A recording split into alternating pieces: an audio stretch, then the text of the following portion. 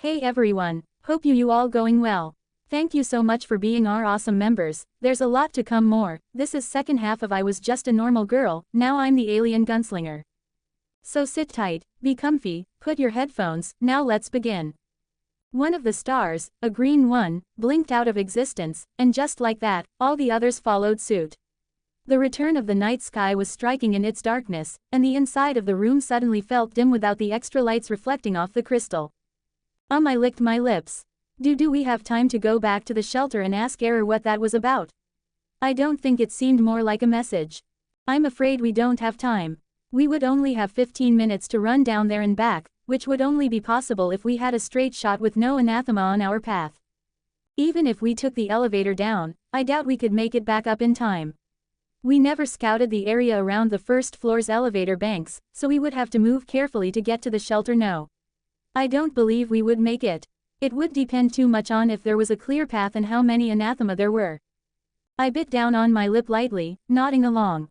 Celine was right. We had just over 20 minutes before the third floor shelter lost power, and it would take 5 of those minutes for the shield station to restart.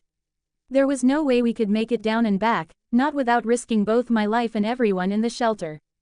I really do believe it was meant as encouragement and an acknowledgement, if it helps. If the miasma in this zone wasn't so thick, I'm sure Error could have sent us a message or even used some of his magic to aid us, but… Miasma. I frowned. Ah, yes. Long explanation cut short, miasma is negative mana, that is, magical energy with a negative alignment.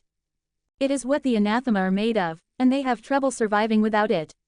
Usurpation zones are bubbles of that miasma, and the more anathema in the area are the stronger they are, the more miasma there is. It has the side effect of interfering with things such as long-distance magic. Although Error is much stronger than any one anathema in this zone, there are so many I doubt his magic could affect anything here from his position at Guardian Command. Oh, I blinked. I hadn't even realized that magic could work like that. I hadn't really thought too deeply on what exactly a Guardian like Error would even do, but I suppose it made sense there were ways for him to assist even from off the battlefield. If there wasn't, it would kind of be a waste of a Guardian's potential. At any rate, I am afraid it's time. Cold slithered through my gut, and I took in a sharp breath as I froze. Anxiety electrified my muscles, turning them into live wires pulled so tight it felt like they could snap at any moment. All the mental barriers I'd built up over the past 40 minutes vanished for the briefest moment, and fear stabbed an icy blade deep into the center of my heart. This was it, and I knew how it ended. I didn't want to die. But I didn't want to let hundreds die even more. I moved forward, and just like that, my mental defenses were back in place. The fear took a backseat, whispering behind the heart-pounding anxiety. I readjusted my grip around my umbra, the weight reassuring me as I went forward. Near one of the faces of the crystal, just in front of the stairs leading down to the garden area of the room, there was a pedestal made of smooth marble. It was a little over half my height, a perfect cylinder sticking from the floor with a tilted, oval-shaped top. I walked up to the pedestal as Celine had instructed me previously, and after I tucked my gun under my left armpit, I placed my hand on it. Glowing blue lines suddenly appeared, crisscrossing over the pedestal-like circuits, and a low humming sound came from seemingly nowhere. After a moment, holographic screens appeared in front of me displaying various menus, readouts, and alerts. I looked over them for a moment, hesitating as I tried to read through the various information. One moment. I'll highlight the correct options through your HUD. A second later, one of the buttons appeared to glow, and I pressed my finger against it. To my surprise, the holograms were actually made of something physical, making it easy for me to press through the various options without having to worry about my finger going through the display. A few more button presses later, mostly going through a bunch of warnings that tampering had been detected in the power supply, and I was finally left with one message in big letters. Are you sure you wish to restart the reality reinforcement shielding station? I stared at the message for a second, swallowing down the tightness in my throat. We've got this, Celine assured me, her voice filled with complete certainty. We've prepared. All that is left is to put the plan into action. I nodded. She was right. There was no point in hesitating any longer. I pressed the button. I ran towards the entrance even as the crystal behind me began to light up, a deep, bass hum filling the room. The air itself began to feel thicker, tickling against my skin. It wasn't an unpleasant sensation, though it was fairly distracting, and I almost slipped on some of our defensive preparations as I reached the security door. Calling it a security door wasn't quite accurate. It looked a lot like the blast doors the shelters had, only thinner. They closed together from either wall they were placed inside of, and this entrance had been left slightly open. It wasn't much room to work with, and even with how thin I was, I had to scrunch my shoulders to squeeze through. On the other side of the door, there was a wide hallway that went completely around the shielding station room. There were a few passages leading off from the hall to other parts of the mall's top floor, but none were located near this particular entrance. Even from the closest hallway or stairway, I would have plenty of time to see any anathema coming. I moved more carefully to the far wall, the floor a horrific slipping hazard with what Celine and I had done to it. Stray clothing and blankets littered the ground, a thin layer of liquid giving what little of the floor did show through a dangerous sheen. My boots made squelching noises with each step, and the stench of alcohol was overpowering. I did my best to ignore it as I positioned myself near the far wall to see down either direction of the long, gently curving hallway. Celine was right next to me, each of her tails wrapped around a magazine, and I found some of the anxiety in me lost its edge. I wasn't alone. We could do this. We had to. Next to the wall was a bench, and on it were 2 boxes with my bunny emblem. Lying on top of them was an inhaler along with a piece of greater restoration gum already unwrapped. I set my gun down, quickly popped the gum into my mouth and swallowed it before using the inhaler, breathing in the pain relief medication.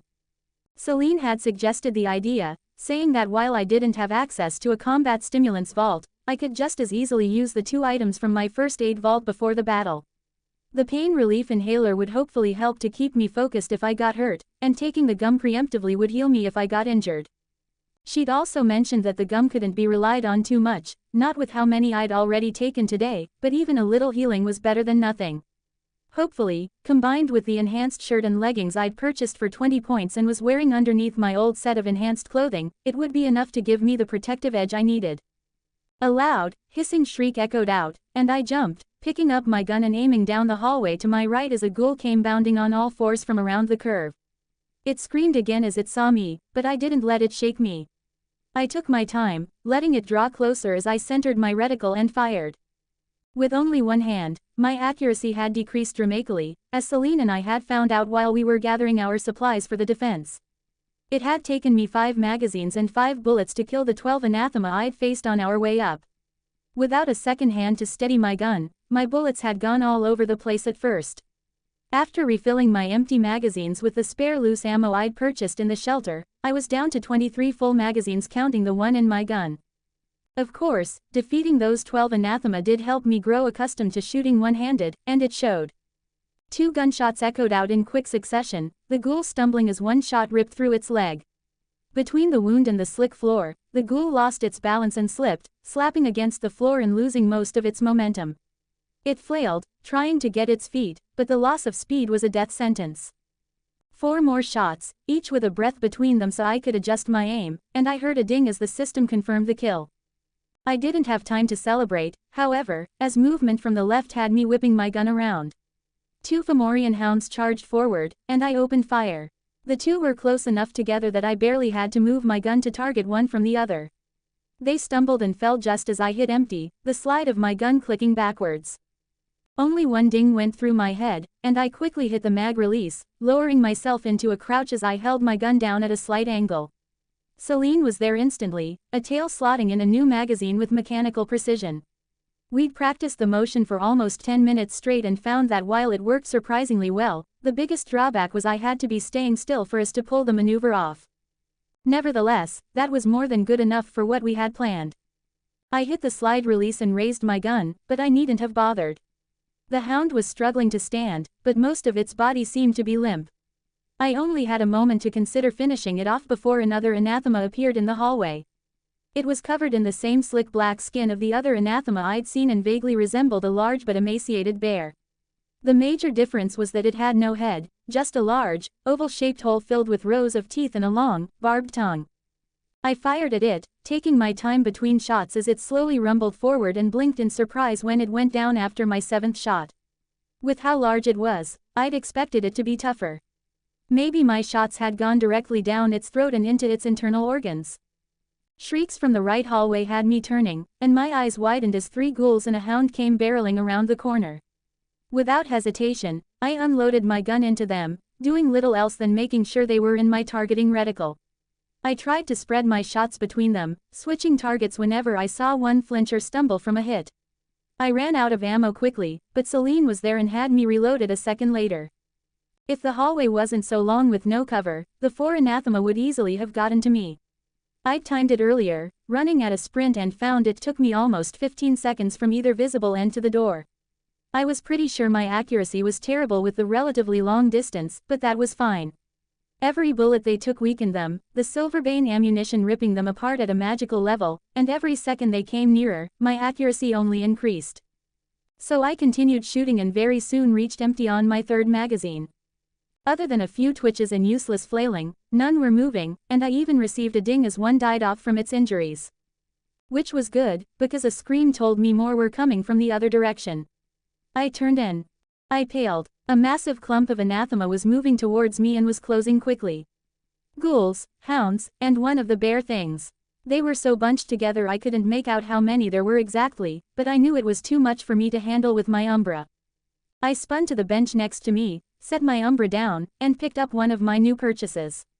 It was a plain-looking gun in black with a rectangular, boxy design, its most noticeable feature the long magazine sticking out of its handle. I snapped back to face the mass of anathema, lined up my reticle, and then gently squeezed the trigger for a second while sweeping the gun left to right. The Ripple Mark I let out a chattering roar, and 15 bullets scythed out in fully automatic fire. The recoil was powerful against my hand, and I was pretty sure the last several bullets went into the ceiling. Still, the front line of the anathema group fell, their comrades behind them tripping and falling over their wounded and dead, and I took the opportunity to adjust my aim before letting loose another, shorter burst at a section I saw still moving. And then another. I hit empty and stared in wonder at the unmoving forms. 6 anathema, all cut down in the span of seconds. I found myself shaking slightly as a bead of sweat fell from my brow, adrenaline making my heart pitter-patter in my chest. Tilting my gun slightly, I stared at it, a faint trail of smoke whispering from its barrel. Focus! I snapped out of my shock and quickly crouched, Celine putting in the second extended magazine. Each contained 31 9mm bullets, and the Ripple had come with one when I bought it. I'd purchased another 5 for 2 points each, and combined with the Ripple's price, I'd spent a total of 30 points. And in the span of seconds, I'd already more than made up for its cost. I shook my head, looking down either side of the hall. For a second, nothing else came, and I almost let out a sigh of relief when something rounded the corner. I raised my gun, eyes widening as my stomach turned over in equal parts revulsion and horror. An anathema looked at me from the far end of the hall, head tilting almost curiously. Its body was nothing more than a ribcage and spine made of black bone, tumorous organs pulsing between the gaps in its ribs. It stood on its elongated spine, like some kind of cobra, and dozens of tiny fingers extended from the spine like centipede legs. It had no arms, just a skull-shaped head with 2 bulging eyes. I was only frozen for a second, but that was all it took. The creature opened its mouth and screamed.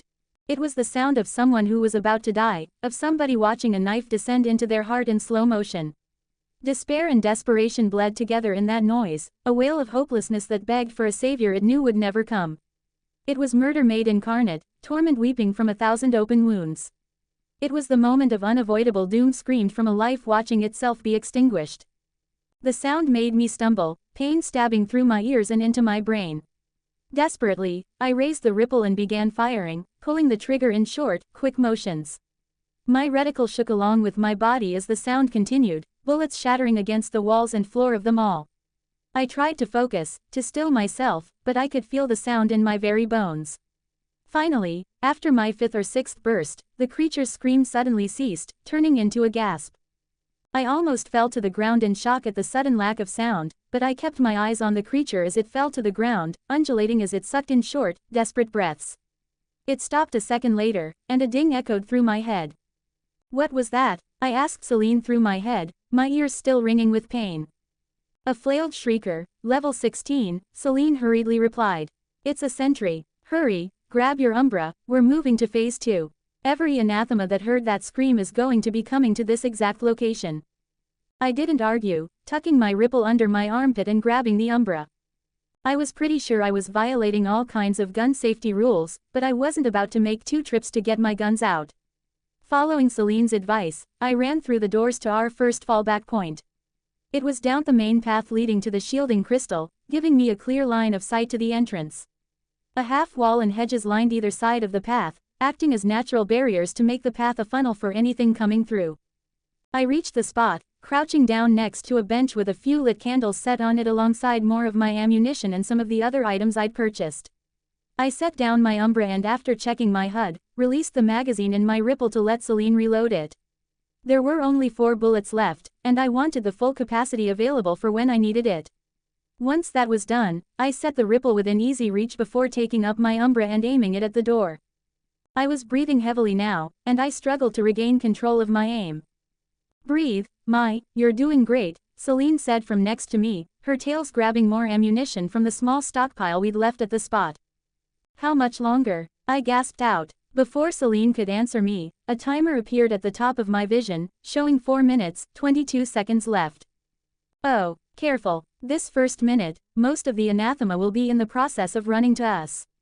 What we've faced were only the ones that were quicker already on the top floor." I nodded. It was all as we had planned, but we'd moved to phase 2 earlier than expected. Was it? "The flayed shrieker was unfortunate," Celine said, as if reading my mind. "They not only are extremely loud, but their screams are capable of giving a mental impression to anathema. The exact location it was transmitted, meaning most of the anathema aren't even going to try breaking down the other doors. They'll be heading straight for this entrance, and doing so with fervor." Anxiety danced pin needles inside my heart. We had been relying on at least some of the anathema to be slowed down by the other entrances, but if they were all heading straight to this one. Before I could fully fall down that train of logic, I saw movement through the door. A shape appeared, and a moment later a hound was squeezing itself through. Even though the doors weren't as thick as a shelter's, they were still almost 2 hand lengths wide. It forced the hound to twist, its canine body just big enough to make it awkward. I aimed as it struggled, the door slowing it down enough for me to get my reticle fully centered on its head before I fired. My shot took off a chunk of its shoulder, and it yelped, flailing as it fell, caught halfway through the door. I adjusted, then fired again. A puff of black vapor exploded from its head, and it fell with a ding. Before I could so much as take a breath, there was a ghoul trying to claw its way in. With the hound in the way, it tried to climb on top, slipping on the body as it tried to squeeze through. I started firing, my first shot hitting its chest and a second sparking off the doors. The third and fourth blew through its neck and head respectively, killing it. And then there were 2 anathema stuck halfway through the door. Something pounded against the door, and I heard some hissing and weird, insect-like clicks. A second later, something grabbed the ghoul and hound and started pulling their bodies out. With the corpses being completely limp, it was a struggle, and triumph surged through me. Every second they spent trying to get the bodies out of the way was another less on the timer. So long as I could continue this loop of killing them inside the door, it would force other anathema to spend precious time clearing the bodies. The lower level anathema would be the first ones arriving and therefore the ones crowding the door, slowing down the really dangerous anathema and preventing them from even getting near me. That, and they wouldn't be able to get to the door and try breaking through it. Even if the higher level ones grew frustrated and went to break down one of the other doors, it would be too late by then. I could do this. I just had to keep them out of the room. Finally, the bodies were pulled out, and then another ghoul was squeezing its way in. This one was smarter, slipping through sideways into the room in 2 quick, jerky motions. I blinked in surprise as it stumbled in, opening fire and emptying the rest of my magazine as it ran at me. 9 bullets ripped through it, and it fell in a heap against the ground. In that brief moment, a hound was almost through, and by the time Celine had helped me reload, it was bounding forward. I shot a half-dozen times before it fell, and I snapped my gun up as another ghoul was through and heading towards me. I fired until it went limp, then snapped my aim to the door as another anathema came through, a skinny humanoid with 4 stick-thin arms ending in curved blades. Its face was jawless, 2 wide, bloodshot eyes staring at me as a long tongue hung limply from its mouth. I shot as it ran at me, slashing at the air in front of it as it charged. 2 shots landed, hitting its torso and shoulder. The blows threw it off balance, and it fell to the ground as my gun clicked empty. Panicking, I dropped my Umbra after releasing the magazine, picked up the ripple, and fired a spray of bullets at the spasming anathema. Bullets tore a line of death through it, and the second I heard the confirmation ding, I was turning back to the entrance as a ghoul and hound pushed their way in. Death fell upon them in a hail of bullets as I emptied the remainder of my mag into them, a few stray bullets finding their way through the opening in the doors and into the anathema beyond. Switch. I quickly dropped the ripple and picked up my umbra that Celine had reloaded. A hound was struggling through the doors, and I fired, taking 5 shots to put it down. With it stuck in the doors, I had a brief moment to breathe. My heart was racing now, my hand slippery on the grip of my gun. All it had taken was one smart anathema slipping through, and the others had almost been able to capitalize on it. Barely 30 seconds had passed, and I already almost lost our best defensive position. I redoubled my focus, squeezing my shaking hand tighter on my umbra as the body was pulled free. I prepared myself for the next anathema, and was ready when another of those skinny humanoids with blade arms slid through. It flailed its arms as I opened fire, one of the bullets sparking off a blade before my barrage put it down. It fell, body slapping against the ground after closing over half the distance between me and the door. A flicker of panic flashed through me as I realized it had also taken me 10 shots to take the thing down. Between its erratic movements and skinny frame, it had been able to close the distance way too easily and use up too much of my ammunition. I ground my teeth together as Celine finished helping me reload, snapping my gun up to the entrance as a Formorian Spinathrower wiggled its way in. Its serrated tail spasmed as I fired, 2 bullets striking the ground near it before a third shattered across its spine-covered body. The impact combined with the slick floor made the creature lose traction, and 2 shots later, a spray of black blood exploded from its body as it went limp. I didn't have time to breathe, however, because another hound was pushing its way in. A bead of sweat made me blink as I let loose, one of my bullets going wide only to hit the next hound trying to enter. After my 6th shot, both were dead and there was another anathema corpse stuck in the door. That hardly mattered, however, as the next anathema flew in above the body. The wasp kept its 6 bat-like wings folded around the pale chitin of its body, diving in and bouncing off the floor before coming to a stop. Its wings unfurled a second later, flapping as it furiously tried to get into the air. It barely had time to hover off the ground before I was on it, firing 4 shots and my shots all missed, and my umbra clicked empty. I blinked in surprise as the wasp managed to get back into the air, turning as it locked onto me.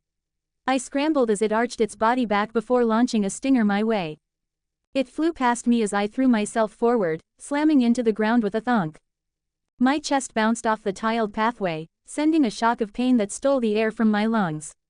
I ignored the feeling, sucking in a breath even as I let go of my umbra and picked up one of my new guns from the bench next to me. I raised the weapon in the wasp's general direction as I struggled to my feet. The motion was enough to get the wasp dodging back into the same evasive pattern as the wasps I'd faced earlier, and I was ready for it, squeezing the trigger as it reached its end point.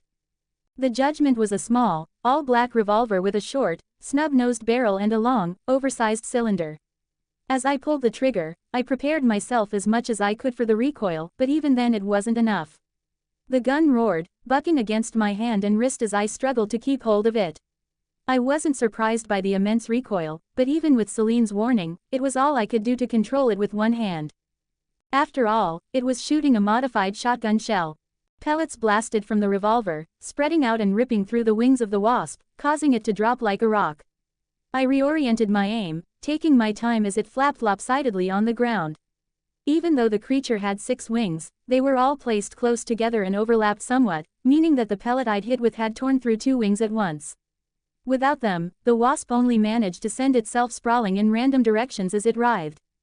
Before I could contemplate finishing it off, another wasp dove inside, the corpse of the hound stuck fast in the door.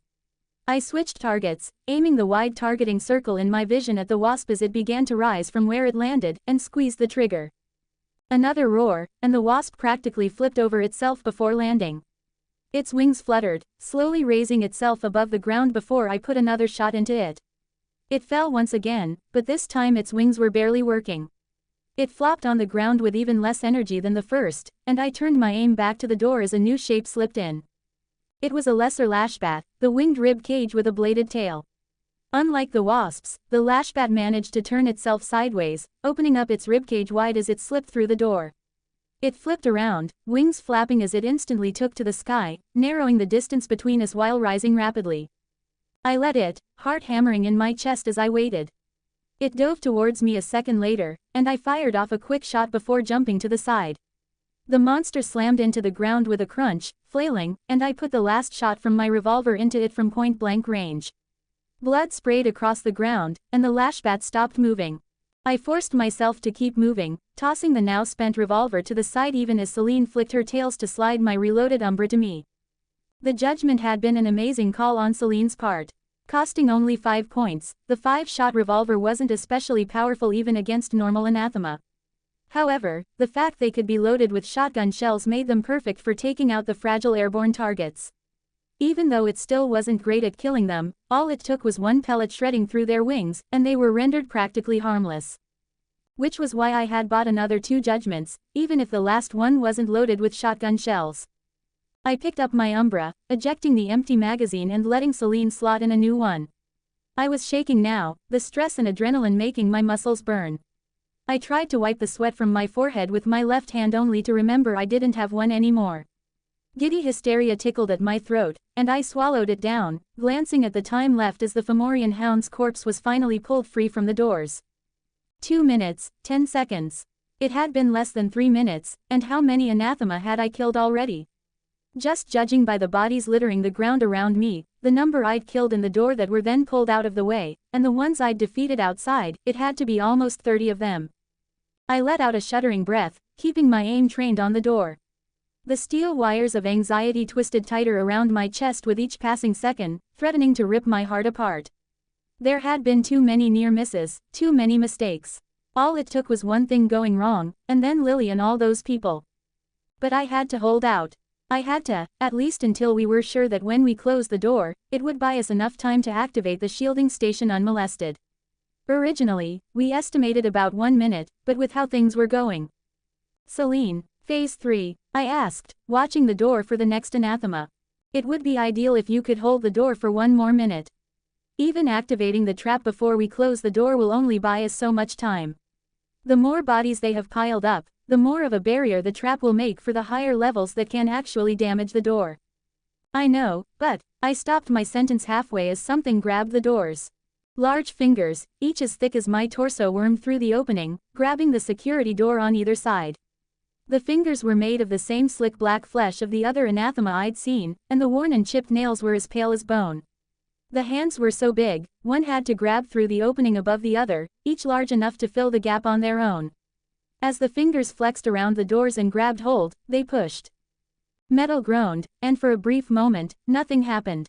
Then the doors shuddered and slowly began to slide open. I stared in shock for a moment as the opening began to widen, and as it did, I saw the face of the creature responsible appear between the hands. The humanoid face was low to the ground, as if the creature was lying prone or else crawling. The black flesh of its face was peeled back as if it had no skin, giving it an eternally smiling grin of white, pointed teeth. 4 giant eyes stared at me, and I could have sworn its grin widened as the doors continued to open further. The equalizer, now! Celine screamed in my head. That's a crawling nightmare, it's high level and if we don't stop it from prying the doors open. My body jerked into motion, setting my Umbra down and picking up my final new purchase as I sprinted towards the door. From the very beginning, everything relied on the door. The massive rush of low-level anathema trying to squeeze in kept the higher-level ones from getting near and simply tearing the door down. It was why we were waiting as long as possible to close the doors, because the second we did, even the relatively dumb low-level anathema would quickly figure out they couldn't damage it and move, making room for their stronger kin. The plan had seemed to have worked so far, but the doors were already open, so they didn't have to get one strong enough to tear through them. Just one strong enough to push them open wider. I did a small hop over one of the anathema corpses, dodging around the still writhing wasps and reaching the door as metal continued to squeal, the gap widening. I was only a few feet away from the opening, and the monster's wide, bloodshot eyes tracked my movement. Raising the heavy gun, I pointed it straight at its forehead and squeezed the trigger as hard as I could until the gun finally fired. The Equalizer V6 was a big, all-black revolver with a hefty frame and long barrel. It looked ridiculous, like something a movie villain would have to exaggerate how scary they were. In my tiny hand, it looked comical. However, the gun was easily the most powerful weapon I'd purchased, costing 25 points. That combined with the lesser rune of recoil reduction I'd had it enchanted with, and I'd spent a total of 40 points on the gun as a final, emergency measure against anything big and unexpected. And I couldn't have been more glad I did. The gun didn't roar, it exploded. The sound was deafening, even louder than the judgments, and the recoil almost stripped the gun out of my hand even with the enchantment. The gun bucked in my hand, twisting against my wrist painfully as my entire arm went up into the air. The shock went up my entire arm, and I stumbled backwards. The bullet smashed into the anathema's head, snapping it back in. And it failed to get past its skull. I stared, wide-eyed at the creature. I could see where my bullet was stuck in its forehead, between its eyes. It looked like the surrounding area had been dented, but other than that, there was no discernible damage. It looked back at me, its smug ever-grinning face seeming to taunt me as it flexed its hands to give another push on the door and I moved without thinking, sticking the equalizer an inch from one of its eyes and fired again. The eye burst in a spray of blood, and the monster's mouth opened in a hissing scream. It let go of the doors, trying to swat at me, but because it was so close to the door to get the best leverage, it couldn't seem to actually push its hands through any further. It writhed some more, massive fingers wiggling before finally settling on the door again. So I stepped forward and took out another eye. Black droplets sprayed onto my face as my equalizer roared out, the anathema screaming as another of its eyes disappeared. Still, it persisted, and I felt panic well up inside me. I didn't understand how it was still alive, not after I'd just put 2 shots straight into whatever its brain was.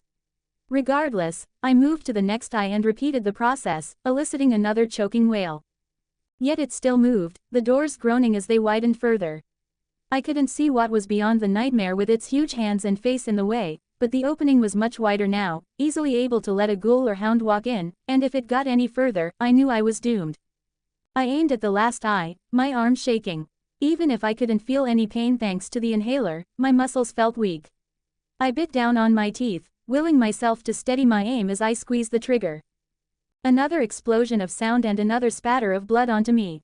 The anathema groaned, hands going limp on the door, but no kill chime sounded. Before I could aim again, the nightmare began to move. The doors were open wide enough that it could place both hands at the lower part of the door, and I watched in horror as it grabbed both sides and gave another push. Its head was between the 2 hands now as it tried to squeeze its way in. The doors slid further, and I stepped forward, jamming my gun into the eye socket of its head. It tried to push a hand through at me, but I pulled the trigger before it could reach. The back of the creature's head exploded in gore as my final shot took the monster out. I heard the chime sound out as the monster went still, but I had no time to register that because of what I saw outside. The creature was huge, nearly 3 feet thick, even lying flat against the ground. It was little more than a torso with arms, and a trailing spinal cord acting as some sort of tail. With the doors now opened further, I was able to look over its corpse and into a sea of anathema. Wasps, hounds, ghouls, and plenty of others I didn't recognize filled the hallway, and all of them stared at me over the corpse of the nightmare. I was frozen for a brief moment, a cold chill of dread sweeping through me. My, Celine screamed. Phase 3, now. Then a hound jumped on top of the corpse, and the moment of stillness was broken. I choked on a scream, stumbling backwards as the hallway beyond exploded into motion, other anathema scrambling to climb on top of the nightmare's body and into the room. The hound on top lunged at me, and, in a panic, I threw my now empty equalizer at it. With one skinny arm and no experience with sports, it was a terrible throw, and the hound barely had to move at all to avoid the gun entirely. Still, the dodge bought me time. I ran, sprinting towards the bench even as I heard a variety of hisses and clicks behind me. Something sharp flashed across my ankle, and I bit back a scream as one of the wasps I crippled earlier managed to swipe its stinger into me as I passed. I ignored it, the pain quickly fading to a dull ache as I reached the bench with my guns. 2 judgments, my umbra, and the ripple all rested there. I didn't hesitate, reaching for them. And I went right past all of them to grab one of the lit candles instead, throwing it onto the ground in front of me. Before all of this, Celine had helped me set up the trap. It was a lot like the liquor store from earlier, spilling alcohol over the ground to create a huge, flammable spill around the entrance and the hallway outside. Celine had helped me select the correct alcohol like before, targeting the ones with the highest concentrations to make sure the liquid would actually catch fire. More than that, we'd stopped at a few clothing stores and picked up random things to drop on the ground and soak in the alcohol. Celine had told me that even if the alcohol burned fast, adding pieces of loose clothing on the ground would enhance the trap, giving the fire more fuel. So I watched as the candle landed in the alcohol, and it spread in a wave of flame accompanied by a crackling roar. The bodies of the various anathema I'd defeated had been resting in the spill, and the fire engulfed them hungrily as it reached the door and ignited the nightmare's corpse. Any other anathema, and it might have been less dramatic, but for the creature that seemed to move by dragging its entire torso across the ground through the alcohol trap. It burst into flames, and the various anathema climbing it screamed. 2 ghouls and a hound had made it through and were chasing me when the trap ignited, and they stumbled, jumping around as they tried to escape the flames underneath them. I grabbed the ripple and let loose a chattering burst into them. They fell as I swept the gun across my sightline, and I let out a curse as I used up an entire magazine holding the trigger a second too long. Still, the anathema fell, and the fire quickly spread to them. Through the fire, flying anathema began diving in, unaffected by the trap. I ejected the magazine of the ripple before dropping it for Celine, switching to another judgment. I fired quickly, missing one shot entirely as I jumped back and forth, trying to make myself a harder target. The shotgun blasts didn't kill any of the 4 flyers, but I still managed to hit them, ripping holes in their wings and sending them crashing to the ground. After my 5th shot, I threw the spent judgment, picking up the ripple just as burning forms began to clamber inside. Some were only partially covered in fire, and I directed my aim at them first, firing in short bursts. I only needed 1 or 2 hits for the potent silverbane ammunition to stumble them, making them slip and fall into the fire. I went through another magazine, and I felt my heart leap into my throat as forms continued to race over the burning body, seeming to be unbothered by the flames spreading to them. By the time Celine finished reloading me, there were another 4 forms slipping and stumbling through the flames towards me. Snapping my aim from one target to the next, I took them down, the ripple clicking empty as a lucky shot snapped the head of a ghoul back, killing it instantly. That was the last ripple magazine. What about the door? I screamed in my head, dropping the gun and picking up my umbra. Can we close it? The body is in the way, there's no way it will close now. Terror spiked through my heart as I looked at the time remaining. 1 minute, 20 seconds. I tore my attention away from the timer even as everything in me screamed that I wouldn't be able to make it. I ignored it, because I had to. Everyone was counting on me. They would die if I didn't. Lily's laugh echoed in my head, and something in me snapped. I turned my attention back to the door, raising my umbra as a wave of cold washed through me. My arm felt weak from shooting so much already, but I pushed through the sensation as I opened fire. My reticle seemed to shrink as I calmly walked to the edge of the fire, pulling the trigger almost as fast as I could at the emerging anathema. I didn't bother trying to get the smallest targeting circle, I just lined them up and let loose.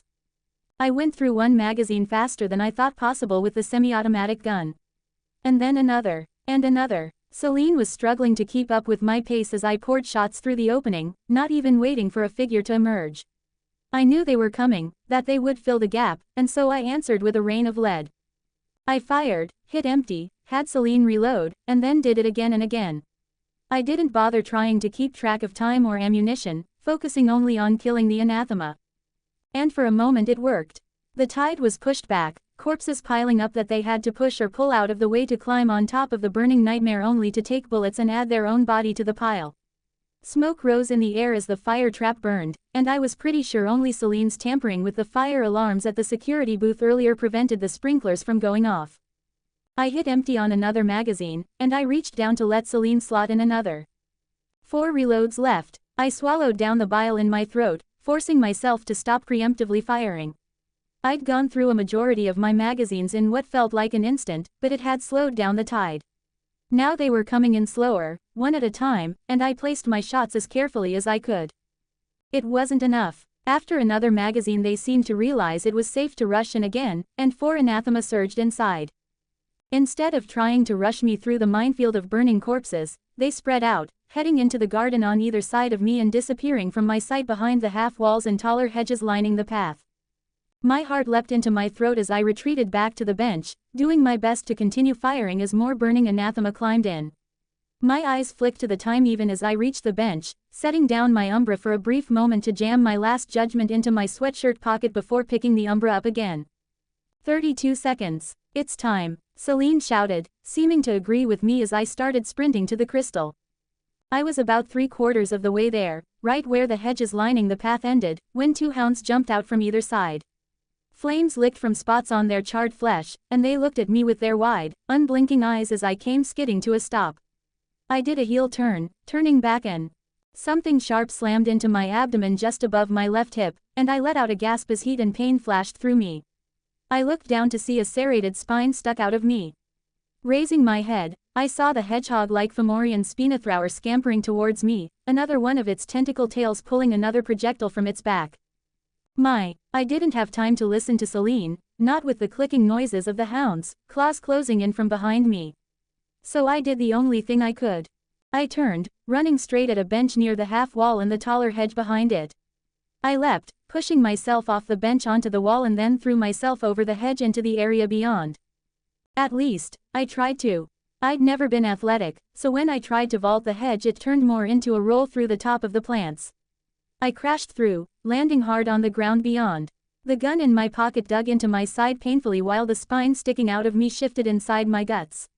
Even with the pain relief medicine, I let out a short cry of pain as I stumbled to my feet, raising my umbra. I needn't have bothered, because I was surrounded by the walls of the hedge maze. It was one of the things I'd noted when we first scouting the area, that it provided a good barrier to the side of the main path. The only problem was I hadn't memorized the layout. Thankfully, the mini-map on my HUD had. Celine, navigation, I thought to her, trying to hold in my gasping breaths as she landed next to me. Glowing arrows appeared underneath me, an overlay put up by my HUD as Celine manipulated it, and I took off. Each step now brought a stabbing pain from the spine in my side, and my heavy breaths quickly turned into something more ragged.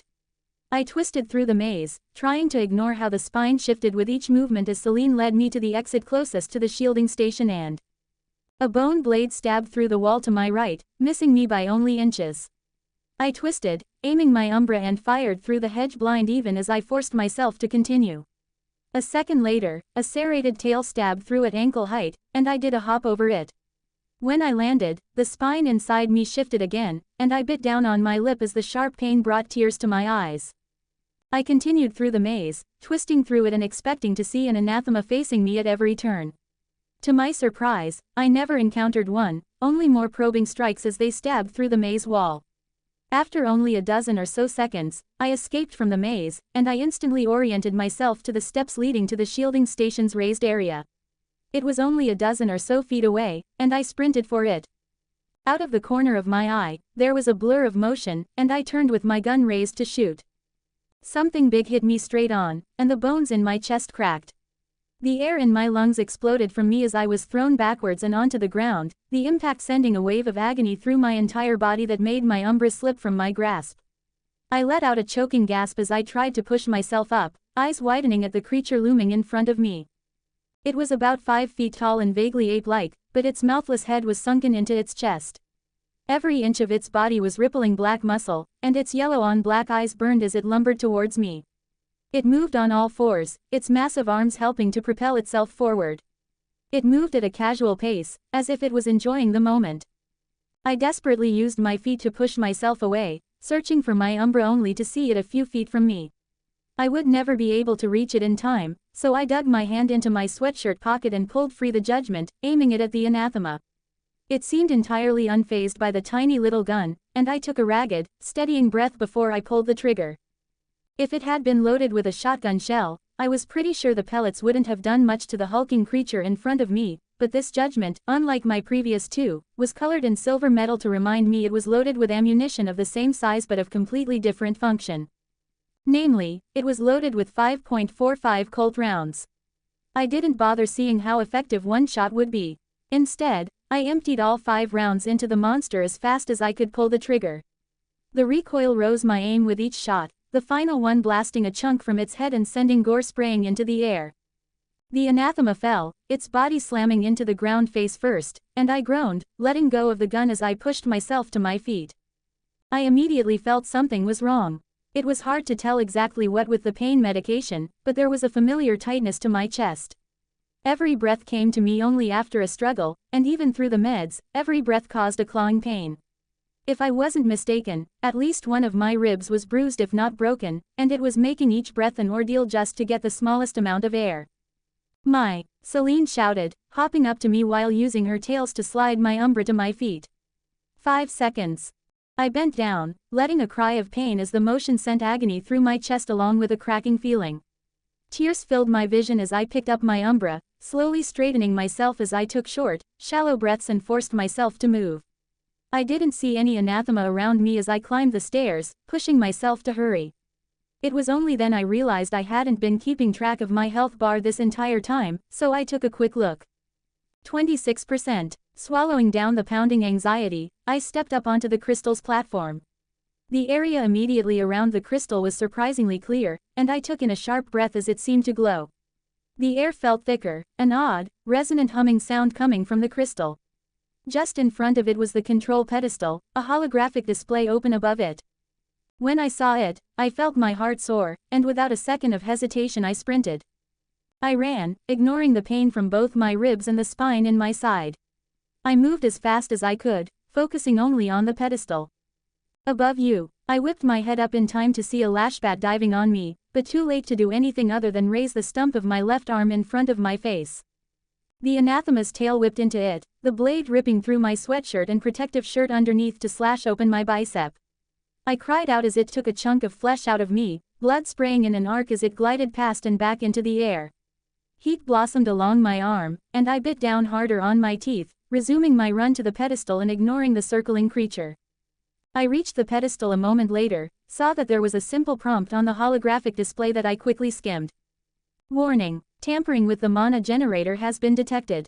Are you sure you wish to initiate the reality reinforcement shield? Please consult all data before. Before I could finish, a sharp, invasive pain exploded through my chest, and I let out a gasp, stumbling backwards as I looked down. A pale serrated blade the length of my forearm stuck out from between my right ribs. I stared at the protruding piece of bone, my mind going blank as I suddenly couldn't breathe. All the strength in my body seemed to disappear, and I fell, dropping my gun as I landed on my knees, hands reaching up to touch the giant piece of bone even as a fuzziness seemed to descend on my brain. What? How? My thoughts were jumbled pieces, and I tried to suck in a breath only to feel liquid fire erupt in my lung. I coughed, specks of red spraying on my hands as I took in a gurgling breath. It wasn't enough air, and I choked, trying to gasp in more as darkness encroached on the edge of my vision. You need to press the button. I don't have authorization. Celine was shouting at me, but I couldn't make sense of it. My chest hurt, and everything felt wrong. I couldn't breathe in. Think of Lily. You need to save her. Lily. Memories flashed through my head. Seeing her at school, abandoned after practice by the people she'd stayed to mentor in track. Giving her one of the drinks I'd been sent to collect and talking for the first time. Lily coming to me during lunch the next day. And then again another day. And another. I remembered when I told her I had no clue about anything related to pop culture, and she immediately invited me to her house to fix that. I remembered watching movie after movie, entirely engrossed by the films. I remembered her showing me her favorite games for the first time and laughing as I made a silly mistake. I remembered loving that carefree, joy-filled laugh and letting myself join in with her. I liked her laugh, and I wanted to hear it again. I cried out, a choking, gurgling sound as I willed myself to stand. My legs felt like mush, but I pushed anyway, throwing every ounce of strength I could into them. Slowly, I began to raise myself back to my feet, sparks of violet and black electricity snapping over my body. I staggered forward, one step, then another, and another. And then the pedestal was back in front of me. I reached my hand out. And I pressed yes. The thickness in the air along with the humming stopped, and the world seemed to freeze for a moment. Then the crystal burst into blinding light, a wave of blue, ethereal motes exploding outward and washing over the room. I looked from the console to see dozens of anathema along the main path leading to the crystal shutter, some of them stumbling while others simply fell on the ground and spasmed. For a second, even with my shallow, hiccuping breaths, I could breathe again. As fast as it came, the feeling disappeared, and I gasped as the air in the room returned to normal. There was still a lingering hint of the intensity, but it felt as if it had settled, somehow. I watched in horror as slowly, the anathema began regaining their senses too, and as they stood up and shook off whatever that was, all their eyes turned to me. Celine, I thought to her, stumbling backwards until I felt the crystal at my back. I leaned against it, letting it prop me up. The world felt fuzzy, the only distinct sensation being the pain shooting through me like lightning with each of my movements. I'm here, she said softly, and I looked down to see her at my feet. I tried to give her a smile even as I sucked in wet, gasping breaths, and her tails lowered as she bowed her head. Did we do it? Yes. You did it, The shielding station is online. Tears spilled from my eyes, relief washing through me even as the aches and pains of my body seemed to grow, fire turning into an inferno. Around me, I saw Anathema cautiously stepping up onto the central platform from the main pathway, staring at me and fanning out in a circle around us. I wasn't sure what they were waiting for or why they seemed so cautious, but I didn't care. I didn't even have the strength to stand anymore. I slid down the crystal, sitting against the ground. Glancing around, I saw my Umbra lying a few feet away, and when I reached my hand for it, Celine was there, sliding the gun the rest of the way into my palm. Thank you, I thought, taking in a coughing gasp. Thank you for everything, Celine. Thank you for giving me the power to fight, I continued, picking up the gun as the anathema circled closer. Thank you for giving me courage. For being patient with me. For putting up with me. For going along with my stupid plans. The hounds and ghouls were slowly closing their circle around us, giving the crystal behind me wary glances.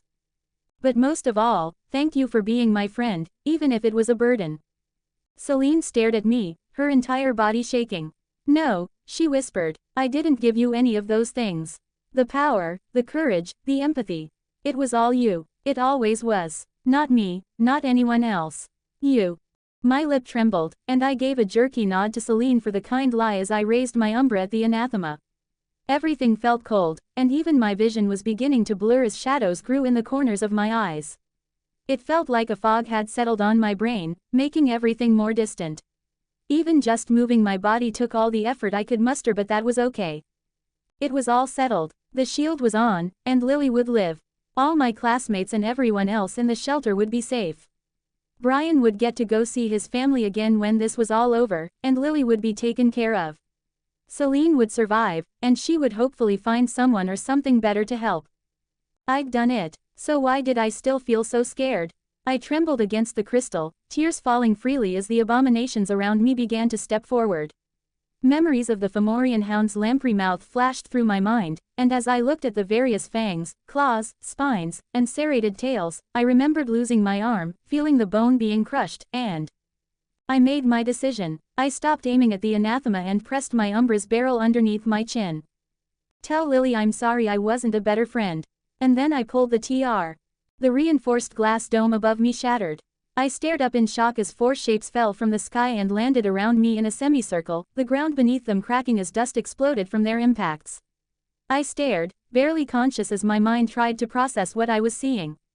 The glass falling from the ceiling froze, glittering in the air like snowflakes as the four figures began to rise. No, not figures. Magical girls. I only had a brief flash of their intricate outfits before they landed and magic circles bloomed to life underneath them. Green, red, blue, and gold mandalas burst forth, glowing with a power that made the air quiver with electricity, similar to what the shielding station had felt like as it powered up and activated. The first figure to rise was surrounded by a red circle with intricate lines and shapes carving a sharp design that reminded me of lightning.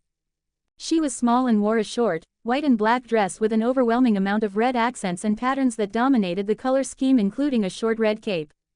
The skirt puffed out around her thighs, red and black checkered thigh-high socks covering her legs and leading down to complicated red sandals with small heels. Her blonde hair was tied into two pigtails with red ribbons tied into bows, and as she rose, she lifted what looked like a red rubber mallet with a large, cylindrical head. The air around her crackled, the circle around her spinning faster as she pointed the mallet at the anathema and greater chain lightning, a squeaky voice growled, and the world exploded in scarlet. Lightning the color of blood flashed out, hitting one of the hounds and instantly exploding through it before chaining to every nearby anathema and repeating the process. A webwork of light flashed in front of my eyes, engulfing every single anathema around us in a roar of thunder that made my ears pop. The flash blinded me, and I blinked my eyes as the light quickly faded to reveal nothing. Where the dozens of anathema around us once stood, there was nothing but ash.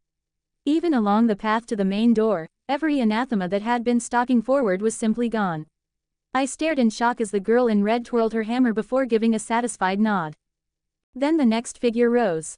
This time it was a tall young man with dark skin, and he was covered in golden armor over dark clothing. He looked like a knight that had come straight out of a fantasy game, but instead of wearing plate armor, his armor was made of scales. His shoulder pieces were shaped like dragon heads, and the rest of the armor followed a similar theme, pointed and fierce-looking with spikes all done into form vaguely draconic features. His hair was shaved close to his scalp, and I only caught a glimpse of his chiseled features before he was twisting his body, raising a golden bow shaped like two wings. The guardian pulled back on the bowstring, the golden mandala beneath him spinning faster with images of dragons in flight, and an arrow made of golden light appeared. Dragon rain, his deep voice rumbled, and then he let loose. Instead of one arrow, a dozen beams of light shot forth, taking sharp angles around the room as they went for the dark shapes of airborne anathema. The beams pierced through them, following them even when they tried to run or evade, and every anathema that was hit exploded into golden fire. Dozens of fiery comets fell from the sky, and the guardian nodded to himself in satisfaction. The third figure rose, a green magic circle beneath her with patterns that reminded me of trees and nature. Unlike the others, she was facing me, and I stared up at her through my flickering vision. She wore brown, tight-fitting leather armor over simple green clothes with an emerald cloak draped around her shoulders. She carried a glaive in her hand, the pole made of dark wood and ending in a single-edged blade that shone like liquid metal. Her long blonde hair hung freely, but it failed to disguise her pointed ears and the smooth, ephemeral beauty of her face. She looked like the picturesque example of an elven ranger, strong, beautiful, and utterly composed, as if nothing could so much as touch her. Eyes the color of pine needles stared down at me with a complete and utter serenity, flicking over my features in rapid succession. "Naiad, what's her status?" she asked, her voice calm as a summer breeze. I shivered as the fourth figure crouched next to me, a blue circle following beneath her with the pattern of dozens of wavering, intersecting lines like whirlpools. She was in her late teens and had a slender, delicate build. Her skin was a pale blue, a white toga-style dress wrapped around her with extensive aqua-colored embroidery. The dress was short, showing off the leather sandals laced all the way up to her thighs. The most noticeable thing, however, was the way her aqua hair moved, flowing like gentle waves with each of her movements. She looked up at me, blue eyes with whirlpool-shaped pupils going wide as she held her hands over me. A gentle blue light began glowing from her palms, making her eyes widen only further. I blinked, shadows dancing across my vision as I tried to say something only to let out a gurgling cough. Everything that was happening didn't make sense. The odd, distant feeling from before was only growing, turning my vision into a tunnel as my thoughts slowed to a crawl. Even though I was seeing all these things, I couldn't help but feel like none of it really mattered. I only felt cold. It had replaced most of the pain, and with the cold came a deep, beckoning exhaustion. It felt peaceful, and I was tired. So tired, I just wanted to close my eyes, and… Critical, the blue girl screamed, and the elf girl's eyes widened. She spun, the emerald magical circle beneath her expanding as she twirled her glaive above her head before slamming it down onto the ground. Beyond her, I could vaguely see the shapes of more anathema beginning to pile into the room. They were blurry, and I could barely make them out, but there had to be dozens of them. And then the elf girl cast. Glade of glaives. The words made the air ripple, and power burst from her. All along the edges of the room, emerald magical circles appeared, pine trees exploding from the ground inside them. In a few short breaths, the trees formed a complete encirclement around us. The needles gleamed a metallic color, and it took me a moment to realize that every single one was shaped like a glaive's blade. No, they weren't just shaped like them, they were blades. The anathema in the room looked around for a moment as the perimeter continued to thicken with more trees. A hound took a step forward only for a tree branch to burst from the ground and impale it, the end of the branch ending in a metallic glaive. All around the room, the scene began to repeat itself, anathema being skewered the second they moved inside the artificial glade. Near the entrance, I saw one of the trees seem to shoot their glaive needles into anything trying to enter. Each one shot out with the force of a bullet, whip cracking through the air before exploding through anathema like pieces of shrapnel. The magical circle around the elf girl disappeared as she turned around, looking back to me. Numbly, I noticed the blue girl whispering things under her breath, the glowing light in her hand flashing. "What do you need?" the elf ranger asked calmly. "Lesser healing balm, numb nerves, extreme clot, rejuvenating waters, sympathetic organ, give vitality, breath of air." Each of her words carried a weight to them, and the more she chanted, the more the pain in my body began to fade. Still, it felt like my mind was fuzzy, and I wasn't really sure what was going on. I looked around, trying to choke out words, liquid hot on the back of my throat. Shish, shish, shish, it's okay, the blue girl said, her voice wobbling. Just lie still, I've got you, don't you worry. Naiad, the elf asked, and I saw Naiad lips tremble. She's already over her healing limit, her voice cracked. I need to do full dive surgery, but even then she's in shock in her lung, and all the blood I don't. Tears spilled from her face, and the elf walked up to her, putting a hand on her shoulder and squeezing. You can do this. You've healed worse before. That was other guardians, in their astral shift with plenty of vitality to help them. Even if I tried, it would mean I can't help you three, the girl began before the elf shook her head.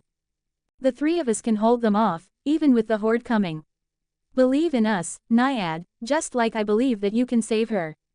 The blue girl stared up at her for another moment before nodding, taking in a deep, stuttering breath. Okay, she whispered, closing her eyes as the blue circle beneath her lit up with intensity. Fountain of youth. The ground beneath me suddenly began to melt, turning into a shallow pool of water that glowed with a soft light. Gently, the blue girl pushed me down into the pool while using a hand to keep my head above it. Instantly, the cold that had been biting into me began to recede, and even the fog over my thoughts began to lift. The darkness at the edge of my vision lifted marginally, and I gasped, sucking in a breath as I tried to say. Don't speak, the girl said gently, her voice cracking as she put a hand on my forehead. You've done your part, so let us do ours. I'll save you, I promise. She took in one last deep breath before looking me in the eyes and giving a shaky smile. Rejuvenating slumber, she whispered. And then the darkness took me. Magical girl Everglade looked down into the pool of water Naiad sat in, the young girl's head propped up on her lap while the rest of her body remained submerged. The faintly glowing water was stained with red, and the girl was pale. So pale. She turned away from the scene, her heart tight. The girl was in bad shape, and Ever knew saving the girl was going to be a close thing. If any other healer at Naiad's level were here, Ever would have seriously doubted her survival. With only second-tier magic and no finale class spells, bringing somebody back from such serious injuries while they were already over their healing limit was a slim prospect at best. Thankfully, Naiad was more than just her stats. Everglade had seen Naiad work literal miracles before, even saving a guardian who had been cut into 3 different pieces. But it was more than just Naiad's hard-earned abilities, it was her dedication. Whenever she wasn't directly fighting anathema, Naiad was out patrolling hospitals, healing as many people as she could until she was literally falling asleep on her feet.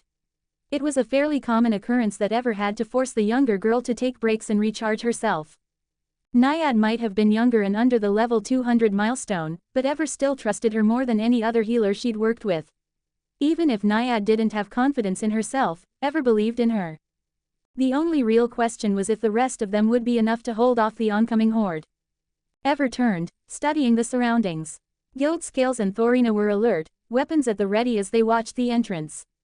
So far, the anathema had failed to get past her finale class spell. The glade would hold for a while, but as the anathema began breaking down the other 3 doors into the room, Everglade's magic would quickly be strained. She took a deep breath before making her decision. Plan B. Guild, head back up through the dome and take care of any flyers that try to get in. Thorina, roaming defense. Go out the entrance and work your way around the circular hallway surrounding this room. Take out as many as you can, and try to make sure they don't get any more doors open. Both of you, fall back as you need to, and play it safe. I can defend while you recuperate. Save your own finale class spells if you can and assume Naiad won't be participating. No healing or buffs but what we can buy. Both of them nodded, Thorina giving a wide grin as she twirled her mallet. They'd planned for this contingency in the helicopter, the possibility that Naiad would be out of action while she healed the new magical girl. Granted, they'd hoped it would only be for a few moments. Naiad being taken out for the entire fight was problematic. This usurpation zone covered multiple city blocks and had been going on for multiple hours without being culled, meaning there were hundreds or even thousands of anathema. Their only saving grace was that based on the miasma quality, none should have been higher than level 150. The rest of her team was just over level 200, and Everglade was considerably higher than that, giving them a significant power advantage. It would be a war of attrition, minimizing their mana and stamina expenditure while maximizing the damage they dealt. And without Naiad, they were missing more than just a quarter of their firepower, they were missing their dedicated healer. While they could always use the gate to buy healing items, they were never as effective as outright magic, especially not from a blue. Everglade shook her head as her team went into motion. Golden light bloomed around Guild's back, the glittering embers of light forming together before giving off a flash and manifesting into two draconic wings with yellow scales. The giant wings flexed as he crouched, and then he jumped, a wave of wind blasting out as the force of the motion made his entire form disappear instantly. Meanwhile, Thorina was skipping her way to the already opened door, avoiding some still smoldering corpses of anathema. Ever's glaive trees parted for the magical girl, and she hopped onto the charred body of an anathema lying halfway through the doors before disappearing into the hallway beyond. A second later, thunder boomed through the building. Ever sighed. She was sure Guild would be able to properly pace himself, but Rena tended to lose herself in battle too easily. Though, with how much fighting they had ahead of them, maybe this was the exact situation Thorina would thrive in. Everglade opened her status to check her mana before nodding. Her finale class spell had taken almost 1,700 mana, nearly a third of her total. With her nearly reaching the mana regeneration penalties for using so much mana in such a short time, she'd have to be careful with what spells she cast for a bit. Ever would have to rely on her Glade of Glaives combined with her teammates to buy her enough time to recuperate. In all, the situation was not ideal. If it came down to it, her team could certainly escape, especially with Guild's signature magic, but that would mean leaving the girl behind. In the condition she was in, Ever had no doubt it would take time to just stabilize her wounds. Naiad would let them know the second she was transportable, but until then, it was up to Ever and her team to protect their healer and hope for the best. Ever sent some mana to her earpiece, reconnecting it to the main network. There was no point in staying out of touch if the anathema already knew where they were, and getting information from Error and Guardian Command would be vital. Reaching out with her mind, she pushed her communicator to connect her to Error. She got a waiting tone, and frowned but resumed looking around the room as thunder continued to rumble through the building. As her eyes roamed, she noticed a backpack sitting next to the shielding crystal.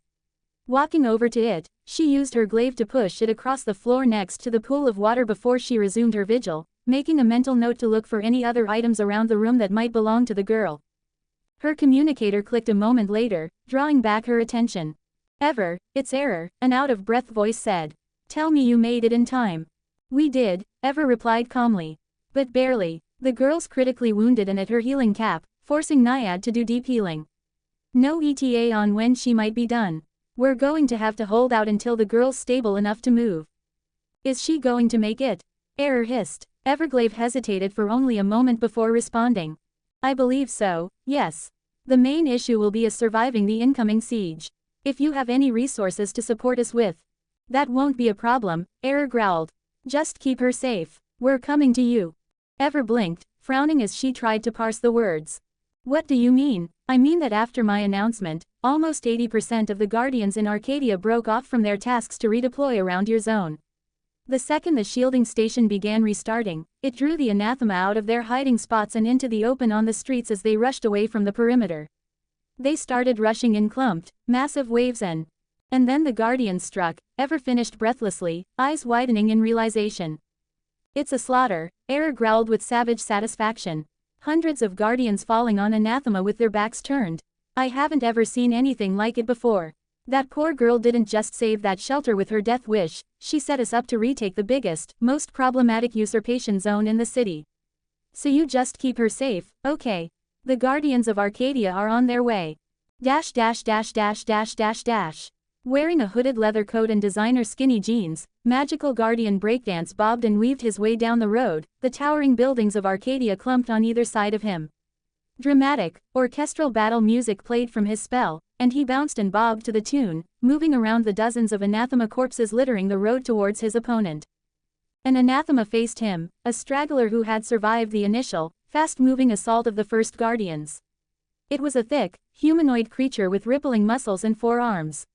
Its face was dominated by a large, quivering eye and a jawless mouth with dozens of tentacles that wiggled hungrily.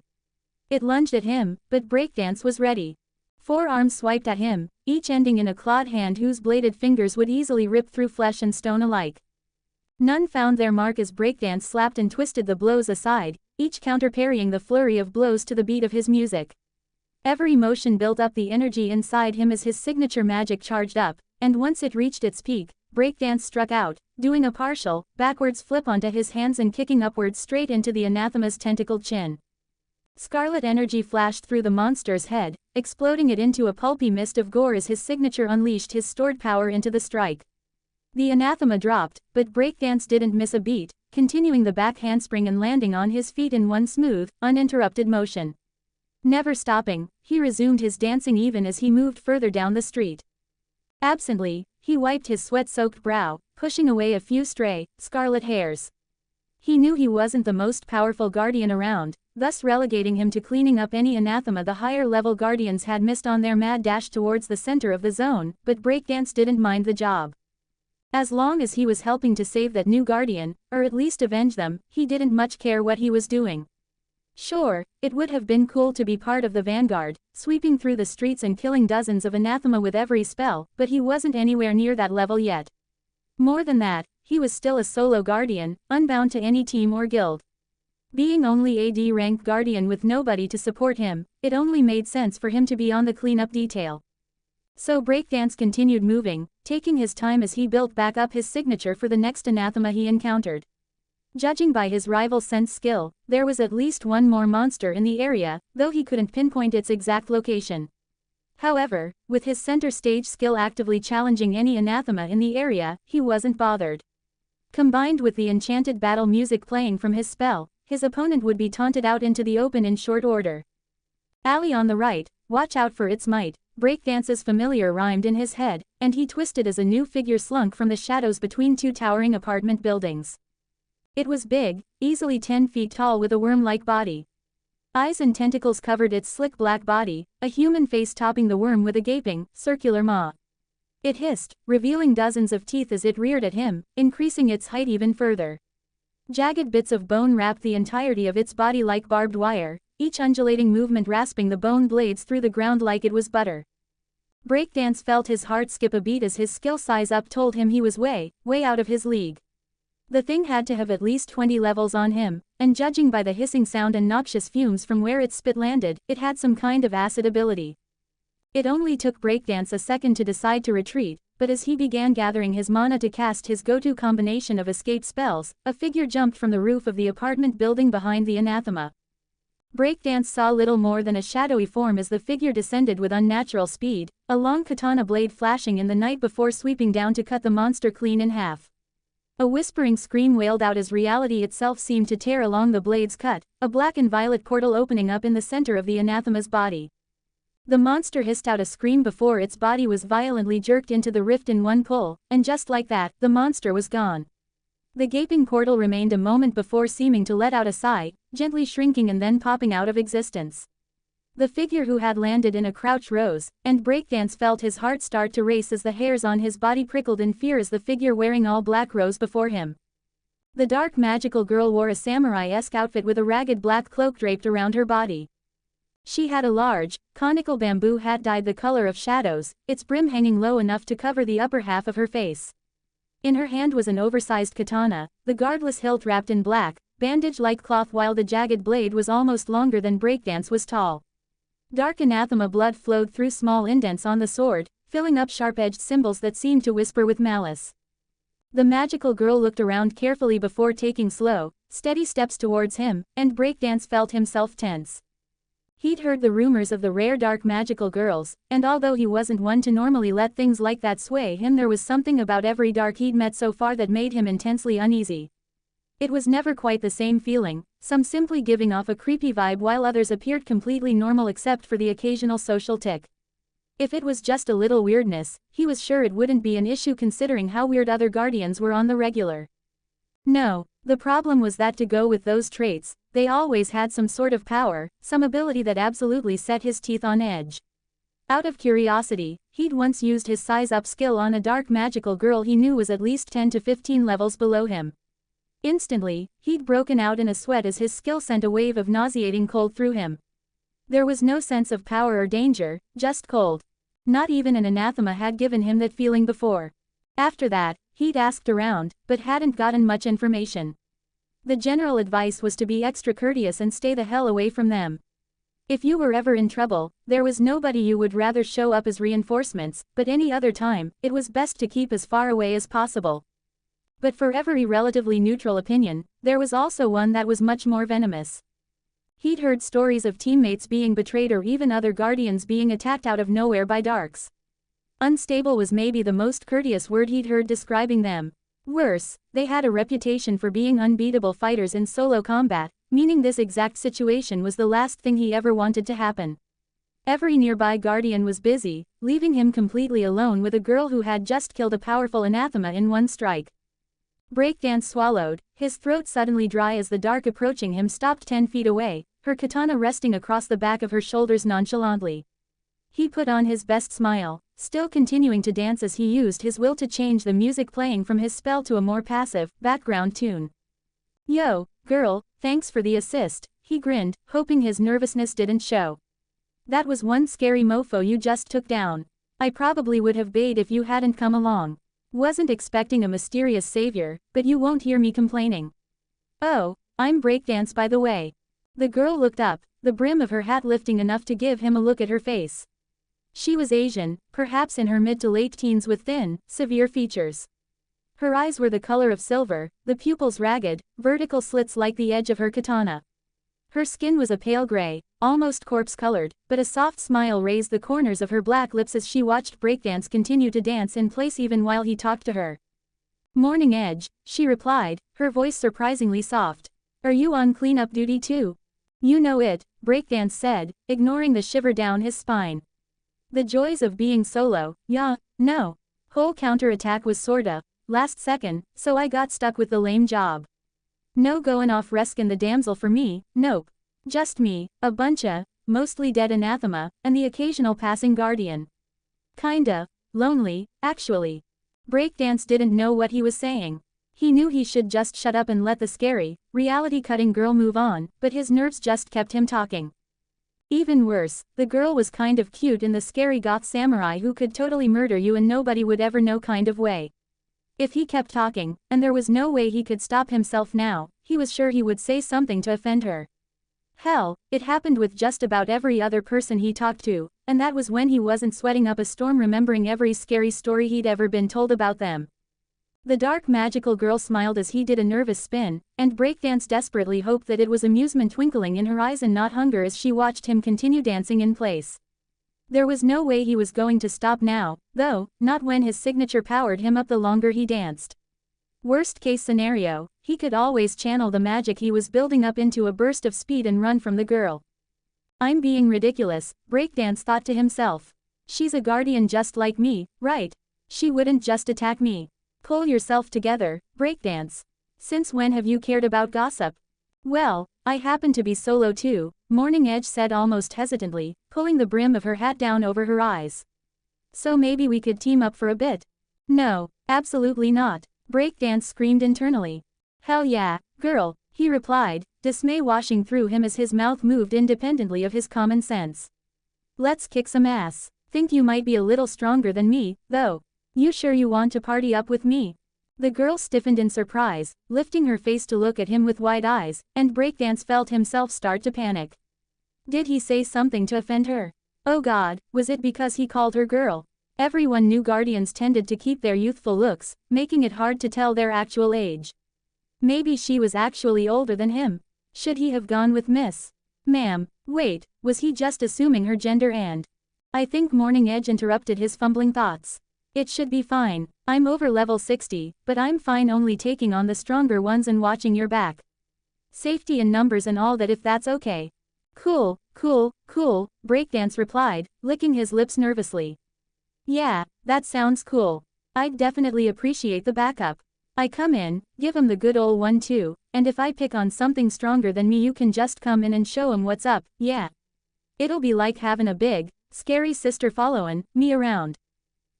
I mean, not necessarily big, 'cause you ain't that tall or nothin'. I mean, you are tall, just not like huge, yeah, no." Breakdance wanted to melt as words continued spilling from him. Maybe he had enough points to buy an invisibility spell and he could just disappear. The girl let out a quiet sound Breakdance didn't quite catch, her hand moving to her mouth as she turned away, her shoulders shaking lightly. She turned back to him a few seconds later, the brim of her hat covering her face as she nodded to him. "All right then," she said. "I look forward to working with you, Breakdance." Likewise, Breakdance lied, knowing that he'd doomed himself. Dash dash dash dash dash dash dash. Magical girl Cutie Pie gasped as the blow from the anathema sent her skipping across the road and into a parked sedan with enough force to dent in the door. Pain exploded through her body, her barrier soaking up most of the damage, but even still the blunt force whipped through her muscles as she bounced off the car and onto the ground. She scrambled to her feet, jumping clear from the spot just as a beam of black fire ripped through the spot she was just standing. The car was shorn clean in half, the fire even blasting through the concrete of the buildings beyond. She staggered, raising her chef knife and frying pan at the anathema facing her. It was big, a chimera type with an armored, centipede lower body that stretched the length of a school bus. The torso was more humanoid, but with two muscular arms that ended in serrated crab claws. Large bat wings stretched from its back, adding to the demonic look of its rugged, horned face. The anathema clamped its jaw shut, cutting off the beam of fire as it gurgled out something akin to a laugh, two yellow on black eyes with slit pupils glittering dangerously. Cutie Pie ground her teeth together, not taking the bait as she retook her position. Behind her, she heard the pained whimpering from her teammate as their healer tried to triage her wounds. Kitten Claws had lost her arm in the first seconds of the fight, the anathema appearing from seemingly nowhere as its magical camouflage bled away. Now, their blue, Sugar Rush, was desperately trying to cast the right combination of spells to stem both the bleeding and pain. She quickly glanced down at her magically reinforced outfit, taking in its condition to gauge her remaining barrier. Her maid dress was dirtied with small rips in the frilly pink accents and apron, but otherwise remained whole. The edges of the short skirt were frayed, but her pink thigh-highs were still whole. Judging by those details, she still had over half her barrier left. She didn't dare open her status menu to check for details, though, not with the monstrosity standing before her. Cutie returned her attention to the monster, gathering her mana while remaining in her defensive stance. The anathema growled in response, rushing forward on its hundreds of tiny legs as it lunged at her, a giant crab claw aiming to snip off her head. There was a whoosh of air as her teammate intercepted the blow mid-air with a flying kick that sent the claw flying off course. The girl wore a short-sleeved maid outfit with a green apron and accents, her arms and legs covered in tight-fitting, silver power armor. Although the armor stretched up her neck, she wore no helmet, her long dark hair only held back by the frilly headband that matched the rest of her outfit. Tiny jets of fire blasted from her feet as she spun in the air, raising a hand and shooting out an emerald beam of energy from her palm into the anathema. The beam washed against the anathema like water against a stone, and it slapped at her with its other hand, forcing her to abort the attack as she spun out of the way. Cutie Pie capitalized on the moment of distraction, aiming her knife and shouting as she let loose her own spell. Pink light streamed forth in a tight, sparkling beam that tore into the monster's armored bicep. It roared in pain as the beam pierced through the chitin, a savage smile spreading across Cutie's face as the edges around the wound began to transform into dough speckled with chocolate chips as her magic began changing the flesh around his injury into a cookie. The anathema twisted, one of its large wings acting as a shield to block the beam. To Cutie's surprise, the thin webbing held against her spell, dispersing the ray with ease. She let the spell go, hopping backwards as Metal Maid launched her own attack. Green light glittered around her outreached arm as she launched a roaring barrage of Viridian energy bolts. She flew around the anathema as she attacked, aiming her attacks to strike at the unguarded centipede portion of its body.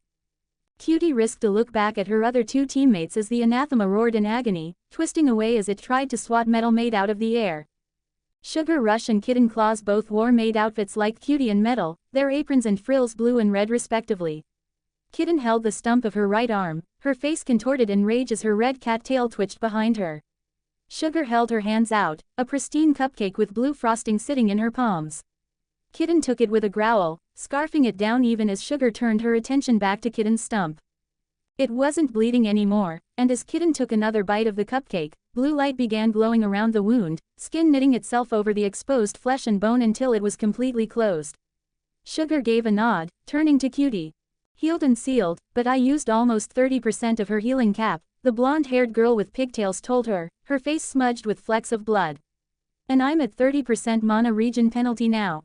Cutie nodded with a confident smile, only letting herself swear on the inside. They'd gone straight from clearing usurpations for hours on end into rushing into the Death Wish usurpation with the rest of the Arcadian Guardians, and the lack of rest was starting to show. Normally, Kitten would have never been caught by a surprise attack like the one the anathema had pulled, but they had just pushed themselves too far, too quick. Not that they had much of a choice, not if they wanted to help save the Death Wish girl and the strike team who went after her. The moment Aer's message to Arcadia had ended, her guild contacted her and started organizing the counter-attack with the other big guilds, capitalizing on the fact that the anathema would be drawn out by the shielding station's start sequence. Guardian Command had joined when it became clear over half the Guardians would be abandoning their previous tasks for the new plan, but even with their help, it had been a frantic, hasty plan. Still, no Guardian in their right mind wanted to be left out if they could help it, not if it meant helping the poor girl who'd taken the Death Wish. It was the best they could do, attacking the horde from behind and destroying the worst of the forces charging towards her. Cutie had no illusions that whether the girl lived or died wouldn't be decided by their actions, but she'd be damned if she was going to let her sacrifice go by in vain. If nothing else, Cutie and her comrades were determined to wipe out the vast anathema forces and clear the zone in her honor. But their mad, vengeful rush was precarious, and all it had taken was one strong anathema with semi-decent stealth abilities to ambush them successfully. Cutie turned her attention back to the anathema as metal was sent flying back to them, slamming into the ground in a crouch that cracked the road beneath her. She grunted, standing as sparks arced from thin metal armor over one of her arms, a tear in her outfit's shoulder revealing more of her power armor beneath. Kitten stepped up to Cutie's other side, scarlet light wrapping around her remaining hand before condensing into a giant, kitten paw-shaped glove with claws extended. Sugar took position behind the three, picking up a large spoon that served as her staff. The giant anathema faced them, letting out a cautious growl as it took in the four magical girls arrayed against him. Definitely around 150, Kitten hissed, her cat ears twitching in her short, scarlet hair. Not as fast as me, though. Anti-magic wings, Metal noted. My spells are barely leaving a scratch. Watch its crab claws for fire beams, not just its mouth, Cutie nodded, activating her Inspire skill. It may be big, it may be bad, but we've faced worse. We don't have time for small fry like him, not when a girl on her first day is fighting for her life. Hit fast, hit hard, and take him down, magical cakes. A faint aura of pink energy seemed to surround her teammates, their stances changing minutely as confidence combined with a minor stat boost infused them. The anathema seemed to sense the shift in their demeanor, and it roared, a black magic circle with an eldritch pattern appearing in front of its mouth as it prepared to unleash another beam of fire. Go! Cutie screamed, and her team charged forward. Dash dash dash dash dash dash dash. Error Machina ran through the winding halls of Guardian Command, and people parted to either side of the white, futuristic hallways without hesitation. He pushed himself, sprinting as fast as he could, but he was no agility-based Guardian. Even with over 200 levels propping him up, he'd invested less than what was considered average into the stat. Still, he was moving faster than any normal human should be able to, and he was able to make it to his office from the command room in less than a minute. He pressed his hand against the scanner, growling under his breath as he urged the verification process to hurry up. He'd already been delayed too long in the command room helping the guilds and command put together a new plan to attack the usurpation zone. Worse, some of the higher-ups had tried to delay him by screaming pointless words like insubordination and reckless endangerment after he'd sent out his message across the city. They had, of course, shut up when they realized he literally wasn't listening to them. Only after he'd gotten the confirmation from Everglade did he leave the command room, letting his team of operators take over. He had other places to be. The scanner beeped, the doors in front of him sliding open with a swish as Error stepped into his seat of power. The room was big and spherical, an unsupported pathway leading from the entrance to the room's center. The walls of the sphere were made from dozens of monitors, and as Error stepped forward, they flicked on, showing camera footage from all across Arcadia. The doors closed behind him as he made his way to the center of the room where a metal harness-like contraption dangled from the top of the sphere. Large wires and tubes ran from the harness to the ceiling, and Error stepped up to it, turning his back as he sent a wave of mana into the machine. The machine hummed, unfolding claw-like fingers that wrapped around his back and attached to his armor. Magnetic clamps activated, securing him and gently lifting his body from the platform as the entire pathway began receding, leaving him suspended in the center of the sphere with only the light of the monitors around him. Error Machina took a deep breath in, pulling up the energy inside him as he let his emotions spill out. The anger, anxiety, and fear swirled in him, and he fed the maelstrom, pushing the energy to grow. A heat began to warm his chest even as an emerald magical circle appeared beneath his suspended feet, but it wasn't enough. Error pushed himself, feeding the power even further as he pulled power from his memories. A small, too thin girl with an eye patch, telling him how she would go turn on a mana generator even without her astral shift. The girl appearing again, now with only one arm as Error told her what had gone wrong. The realization washing across her face when she realized people were responsible for everything that had happened. The quick acceptance followed by the decision to sacrifice her own life. The simple wish that she gave, one so basic and innocent Error would have done it even without it being her death wish. And finally, a weeping girl wearing a black hospital gown in a dark, dingy warehouse. She stood in a pool of blood deep enough to cover her bare toes, 4 mangled bodies arrayed around her as she cried. Her bandage-covered hands were pressed over her face as she wailed, her wide eyes shaking as she peered between her fingers at Error's horrified expression. "Zero," Error cried out, letting the flood of emotions pour into his spell as tears fell from his eyes. "Not again, never again, digital domain," Error screamed, and his signature magic flashed outward in a wave of emerald energy, the Magitech devices behind the monitors surrounding him beginning to hum in a fever pitch as they resonated with his magic. A second later, Error's vision became that of the hundreds of cameras as his mind connected directly to the Arcadian Defense Network. Information streamed into his brain, and it took all his focus to keep up with the flow as he was informed of the various orders and communications being sent through Guardian Command. Dozens of conversations whispered through his skull as he was connected to the current operator calls across Arcadia, hundreds of status displays and readouts flickering across his vision and disappearing just as quickly. Error focused through the noise, narrowing his attention to Usurpation Zone 1501 as he prepared to use his magic directly on the Guardians within. It was something that was impossible only minutes ago. Affecting things in an usurpation zone from beyond with magic was already difficult, and the sheer amount and quality of miasma in UZ-1501 had been enough that any spell he cast would have been quickly nullified. But now that the shielding station had been reactivated, things were different. The shield reinforced the boundaries of reality, helping to reduce and weaken the miasma in the zone by a considerable amount. Unfortunately, while the remaining miasma wasn't enough to block his spells, there was still enough left to weaken his magic considerably, and the distance involved was doing him no favors either. Thankfully, he'd spent well over 100,000 points building the room around him to negate those exact difficulties. Magitech devices, ritual implements, enchantments, and runes designed to enhance his magic surrounded him, all working in unison to boost his power. More than that, his signature allowed him to synchronize with and fully control any electronic device like it was an extension of his own body. By using his signature on the Magitech around him, he was strengthening the very devices meant to empower his spells while also linking himself to the vast information of the Arcadian Defense Network. Even still, he knew it wasn't enough for his spells to reach the center of the usurpation zone and provide meaningful help to Fantasy Fatale. The miasma at the center was still more than enough to negate most of his spells. But the perimeter where Guardians were already reducing the miasma by taking out Anathema. That was a different story. Error's mind flicked over the various defensive options he now had access to, watching through cameras as the situation unfolded. Squads of Guardians in groups of 4 to 8 rolled through UZ-1501, slaughtering Anathema by the dozens. Groups of Guardians with flying magic soared between Arcadia's towering buildings, raining down lightning and fire in strafing runs that blasted apart the Anathema-crowded roads. Spines and acid shot forth at them in counterfire from the windows of buildings only to be blasted apart by arrows and spells from ranged Guardians leaping from rooftop to rooftop. Dozens of scenes of combat played out across Error's vision as an unprecedented number of Guardians worked together to bring death to the Anathema. Error forced himself to look through the chaos, searching through the scenes for any Guardian that might need his assistance.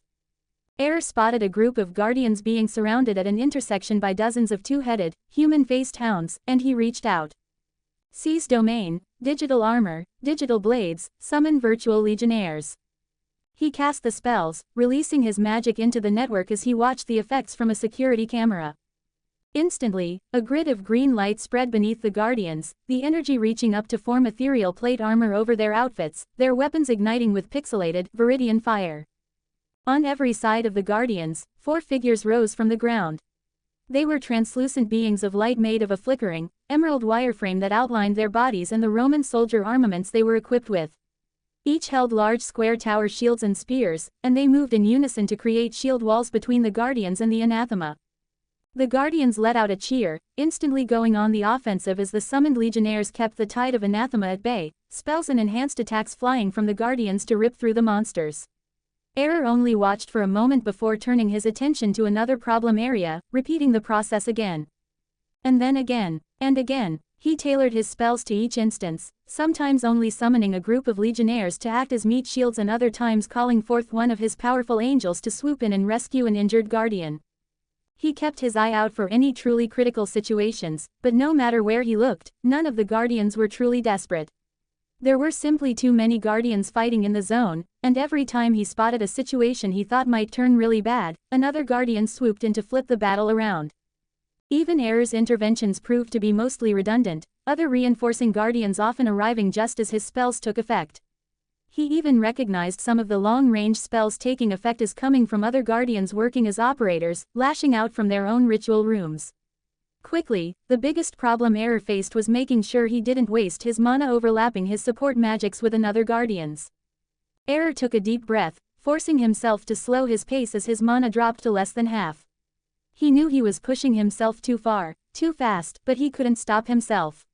Even with his emotions artificially boosting his mana regeneration, he couldn't keep up with the dozens of situations he was throwing himself into, often casting more spells than he knew was necessary just to ensure the anathema would be slaughtered as quickly as possible. His attention turned as a distress call to an operator caught his attention, and he flicked his attention to the spot in question, sucking in a deep breath as he saw the guardians in distress. The anathema they faced was strong, and Error barely had to check the miasma readouts to know the monster was the seed bearer, the source of the usurpation zone itself. Error built up his mana, his muscles beginning to ache as arcane power rippled through him, and then he unleashed his fury. Hang on, Kahai, I promise, this will all be over soon. Dash dash dash dash dash dash dash. Magical girl Cutie Pie panted as she jumped back from another of the anathema's attacks, beams of dark energy shooting out in a rain of death from the dozens of black magic circles glowing on the monster's wings. One of the beams clipped her side, blowing completely through her barrier and ripping a gash beneath her ribs. She bit back against the cold, gnawing pain as her flesh disintegrated, forcing herself to continue skipping back and forth as she twirled through the rest of the beams. Kitten dashed past her a second later, twisting through the dozens of attacks with ease as she rolled, spun, and launched herself over the endless barrage of death until she reached the body of the anathema. She let out a shout, scarlet energy gathering around her clawed glove as she slashed upward from 3 feet away. 5 crimson lines of energy hissed outward, flashing across the distance and into the anathema's torso to tear through its flesh with ease. Blood sprayed out in a crimson mist as the anathema roared, aborting the beam attack as it folded its wings protectively over itself. Cutie took a step forward to press her own attack but stumbled as pain caused her to lose her footing on the rubble of the destroyed road beneath her. Sugar was next to her in an instant, reaching out a hand to Cutie's injured side and whispering a word. Blue light began glowing from her hand, glittering motes of sapphire gliding into Cutie's wound and slowly easing the throbbing pain in her side. The anathema began to unfurl its wings only for Metal Maid to come flying in, unleashing twin beams of green lasma from her palms. The anathema crouched back behind its wings, the beams dispersing against them harmlessly, but a sonic boom exploded the windows of a nearby building as a glowing pink arrow shot out, stabbing into the anathema's wings before exploding in a kaleidoscope of color. Another guardian joined in, a classic fireball shooting from a rooftop down on top of the monster, but still the wings seemed to hold against the inferno. More guardians struck out, launching their own strikes in an endless rain of spell strikes to keep the anathema pinned down. Lightning bolts, spinning discs of water, and even iridescent musical notes flew into the anathema, exploding against the creature in a relentless onslaught of magic. By Cutie's guess, there were another 6 or 7 guardians aiding them now, but they were all staying on the backlines. None of them must have been high enough level to stand front and center with Cutie's team, but the constant flow of support magic and long-ranged attacks was more than just appreciated. In fact, it was only due to their constant interruptions of the anathema's attacks that Cutie's team was still standing at all. Still, even with all of them working together, it wasn't enough. The anathema probably had at least 10 to 15 levels on Cutie, which was hardly insurmountable with her entire team backing her up. The problem was that this was no ordinary anathema, it was a seed bearer, an anathema that fused with the curse seed responsible for keeping the usurpation zone anchored in reality. Anytime an anathema fused with a seed, it made the creature significantly stronger. And judging by how tough this particular anathema was, it had already been an elite or rare even before eating the curse seed. It was big, tough, and capable of using basic magical attacks. Worst of all, this anathema had a ridiculous amount of regeneration. Every attack they landed healed up in only a few dozen seconds.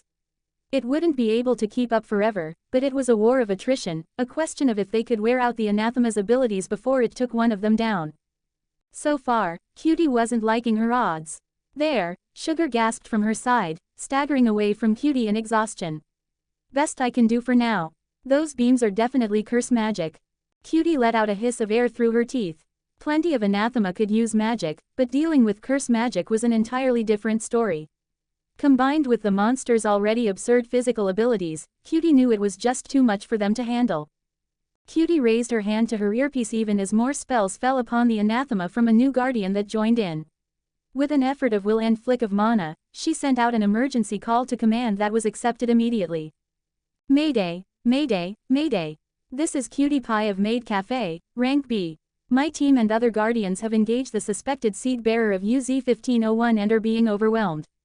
Target appears to be capable of using curse magic. Requesting immediate assistance, 150 plus only. I say again. Before she could finish, the anathema let out a roar, a wave of black energy exploding outward.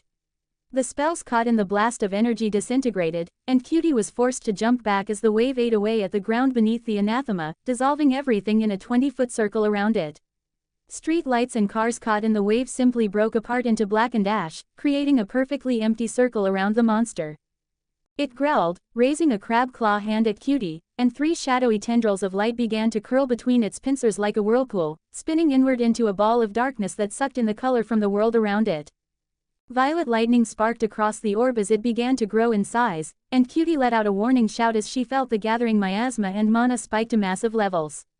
She grabbed Sugar Rush and physically threw the girl away from herself, calling up her own mana and beginning to cast a shield spell even though she knew the gesture was futile. Before she could cast, a grid of emerald light spread across the ground beneath her while a giant magic circle with a pattern of repeating ones and zeros bloomed into existence next to the anathema. From the circle, an 8-foot-tall figure rose. They were made entirely of emerald light, their form a mere wireframe outline that showed a vaguely angelic figure wearing a dress with plate armor covering their chest, shoulders, and arms. Wings spread out from the figure as it hefted a giant sword of buzzing emerald energy, and with a flickering slash, the angel cut off the arm of the anathema in a single, elegant motion. The orb of shadows held between the pincers flickered before exploding in a vortex that vaporized the dismembered limb, and the anathema let out a roar of agony. Cutie stared in dull shock as she heard calm, assured footsteps echo out behind her, and she turned to look at the approaching figure. The young man walking towards her wore a skin-tight suit of dark green with emerald pieces of glass-like armor covering his chest, shoulders, hands, and legs. A completely featureless, angular mask of black metal hid his face but left his moss-green, spiky hair uncovered. Glowing emerald lines lit up his outfit in a pattern like circuits, and his entire form was semi-transparent, as if he was some kind of ghost or a hologram. He stepped forward with utter confidence, walking up to the anathema without a care in the world. "Good work, Cutie," a modulated voice said, and Cutie blinked in surprise as she recognized it as Error Machina's. "Looks like you got it under half health. I'll take it from here." Error continued walking forward, passing by the towering angel figure as he neared the anathema. The monster snarled, swiping out a claw with lightning speed, and Cutie let out a gasp as the claw hit Error and went completely through him, leaving him utterly unharmed. "That's right, dumbass," Error snarled, and Cutie swallowed as she felt the mana in the air building up. "I'm not actually here. Unfortunately for you, you're still in my domain." Error reached out a hand towards the towering anathema, a magic circle appearing beneath his form and spinning at a sickening speed.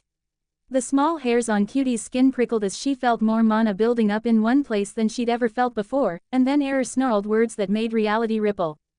"Force close." The anathema froze in place, utterly unmoving. A loud, staticky crackle-like feedback from a speaker ripped through the air followed by a shrill, long beeping tone. Pieces of the anathema turned blue and featureless while others jittered out of place like jigsaw pieces, entire sections of the anathema flickering from one spot to another as if it was glitching out. The monster's entire form blurred, suddenly becoming horribly pixelated, and then it vanished. No flash of light, no gradual disintegration. One moment the anathema was there, and the next it was gone, leaving the dark, ruined intersection of the city utterly empty. Defeated Cursed Centipede Chimera, Level 153. Bonus experience awarded for defeating an enemy more than 15 levels above your own. Bonus experience awarded for defeating a rare anathema. Bonus experience awarded for defeating a seed bearer. Experience split among all combat participants based on participation. Congratulations! You've leveled up multiple times. You are now level 137. Stat points available, 20. Congratulations! Your class pastry princess has leveled up multiple times. You are now level 126. Congratulations! Multiple skills have leveled up. Check status log for more information. Cutie looked on in awe at Error Machina as he lowered his hand, a subtle snap echoing through reality as a tension in the air seemed to relax, the usurpation zone dropping around them. Error turned, giving Cutie a nod before his form vanished in a flash of light along with the Emerald Angel in the grid beneath them. Cutie stared for all of a minute before taking a deep breath, forcing herself to move. The usurpatio zone may have fallen, but there were still plenty of anathema to clean up, even if they were now significantly weakened. Besides, after what she had just witnessed, Cutie knew she still had a long way to go if she ever wanted to be like Error. So she moved, giving orders to her team to form up. The battle may have been won, but they still had a war to win. On the roof of the Grand Arcadian Mall, next to the broken dome of glass peering down into the shielding room, a spherical patch of reality appeared oddly smudged. It was a slight thing, as if the colors of the world had bled slightly into one another. Even then, it was an almost imperceptible change, and Guildscales failed to notice it as he fought on in the skies above, releasing arrow after arrow into the endless stream of flying anathema. His spell split apart into dozens of golden shards, streaking through the night like comets before exploding in brilliant golden flashes that lit up the darkness.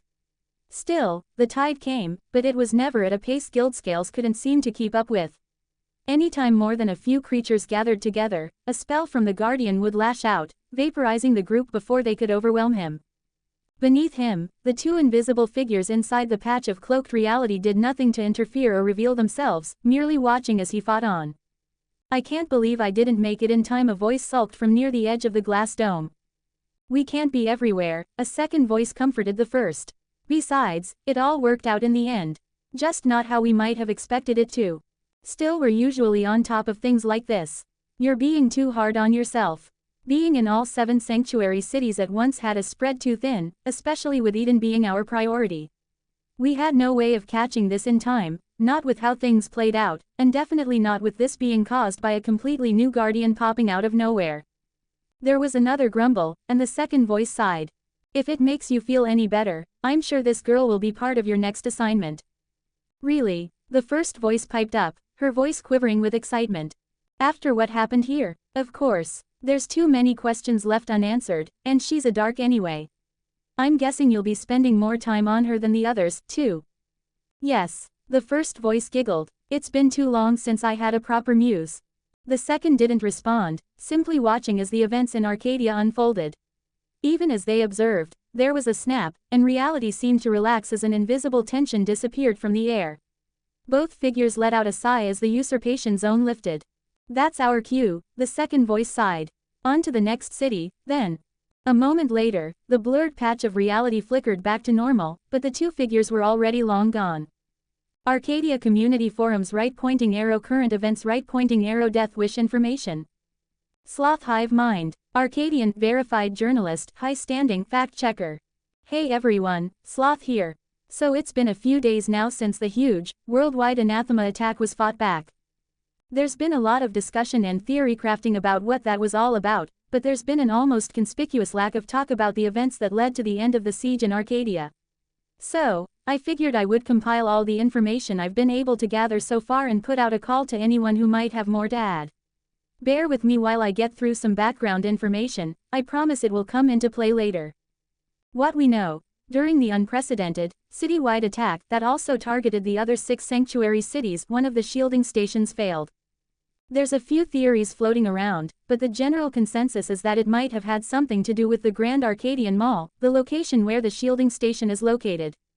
The mall is a fairly new construction, not originating from when the Zenith teleported the island in, and the shielding station was relocated there from a different spot because it made for a better location. The only real theory we have right now is that the installation must have been done incorrectly. This combined with the massive amount of usurpation zones put too much of a load on the station, resulting in the shield going offline. With the shield down, the anathema were able to bring in a ton of creatures.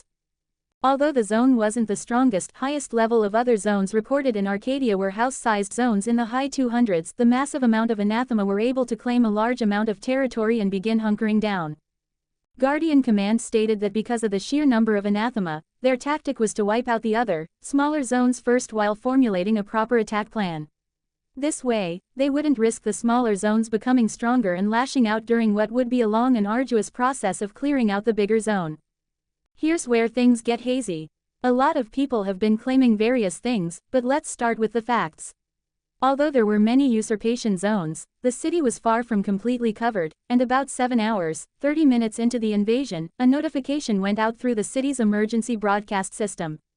This broadcast can be heard in the various videos from people outside the zones, and was recorded many times. Listen to a cleaned-up version here. Death Wish Notification.mp3. Point of clarification for those of you who may not be well informed about the intricacies of Guardians, a Death Wish is a classification of quest or task they can be offered. Doing these quests help Guardians get stronger, and each quest is given a difficulty level. Death Wish is the highest level and is defined as a task that the Guardian is not expected to survive. These quests are offered when there is a critical situation that desperately needs to be resolved, even though it almost guarantees the death of the Guardian who takes it. As you can hear, Magical Guardian Error Machina seems to have used his powers to broadcast the alert. Shortly after, Guardians from all around Arcadia used signal flare spells in a sort of tribute and acknowledgement. There are plenty of videos of the event circulating, so I won't bother linking any here. What I will note is that shortly after the notification went out, Guardians from across the city began breaking from their previous positions, rushing to the usurpation zone where the shielding station failed. Thanks to drone footage observing from safe areas, we have tons of footage of anathema beginning to pour out of buildings and start running to the center of the zone where the shield failed. The incoming Guardians took advantage of the anathema, mindlessly turning their backs on the perimeter, and with the hundreds of Guardians working together, a vast majority of the anathema were slaughtered with relative ease. Around 5 minutes after this event began, the shielding station reactivated, further weakening the anathema. This raises a few questions. Why did the anathema all start moving to the center of their zone, and how does the Death Wish fit in? From the events I've just described, I think it is safe to assume the Death Wish in question had to do with reactivating the shielding station. These stations require a lot of mana, magical energy, and have a long startup process. From my research, it appears that this starting process also produces a lot of mana. As anathema are naturally attracted to mana, it makes sense that every anathema in the zone suddenly abandoned their positions and beelined it to the station. This would also explain why the quest to restart the shielding station was classified as a Death Wish, because with that many anathema heading toward you, not many Guardians could survive, let alone a completely new Guardian on their first day. Now, this still leaves a few crucial questions that must be answered. First of all, why was it necessary to restart the shielding station? From what my sources say, Guardian Command had a competent, safe plan for pushing back the usurpations. Granted, restarting the shielding station did get all the anathema to rush out into the open, making them easy targets for the masked Guardians to defeat. In fact, many have credited this turn of events for how Arcadia was cleared much more quickly than the other sanctuary cities. The anathema seemed to have portaled most of the forces into what they thought was a weak point, only to make the mistake of being lured out by the shielding station's startup sequence. But still, why did the shielding station have to be restarted? What made it so critical that a Guardian on their first day was given the task? And also, maybe most importantly, what is their status? Error Machina said in his message that a strike team was on the way to save them, but it sounded like prospects of rescue were dubious. The lack of announcement on if the rescue was a success is more than a little concerning. I've made inquiries to my contacts, but it seems like the government is keeping things quiet for now. Even the Guardians I've contacted have told me they don't have any information on the matter or won't make a comment. That's why I'm turning to all of you. If anyone has any information, please feel free to share it. I'll update this post with anything we figure out only after I've confirmed it myself. Let's see if we can figure this out together. Tender Lion. Arcadian. God, I hope the Guardian is okay. I can't even imagine what it must have been like. Sacklin. Arcadian. A Tender Lion. Lol, of course they are okay. You really believe this whole Death Wish thing? Pretty obvious the Guardians just wanted to farm points instead of actually doing their jobs. Typical, leaving the rest of us sitting in shelters while they only help themselves. Sockless Kajiat, Mainlander. At Saklan, obvious troll is obvious. Go cry somewhere else that you were inconvenienced while people were literally putting their lives on the line. Try harder next time. At Tenderlian, I think the Guardian in question is probably okay. Governments are usually pretty quick to have announcements memorials when one falls. My guess is they are keeping quiet because the Guardian in question is so new they don't even have a name. They're probably working on figuring out how to manage this properly. It doesn't help that they're at the center of such a big event and now have millions of eyes on them. Saklan, Arcadian. Message deleted by moderator. Synthetic bliss. Moderator. At Saklan, none of that now. Your first comment was somewhat off topic, but I allowed it. If you're going to get angry about somebody calling you out and respond like that, then I'll go further than just deleting your comment. Consider this a warning. At Sockless Hajiat, try to remain cordial towards others. If someone needs to be bonked, leave it to the mods. Oops, it's Orion, Mainlander. Damn, don't know about anyone else, but the videos of that tribute the Guardians did make me tear up every time. I'm hoping for a good ending to all this, but every time I remember that scene I can't help but get depressed. Somebody message me if we find out the Guardian made it. Xeno Alert TV, Arcadian. It's fairly obvious that we're all missing what really matters. Some poor kid was drafted by the Zenith to die in their war because they deemed it necessary. Anyone who's read the Zenith Accords knows this goes directly against what they promised. No person shall be given the gifts of magic for the sole purpose of resolving a dire situation happening in their immediate area. Yoinking some random kid, forcing them to fight as a child soldier, and then giving them a task that is certain to get them killed. Does nobody else really see the problem with this? And before any of you say oh they had a choice, nobody forced them, need I remind you about the socially manipulative parasites that call themselves familiars? I wouldn't call it much of a choice when those things will do everything in their power to make somebody feel like they are doing the right thing. Can a kid really be expected to see through the lies of an alien whose only goal is their own survival? And, of course, it just so happens most guardians that are chosen are easily manipulatable teens because matured adults aren't usually compatible with soul gems. I mean, come on. This is just another disgusting showcase of how little the Zenith really care about us. I wish I could say I was surprised, but I've been saying it all along that it was only a matter of time before the Zenith became more blatant in their ways. We're just cannon fodder in their war, and this is all the proof you need. Chair Mimic, Arcadian, System Fanatic, Sockless Khajiit has the right of it. Another thing to consider is the new Guardian might have been injured and is currently incapable of making decisions. Magical healing can still take quite a bit of time depending on the circumstances, and with how resigned Error Machina sounded in his message, it seems fairly likely the Guardian was looking at severe injuries if they survived at all. It's entirely possible they are keeping news quiet until the Guardian is in a position to make their own decisions. Until then, all we can really do is hope and pray they make a full recovery. As for why the death wish might have been issued, these quests are generally only offered under 3 conditions. First condition is that if the task is not accomplished, there will be a significant loss of life. Second is that whatever the task is, it needs to be finished urgently, meaning there is some sort of time factor involved. The final condition is that the task is significantly beyond the Guardian's relative power level. As for how many people might be in danger if the task is not accomplished, the lowest amount of people recorded being saved in a Death Wish quest was 237 people by Magical Girl Broken Blade. With that in mind, I'd agree with the assumption that restarting the shielding station was necessary to save lives, so the situation must have been one that couldn't wait for Guardian Command's strategy of clearing the zone at a later time. As for situations that might cause that, I'm not entirely sure. While I pride myself as a system nerd, my understanding of Magitech isn't nearly at the same level. It doesn't help that the shielding stations are very complicated with a variety of functions. Let me do some research to refresh myself on their intricacies, and I'll post back with what I've found. At XenoLRTTV, you make some bold claims when we don't even know what exactly happened. I know you're one of those people who don't trust the Zenith, and I'm not even going to try to convince you differently. Hell, I think remaining cautious and open-minded is a good thing, but don't go trying to exploit this event without even knowing how any of it played out.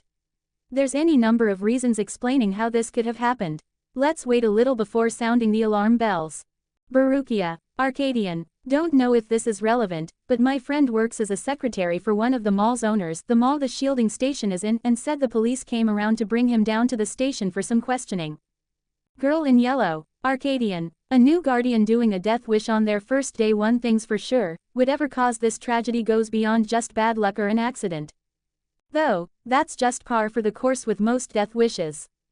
Sloth hive mind. Arcadian, verified journalist, high-standing fact-checker.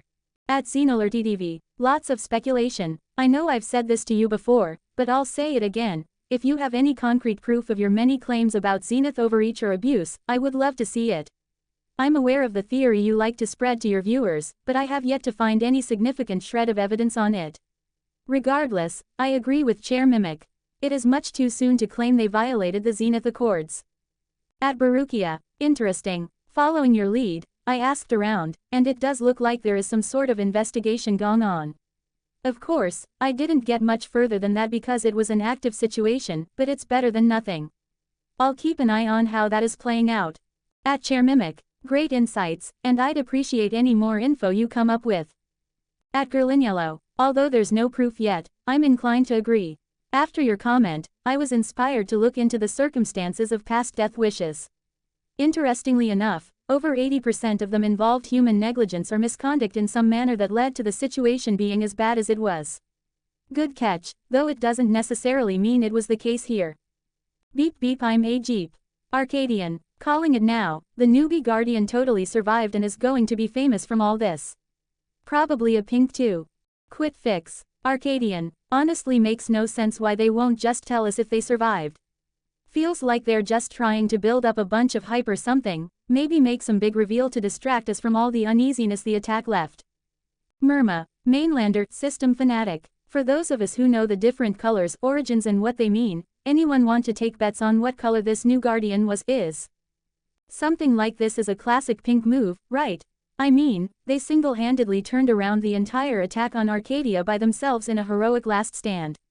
Also, couldn't that be the cause of the death wish? Maybe the Zenith predicted more lives were going to be lost in the long run if the attack wasn't stopped immediately. It doesn't really fit with the urgency other death wishes have had, but this wasn't any ordinary event, either.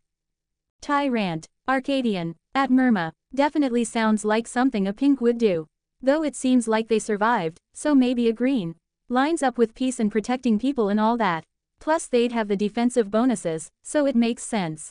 Just Todd. Arcadian, system fanatic. At Murma. Maybe let's not. We all know the pink bias is strong, and it's just rude to the other guardians to constantly remind them of that. At least make a different thread. This one is for information gathering. As for your idea about the death wish, I kind of doubt it. Like you said, the urgency requirement isn't really there. Was going to post what I know about death wishes, but Chair Mimic beat me to it. I'll endorse what he's said so far though. He knows his stuff, so probably best just to wait on him unless anyone else has any relevant information that hasn't been added yet. Chair Mimic. Arcadian, system fanatic. Message deleted by Error Machina. Error Machina. Magical Guardian, Peace Operator Tier 3. Okay, and that's my cue. Let's try to nip this in the bud before it gets out of hand. At Chair Mimic. Just to be perfectly clear, this is a soft little bonk. I didn't put a black mark on your account or anything because I don't think you did anything wrong on purpose. However, some of the information in your post could prove problematic, so I'll take it from here.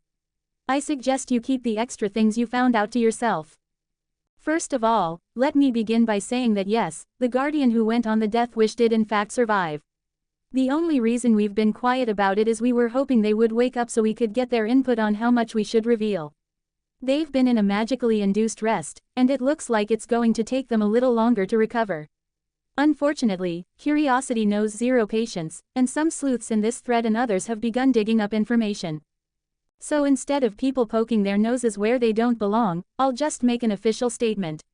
I even ran it past the Guardian command to make sure it wouldn't muck anything up, so here we go. First of all, some information on shielding stations. Shielding stations have a secondary function that rarely gets discussed, especially in Arcadia. Basically, if a shelter activates its emergency shield, the shielding station can power it indefinitely. If there is no shielding station to power it, shelters have batteries that can last 9 to 10 hours in Arcadia, at least before they run dry. When this happens, the shelter opens up as it can no longer maintain basic life support functions. Normally, such a situation wouldn't be an issue in Arcadia. Most usurpations don't take longer than an hour or two to clear out, and even the trickier ones only take around 5. With that information in mind, you're probably able to guess the problem now. The shielding station went down, and a shelter under its protection activated its emergency shield.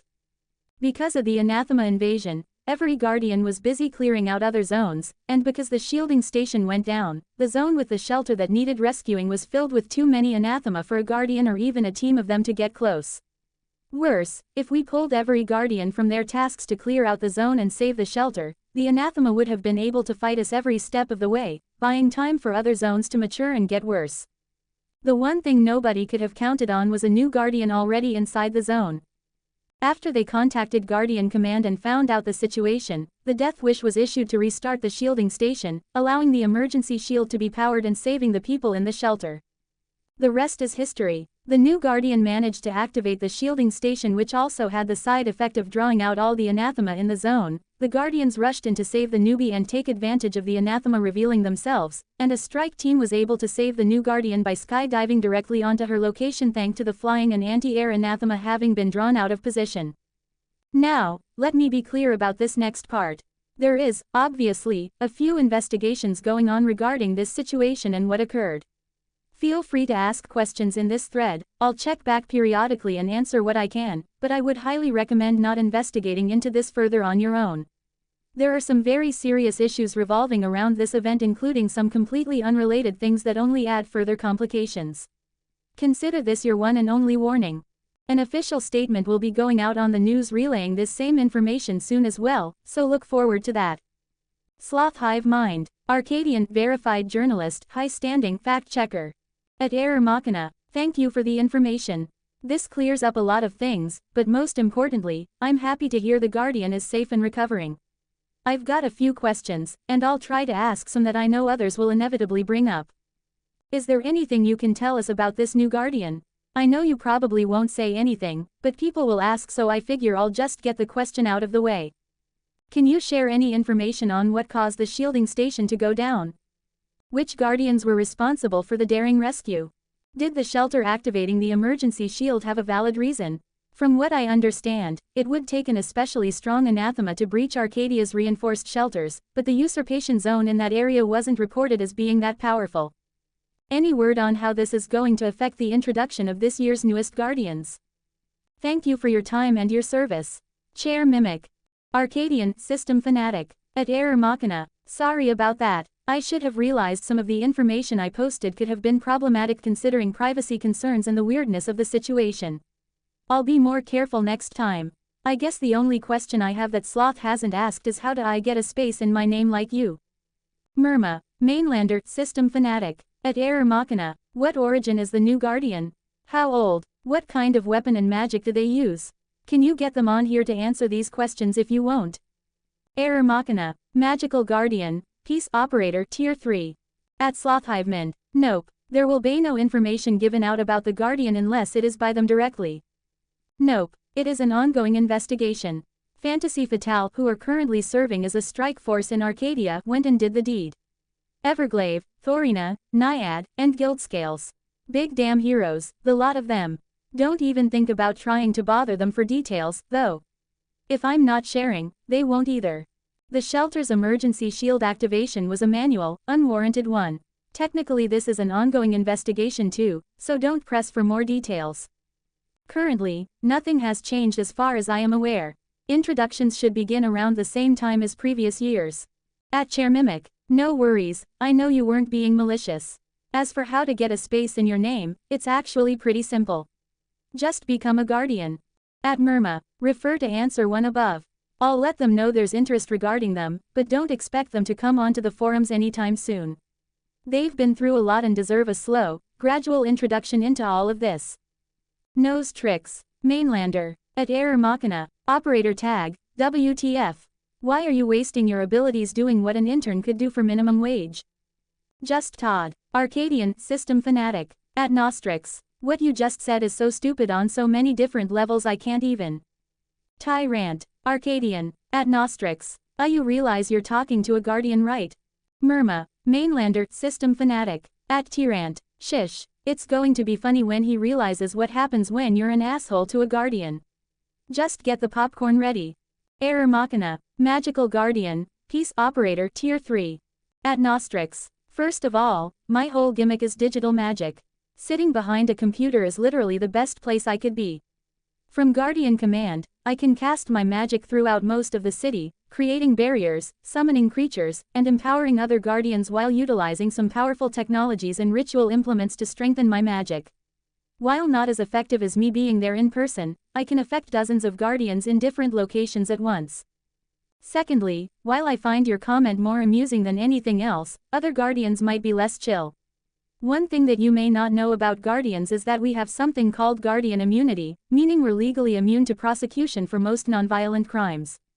So you being rude to me is just astronomically stupid. In fact, it's so stupid I think I'll edit your tags to make sure everyone knows you messed up. Finally, being an operator is a lot of work. I could explain all its intricacies, but I'm pretty sure you wouldn't understand. I mean, you are only a fitness blogger working part-time as a night shift security guard.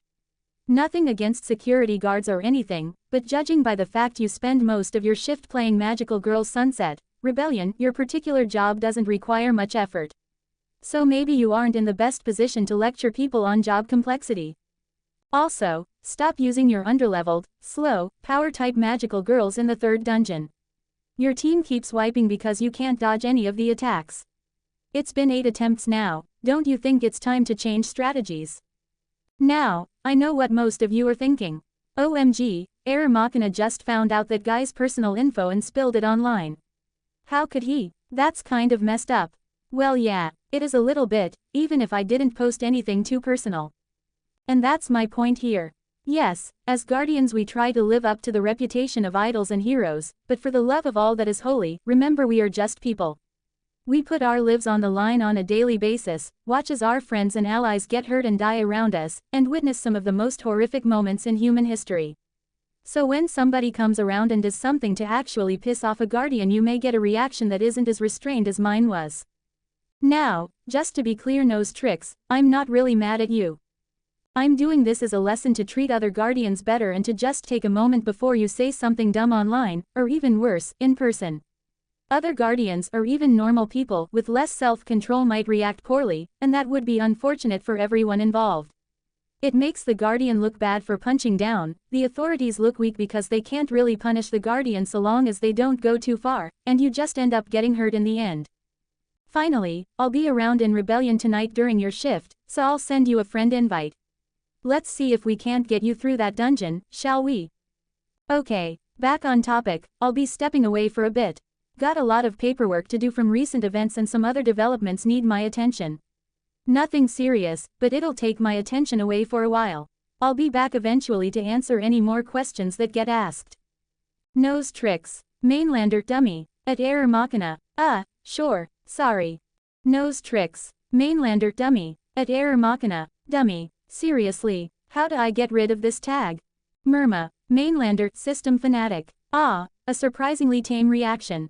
Was hoping for more of a complete and utter thrashing. But yeah, Error's lesson is a good one. Guardians will put up with a lot, usually, but Error's right.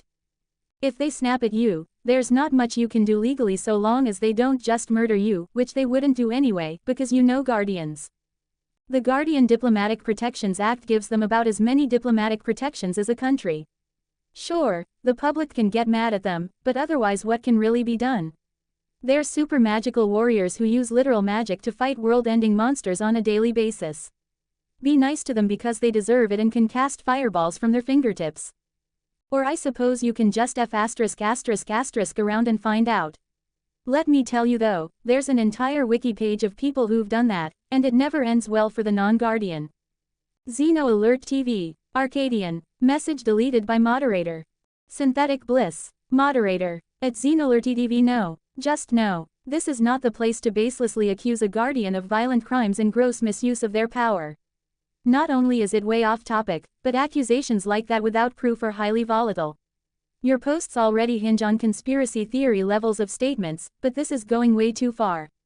Let's get back to the topic, everyone. The death wish and survival of the new Guardian thanks to Team Fantasy Fatale. If you wish to discuss other topics, there is nothing stopping you from creating your own discussion elsewhere on the forums. As this has become a fairly important informational thread, anything deviating too far from the topic will be punished from here on out. Thanks for your understanding. I woke with a start, flailing as half-formed memories of anathema, pain, and gunshots flashed through my mind. A choked scream was quickly aborted as I sat up, the dryness of my throat turning the sound into a scratchy cough. I blinked the sleep from my watery eyes, and it took a moment for my vision to clear. I was in an unlit bedroom. Everything was colored in soft white and grays, giving the room a bland, professional feel. A giant widescreen TV hung on the wall across from me while nightstands flanked either side of the bed I was in. The wall to my right was covered in curtains hanging from top to bottom, suggesting the entire thing might have been one large window. Finally, a few pieces of watercolor art depicting gentle landscapes were placed around the room, helping to finish off the minor furnishing along with a few lamps.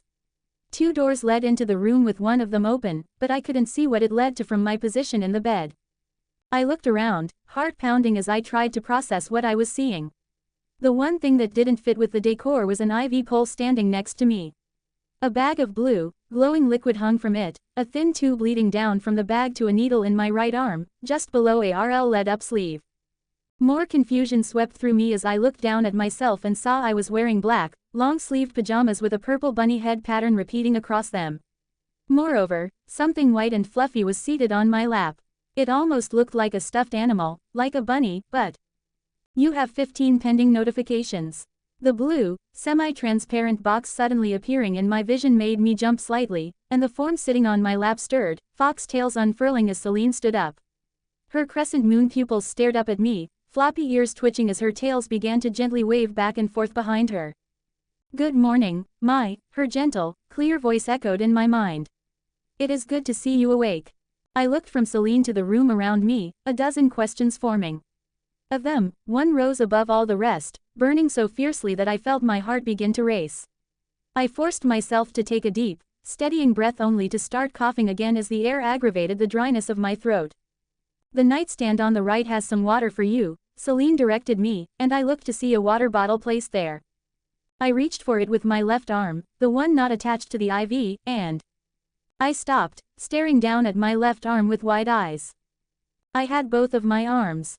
Emotions started to bubble inside of me, rising in my chest and into my throat. I desperately pushed them down, forcing my shaking hands to grab the water bottle and open it. Some water spilled down my chin as I hurriedly drank, and Celine gave a slow nod of her head. "Good. Now, I'm sure you have a lot of questions." "The shelter," I interrupted her. "Is the shelter okay? Is Lily?" My heart pounded as I stared at Celine, desperation making me shake. My memories felt fuzzy, the entire fight at the shielding station just a blur. I know I pushed the button, but what happened after? Was the shelter saved? Did the plan work? "The shelter is fine," Celine quickly assured me. "You successfully restarted the shielding station, restoring power to their emergency shield. Though their battery was severely drained, it was enough for the shelter to last a day on low-power mode.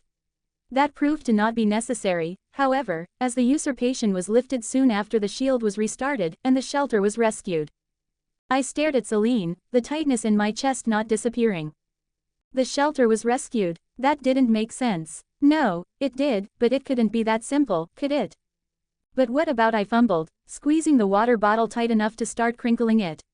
"We were surrounded in the attack on Arcadia and I stuttered, fidgeting as I tried to put into words the desperate restlessness that wouldn't leave my body. Celine whispered, her voice soft. "You restarted the shielding station. You saved them, and some magical girls saved you. You fought with everything you had, and you won. You did it, You saved your friend and hundreds of other people. It's all over now, all of it." Slowly, my heartbeat began to slow as her words sank in, the tension melting from my body. As it did, I felt the churning emotions in my chest begin to bubble over, and I looked to the bedroom doors. "Is anybody out there?" I thought to Celine, not trusting my voice. "No, it's just us for now," Celine responded. I nodded, taking a deep breath. And then I broke down sobbing. The memories of fighting, of my stomach being blended by an anathema, of trying to keep Brian safe, of learning that my friend was going to die, of my arm being twisted and crushed, of cutting it off, of my desperate fight against the anathema, of my final words to Celine, all of it seemed to flash through my mind at the same time. And it was just too much. Every moment had been constant tension, like shards of glass were scattered inside my heart, digging deeper with each passing moment. Every breath had been measured, none of them ever quite filling my lungs. More than that, it was the desperation, the fact that every moment I'd had one clear, indisputable goal in front of me pushing me on like nothing had ever before. But now all of it was just gone. I woke up, and it was over, like it never even happened. I knew it was stupid, that I should be happy everything had turned out fine, but part of me just felt hollow. Maybe the worst part was it didn't feel real. Even as I thought back to the events, everything felt like a dream, like I hadn't really done any of it. It was worse than an emptiness, it was a feeling of loss. Every reason I'd had for fighting, for pushing myself to keep moving forward was gone, and that left me with. What did it leave me with? So I sobbed. It was an ugly, gasping sob that left me breathless and coughing as I let myself cry. Celine had assured me nobody was around, so I let myself give in. Whenever I thought I was almost done, a racking pang of emptiness would echo through me, and I would start again. I don't know how long I cried, but by the end of it, I was exhausted. It felt like all my energy had left with my tears, leaving my body trembling. I wiped at my eyes, sniffling as I looked up at Celine. Her head was bowed, tails lying limp against the bed. It's all right. You've been through too much, too soon. I apologize. I don't know how best to comfort you. If it helps, know that not every day as a magical girl is like what you experienced. A magical girl. That's right, I'm a magical girl now. Just thinking that felt weird. Maybe it was because I'd never transformed or used magic, but I didn't particularly feel like a magical girl. Sure, I had my HUD, but even then, nothing felt different. I glanced up at my health and mana bars absently and saw that while my mana bar was full, my health was resting at 87%. I suppose that wasn't too surprising considering my injuries and the fact I still had an IV in my arm, though. But that did make me wonder. Celine, I frowned as I peered at the glowing liquid in the IV bag. What happened? Where am I? Well, perhaps we should start with what the last thing you remember is. We were fighting in the shielding station, and I was running to the terminal. Then. I shivered, a hand going to my chest. I looked for the wound that should have been there but felt nothing other than the softness of my pajamas. I got hit but I kept going to press the button. After that, the memory of my conversation with Celine made my throat tighten. I'd been half delirious from my injuries, I knew that now, but the things I said to Celine made my face heat up. Even worse, I wasn't sure how to talk about what I was about to do when the anathema had me surrounded. It had felt like a reasonable thing at the time, but how was I supposed to say that now? The glass dome broke, I finally said, skipping over that part and hoping that Celine wouldn't bring it up, and some magical girls came down. They cleared out the anathema with magic, and then put me to sleep. The final parts of my memory were blurry, particularly around what the magical girls had been saying, but Celine still gave me a nod, her tail swishing excitedly. You seem to remember everything, more or less. A group of magical girls came to rescue you. By the time they arrived, you were already seriously wounded, forcing them to put you into a magical sleep while they treated you. Once you were stable and the anathema were fought off, they transferred you here, the Fairlight Hotel. There are various circumstances that made it a more reasonable choice than the Guardian Hospital, but I think they would like to discuss those with you directly. They can also explain any other questions you might have. I asked, an edge of apprehension forming in my gut. What do you mean? The Guardians who rescued you want to have a few words with you, Celine clarified. There are quite a few events that transpired while you were unconscious, and there are things that we need to discuss with them. Besides, you still need your astral shift unlocked, and they would be capable of doing so. I hesitated for a moment. They had gone out of their way to save me, and I knew I owed them a lot. They'd also already seen me without my transformation to hide my identity, so talking to them now wasn't much of a problem. Still, something bothered me about the idea, something nagging at the back of my mind. No matter how hard I tried to grasp the trailing thought, it eluded me. I gave up after another handful of seconds, instead asking about something else. But what about everything you said about not trusting other Guardians? I felt bad the moment the words left my mouth. After they'd risked their lives to save me, it felt stupid to be doubting them, but it was the only real concern I could vocalize. Even as Celine began to answer me, I knew it wasn't the real issue that was bugging me. These aren't just any guardians, they are a strike team, a group contracted to serve as an elite defense force for Arcadia.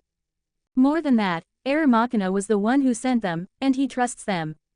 While I maintain that other guardians may be nervous or antagonistic around you, I believe you should trust these ones. I've personally reviewed their public records and found nothing to suggest ill intent. Furthermore, they have already signed a hiatus to keep all information they've learned about you private. I had planned on asking them for an oath when you awoke, but they actually surprised me by taking the initiative with the hiatus. I let myself process the information for a minute before giving a slow nod. When Celine had first told me to be wary of other guardians, I hadn't quite understood her reasoning. Now that I knew what being a dark magical girl meant and the stigma around being one, it made a lot more sense to be cautious. A dark magical girl. I shivered, and Celine tilted her head at me inquisitively. What's wrong? It just doesn't feel real, I admitted quietly. None of it. I don't feel like a magical girl, like I was fighting against anathema. It's like everything was just a dream. A certain amount of dissociation is only to be expected, Celine dipped her head. It is common for new guardians to struggle with their new status, and after everything you have been through, it is no surprise you feel out of sorts. If you would like, we can hold off on talking to the guardians while you process recent events. There is no particular rush, and this hotel room is yours to use as you see fit. I bit my lip, thinking it over. Some time to just breathe sounded nice. Everything had been one thing after another, and I'd never really gotten time to think about what any of it meant for the long term.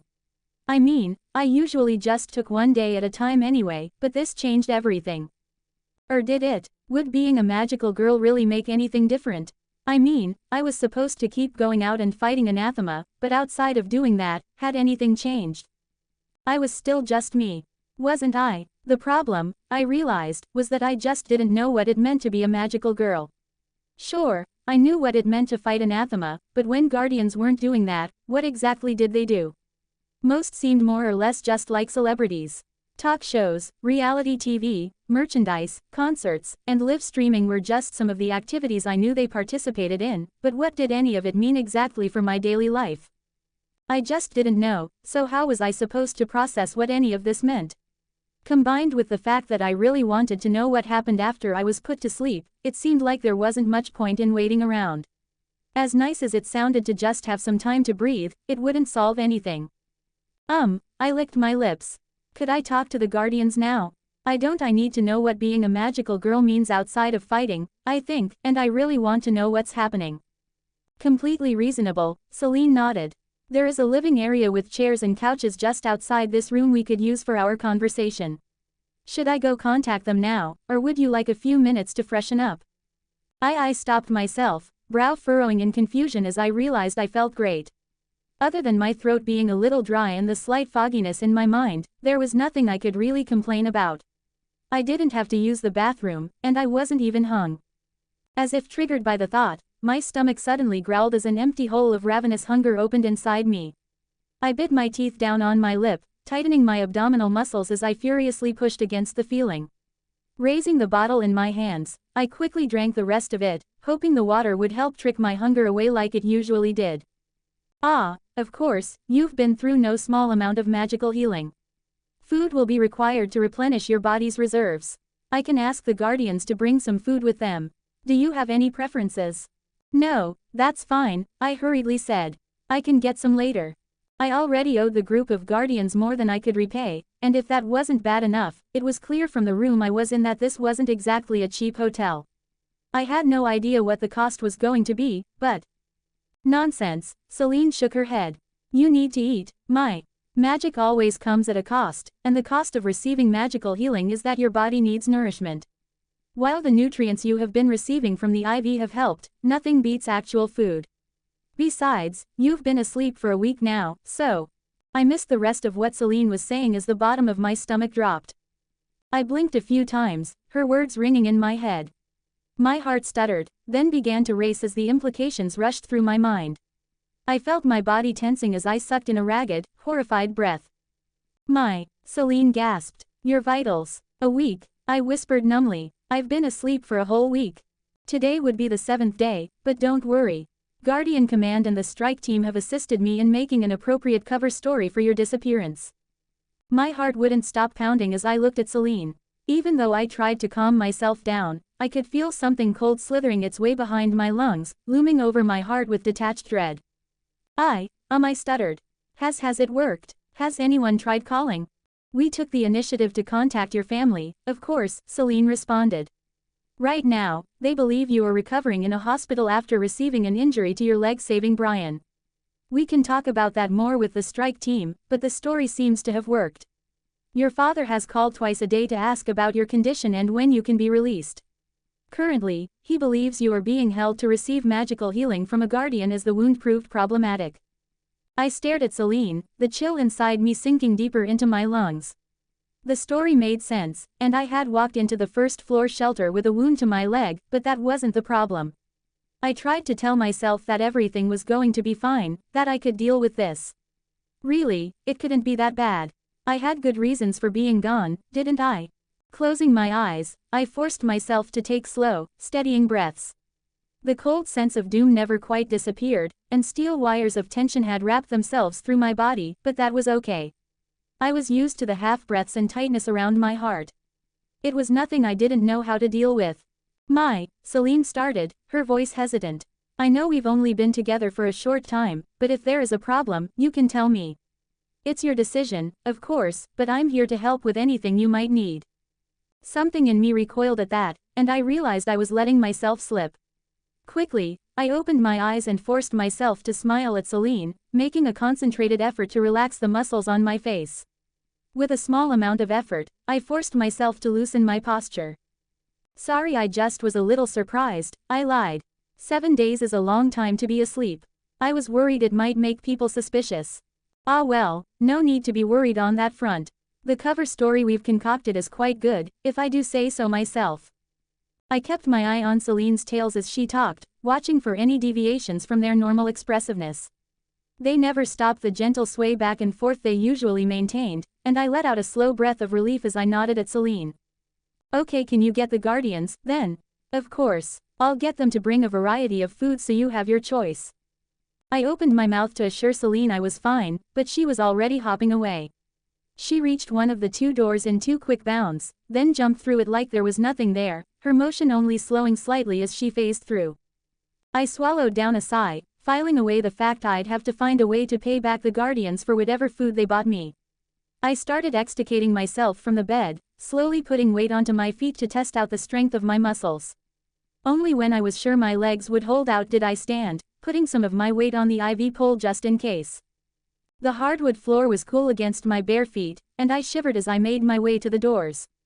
The IV stand had little wheels attached to it, so I rolled it with me, unsure if it was okay for me to remove the line from my arm. As I reached the door Celine had phased through, I was able to see through the other doorway and see a bathroom. It was huge, all tile and expensive-looking marble for the countertops. It had both a shower and a tub big enough to fit multiple people. I felt my throat tighten at the sight as I wondered how expensive this hotel was. I walked into the room, flicking on the lights almost idly as I held my breath and looked into the mirror. What I saw made me wince. My already messy mop of hair was looking particularly chaotic, and my eyes were red and puffy from crying. Maybe it was my imagination, but my face also looked particularly thin. Other than that, I didn't look too bad.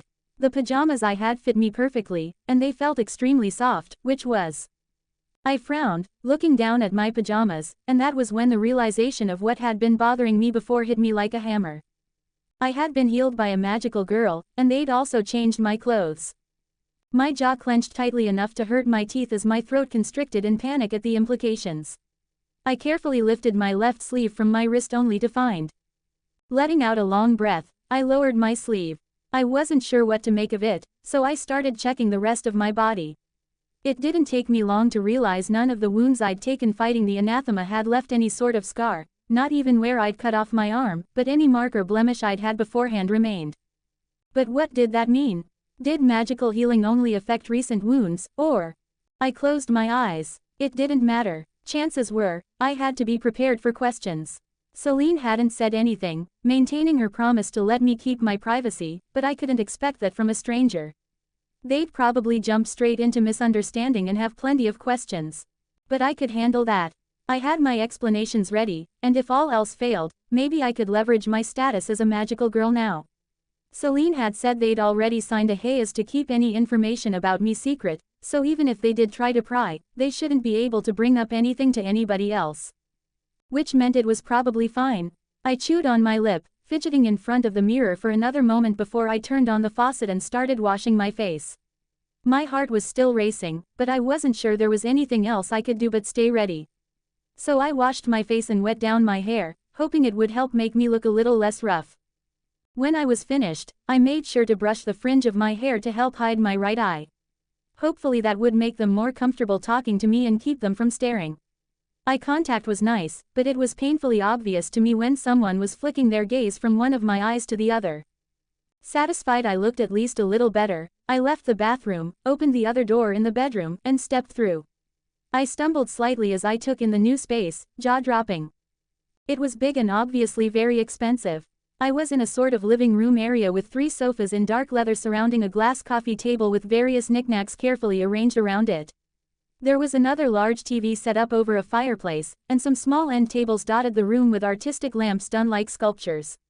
A small refrigerator was placed next to a desk, and elsewhere there was a countertop with a fancy coffee machine, microwave, and various cups placed on it. There were a few other things to take in, but the more I looked the more my heart began to fall. The tasteful yet nondescript art pieces, the door leading to another bathroom with what looked like a jacuzzi, and the blinds drawn over the large windows making up one side of the room all suggested that this was a very nice hotel, one that cost a lot of money to stay in. And I'd been here for a whole week. A stress headache began to form even as I hurried to one of the sofas facing the entryway and sat down. How was I supposed to afford this? I already owed the magical girls who saved me, and this was only adding to the bill. If that wasn't bad enough, the glowing blue liquid in my IV suggested they clearly had spent points on me, but... Wait, I had points now too. I could buy things with those points. I probably couldn't just outright buy money, but surely I could buy them things to make up for what they'd spent. Or maybe there was a way to trade points between magical girls. I had to have some points after the fight and... I felt my eyes widen. No, I had to have a lot of points. Even Error Machina had said after this was all over, the system should reward me for what I'd done. I'd even gotten the alert that I had 15 pending notifications, so some of those had to be rewards, right? I shook my head, feeling a little stupid. Before I could open my status menu, though, Celine reappeared, jumping through the door and hopping over to sit on the table in front of me. Alright, the Guardians have been informed that you'll be ready to talk with them in 10 minutes, Celine said, a hint of giddiness entering her voice.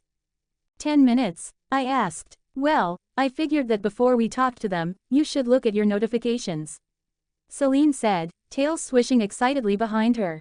Looking at all the rewards you received should help you to feel like a proper magical girl. Also, I thought that by reviewing them now, you would be able to ask the Guardians coming in any questions that may arise. Their advice on what to spend your points on may prove invaluable.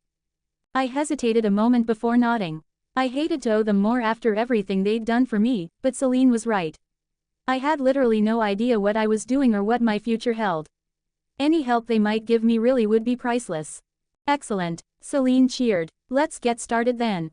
Displaying pending notifications. You have defeated a horde of anathema. This is a consolidation of multiple combat notifications.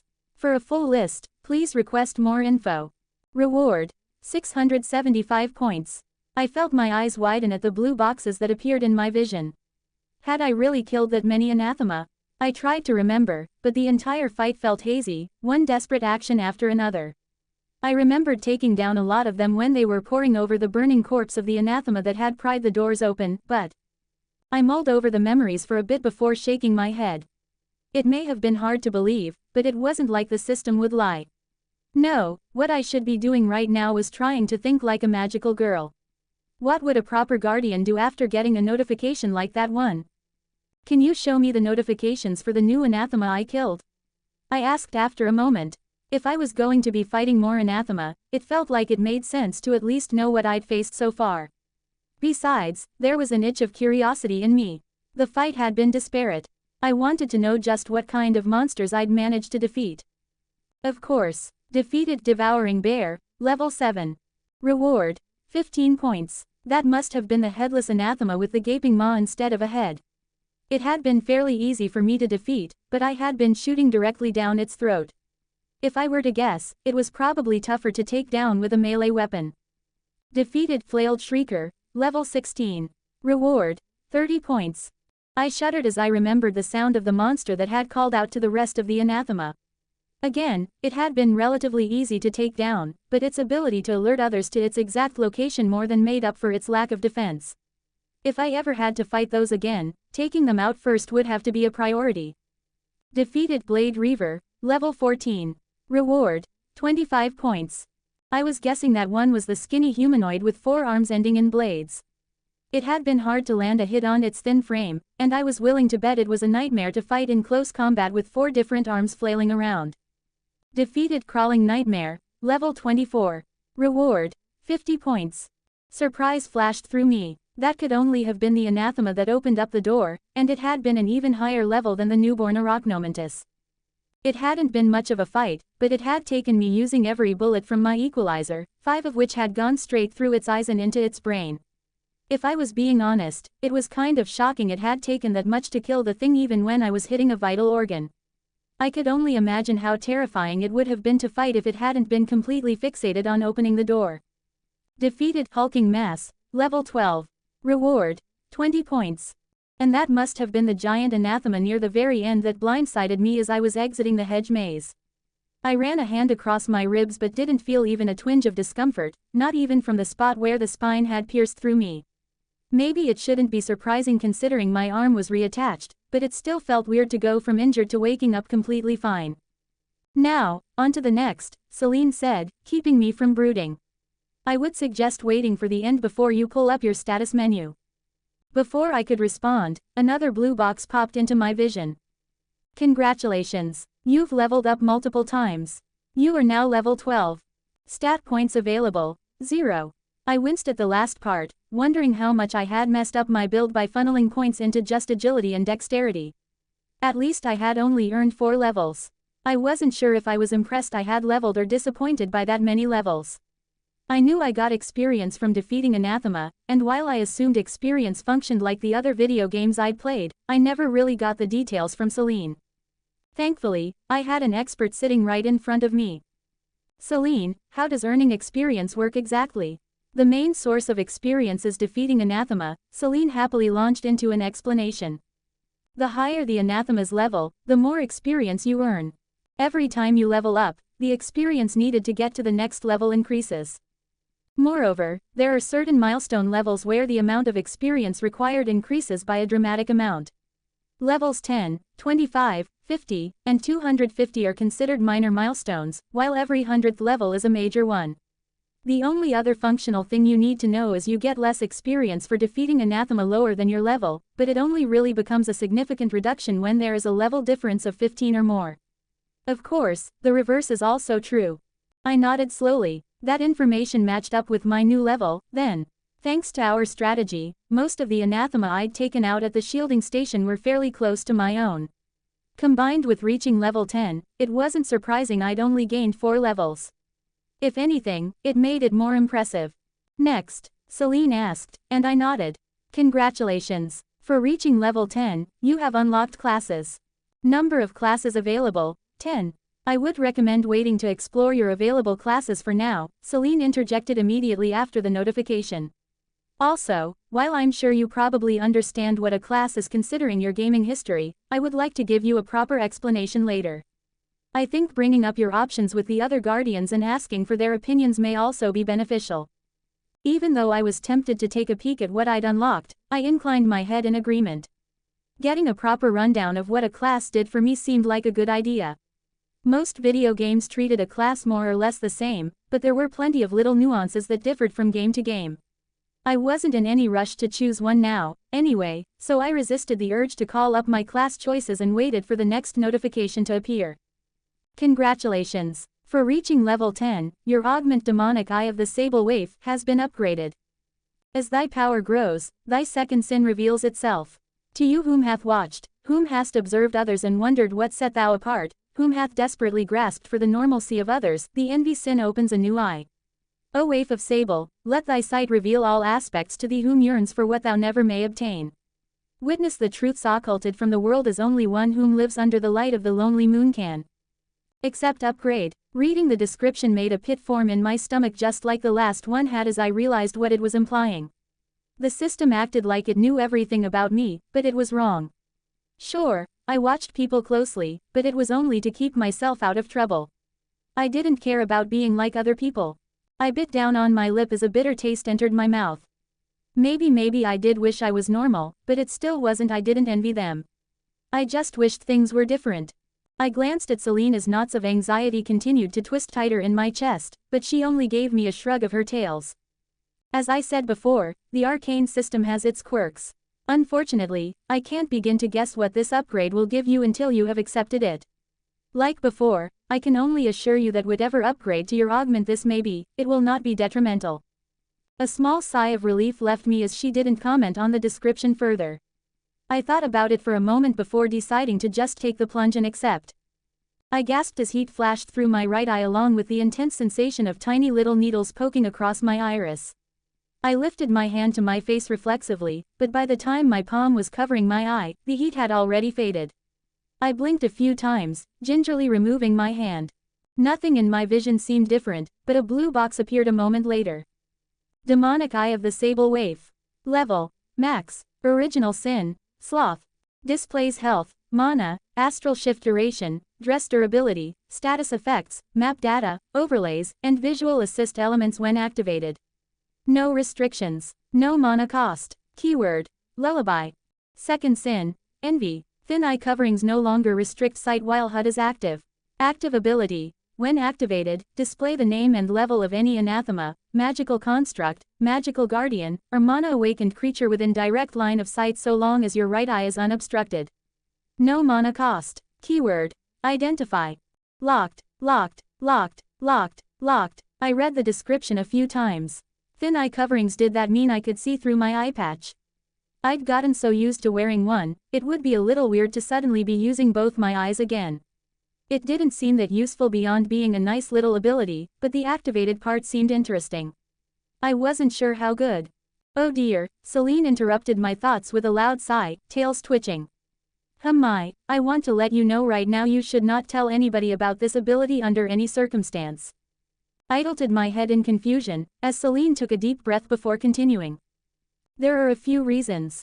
First, I need you to understand that there are no skills or spells in the entire system that allow somebody to get a direct level and name of an anathema, let alone a magical girl. The closest thing are skills that give a vague sense of an anathema's strength in relation to the user, but those skills are nebulous at best with their reports. What you have isn't just a rare ability, it is probably one entirely unique to you.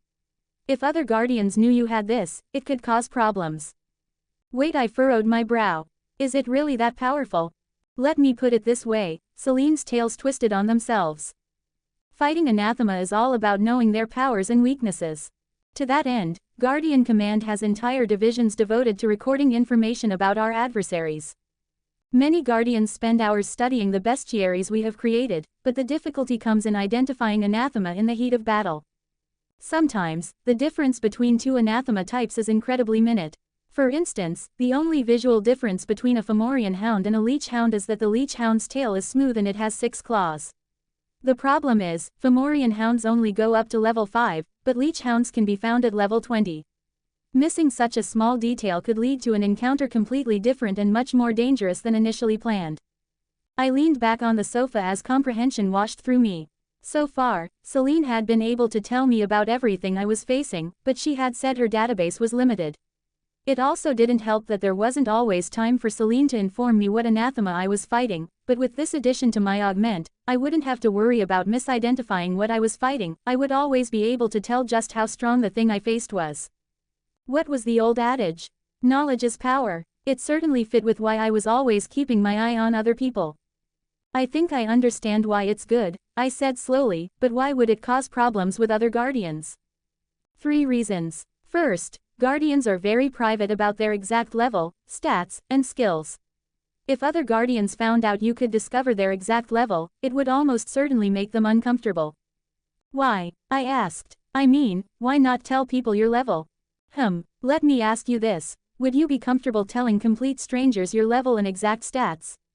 Letting them know exactly how fast and strong you were? Would you be fine with giving them numbers that directly measure your every capability and letting them compare themselves to you?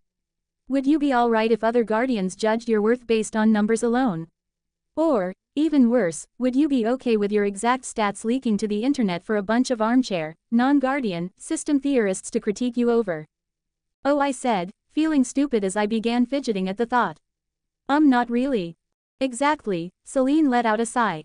It's simply human nature to compare things, and the arcane system makes it all too easy to begin assigning worth from those comparisons. It doesn't help that your level is, in a way, a measure of how much you have contributed to the protection of humanity. Some guardians have taken to using level as a measure of importance, leading to elitism and sometimes bullying. To prevent this, guardians have decided to adopt a policy of only revealing their general level. The only exception to this rule is when you team up with other guardians, but even then, only an accurate summarization of your abilities is expected. Keeping exact levels hidden just helps prevent any unhealthy comparisons or judgments. I nodded along, seeing all too easily what she was saying. People were always turning everything into a competition, and I assumed guardians were no exception. It probably didn't help that the system was so game-like, making it easier for people to directly compare how good somebody was to another. So, Celine continued, you can see why guardians would feel uncomfortable if they knew you could ascertain their exact level, especially with the rumors about dark magical girls. That leads into the second reason, actually. If I'm reading this ability correctly, you should be able to use your identify ability on a normal person, and if they are a guardian, it would tell you their codename and level.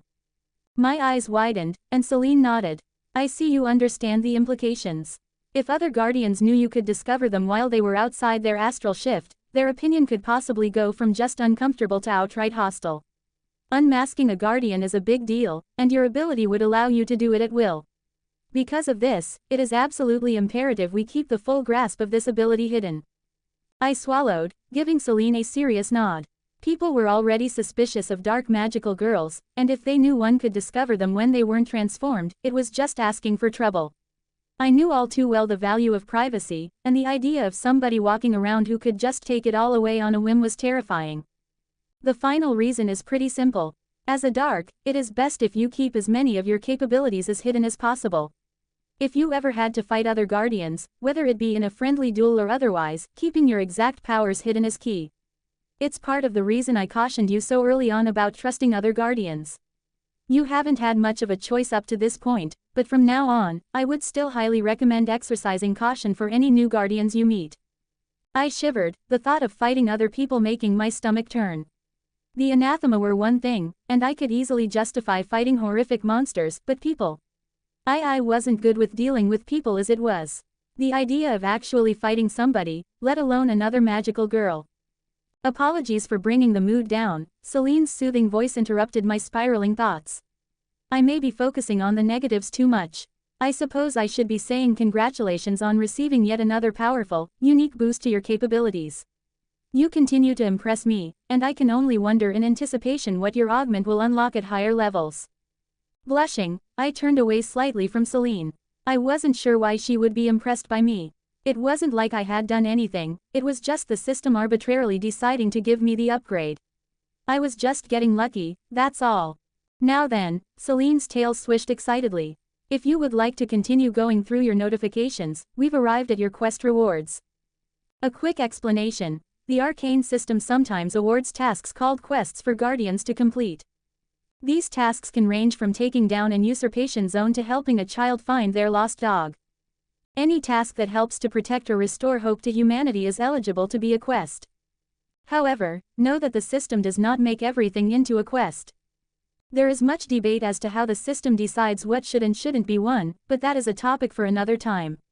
What you need to know now is that quests are always given an estimated difficulty which represents the system's estimation of the danger or complexity of the task at the time the quest is offered. This difficulty level is not concrete, as circumstances can always change. The system can't read what might happen in the future, after all. Would the death wish still have been one if the system knew the other magical girls were coming? Almost certainly, Celine nodded. Just consider how difficult it was to survive long enough to start the shielding station. There is also the fact that your rescue attempt was only possible because of your actions, but we'll get to that later. For now, the only other thing to cover about quests is rewards. You only receive points for completing a quest, and the amount you receive depends on various factors such as your current level and danger encountered. Please note that just because a quest is higher in difficulty, it does not always guarantee a higher reward. For instance, finding a runaway dog may be classified as very hard for guardians without searching skills or magic, but the reward would still be relatively small as it isn't a hypercritical mission. Also, complications during the quest may be cause for additional rewards or even new quests to form called sub-quests. Any questions? I shook my head. It all seemed fairly standard in terms of what a quest was in a video game except for only getting points and no experience. Very well, then, let's take a look at the quests you accomplished. Quest completed. Shelter escort. Description: escort Brian to the shelter on the 3rd floor of the mall. Bonus points may be awarded based on anathema activity as well as difficulties encountered and overcome. Difficulty: medium. Reward: 100 points. That must have been my first official quest, issued right after I became a guardian. 100 points for escorting Brian was a fairly generous reward, especially because Celine had been able to scout out a clear route for me. I was surprised the difficulty wasn't lower, actually, but maybe it had to do with me not having my astral shift. Quest completed. Shelter escort, Part 2. Description: escort Brian to the shelter on the 1st floor of the mall. Bonus points may be awarded based on anathema activity as well as difficulties encountered and overcome. Bonus objective completed for defeating the anathema guarding the 1st floor shelter. Difficulty: hard. Reward: 300 points. I felt a little taken aback at the reward. Sure, I'd had to take on a bunch of anathema with just my gun, but even still, that was nearly half the points I'd received for all the anathema I'd taken out during the shielding station fight. Quest completed. Restart the mana generator. Description: restart the mana generator within the mall to restore shield functionality and save the civilians in Shelter 3. Bonus points may be awarded depending on the number of civilians saved. Difficulty: medium. Reward: 250 points. Sub-quest completed. Restart the mana generator, the Arachnomantis. Description: defeat the Arachnomantis guarding the room holding the mana generator. Difficulty: very hard. Reward: 200 points. I looked over the 2 notifications, noting how the sub-quest was listed as being very hard difficulty but still gave less points than escorting Brian to the shelter and restarting the generator. Maybe the system put more value on saving people's lives than just defeating anathema. It would make sense considering magical girls existed to bring hope to people in the first place. Quest completed. Death Wish, the shield generator. Description: restart the mana generator on the Grand Arcadia Mall's top floor, saving the citizens within the 3rd floor shelter. This is a Death Wish quest. Send your final requests to your familiar or guardian command as well as any messages for your loved ones. They will be cared for, and your sacrifice will not be forgotten. Difficulty: Death Wish. 452 bonus points earned for the number of civilians saved in the shelter. Note: some of your Death Wish requests may be modified. Please refer to your familiar for details. Total reward: 1,452 points. I stared at the point reward, my mind reeling. Celine seemed to notice my shock, a gentle, mirthful chuckle resounding through my head. Yes, it is quite the reward indeed. At your level, Death Wish quests grant 1,000 points, and the bonus for saving civilians is a nice boost. To be honest, you should earn even more points for the task, but various factors such as the slow maturation of your soul gem restrict how much you can earn. It is also important to remember most of the reward from a Death Wish is supposed to be from the requests you make due to the low chance of survival. I stuttered, trying to refocus myself. What does it mean that some of my requests may be modified? Ah, yes, Celine shifted around, her tails curling downward. Well, about your request to make Lily a magical girl candidate. Usually, that request is allowed because one magical girl is expected to die, so a replacement is reasonable. With your survival. Oh, I replied as Celine trailed off, my heart falling. It was more than a little disappointing, but I guess it made sense. So she'll just get training to be a magical soldier, then. She'll be looked after and given all the opportunities she could ask for, Celine responded. It may be a bit hard to properly convey everything she will receive due to privacy concerns, but I can promise you that the spirit of your wish for her will be more than fulfilled. You will also be receiving some fairly surprising rewards yourself. Me, I furrowed my brow. Don't the points already cover that? Yes, but not entirely. Surviving a death wish is very rare, and yours had more than just a few irregularities around it. We'll get to that soon, but for now you have a few more system rewards to claim. Before that, there is one more quest you completed. Grand quest completed. Defense of Arcadia. Description: Arcadia is under attack from an unprecedented number of usurpation zones. All Guardians are hereby requested to contact Guardian Command for orders. A battle plan has been drawn up and is in effect. Any Guardian cooperating with this plan will receive a point reward based on their contribution to the effort. Deviation or disobedience may result in penalties to your point reward or outright quest cancellation. Go forth, Guardians, and know that you defend one of the 7 bastions of humanity. It must not fall.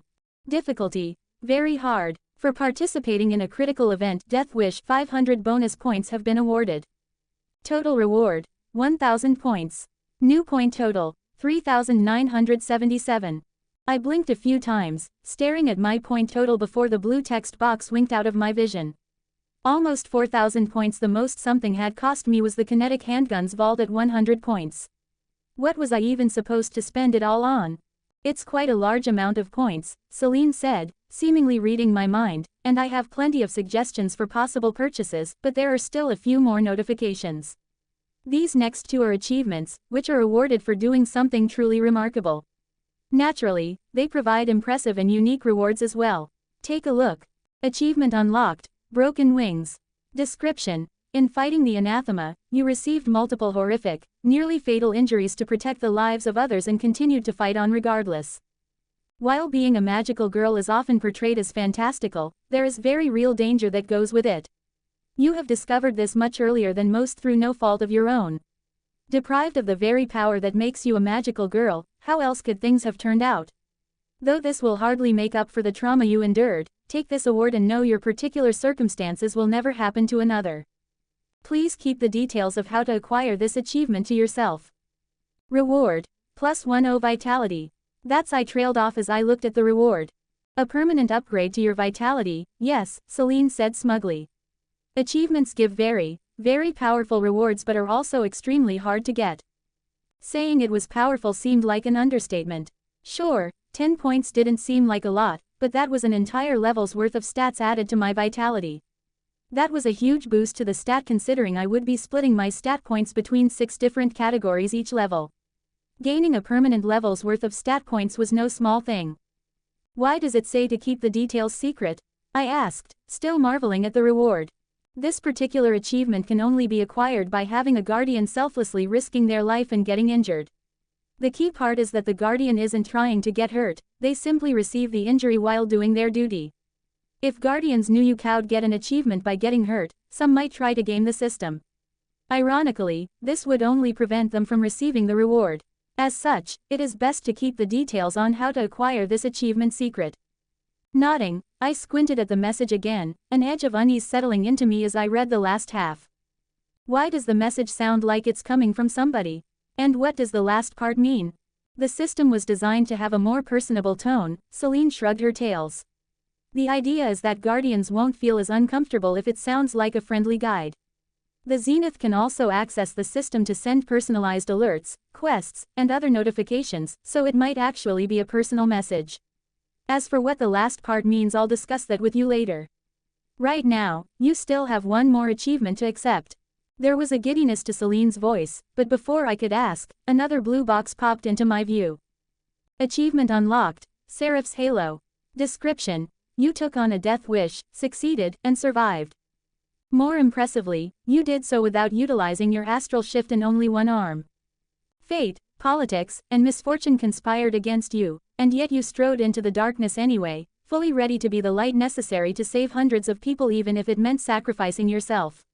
People may have failed you and forced you to fight without your astral shift, but you did not fail them. For these reasons, you have been awarded the Seraph's Halo, one of the highest awards a magical girl can receive. Thank you for your service. Reward. +5 strength, +5 dexterity, +5 vitality, +5 agility, +5 willpower, +5 spirit. Note: this stat bonus will upgrade at certain milestone levels. I stared at the text box, something in my brain short-circuiting as I looked at the reward. It was 3 whole levels worth of stat points, and the description of the achievement. Congratulations, Celine said, her voice warm. Very few guardians can claim the Surpass Halo. It is more than just an achievement, it is an award given only to the bravest and best magical guardians, something you have managed to prove beyond the shadow of a doubt. My face felt hot, and I looked down as shame flooded through me. I didn't know how to tell Celine that this was a mistake. I'd already been rewarded for doing the death wish, and this I didn't deserve it. All I'd been trying to do was save Lily and keep people alive. I was the only one who could, so it wasn't like there'd been any real decision to make. It was just I just did what made the most sense. It had nothing to do with bravery or anything like that. An awkward silence passed between us for a moment before Celine gave a slow, almost understanding nod. And your final notification, Celine continued, as if nothing had happened. A bit anticlimactic to end with this, but still exciting in its own way. New daily, weekly, and monthly quests are available. I latched onto that last notification, grateful to have something else to think about. I was curious what those quests might be, but before I could inquire, my status menu opened up in front of my vision. Status. Name. My karaoke alias, none. Level. 12 points, 3,977. Health. 87% mana. 350 it's 30 min. Basic. Origin. Dark. Aspect. Loneliness. Class. None 10 available. Signature. Unawakened. Statistics. Strength. 15 dexterity. 70. Vitality. 25. Agility. 70. Willpower. 35 spirit. 6. Skills. Abilities. Augments. Demonic Eye of the Sable Waif Max. Permissions. Vaults Grimoires. First Aid Vault Common Egg G: Efic ESKH Sis ER. Kinetic Handguns Common. Modern Terran Clothing Common. I stared at the stats section, shaking my head. It was hard to believe how far I'd come, only starting with 10 in most of them except willpower and spirit. My eyes drifted further down to my grimoire section and the mangled text there. With everything happening, I'd forgotten that Celine had told me she would explain what was going on with that.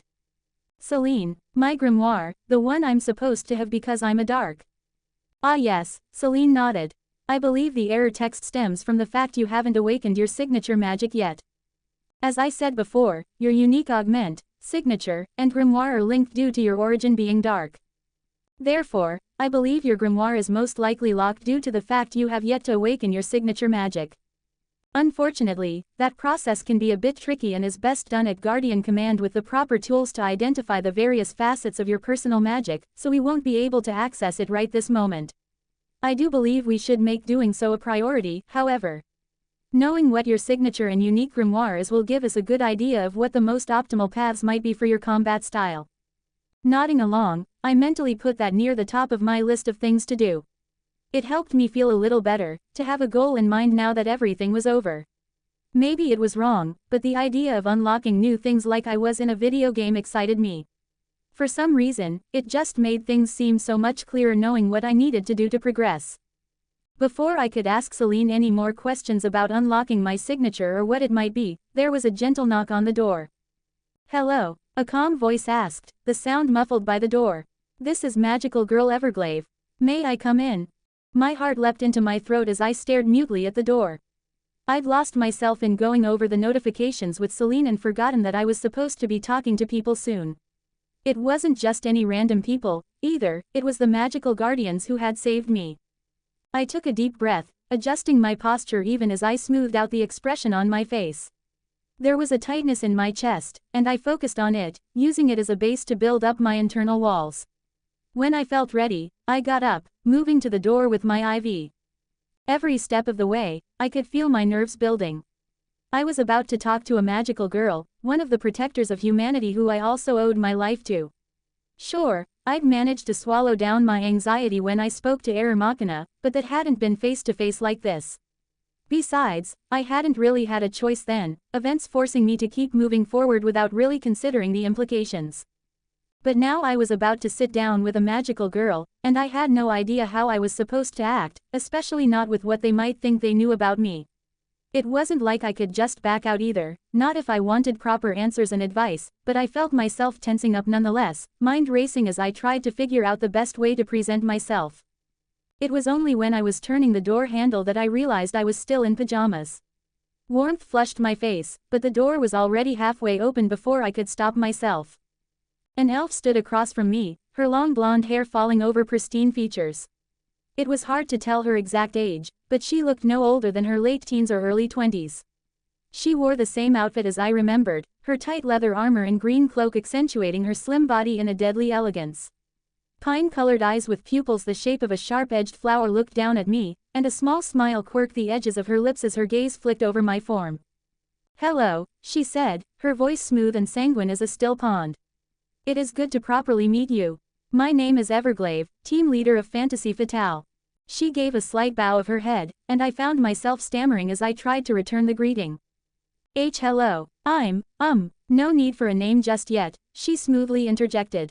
"You've hardly had the time to think of an alias. We can discuss finding you a suitable one soon, if you'd like. But first." She offered her hand to me, palm face up, and I looked at it in confusion. "Please, place your hand on mine," she requested gently. "There is one quick matter we should take care of before continuing." I looked from her hand to her eyes, hesitating. I wasn't sure why she wanted my hand, and I wasn't really the biggest on physical contact. In fact, I really preferred to avoid it as much as possible, even if Lily was big on hugs. "Go ahead," Celine whispered in my mind. "She means no harm, and I promise this will be beneficial for you." Almost begrudgingly, I lifted my hand, placing it in hers. She gave a shallow nod, slowly moving her other hand and placing it on top so my hand was held gently between hers. "In my authority as a magical guardian, I hereby release the blacklight protocols placed upon you. Liberate." A warmth seemed to flow from her hand into mine before shooting through my body, and I shivered at the tingling sensation. "Congratulations. You now have access to your astral shift. Please set aside an appropriate amount of time for outfit creation with your familiar." My eyes widened in surprise as Everglave released my hand, giving me a calm nod. "Good. Now that you are free of any restrictions, I would request that we have a discussion. If you would rather not talk with me and my team, then I have also written down all the pertinent information for you. I do believe talking directly will yield greater results, but the decision is entirely yours." I stared at her, completely off balance. I'd expected to have to at least talk with them before they gave me my astral shift, not to just be handed it. In a way, I hadn't really had a choice about whether to talk to them or not, but now I was free to actually just walk away right here and now. I recognized it was an attempt to build trust on her part, but I couldn't tell if it was because she was just genuinely being thoughtful or something else. It took me a moment to shake off my shock, and I quickly gave her a grateful bow of my head. "Thank you," I quickly said. Please, come in." The hall leading to the door wasn't really big enough for two people, so I quickly moved further inside. She followed, and I heard the door close behind her. Celine had moved to the same sofa I had been sitting in, and I stood next to her as I turned to face Everglave. She took a position across the coffee table from me, giving Celine a respectful nod before returning her attention to me. I shifted nervously as I found myself unsure what to do next. Normally I would be offering refreshments or otherwise trying to be a good host, but I was in a hotel room without anything to really give her. I also had no idea what sort of social dynamic we had. We were both guardians, but she was my senior and quite obviously more powerful than me. Those factors alone made it a mess to figure out, but the fact that she also risked her life to save mine just made things a tangled web.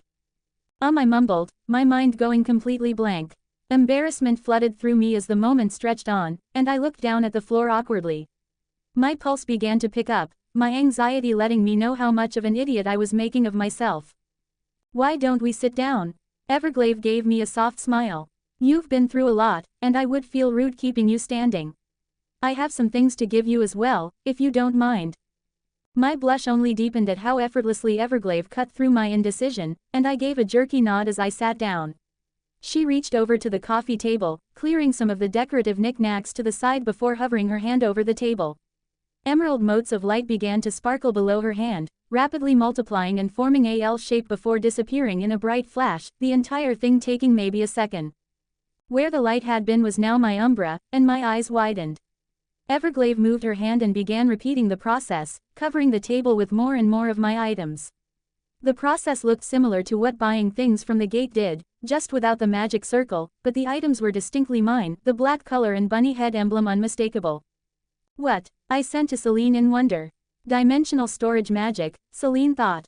It lets her store items in a pocket dimension and resummon them. She's either utilizing an enchanted item or has bought a grimoire to use the spells directly. It's a fairly staple tool for guardians due to the sheer amount of utility it provides. It only took her a few more moments to finish, and I looked at the array of items. In all, there was my umbra, Ripple, 2 judgments, my backpack, and 15 magazines, 12 for my umbra and 3 for the Ripple. There were also 3 different file folders that she'd arrayed in front of me. Apologies, Everglade said, moving over to sit on the sofa across from me. I realize you had more items than this, but I'm afraid they were either damaged or destroyed. As our fight went on, we were forced to use some of our less delicate magics to defend the area. No, I quickly shook my head, bowing it deeply as I latched onto the opening she gave me. Thank you for saving me. This is more than I could ask for. It was our pleasure, Everglade replied. I'm only sorry we couldn't arrive sooner. She seemed to hesitate for a second, and I looked up from the table to see her settling into the sofa, folding her hands over her lap. Something about her poise radiated an effortless elegance, as if it was second nature to her. Pursing her lips, she tilted her head slightly before giving a nod to herself, like she had just decided something. The rest of my team should be arriving shortly, she told me, but I believe we can begin with explanations while we wait. Before we get into all of that, though, I would like to ask how you are holding up. I've done introduction speeches to other magical girls before, but never one who was thrown directly into the fire on her first day. I imagine things are a little confusing at the moment, yes. I nodded at her, and she returned a gentle smile. That is only to be expected. Hopefully, by the end of our conversation we can remedy that. Speaking of which, she gestured from across the table to one of the file folders in front of me. This folder contains a copy of the magical hayas my team signed as well as the ones for Error Machina and the officers you interacted with. The language is a bit complicated, but please feel free to take a look or ask your familiar for the details. I hope going over them should assuage any worries you have over your personal information being leaked. I reached out for the folder she had indicated, more out of curiosity than anything else, and opened it to see a few thick stacks of documents. I glanced over them, my eyes glazing over the words. I'd never read an actual legal document before, but this was exactly what I imagined one to look like. It was all convoluted word choices with dozens of stipulations and references to other pages or laws I had never heard of before. Celine, I thought to my familiar. I've already had a chance to peruse the information in the database, and everything is in order. With this Hayes, all personal information they have gleaned about you from this event is to be kept secret. Interestingly enough, Error Machina and Fantasy Fatale both have signed the additional mentorship clause which says any system or guardian-related information they learn in the next 3 months will also be classified. As a note, the Hayes on that part is more vague. While I would still keep your exact details secret, sharing general information with them should be fine if you feel comfortable. You can also allow them to share certain pieces of information with others, if you wish. I set down the folder, chewing on my lip. Maybe I was being paranoid, but it was a little worrying how much Everglade seemed to be cutting through all of my potential worries. It both made me feel more comfortable and tense at the same time. It was like she'd had an entire week to plan out this encounter while I had just woken up. She was also obviously skilled socially, while I was decidedly not. It had taken me months to get used to talking to Lily, and even then it was only her easygoing attitude that helped smooth over my occasional bouts of silence or awkwardness. Are you satisfied with everything? She asked, and I nodded after a moment. Good. Now then, how about we get to the events that happened after? A knock on the door interrupted her. Hello, it's Magical Girl Naiad. I felt myself freeze in response, unsure what to say. Thankfully, Everglade picked up on my indecision almost instantly. Would it be alright if I told my teammate to join us? I quickly nodded, and Everglade smiled softly. Please, come in, Everglade called out. My eyes flicked to the doorway, and I felt my muscles tense as the electronic lock on the door gave a small beep before opening. Magical Girl Naiad appeared to be in her late teens with pale blue skin and a slender, delicate build. A white, toga-style dress was artfully draped around her, aqua-colored embroidery extensively decorating the dress in gentle patterns reminiscent of waves. The short skirt of the dress showed off quite a bit of her legs, leather sandals wrapping around them all the way to her thighs. Finally, her aqua-colored hair fell down to her shoulders, moving with an ethereal gentleness as if underwater. She smiled at me as she entered, and I felt my breath catch as I remembered. She had been the one healing me at the shielding station, which probably meant she had been the one taking care of me while I was asleep. Which meant, what are you doing? Naiad gasped, hurrying over to both of us. Are you trying to get my patient sick? Everglave and I both blinked as Naiad gestured with a hand, a flash of blue light condensing into a thick blue Sherpa blanket with a logo on it. It was composed of two Fs with a 4 below them, and the 4 was made up of the silhouettes of a glaive, arrow, trident, and hammer. Naiad unfolded the blanket as she approached me, and I held my breath, muscles tensing as she drew closer. Her steps slowed, a flicker of something crossing over her face as she reached me. Moving slowly, she draped the blanket around me, giving me a smile. There we go, her eyes met mine. Is that more comfortable? The blanket was soft, like a cloud had descended upon me. It had to be Zenith made, because I had never felt anything more comfortable in my life. It didn't make my heart stop racing as I wondered how this conversation was going to go, but the warmth was welcome. I gave a simple nod to Naiad, cursing myself as the motion came out stiff. I'm glad, she told me, hesitating for a moment before she moved away to stand next to Everglave. Oh, I'm Naiad by the way. I'm the magical girl who healed you and took care of you while you were asleep. I have some medical things I would like to go over with you, but it can wait. Unless any of your previous injuries are feeling uncomfortable. I quickly shook my head, a spike of dread worming into my gut. She was the healer, so she knew. That meant the conversation she wanted to have with me. That's good, she gave me a quick grin.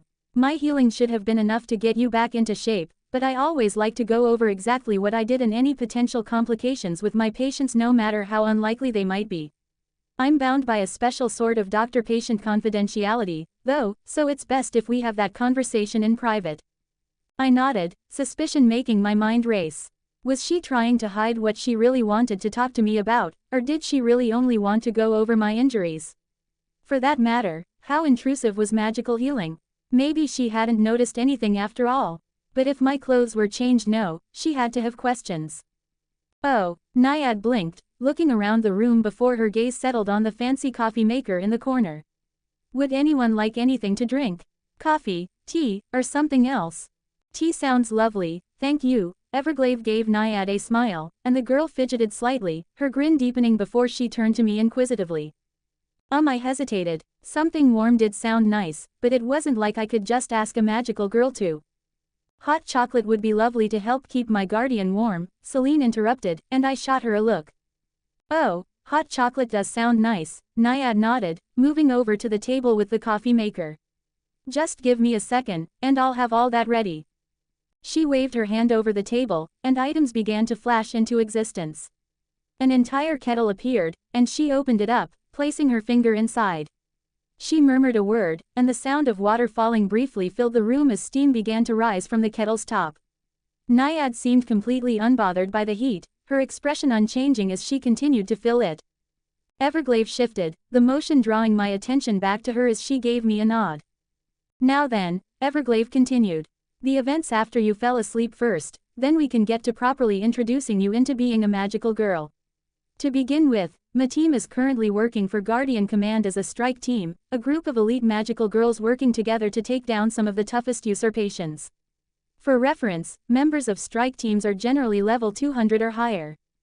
I tried not to show my surprise, grateful that the blanket let me shift my hands around nervously. While I didn't have a great idea of how powerful that was exactly, I knew what I'd been able to accomplish with my low level and no astral shift. If I compared it to the power of the anathema I faced, then she was almost 10 times stronger than the Archnomantis at a minimum. During the attack, Everglave resumed, my team was ordered to deal with an usurpation zone. Because it was high level, we were out of reach from communications in order to protect ourselves.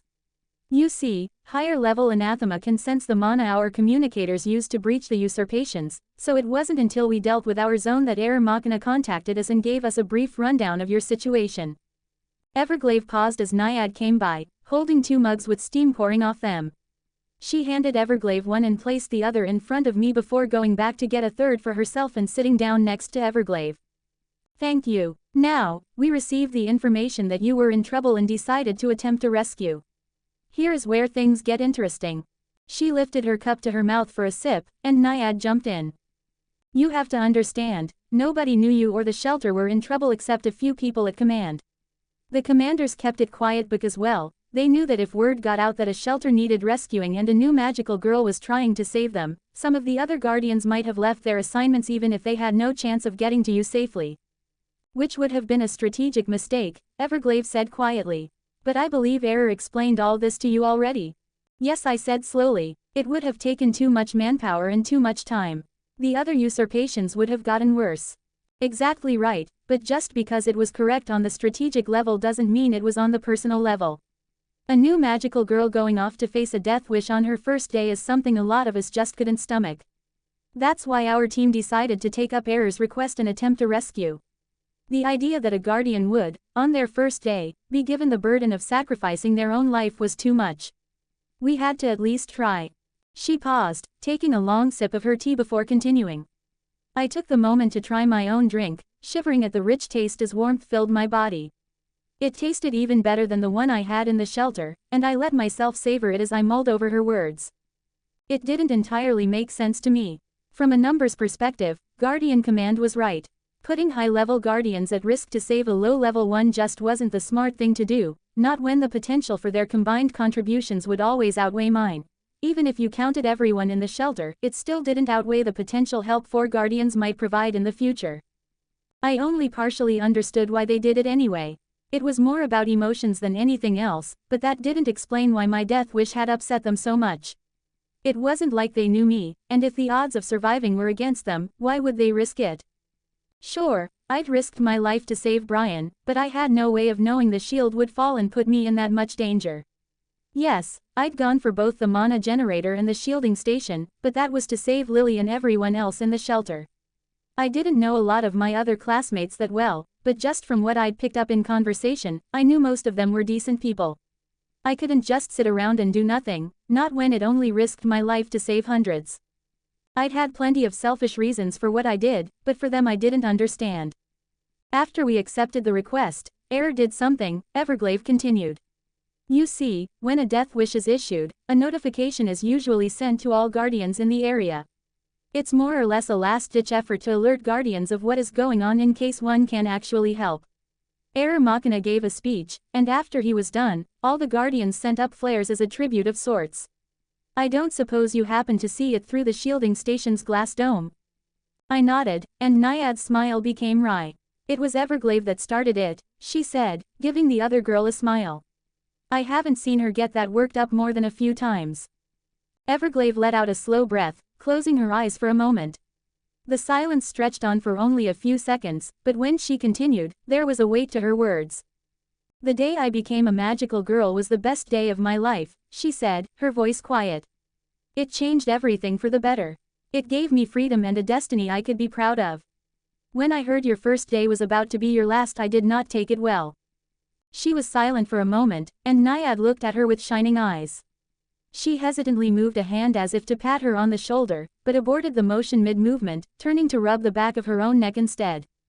It was the same for me too, Naiad quickly said, and I imagine most of the other guardians who heard the notification experienced the same thing. The contrast between what our first days were and yours was going to be was too much. I guess that's why so many of the other guardians in Arcadia came to help us. I blinked at that, tilting my head in confusion as Everglade nodded.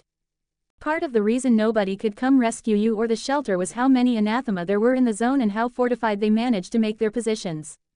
As you know, when you started the shielding station, it was like a beacon. Most of the anathema in the zone immediately charged for you, exposing themselves on the open streets in huge, clumped groups. The guardians took advantage, attacking the anathemas turned backs and wiping them out en masse. It wasn't more than a half hour after we arrived at your location that the usurpation zone fell. Proper cleanup of any hiding anathema took longer, but the vast majority were eliminated. It was a huge event, Naiad nodded excitedly. The entire attack on Arcadia was so dangerous because of how big your usurpation zone was, but because of your bravery, the entire thing was turned around in an instant. Hundreds of Guardians heard your story, saw those lights, and were inspired to act. Never before in human history have that many Guardians worked together at the same time. And it was all because of you. I sputtered, my face heating up as I quickly shook my head in denial. That's not what I did, I quickly protested. I was just trying to save the people in the shelter. My friend and classmates were in there. And it was exactly that selflessness that inspired us to act. Everglade shrugged. It wasn't. I bit my lip, watching as Naiad's smile began to turn into a confused frown. Everglade's serene expression never changed, but I somehow got the impression my objections were making her concerned as well. I looked down at my hot chocolate, and Everglade leaned forward towards me. I understand it might not feel right to take credit for everything that happened, she said slowly, picking her words carefully. But whatever your reasons or intentions, the death wish you chose became a much bigger event than it would normally be. Hundreds of Guardians were offered quests to change their tasks to attack the usurpation zone after the notification about what you were doing went out. The biggest magical girl guilds in the city collaborated to form a new strategy, and even Guardian Command was forced to switch to supporting the attack. I tell you all this not to embarrass you, but to help you realize you were the center of it all. That has drawn no small amount of attention and interest that we have to deal with. My head shot up at that, eyes widening further, but Everglade held up a calming hand. We've managed to hide the exact identity of this mysterious, Death Wish newbie, so far. That's why we took you to this hotel instead of the Guardian Hospital. Nobody but my team, Error Machina, and the officers you interacted with in the shelter know it was you. Still, a lot of Guardians and most of the public are curious. Once you assume your magical girl identity, whether anybody finds out you were responsible is your choice, but I would recommend keeping quiet for now. The kind of attention it would draw to you could be problematic, especially because you are a dark. I froze, watching carefully as Everglade took a sip of tea. She said it like it was a normal thing, as if she was completely unbothered, but I'd been completely unable to read her so far. She kept up a constant mask of graceful serenity, one that suited her elven appearance. Naiad, however, made a frown, shifting uncomfortably as she wrung her hands together almost nervously. Selen told me there were rumors about dark magical girls. I asked carefully, hoping to draw out something more. Unfortunately, yes, Everglade shrugged. I believe it has to do largely with the rarity of darks. That alone invites rumors, and while some incidents haven't helped, I believe the main source of it to be centered around a combination of jealousy and MCS. I tilted my head questioningly, and Everglade chuckled. Main character syndrome. It refers to the phenomenon of highlighting your life like that of the protagonist in the story and framing your experiences through that lens to an unhealthy degree. Mostly, it demeans the value of others, putting them in a secondary importance compared to yourself. While I believe everyone does this to some extent, MCS refers to doing so in a much more severe manner. It's similar to a lack of empathy, Naiad added. But I think MCS is a more willing outlook than an accidental thing, letting yourself believe that you are the most important person in the room and actively treating others worse because of it. It doesn't help that we're literally the chosen ones, Everglade pointed out, amusement entering her voice. We are, picked by the Zenith to defend all of humanity, after all. You can see how it might get to some people's heads. Anyway, all that is to say I think the rumors are mostly caused by ego as well as jealousy of the unique starting bonuses a dark begins with. It's a similar phenomenon with a Yellow's Wish and their powerful signature magic, but the fact that darks are so rare and tend to be unmatched duelists adds to the fire. I nodded slowly, careful to keep my face expressionless as Naiad sighed, sitting further back into the sofa. Sorry, I'm sure it kind of sucks to become a magical girl only to learn you got the one type everyone's nervous and suspicious about. If it helps, the public is largely unaware of the stigma. In fact, the rarity of darks tends to make them pretty popular. I elected to give a shrug instead of answering, taking a sip of my drink. I was pretty used to dealing with rumors by now, but the popularity might be a problem. Though, as long as I kept my magical girl life separate from my personal one. On the note of popularity, Everglade said, your accomplishments have certainly garnered attention, but as I said earlier, I would recommend keeping quiet about them for the time being. Your start as a magical girl has been turbulent enough, and I believe drawing attention to yourself at this stage will only make things more difficult. Guardian Command also requests the same and suggests you wait until the end-of-year Magical Girl Award ceremony to reveal your role in the Death Wish. The choice is, however, completely yours. Confusion swept through me. If Guardian Command thought I should be doing something, why was it my choice in the first place? Didn't they command Guardians? For that matter, did Error Machina get in trouble for going against their orders? I don't understand, I admitted, shifting beneath the blanket nervously. I thought Guardian Command was in charge, so why is it my decision? And did Error Machina get in trouble for helping me? Everglade paused, tilting her head for a moment as if listening to something before she began speaking. Apologies. I forget your knowledge on the intricacies of magical girls is still in its fledgling stages. Guardian Command is technically the name for the physical location where the Guardians Association makes their decisions, but the name often gets used interchangeably. At its core, the GA is the international organization that coordinates humanity's war against the anathema and is directly in command of magical soldiers. While they work with us Guardians and provide aid, we do not fall under their direct authority. It is, however, often in our best interests to make use of their resources, so we usually work together.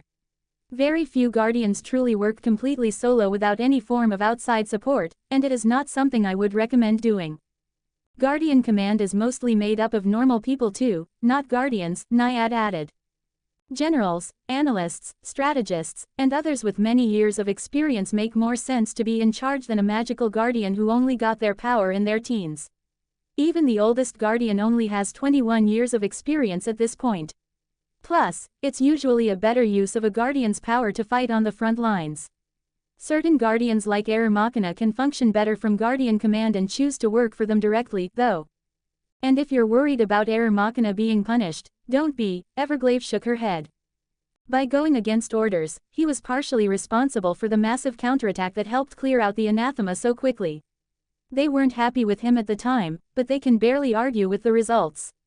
Besides, his job as an operator isn't at stake. They can hardly afford to fire him and deprive humanity of his talents. No, from what he's told me, the only thing he's received is strong lectures and reprimands, nothing more.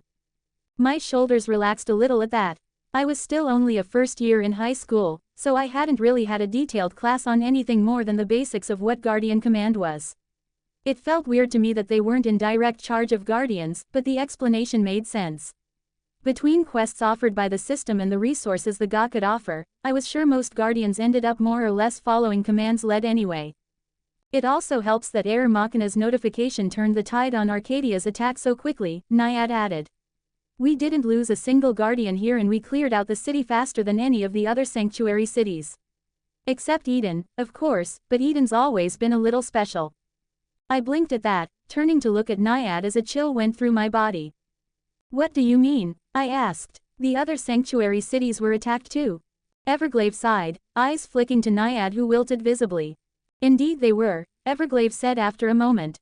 Arcadia, Eden, Avalon, Atlantis, Elysium, Shangri-La, and Nirvana all suffered a simultaneous attack by the anathema. I'm sorry to tell you that the attack on the city wasn't just an isolated incident, it was a worldwide invasion. But I sputtered, mind reeling at the implications. I thought the anathema weren't intelligent like that. That they were like the weather, unpredictable and just a part of life. That is a complicated subject, Everglade sighed. The anathema are a blight, a malice that seeks to cause the most destruction possible. This malice may be best described as a vague and nebulous hive mind, showing at least some coordination in order to effectively accomplish its goal. While we've never seen a worldwide invasion like this before, there are instances of usurpation zones or large-scale attacks working in sync to accomplish the most damage.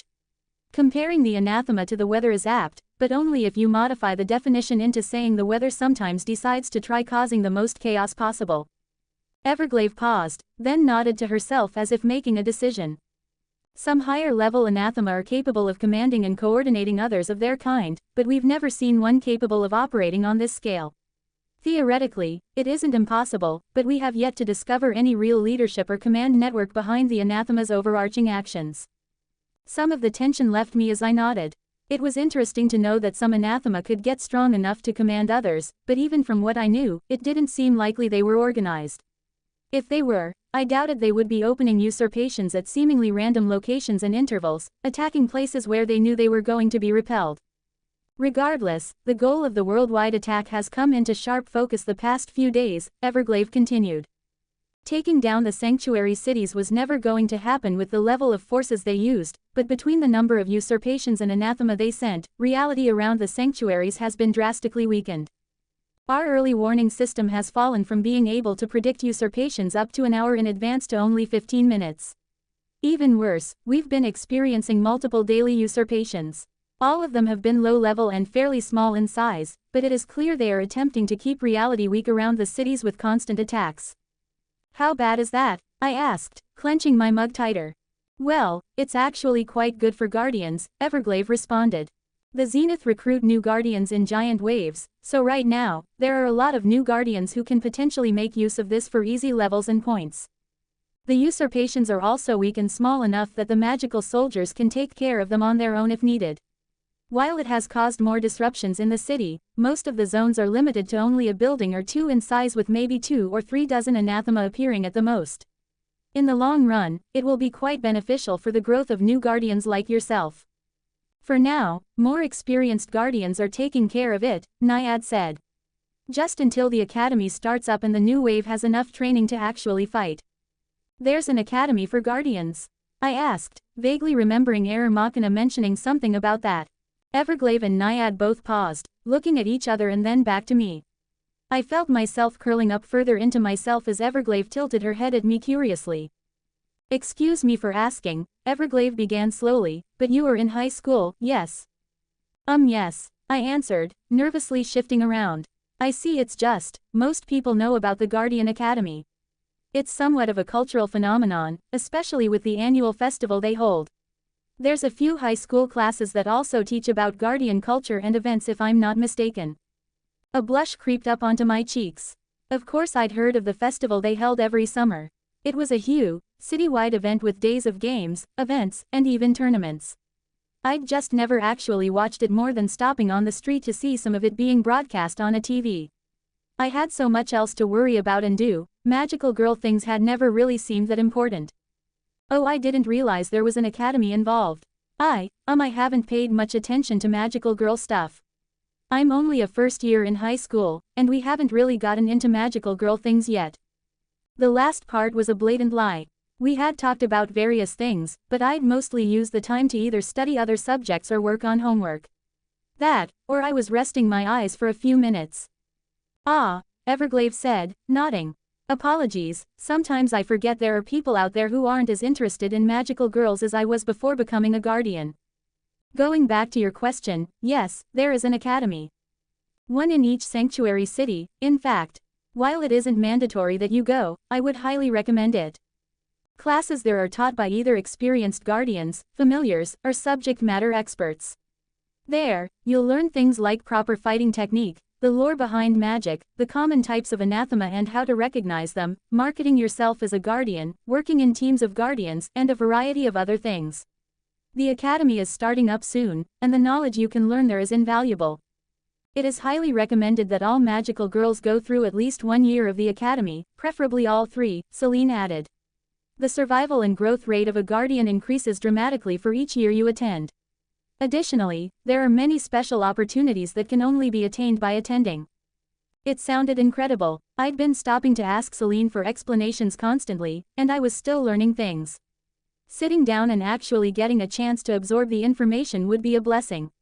It already felt like I'd forgotten half the rushed answers Celine had given me. The only problem was, how does it work with regular school? Would I stop attending my normal classes or? There are a few options, Everglade nodded expectantly. One is to go to only the academy and receive private tutoring on the normal school subjects. This is something I wouldn't recommend. Immersing yourself with only magical girls can be incredibly insulating and skew your perspective negatively. It also robs you of any chance of normalcy, something we as Guardians need to balance out the stressful, combat-filled lives we live. No, the normal route is to go to a normal school on Monday, Tuesday, and Wednesday and then attend the academy on Thursday, Friday, Saturday. Wait, I frowned, isn't that the schedule for the special offering students? The SO students were a sort of unique phenomenon in sanctuary cities. They only went to a normal school half the week before heading to a specialized school the second part. Mostly, it was for students who both already decided what profession they wanted to pursue and had some sort of special circumstance. Things like surviving a brutal usurpation, losing family, or having the highest level of grades for the school entrance exams were ways to get offered a spot. Supposedly, it helped the brightest of students excel in their field and also gave the misfortunate ones a chance to thrive. So schools were known for producing some of the most experienced graduates and were highly coveted. My brother had gotten into one designed around magitech engineering due to his grades, and he was already working at a company as a paid intern with a promise of employment upon graduation. It is the same schedule, Everglade confirmed. So schools help as a sort of smoke screen for magical girls, allowing those who wish to keep their private identities secret a legitimate way of hiding what they are. The unique blend of a normal school environment combined with specialized learning helps produce well-rounded individuals for both students and guardians. I let out a quiet sigh of relief, feeling myself relaxing. My school situation was not great, but it was manageable, and I wasn't willing to lose my friendship with Lily just to escape some annoying bullies. I'd handled it just fine since middle school, even if they had gotten more aggressive lately. I shivered, remembering my current predicament with Katie. I still had no idea how I was going to deal with that. Speaking of private identities, I never asked you if you wanted to be a public magical girl or keep your personal identity secret, Everglade said. Not many choose to be public, but some enjoy the fame. What would you recommend? I asked, already fairly certain what I wanted. Keep your identities separate unless you want to be recognized every time you go out in public, Everglade said seriously. Once you go public, there's no going back. Every time you go out to eat, to buy groceries, or even just walk down the street, there's a good chance you'll be recognized. Considering your deeds and the fact that you're a dark, I would say there's almost zero chance of you ever going outside unnoticed. Linking your two lives together takes any chance you have at normal interactions with non-guardians. Some people love the attention, Naiad sighed, shaking her head. They like the full celebrity treatment. Honestly, though, we get enough of that while we patrol around in our outfits. Never having a chance to just be a normal person, to just go outside and not worry about being the symbol of hope guardians are made out to be. Look, unless you are a serious extrovert, I seriously don't recommend it either. I shivered, shaking my head. That literally sounded like my version of hell. I already got enough looks and stares because of my stature and eye patch. It was a good day when I got to take the train to school and nobody bothered me about it. The last thing I wanted was more attention. How does having a secret identity work exactly? I asked. Sorry, I don't know much about the specifics. Part of your astral shift has enchantment magic weaved into it, Everglade explained. It affects the part of the brain that recognizes faces for anybody who looks at you. While you may not look any different from your normal self, the magic tricks people into associating your appearance with a completely separate identity. It also works through pictures and video, and is potent enough that even if somebody had an image of you in both forms and compared them, they would still think that the pictures didn't match. The only way to break it is if you directly tell somebody you are a magical girl or what your personal identity is, Naiad added. Although, it isn't complete protection. Just because they won't ever see a magical girl that looks like you, they can still believe your personal identity is one if you leave enough hints. Going out every night without a good alibi, disappearing whenever something dangerous happens only for a magical girl to appear at the scene, and other stuff like that can lead people to suspecting the truth. With how strict laws are regarding the revealing of a magical girl's personal identity, it's more or less a moot point, Everglade said. The Zenith technology we have access to also makes it possible to constantly monitor for people trying to expose a magical girl. Not once in 21 years has an identity been revealed to the public. The biggest part you have to worry about is somebody close to you finding out the truth. Everglade suddenly stopped talking, her head tilting slightly to the side. She let out a long sigh a moment later. I apologize, it seems we've strayed from the core topics I wanted to cover. While all of this is good information, I would like to finish up going over the repercussions of recent events before we discuss more Guardian information. Oh, right, I blushed. Sorry I get carried away with my questions sometimes. It's no problem, Naiad cheerily assured me. It's a little out of order, but this is all stuff we'd be covering with you eventually. But back to the topic at hand, Everglade said. To summarize, your death wish achieved much more than just saving the shelter, it also helped Guardians clear out Arcadia quickly. As a result, you've gathered quite a bit of fame for your heroics. We've kept your identity secret and intend to at least until the award ceremony in December unless you decide otherwise. Are we on the same page about everything so far? Yes, ma'am, I replied, and she froze for a second. Just Everglade is fine, she said gently. Guardians can always refer to each other by their codename. Some might try to be pushy if they are a higher level, but those that do so are generally considered pricks, Naiad interjected, nodding sagely. Not incorrect, Everglade rolled her eyes. But perhaps not the most eloquent way of putting it. Moving on, the next thing I wanted to discuss was the first cause of your death wish, the illegal activation of the shelter's emergency shield. In the mall's third-floor shelter, only inexperienced mall guards with no emergency training were present, and an anathema specializing in psychological combat showed up. I'm not sure what that means, I admitted as Everglade paused. It could speak, she clarified, which is exceptionally rare at the lower levels. While not very strong, its strength lies in putting its opponent off balance with its words. I shuddered at the thought. Anathema already looked like things out of nightmares, and I could only imagine how much more horrifying they would be if they spoke. When it spoke, one of the guards panicked, Everglade continued. He tried to activate the emergency shield. A student attempted to stop him and succeeded with some help, however. Excuse me, I interrupted, my heart lurching in my chest. Was that student named Lily Parker? They were, Everglade confirmed with a nod, and I felt a wave of relief and joy wash through me. I'd told myself over and over again that Lily didn't give up on me, but I hadn't been able to completely ignore the whispers deep down inside. That she'd abandoned me, that she hadn't cared enough to try keeping her promise. I knew doubting her made me an awful person, that I didn't deserve her as a friend. But I was glad she was anyway. Knowing that she tried to keep her word made me feel warm inside. I didn't even care that the shield had still somehow gone up. Just knowing she tried was everything. Are you all right? Naiad asked, and I looked up in surprise. I was shaking a little, and my next shuddering breath came in with a sniffle. Cursing myself for letting my mask slip, I quickly nodded my head at her. Yes, she promised me she wouldn't let anybody activate the shield when I went to save Brian and O. Do you know about that, or? We were informed of your actions by error, Everglade gave a deep nod. As we already discovered your personal identity, it was deemed beneficial for us to understand the full scope of your actions for the purpose of developing a cover story for you. But back on topic, your friend did manage to stop the guard. However, one of your teachers, Mr. Tuju, activated it during the commotion. I froze, staring at Everglade. Mr. Tuju, my homeroom teacher, he was the one who set all this into motion. A mixture of emotions swirled inside me.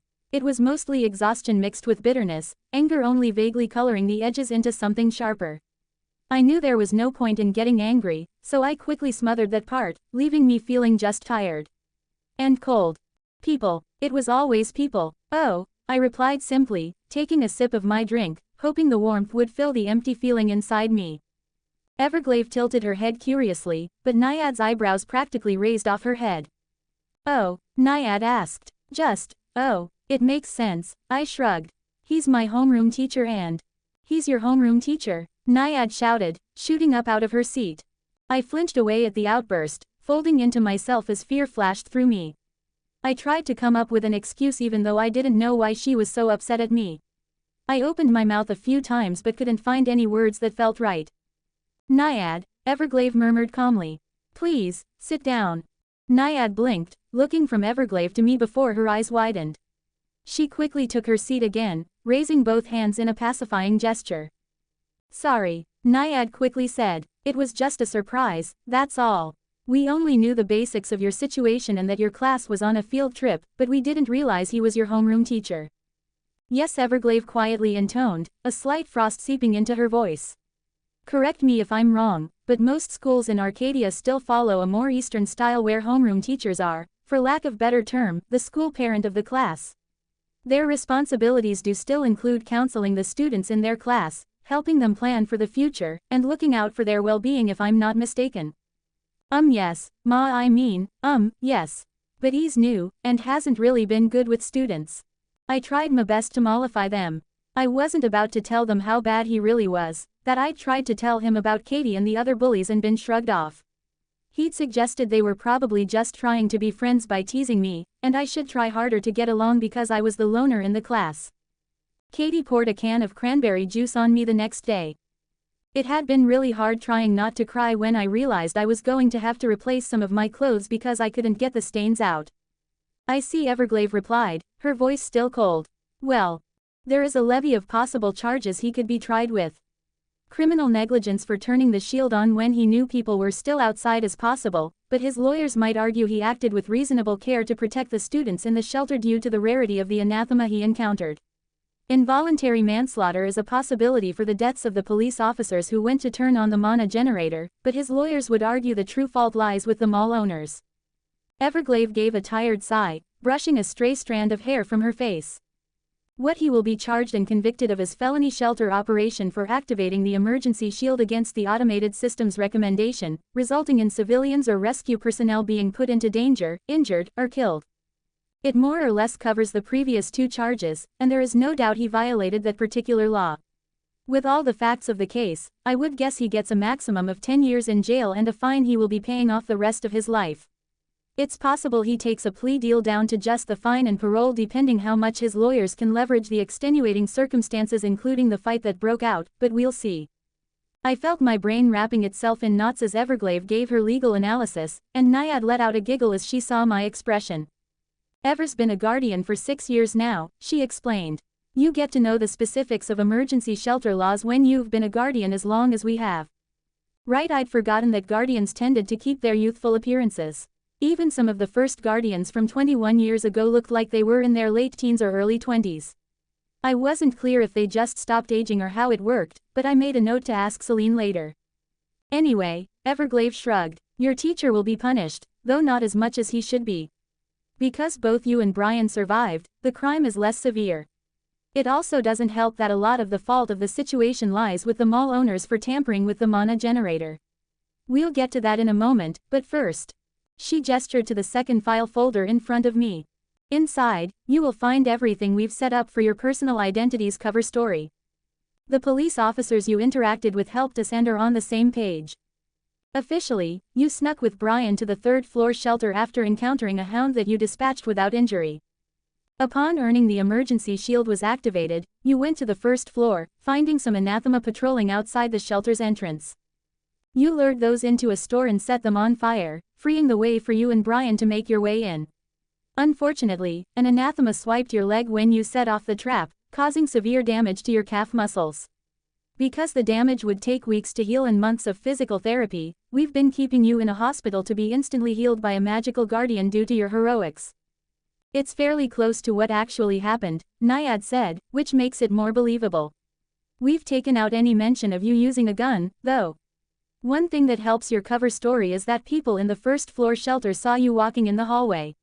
It will lead them to believe you weren't the new magical girl who went on the death wish. I must have looked confused because Everglade interjected a moment later. They saw you injured. A magical girl wouldn't be injured and would be in their outfit. As for what's in the folder, we have medical logs corroborating the story, an initial police report regarding the incident that you'll have to finalize later, a damages report for you to fill out on what personal belongings were damaged or lost, and a letter.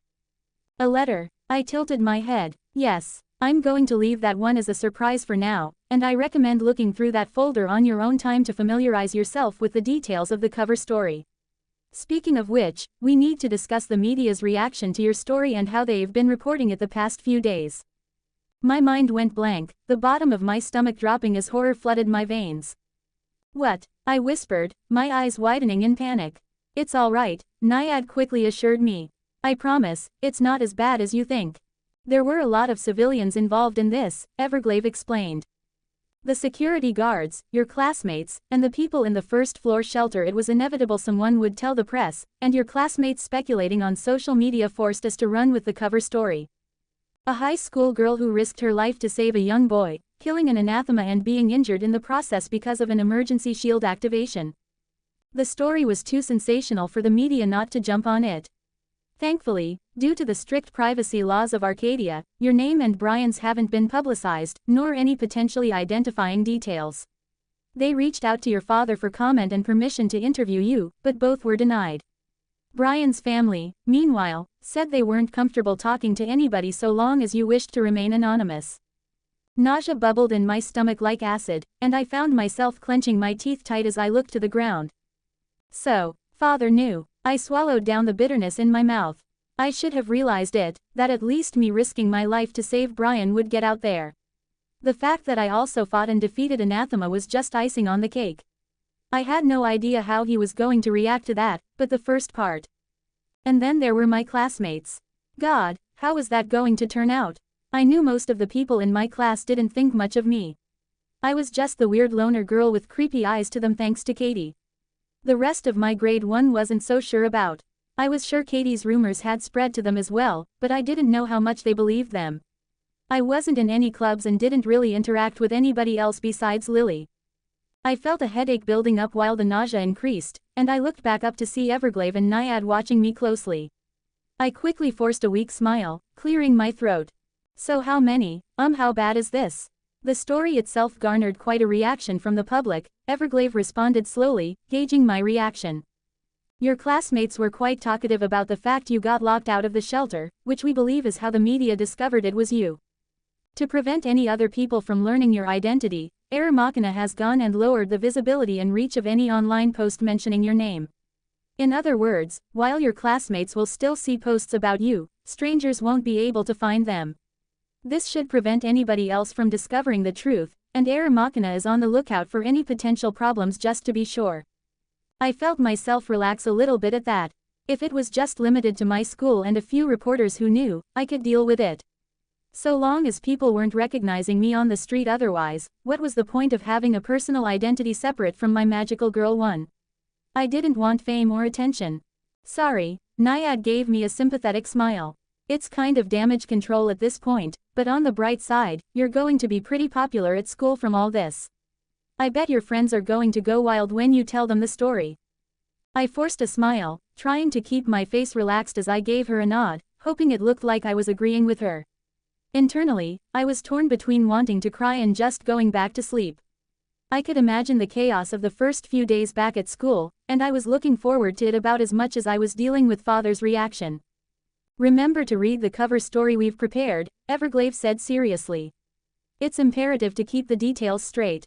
Your heroics combined with a new magical girl popping up in the mall is very suspicious. Keeping to the story and stressing your injured leg kept you sedated in the shelter are imperative to prevent anyone from making a connection. I gave her a deep nod, taking her advice to heart. The only way this got worse was if people started suspecting I was a magical girl and making a big deal out of it. I couldn't deal with the added pressure, and if Father found that out too I couldn't let that happen. With that out of the way, Everglade continued, the last thing we need to go over is the device you found attached to the mana generator. The investigation is ongoing, and due to the possibility of a guardian being responsible for supplying the generator, some specialized investigators are involved. As this matter is quite sensitive, there isn't much more I'm allowed to say other than warn you to keep this matter to yourself for now. If you'd like updates, you can contact Error Machina or me directly. Understood? I nodded, fidgeting with my cup. I wasn't sure how bad it really was, but the fact that a guardian might be the cause of what happened was clearly a pretty big deal. I imagined if it became public knowledge, there would be a sharp dive in trust with guardians as a whole. That would cause fear, and that would just invite more anathema in. Excellent. Now that we've covered the after effects of your death wish, we can begin the true and proper tutorial that you never received. There's a few administrative things we need to take care of, such as getting you registered at Guardian Command, deciding on your academy attendance style, officially choosing whether you are going to be a public or private guardian, giving you your starting gift bag, and all that. Before anything else, I need to ask you one important question. She leaned forward, and I felt her stare intensify as she studied my face. Do you even want to be a magical girl? I'm sorry, I asked, unsure if I heard Everglade correctly. Is being a magical girl something you want? Everglade gave a gentle shrug. I believe your contract was an emergency one, yes. After which, you were placed in one life-threatening situation after another. So, I'm curious if you even wanted to be a magical girl in the first place, or if your hand was just forced at the time. Does it matter? I fidgeted, a flurry of discordant thoughts rising up inside me. With the contract, haven't I already agreed to be one? Naiad waved her hand in a so-so gesture. Yes, but there's other things you could do besides fighting on the front lines. Plenty of magical girls have either retired or take a non-combat focused specialty like crafting. Magical Girl Index, for example, serves as a sort of knowledge expert on kind of everything, I guess. Magical girl Hephaestus-chan is a master crafter and enchanter, and dungeon master creates defenses and fortifications for cities. There's all kinds of other specializations that don't involve combat available, really. There's plenty of options available for roles that deviate from the standard magical girl archetype. Everglade nodded along. Which is why I ask if you truly want to be what most would consider a standard magical girl. While switching paths later is certainly possible, making a decision now when you are still at the beginning of your career would be much more efficient. I chewed on my lip, feeling a little lost. Ever since meeting Celine, I'd always just assumed that this was my path now. Killing anathema and doing whatever else it was magical girls did. If I really did have a choice though. What did I want? It seemed like an eternity ago, thinking about my life before them all. Every day had just been living in the moment, never really giving thought to the future. I'd been looking for a part-time job, but finding one was difficult. Sure, there were plenty of openings for cashiers and other customer service jobs, but I was weird and awkward. It had taken months for me to just get comfortable talking to Lily, and I still managed to mess up regularly. Even if I managed to get a job somewhere, there was no way I'd be able to hold it for long, not with the added social pressure and anxiety. I wouldn't be able to handle it, and that would make me bad at the job itself. Other than trying to find a job to earn the money I desperately needed, I didn't really have any plans for my future. I needed to move out as fast as possible, I guess, but that wasn't likely to happen anytime soon. But after that, I had no idea what I really wanted. My future plans had always been dark and nebulous because getting from one day to the next was always the priority. But becoming a magical girl had changed everything. It had given me the answer to a question I'd never really had the luxury of asking. It was like I'd been handed a future, a path that I could follow and be proud of. When I'd contracted, the power had been exactly what I needed to keep myself alive and protect everyone. But was it what I wanted? Did I really want to fight in life or death battles for the rest of my life? To face fears and nightmares made manifest? More than that, was that something I was even capable of?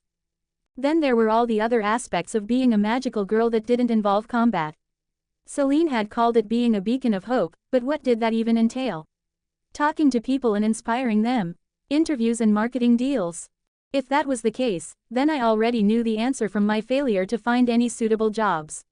My only real hope on that end was maybe I was mistaken about what it involved.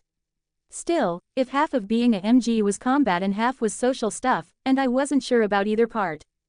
I slowly started to say before the electronic lock to the room let out a soft beep. A second later the door was thrown open, banging against the doorstop noisily as a blonde girl with pigtails entered, a wide grin on her face. I let out a surprised squeak, pulling the blanket covering me higher over myself as I curled up into a small ball, my heart thundering in my chest. The girl appeared to be in her mid to late teens and was short enough to barely be taller than me. She wore a complicated short-sleeved dress with a puffy skirt and sleeves. The color scheme was white and black as a base while a red diamond pattern dominated the edges, tapering off near her stomach. Red and black thigh-high socks following the same checkered diamond pattern covered her legs, but I couldn't see what she wore on her feet from my position. Red bows and ribbons adorned her dress, and a scarlet headband rested on her head with lightning bolt-shaped pins rising off it. I only had a second to recognize her as one of the magical girls who rescued me before she threw her hands into the air as if cheering. "The food has arrived," she announced with a high-pitched voice, an excited look on her round face. Everglade and Naiad had both snapped their heads around to the door when it was thrown open, Naiad halfway rising out of the sofa. Upon seeing the girl, Everglade let out a long sigh, shaking her head as Naiad put her hands on her hips and glared at the newcomer. "Rena, what were you thinking entering like that?" The girl blinked sheepishly as she took in the room. "I was thinking that I came bearing food and it would make for a cool entrance." My bad." There was a silence before Naiad let out a sigh, throwing up her hands in a gesture of surrender as she fell back into her seat on the sofa, arms crossed. "Sorry about her," Naiad grumbled. "She didn't mean any harm. She just sometimes doesn't use her brain. Or, ever does, really." "Hey," the girl squawked. "This is our teammate Thorina," Everglade continued over the girl's protest. "I apologize for her rudeness. Would it be alright if she joined us?" Slowly, my heart began to slow down, and I forced the tension from my muscles to unwind as I relaxed my posture. I gave an uncertain nod. Thorina grinned at that, walking over and sitting on the couch to my left without ceremony. As she sat and stared at me with a wide grin, I noticed she had startlingly blue eyes with pupils in a thunderbolt pattern.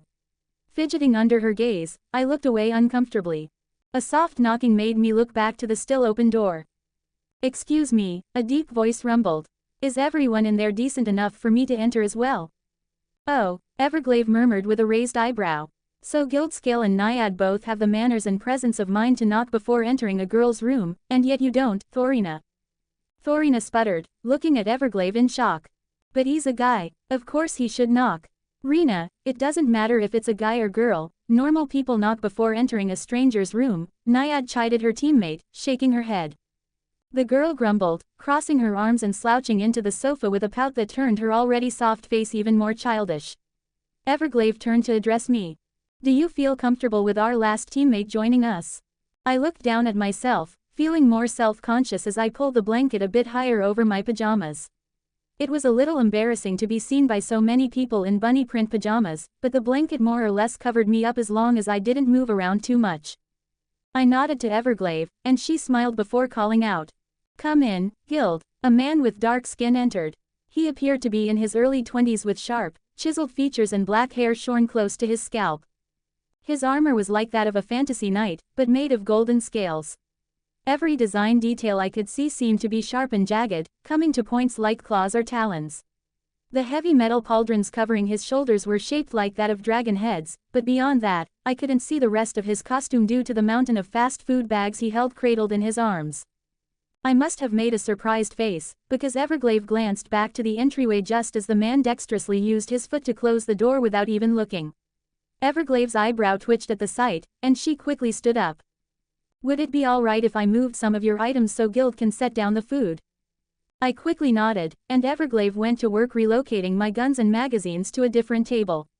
Naiad followed her example, shooting a look at Thorina who slouched back into the sofa with an excited expression as she stared at the food. "You came barging in here without knocking, and you weren't even the one with the food?" Naiad asked dryly, and Thorina stuck her tongue out. "Guild offered to carry it all. Only because if you tried," the Guardian's deep voice rumbled as he began setting bags on the table, "you wouldn't be able to see over them." "Oh, haha, a short joke," Thorina rolled her eyes. "Very original, never heard that one before." "It's not our fault any other joke we make goes right over your head," Naiad grinned. "These jokes may be low-hanging fruit, but at least you can see them coming," Guild agreed. Thorina's mouth fell open at the rapid-fire lines, looking between the two Guardians with a look of betrayal. "Why you can't do this? Look, the newbie is at least as short as me if not shorter. Any joke you make at me might as well be at her too, so who's the one being rude now?" Everyone but Thorina had just finished setting the variety of takeout bags on the table, and they froze for a second, Naiad shooting a warning scowl at Thorina before glancing at me worriedly. I felt a prickle of frustration mixed with embarrassment at the mention of my height, but Thorina seemed completely oblivious as she turned to face me. "You're under 5 feet, right? Or, under 150 centimeters, about. If my conversion is right." Rena Everglade drew out her name in something like a warning, and I saw the girl visibly tense up at the frost in Everglade's voice. "You don't have to answer that," Naiad quickly added, sitting down on the sofa and giving me a worried look. I felt the feeling inside me intensifying, a blush starting to form on my cheeks. Looking away from the three figures, I decided to just give a quick nod. It's not like they couldn't see my height, so I wasn't sure why this girl was asking in the first place. I didn't think she was trying to embarrass me judging by the innocent, excited expression on her face, but that hardly mattered when that was the effect she was having. "Hell yeah," Thorina threw her hands up in victory. "Let it be known that the alliance of below-average height gains another capable warrior this day. We may be tiny, but we are fierce. And as shorties gotta stick together. Am I right or am I right, new girl?" She held out her hand in a fist to me, and I blinked in surprise. I was frozen for a second before she wiggled her fist, an expectant look on her face. More on autopilot than anything else, I nervously reached out, gently tapping her fist with mine. "Awesome," Thorina grinned, clapping her hands together excitedly. "Now onto the food and..." "Just slow down a moment," Everglade sighed, her normally restrained voice fraying. "You still haven't properly introduced yourselves." Apologies," the young man in golden armor dipped his head to me in greeting. "I'm Guildscale, but most people just call me Guild. I serve as the archer for our team." I bowed my head slightly deeper than him, stopping myself from giving my name on reflex. Now that I could see him better, I noticed he had faint golden scales on some of his skin. Combined with the spikes and design of his armor, it gave him a draconic visage. The hyperactive girl gave me a wave, a bright, lopsided smile on her face. Yo, I'm Thorina, but my friends call me Rena. I smash things for our team. Striker is the term you're looking for. Naiad shook her head. What does it matter what it's called so long as the anathema ends up as crushed hamburger? Oh, speaking of hamburger. Thorina pointed to the food on the table, practically bouncing up and down. Naiad was just giving her a disgusted look, and Everglade gave a quiet, restrained sigh. Well, I suppose anything else can wait. Guild, what did you pick up? Thorina made the point that we didn't know what our new friend wanted, so we decided to get a little bit of everything. We have a variety of burgers in these 3 bags, fried chicken and wings in those 2, various Chinese meals in these 3, and then some salads in the last 2. Everglade nodded at him with a small smile, before turning and gesturing to me. Go ahead, take your pick. Feeling a little overwhelmed, mostly from the ball of energy that was Thorina, I stared at all the food bags. A sudden, deep worry began gnawing at my guts. They'd gotten so much food, and I already owed them more than I knew how to repay. Accepting food would just be adding to my debt. While they seemed kind enough, I barely knew them. I couldn't just accept more things from them. My stomach rumbled, and I clenched my teeth together hard as I squeezed my abdominal muscles tight, trying to quell the growing hunger. I wasn't sure if the sound was audible to the rest of them, but Naiad tilted her head inquisitively. What's wrong? If there's nothing you like, we could get something else. Oh, no, it's just I chewed over my words before I continued. I already owe the 4 of you so much. I don't really know how to begin repaying you. I can't accept this unless I can give you some points or... I trailed off as I saw the strange looks I was getting.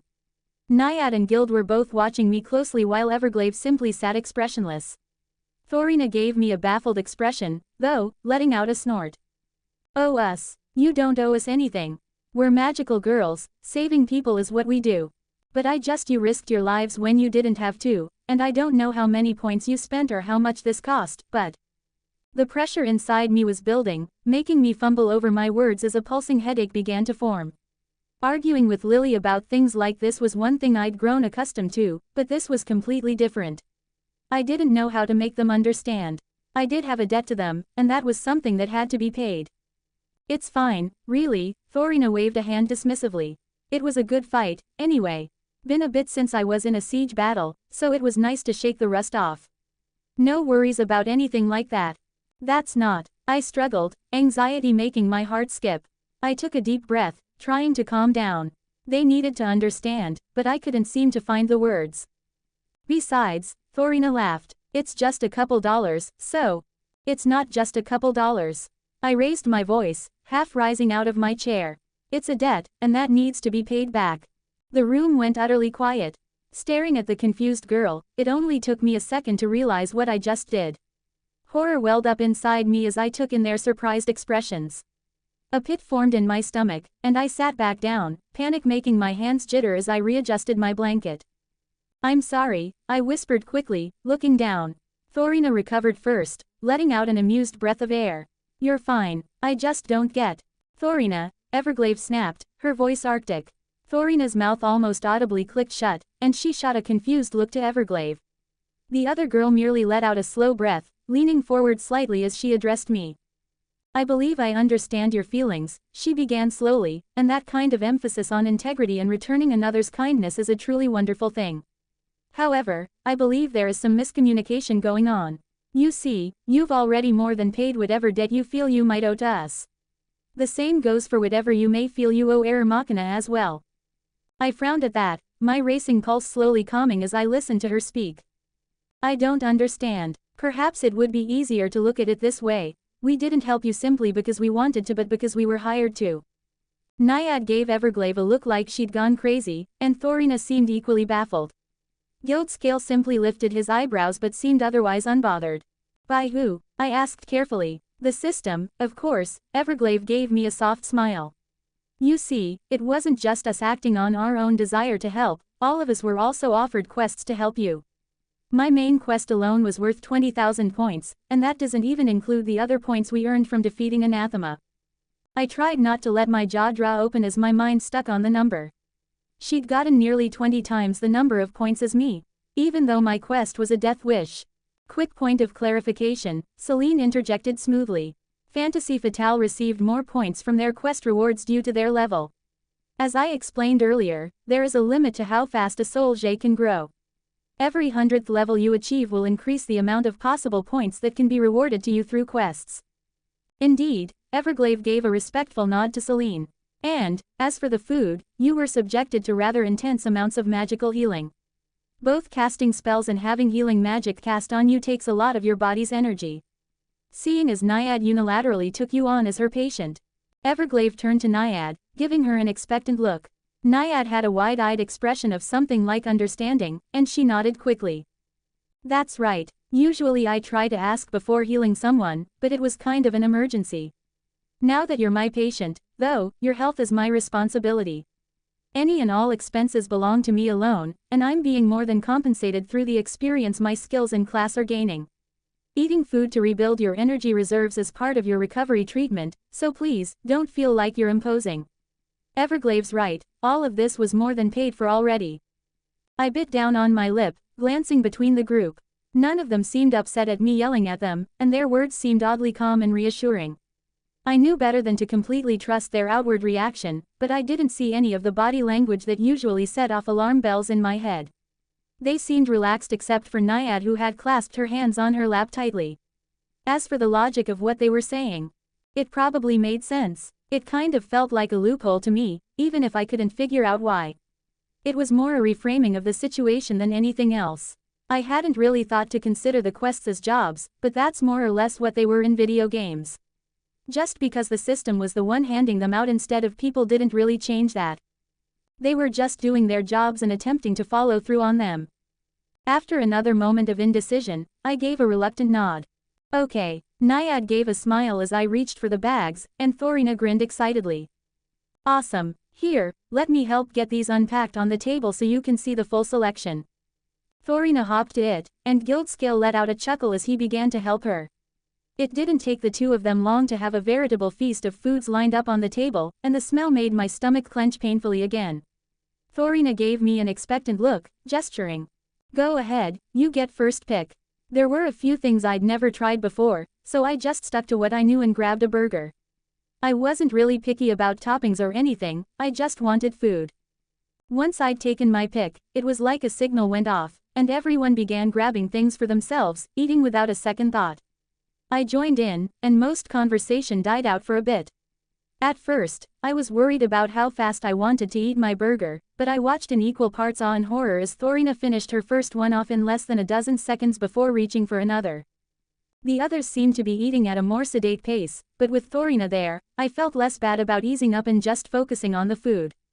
It wasn't often that I got to eat fast food, just when Lily bought some for me really, and I wasn't going to let the opportunity go to waste. I knew the food wasn't healthy, but that didn't change the fact it was insanely tasty. It was a bit shocking how much everybody was able to eat.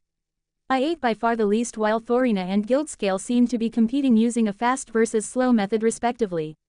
By the time the five of us finished, the mountain of food had been reduced to almost nothing. Thorina seemed to have fallen into a food coma 2/3 of the way through, letting out something between a groan and contented sigh as she fell back onto the sofa.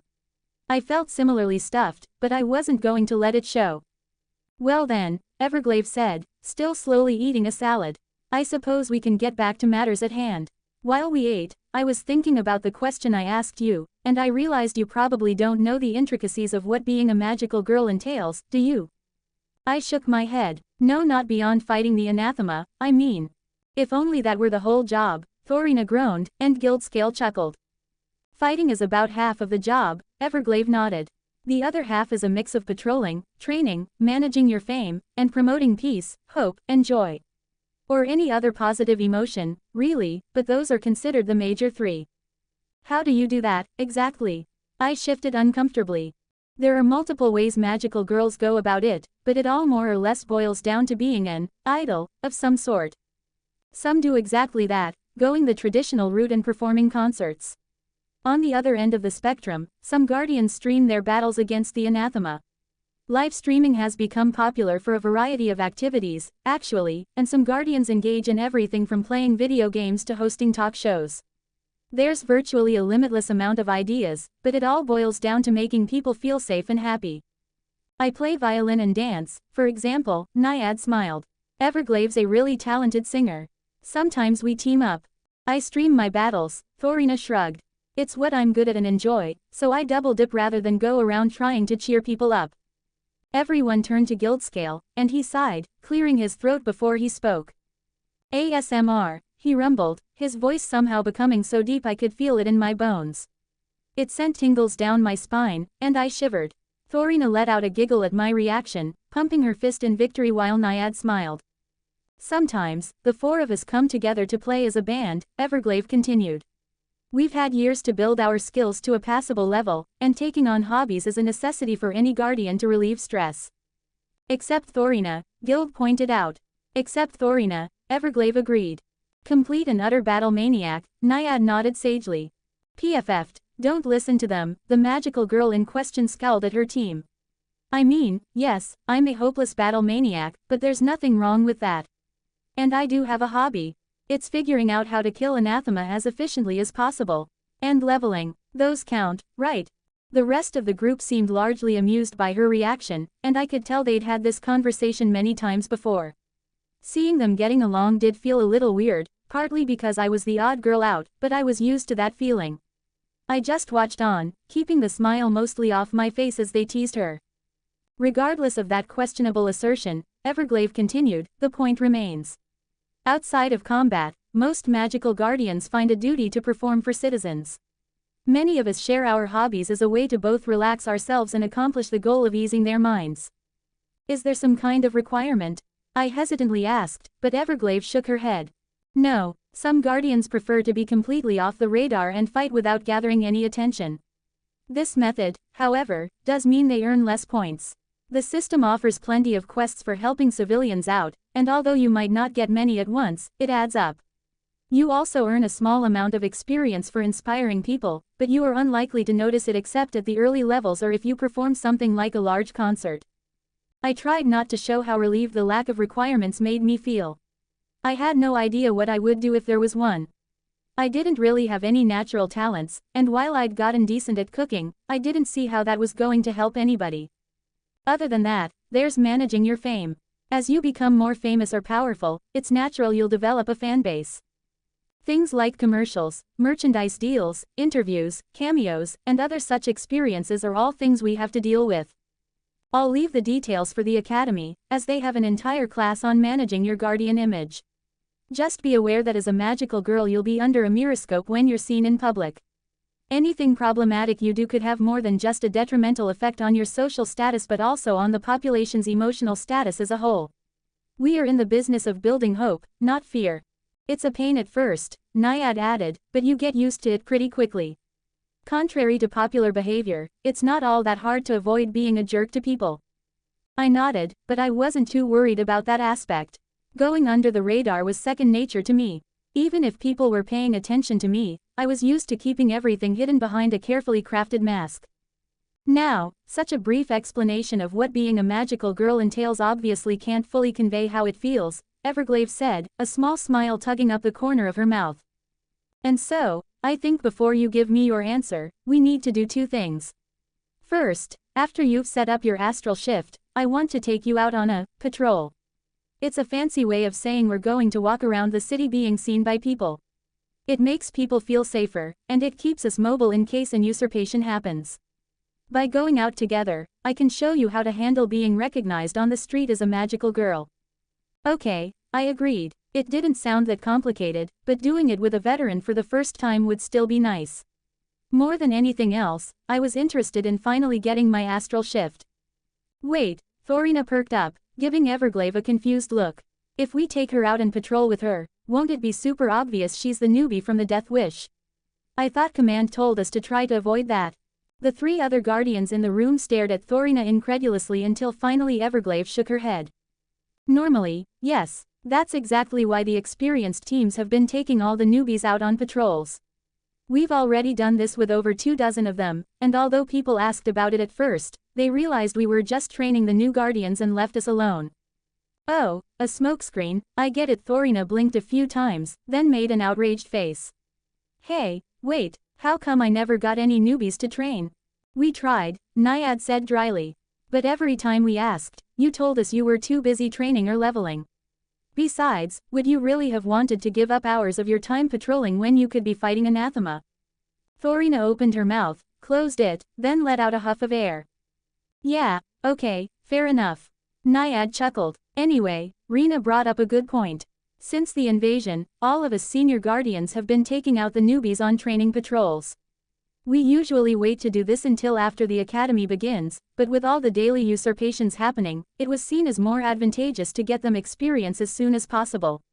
Nobody should suspect you were the guardian we saved more than the other girls we've been mentoring. Nodding, I glanced at Thorina. I hadn't even thought of the implications of patrolling with Fantasy Fatale, and I was kind of surprised Thorina picked up on it. Then again, for how carefree she seemed, she was still an elite guardian. I doubted anybody truly absent-minded made it to her level. What's the second thing we're doing? I asked, turning back to see Everglaive giving me a vacant smile. Well, it's simple really. We're going to throw you back into the first suitable usurpation we find. I stared at the magical girl, wondering if she was crazy. I trailed off, glancing around with some concern. One of the problems you currently have is one of perception, Everglaive explained, folding her hands on her lap. You've been fighting without your astral shift this entire time. So while you know what it's like to fight anathema, it is as a normal human, not a magical girl. You've had no real stat advantages, no magic, and no shield. If you were not already aware, when you use your astral shift, you get a shield which we refer to as our barrier. It's capable of reducing the damage we receive or even negating it completely. Everglaive watched me carefully as she explained the last part, but I only dipped my head in acknowledgement. She must have been unsure about my reaction to not having that available for my death wish, but Celine had already told me about it. Everglaive gave a careful nod, continuing. You've experienced the terror of fighting the anathema as a normal human. Before you make your decision of being a magical girl, you need to experience what it's like to properly fight them with all the tools at your disposal. Well, at least 2 out of 3. It might be a bit early to commit to purchasing any magics just yet. Chewing on my inner lip, I grudgingly accepted her logic. The thought of going back out there to fight more anathema so soon made my heart flutter in panic, but she was right. I'd lacked most of the physical and magical benefits of being a magical girl, so I really couldn't make an informed decision if I wanted to be a standard magical girl or not. Oh god, it's going to be so fun for you.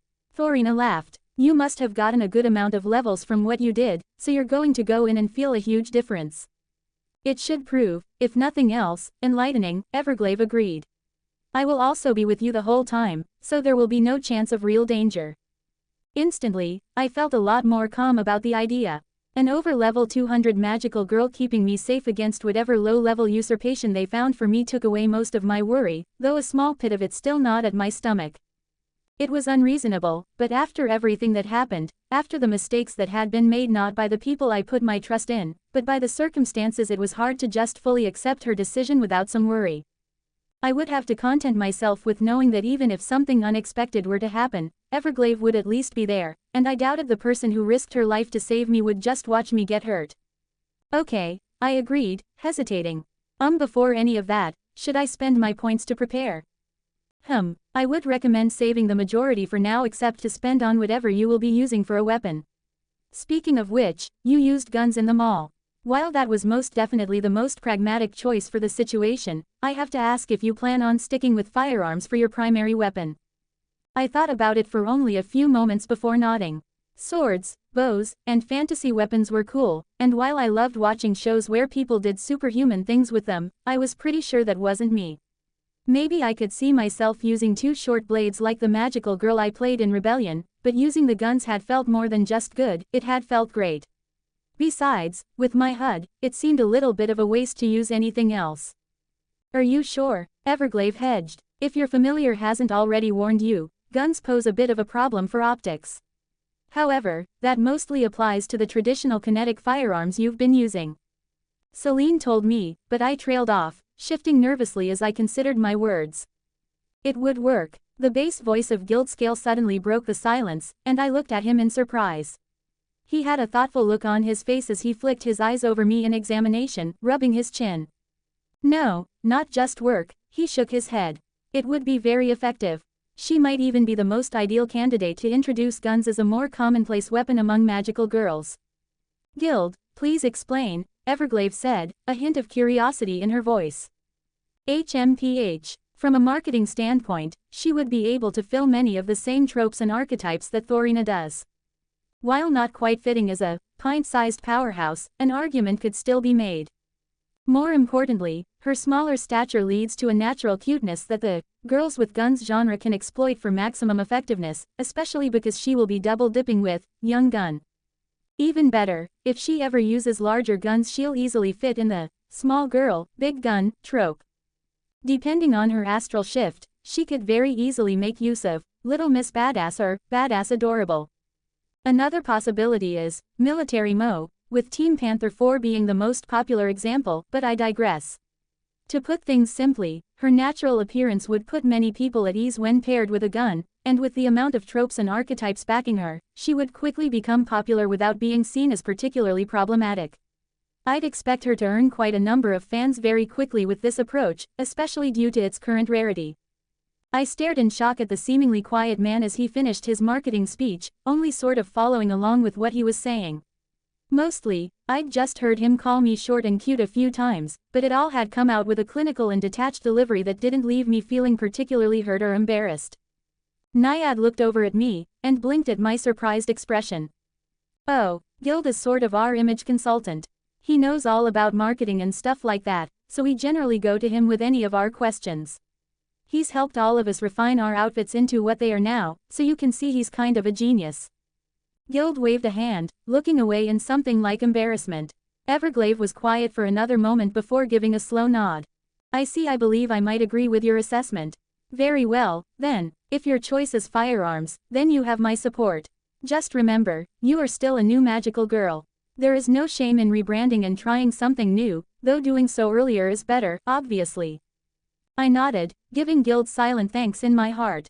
I'd already had this conversation with Celine, but hearing an experienced guardian say guns wouldn't be an optics problem for me made me feel a lot better. Truthfully, I was still a little lost on the nuances of what he was saying, but that hardly mattered so long as it worked. Everglade clapped her hands softly. Well then, to answer your question about spending points, all you will need to purchase is ammunition for whichever guns you want to use during this expedition. All that remains now is for you to pick your astral dress and whatever alias you will be using as your codename. Okay, before that I glanced at Celine and started sending my thoughts to her. Should I ask for advice on what to use my points on in the future? Only if you feel comfortable, but I would highly recommend it. Remember, they are bound by the mentorship Hayes now, meaning the information you ask or share should be safe in their hands.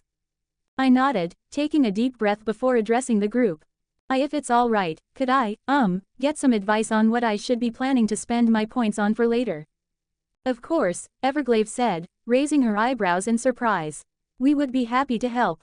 Normally, this kind of thing is best learned at the academy, but with the large windfall of points you've come into, I believe it would be prudent to advise you now. If you feel comfortable sharing, could you tell us how many points you are working with, or at least a general amount? 4,000 points, I answered, and Thorina whistled. Very nice. You're going to be an absolute monster with a lead like that. Could buy 8 of your skills right off the bat. That would be a waste, Naiad frowned thoughtfully. At least until she reaches level 10 and gets her first class. I bit my lip, and after hesitating, I decided to make a leap of faith and tell them my general level. The Hayes should keep me safe, but it was also hard for me to see Fantasy Fatale using that information against me. It's not like my level would be remaining static, so giving it away to get better advice seemed like the smartest move. I'm, over level 10, I stated, and all of them blinked. Everglade gave the barest hint of a wince while Naiad full-on grimaced. Guild looked at me with a deep, hard-to-read expression, and Thorina. Hell yeah, sister, she jumped out her seat in a cheer. You really kicked some ass. I knew you must have had it rough, but damn, girl, the anathema definitely got the short end on this one. Level 10 on day 1 of being a magical girl. In what, like 7, 8 hours? You probably made a record. A blush warmed my cheeks as Thorina shook her head in amazement, and Naiad let out a groan. Oh god, she's going to go on another leveling binge now, isn't she? Without a doubt, Guild sighed. Congratulations are most definitely in order, Everglade addressed me, speaking slowly. While it is easier to level the lower level you are, achieving what you have is no small matter. You should be proud of yourself. I am only sorry you had to go through what you did. I shrugged, ignoring the acidic bitterness boiling in my stomach. It was what it was. Besides, it wasn't like I hadn't gotten anything out of it. Should I choose a class now, then? I asked Everglade, trying to ignore the aching sensation the memories brought back. Not until you've decided what kind of magical girl you want to be. Though, I find myself curious. How many class choices do you currently have? 10. Naiad and Thorina both made a choking sound, Guildscale shaking his head in amazement. A small smile pulled up on the corner of Everglade's lips as she dipped her head toward me. Once again, congratulations. You normally get offered a generic 7, meaning you unlocked 3 unique classes through your achievements. Unique classes offer more specific options and will most likely be slightly more powerful than average. We can deal with those later, though. Right now, we are on the topic of spending points. Right, Naiad shook herself from her shock. Well then, should she just save them until she picks up her class? Getting all those skills early on means she can start earning experience and leveling them up. I think that would be wisest, Everglade said. What she spends her points on should wait until she's decided her path as a magical girl. If she chooses not to be a traditional one and work on the backlines, she'll be spending her points very differently. Apologies, but for now I would recommend we don't make any suggestions until then. Sorry, Naiad gave an apologetic smile. It wouldn't have mattered if you weren't level 10, because skills wouldn't be a realistic option, but you are, and getting those skills early will let you start earning experience and leveling them up to be stronger. Waiting seems like the right choice for now. Lame, Thorina grumbled. I wanted to spend points with her now. Patience, Rena, Everglade murmured. You can help her later, but for now, I believe waiting would be most prudent. I nodded, feeling vindicated in my choice to tell them. I forgot Celine said getting my class would unlock special skills depending on what I chose. I really needed to write down notes on everything sometime soon, just so I could go over everything without bothering Celine about the same thing repeatedly. That just leaves you choosing your astral shift, Everglade said. The process is pretty simple, actually. You go lie down somewhere, and you'll enter a sleep-like state. During that time, you and your familiar will be able to create your outfit in what is more or less a dream. Once you finish, that will be your new outfit when you activate your transformation. You can change it once a day, so don't worry about choosing something permanent. As for the actual mechanics of your astral shift, I believe your familiar can go over the details with you once you've chosen your outfit. What else? Magic skirt and enchantments, Naiad said offhandedly. Ah, right, the magic skirt. Perhaps the usual demonstration then. It does tend to get the point across better. Naiad shot Everglade a betrayed look, but the other girl's face remained passive. On the sofa next to me, Thorina got a malicious grin as she popped up onto her feet, walking over to Naiad. Grumbling and hesitantly standing, Naiad shook her head as she folded her arms in front of her chest. You see, Everglade explained. All of our outfits, properly called an astral dress, can be enchanted with several effects. It doesn't require a vault, and you can get several useful utility effects such as water wicking and thermal regulation. There is, however, one enchantment that every guardian gets for free called the magic skirt. Thorina, if you would do the honors. Guild, girl talk time. Guildscale looked straight up to the ceiling, squinting as if he was studying it in great detail. Meanwhile, Thorina looked at Naiad with a dark glitter in her eyes. Without any warning whatsoever, she reached down to Naiad's short skirt, and in one quick, violent motion, brought both her hands up, catching the hem of the skirt with her fingertips as she tried to flip Naiad's skirt. Thorina's arms were a blur, the speed at which they were moving causing an audible whoosh of air, and I watched as Naiad's skirt flicked upward, moving up her thighs and I blinked, the hem of her skirt stopping just before anything intimate was visible. Naiad still flinched, very obviously holding her arms tight while scowling at Thorina. The smaller girl merely cackled, skipping back to her sofa and jumping into it. Naiad's skirt fluttered for a second before lowering back to its proper position. She quickly sat down, smoothing out non-existent wrinkles in it with a faint blush on her face.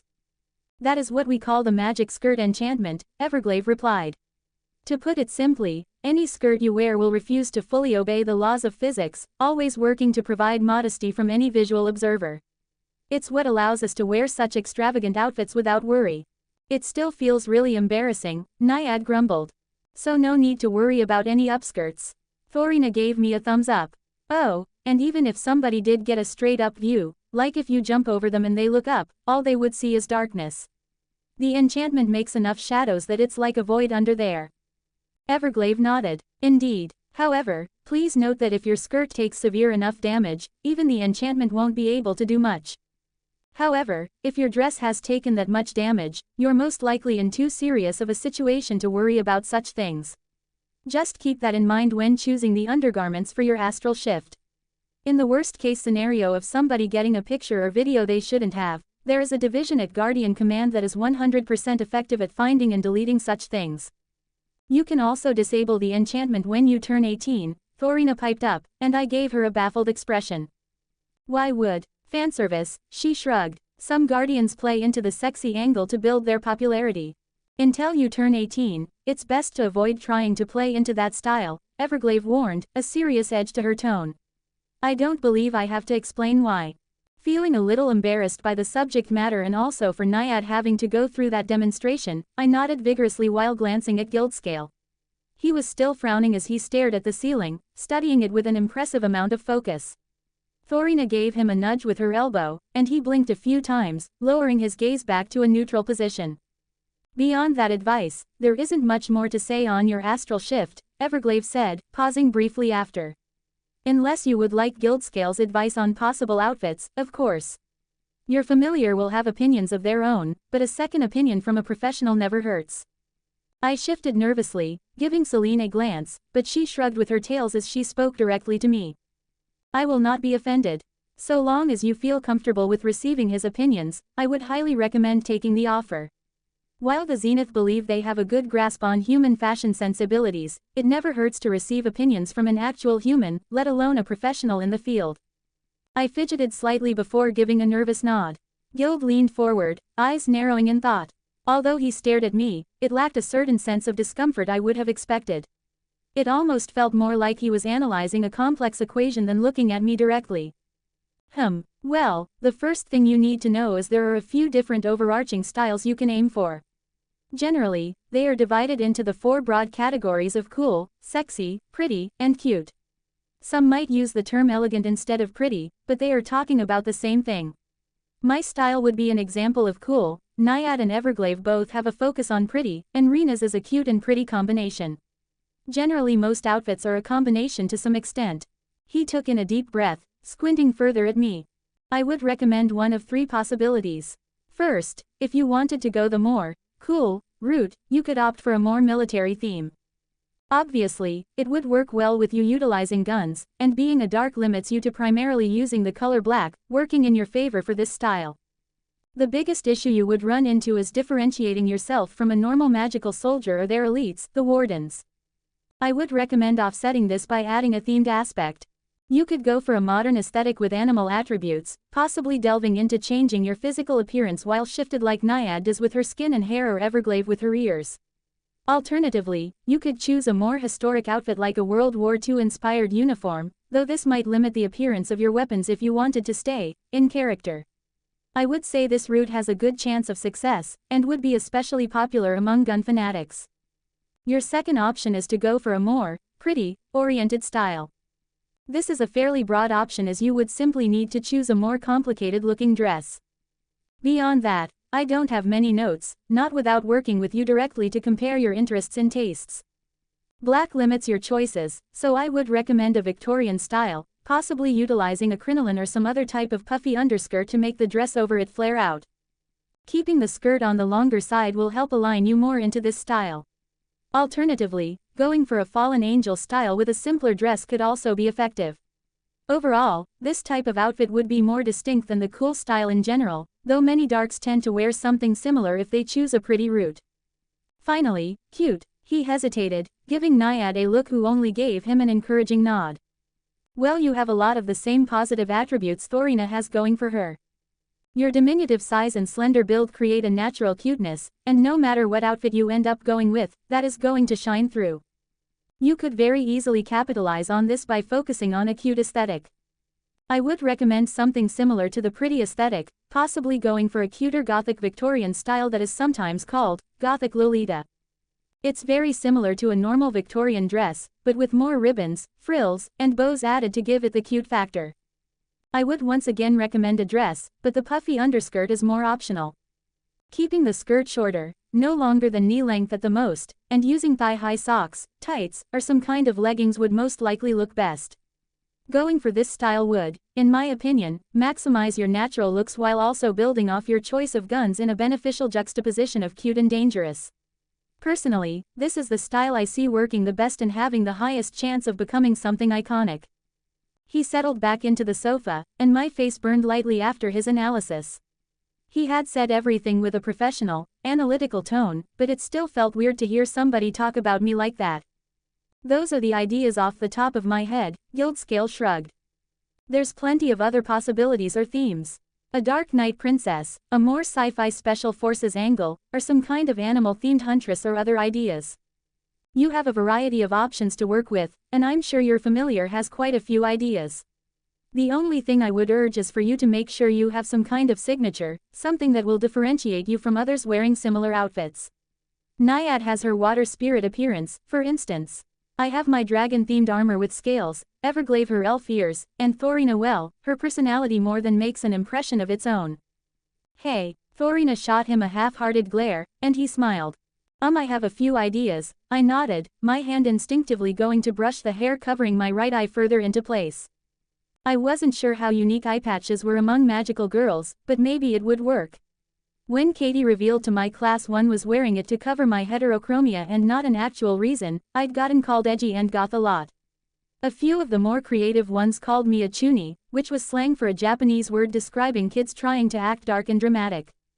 But if it was for my magical girl outfit, maybe my eye patch would actually look good.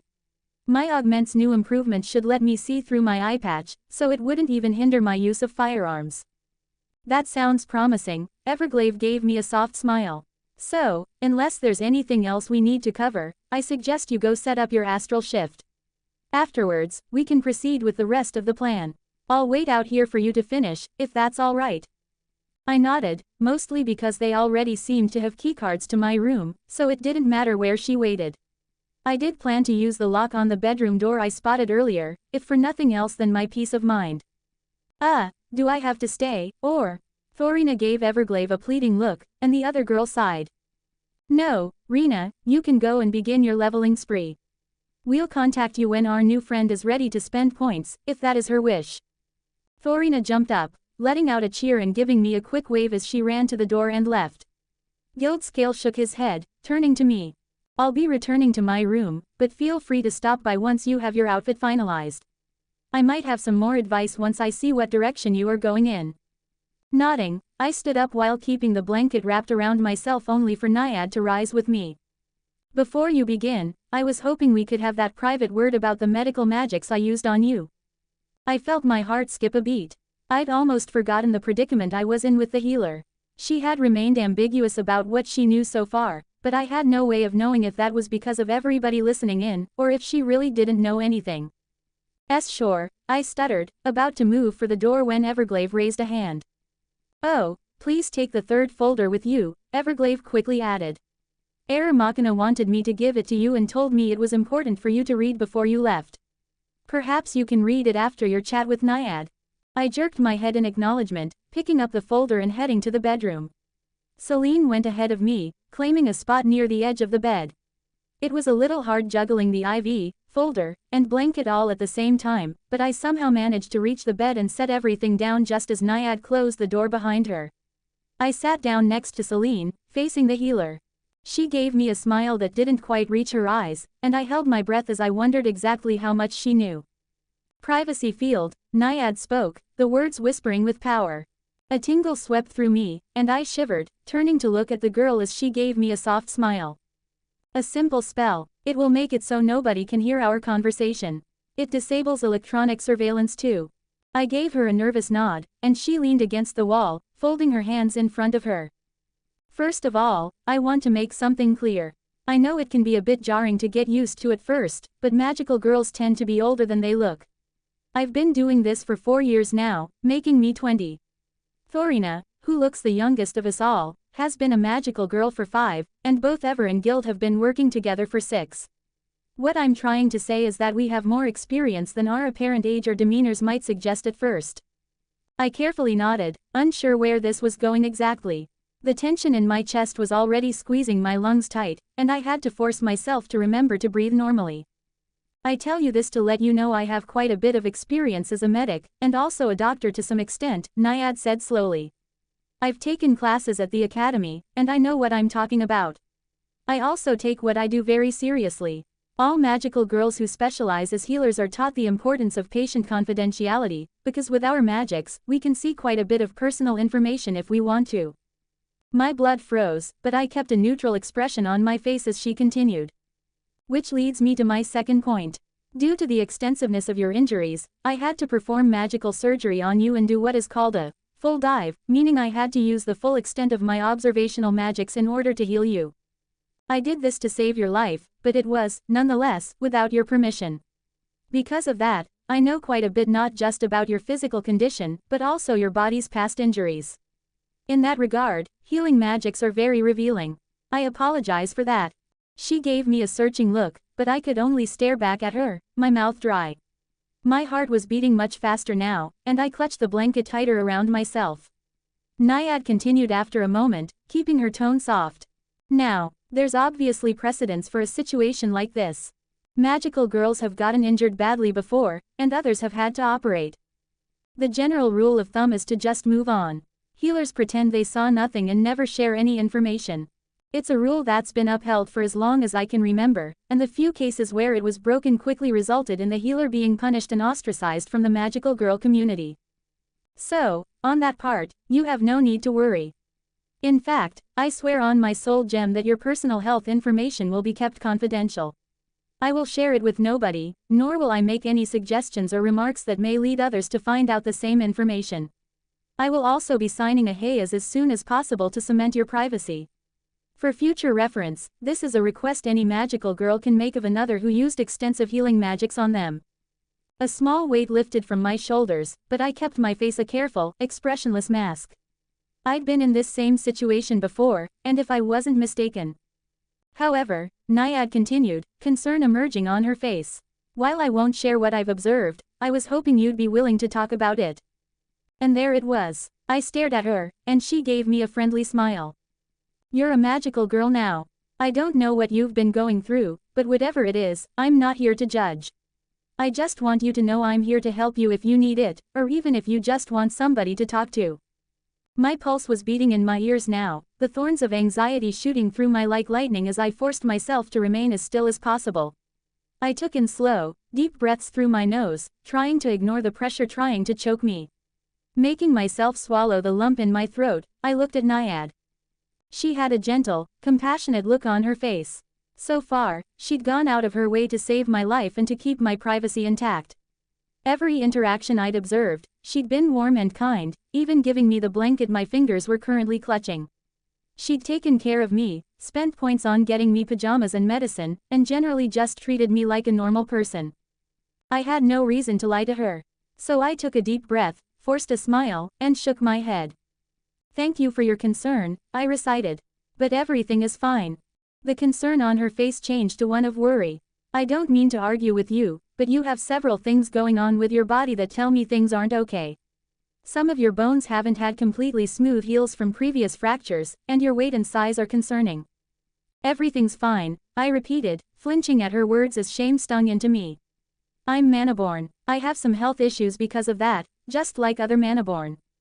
But that's not. There was a whip crack of air, and I snapped my head to the side to see Celine tails bristling. Magical girl Naiad, she said, her normally gentle voice gaining a serrated edge.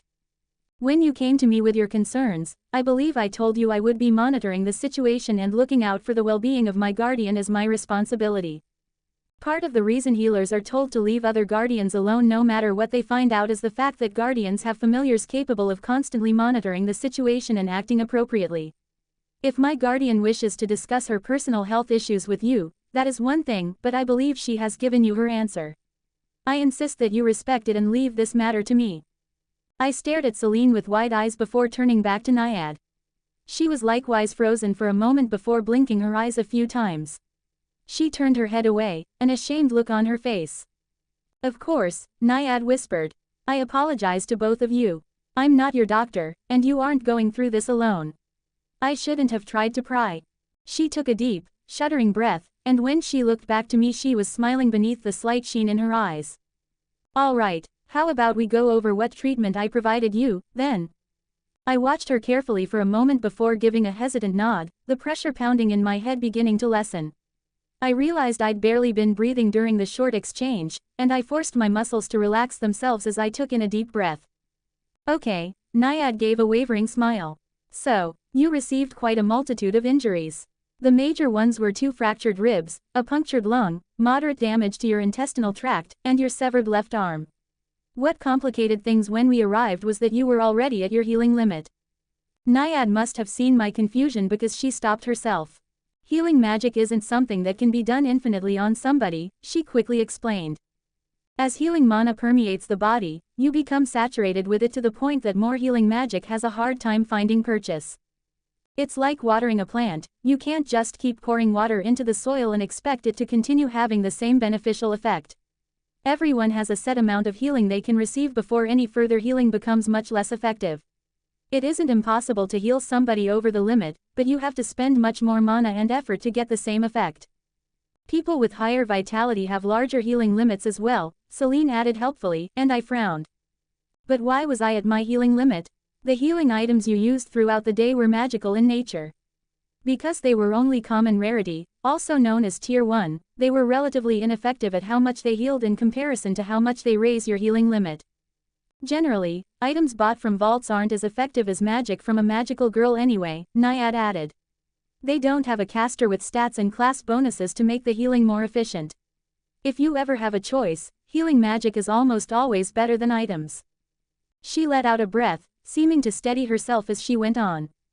So I performed full dive surgery. What this means is instead of just saying the magic words and letting the spell heal you, it's a little hard to explain. Basically, I narrowed down the scope of my attention to just the inside of your body. It's kind of like I hyper-focused, using a microscope to see all the tiny details of your anatomy. This allowed me to not cast healing spells at your body in general, but at the specific injured parts. I would see a broken bone and begin mending it, or a severed vein and stitch it back up. For every small tear or break in your body, I had to figure out the best healing spell and what intensity to cast it at all while focusing on keeping your vitals stable. I worked at a micro level instead of a macro one, working past your healing limit by casting the spells and focusing them to just heal one small issue instead of simply throwing a spell at your body and trying to brute force it. Does that make sense so far? I nodded, but it was hard for me to imagine the scale at which she must have been acting. With how many injuries I had, she must have been fighting a miniature war of her own. That sounds complicated, I hedged, and she gave a lopsided grin. It's not called surgery for nothing. The full dive part comes from how much attention it takes from a healer to do it properly. In terms of mana and healing limit efficiency, it's much better to do the micro-level healing, but we often don't get that chance in combat. Anyway, that should give you an idea of how I went about healing you. I managed to fix all of the injuries you received, but it took the entire week to avoid putting too much of a drain on your body while I fully regenerated the damage to your lung and intestines. Organ damage always takes longer to repair properly than something like a broken bone or even a severed limb. We decided it would be best to keep you out of a hospital and away from prying eyes, partly because I'm a high enough level for my magic to easily be capable of taking care of an unconscious individual for extended periods of time. She paused for a second, glancing away. I'm just below level 200, meaning I can cast tier 2 spells. That means I'm capable of healing past injuries that didn't heal quite right, including scars. I didn't touch any of those, because I didn't have your approval. If you want, I could heal them for you. No questions asked. My throat tightened, and I quickly shook my head, not trusting my words. Okay, she whispered. Well, I think that covers everything I wanted to go over with you. All your injuries should be fully healed, but if you have any problems like tingling or phantom pains, please let me know. I have quite a bit of experience doing these things, so I don't expect any issues, but it never hurts to be careful. I can remove the IV now, if you'd like. It's a zenith mix of fortifying elements that's given to people undergoing major magical healing. Nutritional supplements and things like that.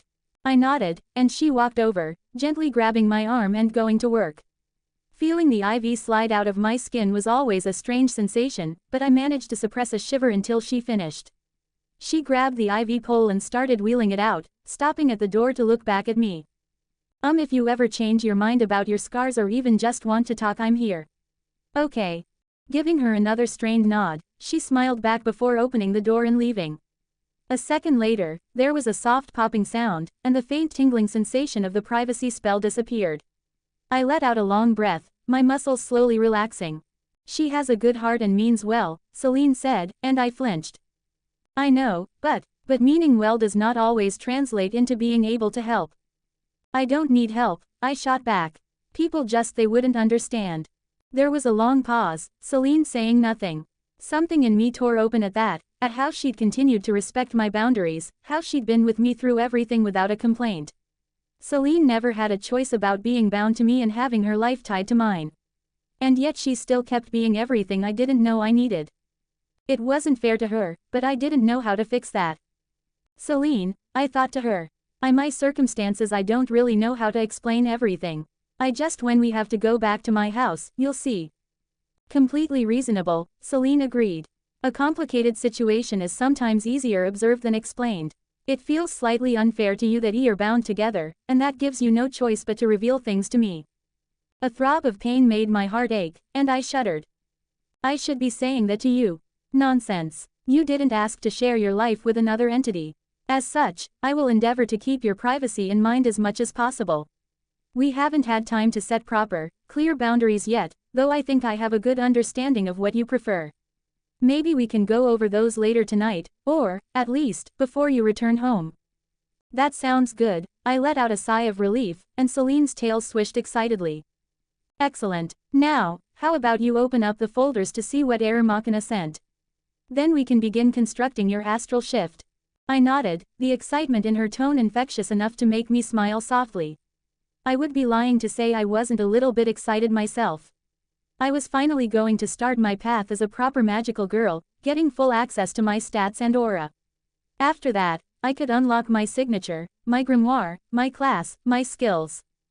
There was a lot coming up to look forward to, and it had ignited a small spark inside me I hadn't felt in a while. It was a dull, flickering thing, a tempered excitement that I could quickly smother if things didn't work out.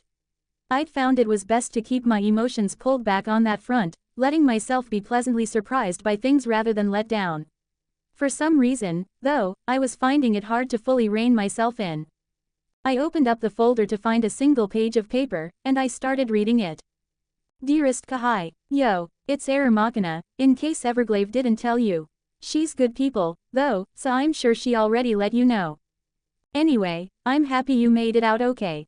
I know you were in pretty bad shape when Fantasy Fatale found you, but I'm glad they were able to heal you. Physically, at least. Listen, most magical girls have a hard time after they receive their first serious injuries.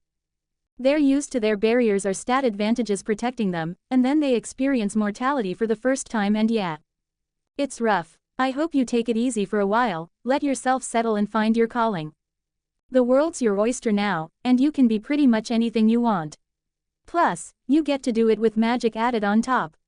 No matter what path you choose, count on me to have your back. I wouldn't really call what happened with the generator and shielding station working together, as I couldn't use any of my magics to help you, so I would enjoy the opportunity to properly work with you sometime and show off a little so you know I'm not all talk. Speaking of what happened, I wanted to talk about your death wish quickly.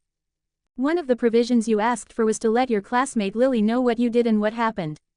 Now, I took this as a if the worst case scenario happens to me sort of thing, so no messages or anything like that have been sent just yet. If you'd like, I can still carry through, but it seemed wiser to wait and just ask. Just let me know, my contact information is included at the bottom. For the rest of the Death Wish rewards, I'm sure you're familiar, probably already explained what's going on. If not, ask them. They're better at explaining that kind of stuff than I am. Finally, there's one last thing I need to cover with you. One of the services the Zenith provide to magical guardians is a sort of monitoring program. Basically, they use their advanced technology and magic to monitor the internet and technology in general for any photos or videos that might be harmful to a guardian. Whether it's embarrassing, a breach of privacy, or just downright cruel, they try to find stuff like that and delete it. This is a protection service that doesn't just cover you while you're in your astral shift, by the way, it also extends to your personal identity. With that explained, a video was found from before you became a guardian, recorded on a cell phone by a classmate of yours. Per the Zenith Accords, a human operator has to review the footage and confirm its deletion to prevent the Zenith from just erasing any footage of a guardian committing crimes or something problematic like that. It's kind of stupid if you ask me, because the Zenith could just be doing that anyway, and we'd be none the wiser, but whatever. The point is, a censorship request came in regarding the video they found during your vetting process. Seeing as I already know your personal identity, it made the most sense for me to be the one to watch it. After reviewing it, I agreed with the Zenith assessment and the video has now been deleted from the cell phone and computer it was found on. I've also signed the appropriate hayas to keep everything secret, so you're good to go. Again, it's good to hear you're safe. I'd love the opportunity to work with you in the future, and I'm excited to see where you end up going. You've got more heart and guts than some of the best guardians out there. If you ever need anything, let me know. Even if you don't, shoot me a text sometime. I'm always down to just hang out and play Rebellion or any other myriad of games, really. Gotta do something when nothing is going on in this control room. Anyhow, that's it from me. Good luck, Bunny Kahai. I'll be cheering you on. Go get 'em, Error Machina. Slowly, I set down the letter, taking slow breaths that cut into my lungs. A jagged, throbbing pain whispered on the shadow of each exhale, and I shivered. Error saw the video, but he didn't mention anything. Beyond the explanation of what censorship requests were, it was barely a footnote. He told me he deleted it, then immediately moved on. It was like he was just pretending he never saw anything at all. Was it because he's done stuff like this before, so he has experience ignoring things like that? It was weird, but then again, so was Naiad's response. Both of them were trying their best to respect my boundaries and privacy, but they really had no reason to. They were magical guardians. If they wanted, they could barge into my personal life and make a mess of everything. It's what I expected any normal person to do, really. So far, though. I don't understand, I told Celine. He doesn't seem to care about the video. Why? Wait, do you know about the video? I do. It was caught during your vetting process. That hardly matters as I assume you will talk to me about it when or if you feel comfortable. As for Error Machina, he is a professional operator and elite guardian. He undoubtedly has much experience dealing with these sorts of situations. While he may have seen the contents of the video, he is endeavoring to maintain the polite fiction that he never has, refusing to let it color his actions or emotions. He's trying his best to move on and continue treating you as he normally would. Many operators struggle to achieve this level of compartmentalization. It is a credit to his character that he is attempting this, and even more so that he left you a way to avoid him if you feel uncomfortable by the fact he saw the video. He did. I blinked in surprise. He sent a letter. He could very easily have told you this in person or over a call, but I believe he knew the contents might make future interaction awkward or uncomfortable. By sending this letter, he informed you of what you needed to know while giving you an easy way to avoid him. If you never contact him, it would be a trivial matter to never interact with him again. Slowly sliding the letter back into the envelope, I picked it up and set it on the bedside table. The pain in my chest had faded to a dull ache, and I sighed. This isn't normal, is it? I asked. Error, Naiad, and Everglaive have all been extremely nice to me. The rest of Fantasy Fatale, too.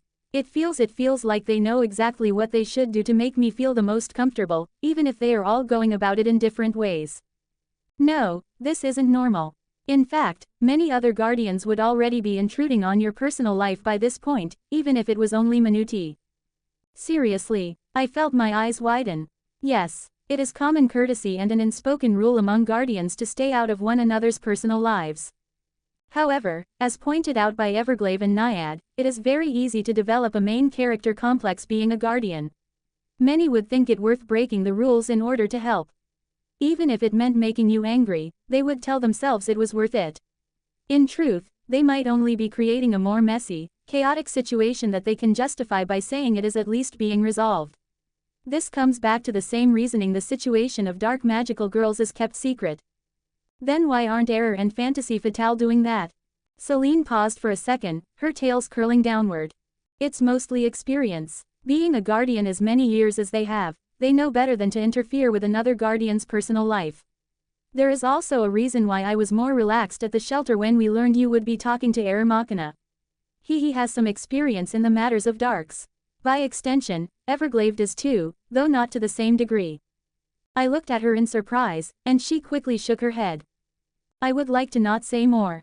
It is not my story to tell, and even if some of the particulars of the incident are available as public knowledge, I do not feel comfortable giving the information out. No, that's fair, I quickly agreed. He deserves his privacy as much as I do. I sat back, quiet while I thought about the implications. As unlucky as I'd been with the death wish, it felt like I was finally getting a break on some of the aftermath. Naiad had healed me, but was keeping doctor-patient confidentiality sacred and relying on Celine to look after me. Everglade was giving me advice, explaining things to me, and even going out of her way to make sure I even wanted to be a magical girl. Error Machina had found, seen, and deleted Katie's blackmail video and then promptly pretended nothing ever happened. Wait, the blackmail video was gone. I let out a weak little laugh, and Celine glanced at me, tails curling with concern. Sorry, I sent to her. I just realized I've been looking for motivations and angles so much I almost missed the fact the video was deleted. Celine dipped her head in acknowledgement, and I giggled as a weight was lifted from me. Before this, I was clueless about what I was going to do about that video. Ever since Katie took it, every day of school had been a fearful hell as I wondered if she was going to show it to more people. I'd already been lucky enough Katie and her group had made the wrong assumptions, but I was under no illusions what could happen if the wrong person saw it. Or if Lily saw it. I sighed, letting some of the unconscious tension in my muscles bleed away. Lily. I wanted to see her again. It felt like an eternity since we separated to save Brian and his sister. There was so much to talk about, like the fact I was a magical girl now. A twinge of discomfort and anxiety shot through me, and I felt the relief inside me hardening to worry. Quickly, that worry gained a razor edge, my breath hitching for a moment. The very thought of telling her made my heart begin to race, my muscles coiling with tension. Claws squeezed around my lungs, and it was suddenly difficult to breathe. Why does the thought of telling her scare me so much? Celine's voice made me jump, and I turned to see her looking at me with a concerned expression, her tail still except the occasional twitch. Sorry, just lost in thought. Celine gave me a slow nod, her tails resuming their swaying after a moment. As much as I would like to give you more time to process all the information you've received, I do believe Everglade and her team are waiting for you. Perhaps it would be best to begin the process of creating your astral shift. Right, I nodded, taking a shaky breath. What do I do, exactly? Lay down on the bed and close your eyes. I will take care of initiating the process. I went to follow Celine's instructions, then paused. Quickly getting up, I went to the bedroom door and locked it. I wasn't sure why there was a separate lock for an inner door when this was a hotel, but then again, this was my first time in an actual hotel, so maybe that was normal. It wasn't like the lock would stop any of the magical girls from getting into the room if they really wanted to, but it still made me feel better anyway. Returning to the bed, I followed Celine's instructions, laying down and making myself comfortable before I closed my eyes. Astral dress construction initialized. Mana resonance, 127%. Soul gem stability, 100%. Error. Grimoire desynchronization detected. Analyzing source found. Unawakened signature. Calculating minimal divergence expected. Warning. Astral dress may require adjustments after grimoire and signature awakening. Continuing. Testing stat integration complete. Reformatting reflection room complete. Arranging creation room format 07 complete.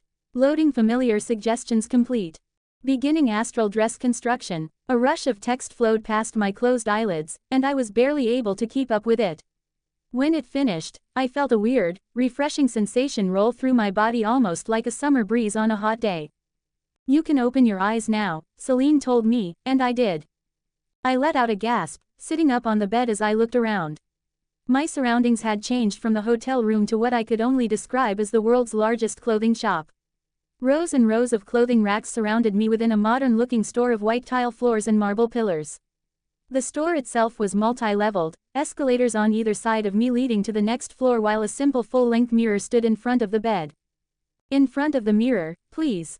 Pushing myself from the bed, I walked to the mirror, hesitating before I looked into it. I appeared the same as I did when I last looked at myself. Celine hopped up onto a stool next to me, tail swaying excitedly. Excellent. Now, a few points of information. Your astral dress is free to customize as you see fit. You can change its appearance once per day, but staying consistent is important to establishing a brand image. When you activate your astral shift, any clothing you are currently wearing will turn into mana and be stored while your own mana weaves together your outfit. As such, you will be selecting everything you want to wear in your magical girl form from undergarments to accessories. Some items you buy from the gate can also be attached to your astral shift, essentially storing them and then being retrieved with your transformation. For instance, you could have a gun holster as part of your outfit and put a handgun you purchase inside of it. When you deactivate your shift, your handgun would disappear with your outfit and safely be stored, reappearing with your outfit the next time you transformed. Do you understand me so far? I nodded, and Celine continued. Besides choosing clothes, you can also make minor alterations to your physical appearance. Everglave's pointed ears, Guild Scale's dragon scales, and Naiad's aqua skin are examples. Other popular options include cat or fox ears, and some guardians even have tails. Your hair length is completely adjustable and may be changed to any style you wish. As you reach a higher level, more dramatic cosmetic options become possible. What about my eyes? I asked. Most of the guardians I've seen have pupils that look different. Your pupils will automatically change to reflect some part of your nature as a magical girl, but you won't have a choice. I'm afraid you'll have to wear contacts if you wish them to appear differently. The same goes for eye color. Eyes are the windows to the soul, and as such, are not something that can be naturally adjusted. I expect your eye colors to remain the same and your pupils to change to crescent moons if the symbology adorning me is any indicator. We can check in a moment once the room finishes settling. For now, I was wondering if you have any ideas in mind for your outfit or magical girl name. I faltered, rubbing my hands against my pajama pants nervously. I wasn't really big on buying clothes. My only real concerns were if things were cheap and fit me decently. Not really. Guild Scale seemed to know what he was talking about, but I don't really know what I could make look good. That's completely fine, Celine said, excitement building in her voice. It just means we'll get to try all manner of combinations. This entire store contains an endless multitude of options, but I understand picking items one at a time may be a bit overwhelming. If you'd like, we can begin with some completed outfit ideas I've developed and work backwards from there, replacing things that don't work until we achieve something ideal. Okay, I said, slightly unsure. How does that work? Simply hold still a moment, and we can look at the first outfit idea. An involuntary yelp escaped me as the sensation of my clothes against my skin abruptly disappeared, and I looked down to see they'd transformed into motes of violet light in the outline of my pajamas. As I watched, the outline shifted, the light flowing like water into a new shape. The energy settled quickly, and with a flash, manifested back into physical clothes. I let out a sigh as the glowing light disappeared, peering closely as the outfit revealed itself to me and I let out something between a squeak and scream as my hands flew to cover myself. I fell into a crouch, trying to hide as much of my body as possible. Celine, I screeched at her, my entire face burning as I shot a look at my familiar. She sat on the stool innocently, tails flicking with something like amusement. Is there an issue? She asked innocently, and I glared at her as I hunched further in on myself. I think this outfit looks quite cute on you. It even has an animal theme to make you more distinct. I don't care how cute it looks. I hissed. I am not going to wear a bunny girl outfit.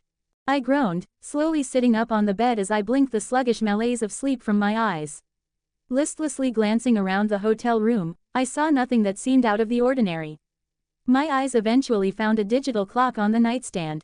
It was a little past 11 now, meaning I had been working on my astral shift for just over an hour. Celine was sitting on the edge of my bed, fluffy fox tails swishing happily, as I stood up and stretched.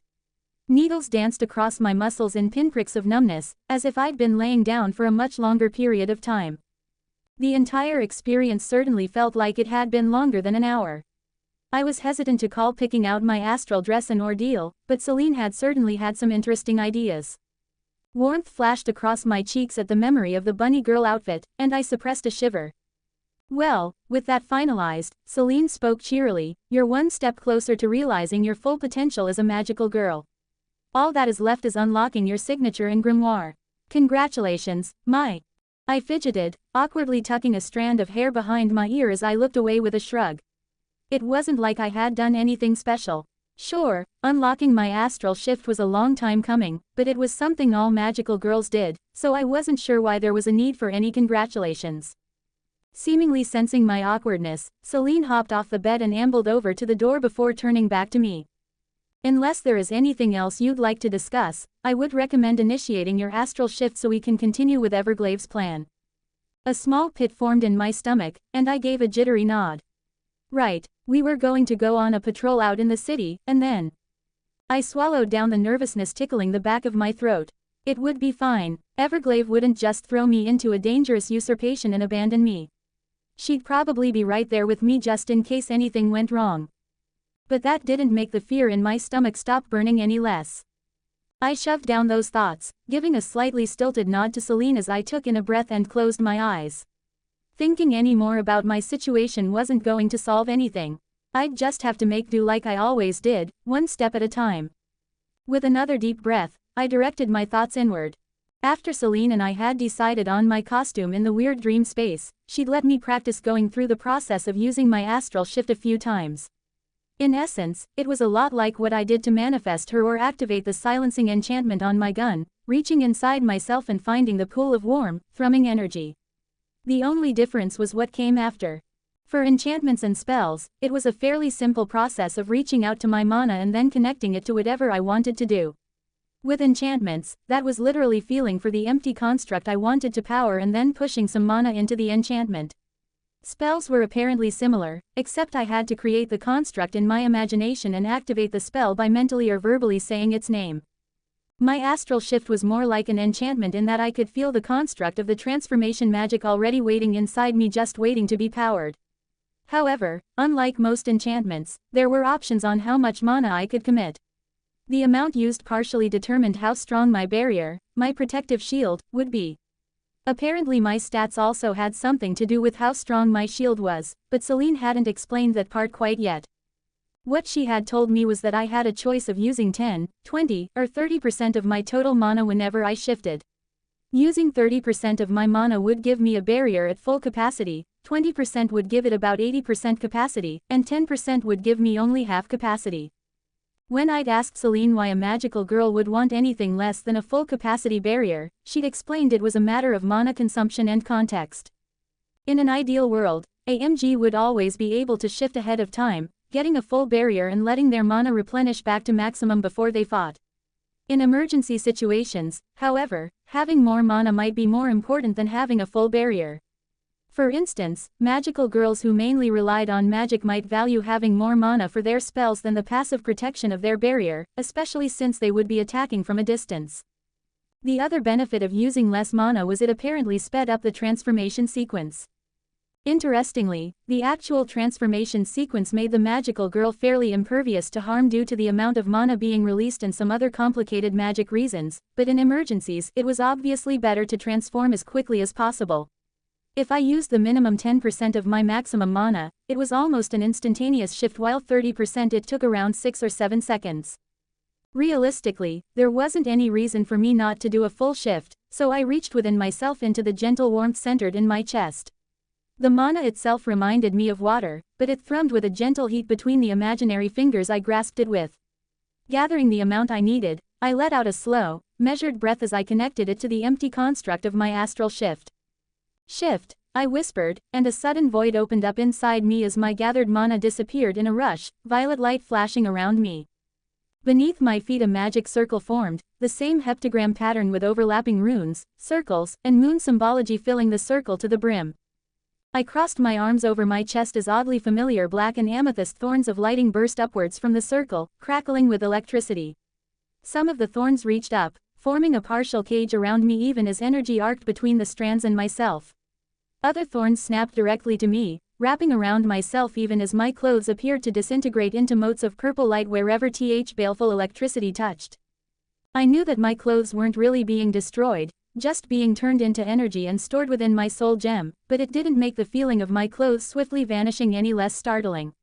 I managed not to let out a yelp only because of Celine having me do practice runs, but it was a near thing. The purple-black energy was quick to replace the portions being shunted away, energy solidifying into cloth. I did my best not to pay attention, simply holding my breath as the light show played out around me. A few uncomfortable moments later, the shift finished with an electrical snap. Silence followed, and I shivered, my new clothes hugging me with a supernatural softness. Looking down at myself, I was relieved to see I was wearing the outfit Celine and I had settled on. It wasn't like I was expecting her to trick me, but after the initial incident, I was a little on edge. Thankfully, my worry was unfounded. With Guildscale's recommendations, actually creating my outfit had been mostly painless. We had started with his first recommendation, trying for a mix between a modern and historical military uniform with a hint of frills. It took a few iterations to create something easily recognizable as a magical girl costume without it just looking like a military outfit. We had eventually made something that I was fairly pleased with, but Celine had insisted on trying at least one more combination, one she thought would work well. She'd ended up going with Guildscale's third recommendation, something cute in the gothic Lolita style. I'd been incredibly uncomfortable at first, but as we went over the details, swapping things out that I didn't like, I slowly began to feel something. Clothes were never a big deal to me. If they were cheap and comfortable, I was more than happy. But staring into the mirror of that dream world, looking at my finished outfit, I felt a giddy warmth flush through me. It wasn't that I felt pretty or beautiful, I knew I didn't have the looks for anything like that, but I'd been left feeling satisfied. Excited. I wasn't sure what it was, and even though I was embarrassed at the thought of someone seeing me wearing this, actually wearing the outfit wasn't the worst thing in the world. And, all matters of what I looked like aside, the outfit was cute. So, with a little nagging from Celine, we decided on that one. It took a little bit more time adding some additional ornaments, especially because Celine insisted on embarrassing me by taking time to pick out more customized and girly details even down to my underwear. Why that mattered when nobody would be seeing that particular part of my costume, I would never know, but it had been easier to just go along with Celine's enthusiasm than fight it, especially after she started monologuing. It's not about other people seeing it, it's about you knowing you're wearing something cute and taking confidence, pride, and general happiness in that. Every piece of your outfit is part of a greater whole, seen or unseen. Fashion is the armament of your identity, of your very soul. It is part of a passive, inner strength for you to draw on, to build your confidence from and express your personality, even if it is to nobody but yourself. I refuse to let you leave here with an outfit consisting of anything less than perfect unity that resonates completely in a beneficial psychological and spiritual cohesion. It had quickly become clear I wasn't escaping, and so I'd given up and endeavored to just finish that particular portion as quickly as possible. Celine at least seemed to acknowledge my extreme discomfort and hadn't prolonged my suffering too much. Other than the mortifying few minutes following that speech, the experience of picking out my costume with Celine was fine. Mostly, I was just happy I had something that both looked like a magical girl costume and felt softer than silk. Just the sheer, all-encompassing comfortableness was worth the effort. Starting from the bottom of my costume, I had on heavy, lace-up combat boots that went up halfway to my knees. They were all black except for the deep violet of the crisscrossing laces and a small bow of soft fabric near the top. My legs themselves were covered in thick black tights colored as dark as the void, the material completely opaque with a faint sheen that gleamed when the light caught it just right. Over that was the main part of my outfit, a Gothic Victorian dress that was all black except for the purple accents. The skirt of the dress was shorter than I was comfortable with, magic modesty enchantment or not, only reaching halfway down my thighs. Thankfully, we had gone with the puffed-out style Guildscale recommended, so underneath the black fabric was the layered underskirt to give the dress shape. It was in purple, and the amount of layers of thin fabric made my legs virtually disappear into it like a fluffy cloud, providing extra cover that would have helped even without the enchantment. The skirt of the dress itself ended in a frilly, ruffled trim of violet that blended with the underskirt. Cinching the dress tight and separating the bodice of the dress from the skirt was a black, waist-hugging corset crossed with violet laces. A purple satin sash hung tightly around my hips like a belt and was tied at the small of my back in a giant, fluffy bow that trailed two streamers down the back of my skirt. Celine had assured me the sash would be durable and strong enough to support any holsters or ammunition pouches I decided to hang off it. The rest of the dress's bodice was fairly simple, consisting of unadorned black cloth that reached to my neck. The sleeves were long, and the upper portions were bound tight just over my elbows by violet ribbons tied into bows. The lower half was looser, ending in voluminous cuffs with purple frills and ruffles matching the skirt's hem. My hands themselves were partially covered in ornate black gloves that only covered the back of my hand in a triangular piece of silky fabric that stretched from my wrist to the base of my middle finger where the material was secured by a ring of cloth. Around the wrists were ruffled lace cuffs done in violet, giving more accent to the elegant, minimalist gloves. The last part of the outfit didn't really have a proper name, being something between a half cloak and a mantle. The dark cloth was draped around the shoulders of the dress, falling about halfway down my biceps and ending in more purple lace. Secured by a purple bow at my neck with a silver, crescent moon pin in the middle, the mantle helped provide a little more complexity to the dress. Also attached to the cloak mantle was a voluminous hood. Unfortunately, Celine had convinced me to keep the long, floppy bunny ears, assuring me they would be both cute and practical, not getting in the way because the mantle could be easily detached by pressing down on the center of the purple bow that tied the garment at my neck. Worse, I couldn't really argue that it didn't look cute when my hood was up with the 2 ears trailing down the sides, because part of me completely agreed. I just wished I wasn't having to show it to other people. The only other visible detail of my costume was, of course, my eye patch. I was worried at first that it might make me too recognizable, that a girl with blue and red heterochromatic eyes and an eye patch was too easy to draw connections to if I went with the same look for my magical girl costume. Celine had tried to assure me that the magic protecting my identity would keep me safe, essentially downplaying those details in the minds of anyone trying to notice the similarity. While I wasn't completely convinced, I also wasn't willing to leave both of my eyes uncovered. I knew how people looked at me when both my eyes were visible, and I hated the feelings it brought me. Every extra second of staring, every slight shifting of their gaze as they looked from one eye to the other brought a flush of shame through me as past words whispered through my head. What a freak. Just looking at those things makes me nauseous. She looks like a monster. Can't even stand looking at her. She looks completely unhinged. I ground my teeth together tightly. Even now, Katie's mocking laughter and wry grin made my stomach clench. Maybe it wouldn't be so bad if I wasn't mana-born, but the vivid color and brightness of my eyes made my heterochromia that much more noticeable. It just wasn't worth it. So, with Celine's reassurances, I went with the same white, medical-style eye patch over my right eye that I normally wore. In my normal life, people might give it a quick glance before looking away, afraid to be caught staring at what might be an injury. In my magical girl costume, it didn't really look that out of place. Sure, it might come across as edgy or ridiculous, but most magical girl costumes had something equally fantastical or impractical anyway, so it was par for the course. Besides, with my latest upgrade to my augment, I could see through the eye patch as if it didn't exist, so there was no real worry about it hampering my vision. Celine had also seemed rather enthused about the eye patch for some reason, though I wasn't quite sure why. I assumed it was because it gave my outfit another extra flair besides the bunny-eared hood, but something about her excitement felt off. The only other thing that was included in my astral shift was a slight change to my hairstyle. Normally, my hair was a shaggy mess that fell just below my chin, and it was cut so the bangs would fall partially over my right eye, helping to conceal my eye patch. In my shifted form, my hair was the same length but a lot neater. The bangs were also cut equally to give both of my eyes a clear view.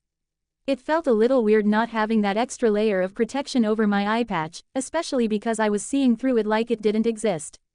All I could do was hope I would grow accustomed to it in time. Moving my hands over my outfit slightly, I noticed a part of my HUD had changed.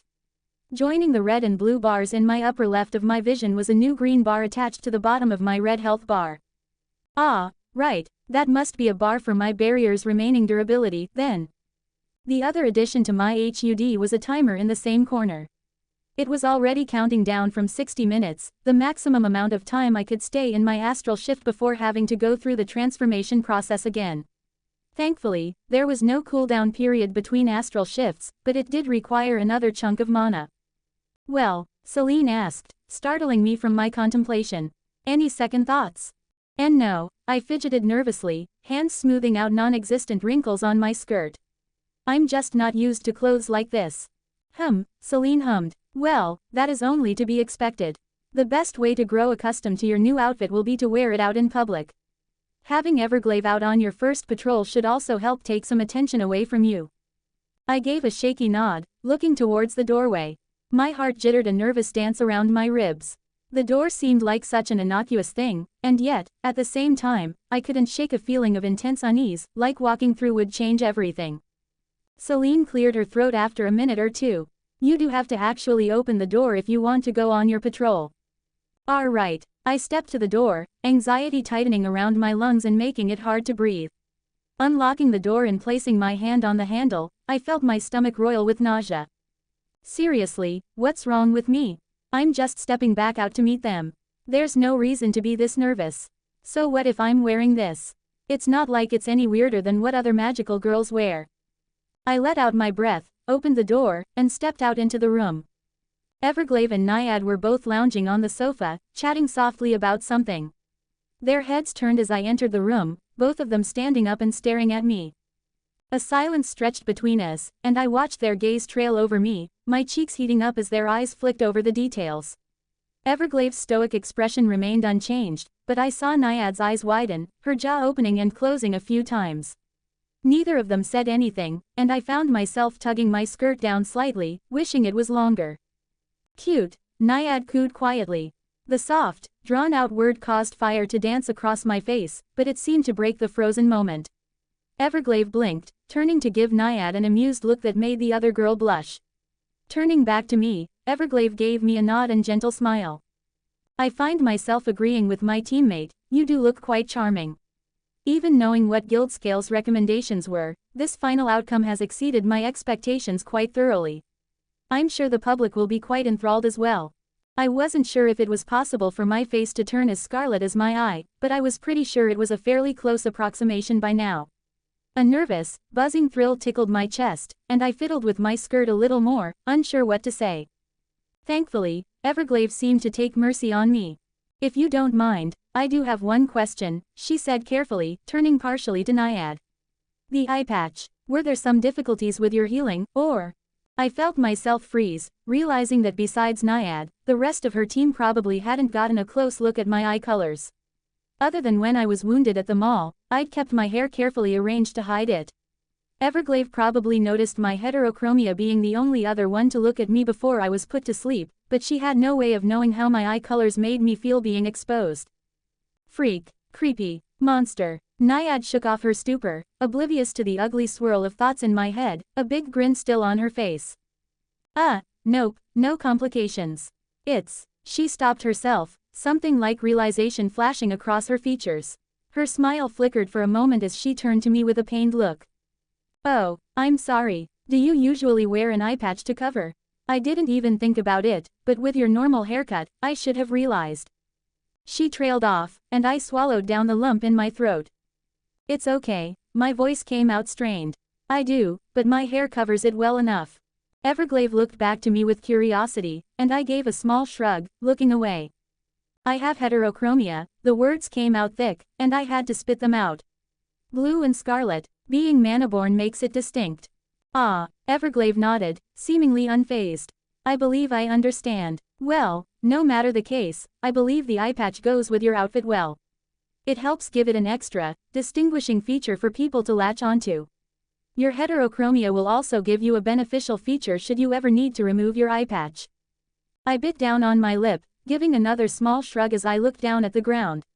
Celine had suggested the same thing, that I might even consider removing my eye patch anytime I got into combat to give me some sort of dramatic flair, but... Well, I think you look great either way, Naiad said cheerily. And with your costume all settled, we can take you out on your first patrol. That is, if you still want to. I know setting up your first astral shift can be a bit draining, so if you want to reschedule. I quickly shook my head. Nerves aside, I knew if I put this off, the discomfort would only grow stronger. It was better to get this over with now. Besides, I could hardly impose on them any more than I already had. And no, it's okay. Naiad grinned, and the edges of Everglade's lips turned up in a soft smile. Very well then, I suppose the last thing to ask you is what your alias, your magical girl name will be. While we could come up with something temporary, choosing one now would certainly be the simplest solution. I gave a hesitant nod, trying to steady myself. This was one of the things Celine and I had discussed while making my costume, but I still felt unsure about it. We had talked over a few names, but ultimately, we were limited by the fact that I was both a dark magical girl and that I wanted to use guns. My costume helped reconcile both those things, but Celine was afraid even a more neutral name might not fit well. Ultimately, what had helped finalize the choice was when we checked the shape of my pupils after I transformed and found them to be crescent moons. Combined with my outfit, the repeated moon symbology in both my magic circle and Celine, and the temporary emblem that she'd put on my guns, the choice had seemed obvious. It also helped that Error Machina had already suggested the name. And no, it had nothing to do with him saying it was a cute name. Nothing at all. Looking up at the two more experienced magical girls, I tried to calm my nerves. Giving a short little bow, I forced myself to give my name, even if it did make me feel ridiculous. Logically, I knew my name was perfectly within the norm for most magical girls, but saying the words out loud still made me feel stupid. Unfortunately, between 21 years of actual magical girls existing and the genre already having been established in media, having an extravagant or cutesy name was pretty much expected. By that measure, most of Fantasy Fatale was incredibly tame. To be fair, by magical girl standards, my name was too, especially considering some of the names out there like Super Velocity Cat Ranger, Hyperkinetic Railgun, or Eternal Starlight Nova. So, really, it wasn't that far out there, even if it still did feel embarrassing. Moon Bunny, I blurted out. My name is Magical Girl Moon Bunny. It's a pleasure to be working with you. Risking a glance up at the two, I was met with a beaming smile from Naiad, and something approaching actual warmth on Everglave's face. Likewise, I hope to do great things together, Moon Bunny. My heart wanted to jump into my throat as we went down the elevator, the numbers slowly lowering towards my certain doom. Both Everglave and Naiad seemed unfazed, the first a picture of noble serenity, the second wearing a bubbly smile. To distract myself, I tried to remind myself of what Celine and Guildscale had instructed me on when we briefly stopped by his room, folding my hands in front of me while keeping my shoulders from hunching too much. It had been a quick stop, just to see what he thought of my costume, and he'd been quite impressed. It was then I found out that showing off my outfit to the two older girls was one thing, but having his appraising eye gliding over the various frills, lace, ribbons, and general fluffiness of my outfit was another. I hadn't been able to keep myself from fidgeting, my gaze lowered as he took me in. Thankfully, he seemed to approve of my outfit. Both my eye patch and bunny-eared hoodie earned special praises for giving me something more distinguishing, especially when I explained my heterochromia. Apparently, a few magical girls had tried the eye patch idea for their costumes before, but it wasn't really that effective outside a pirate or scarred warrior theme. With my eye colors, though, he'd been eager to let me know it would make me popular, especially if I got into theatrics like removing my eye patch before I fought. I tried not to wilt too much at the idea, and thankfully he hadn't said anything else on the matter. After sharing a few ideas mostly directed towards Celine, he gave me some pointers on what posture to adopt for my patrol. Which had been both humiliating and relieving at the same time. Apparently, I gave off a naturally shy impression, which would work well with my choice of outfit. Hearing that made my face turn red, but he'd assured me it was a good thing. It would work well with my aesthetics to give an image of a new, cute, and unthreatening magical girl and would only be reinforced by my alias. His only advice for how to act while I was on patrol was to generally be myself. He did suggest keeping my hands folded in front of me to keep from fidgeting with my skirt too much, though. That, and to relax my shoulders to keep myself from looking too nervous. It had only been a few minutes of conversation, well, instruction more like, but it had already left my nerves slightly frayed.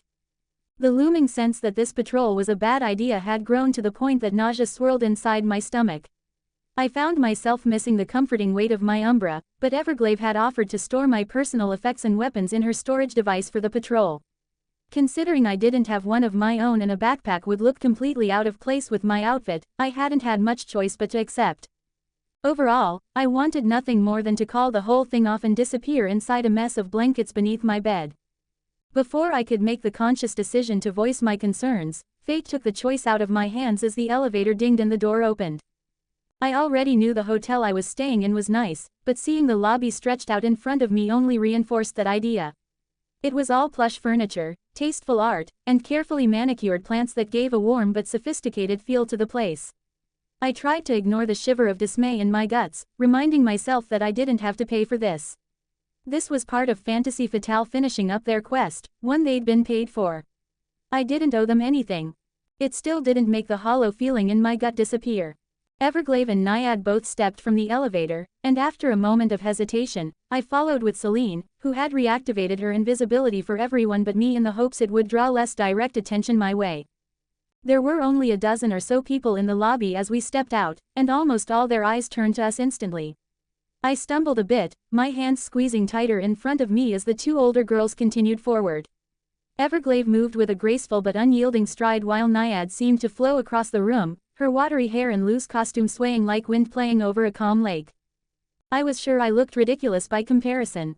Thankfully both of the taller girls were going at a slower pace so I didn't have to take quicker steps to match their own. Instead of looking at the people watching us, I tried to focus my gaze on Everglade's back as we went straight for the doors.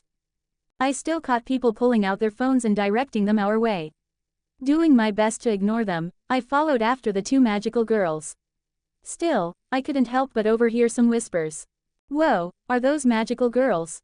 Well, they aren't cosplayers, idiot. Holy shit, that's Everglade and Naiad. Whoa, wait, who's that other girl, then? Must be one of the new ones they're showing around. Cute, black and purple colors, huh? She's one of those rare ones, then. A dark, yeah, pretty sure they represent courage or something. More like cuteness. I felt my face turning red, but the other two seemed completely unfazed. A plain-looking girl in a yellow scarf and matching sundress blinked as we passed, looking up from her phone with wide, amazed eyes. Her phone quickly shot up to start taking pictures of us, and I tried my best to look unfazed even as my cheeks burned hotter. Absolutely adorable. I heard her giggle as we walked past, and I wondered if it was too late to call off the patrol. Thankfully, it didn't take us long to step out of the hotel and into the midday light. It took me a moment to blink away the glare, and when I did I immediately looked around. Navigating in Arcadia was made somewhat easy by the fact the city was mostly circular, buildings growing taller and denser the closer to the middle you were. That, and the fact that the Arcadia Spire was directly in the center of the city also made orienting yourself simple, the skyscraper of smooth angles, glass, and helipads standing out with a distinctly futuristic architecture. I wasn't great at judging the distance, but by the buildings around me it looked like we were in one of the inner middle districts. It was a fairly nice place in the city, busy but not claustrophobic like the central circle. That being said, it was midday, which mean the streets did have a decent number of people on them. And, of course, three magical girls stepping outside drew attention almost immediately. To my surprise, most people just kept moving, giving the occasional glances or watching from the corner of their eyes. A few did pull out phones and point them our way, and I tried not to wring my hands together too tightly as my throat suddenly felt very dry. The first thing to learn about patrols, Everglade said, choosing a direction and beginning to walk, is the unwritten etiquette of approaching or bothering magical girls. I followed along, the three of us moving at a leisurely pace. Celine kept by my side, a gentle presence that helped calm my nerves. It's a behavior people have more or less adopted over the years, she continued, as to when it's okay to approach a magical girl or not. Most of it is subconscious, but some people have actually codified it online. The first indication is how fast the magical girl is walking. If it's a leisurely stroll like this. She paused as a woman in a sweater nervously approached. Everglade gave her a smile, slightly tilting her head. Hello, is there something I can help you with? The woman shifted nervously, clutching her purse tighter. I don't want to bother you, but can I get an autograph? Of course. Do you have something you'd like signed? The woman paled, looking at her purse in horror. Oh, no trouble, Everglade assured her. I have something right here. With a flourish of her hand and a flash of viridian light, a photo appeared in one hand and a Sharpie in the other. Naiad made a similar motion, similar items also popping into her hands.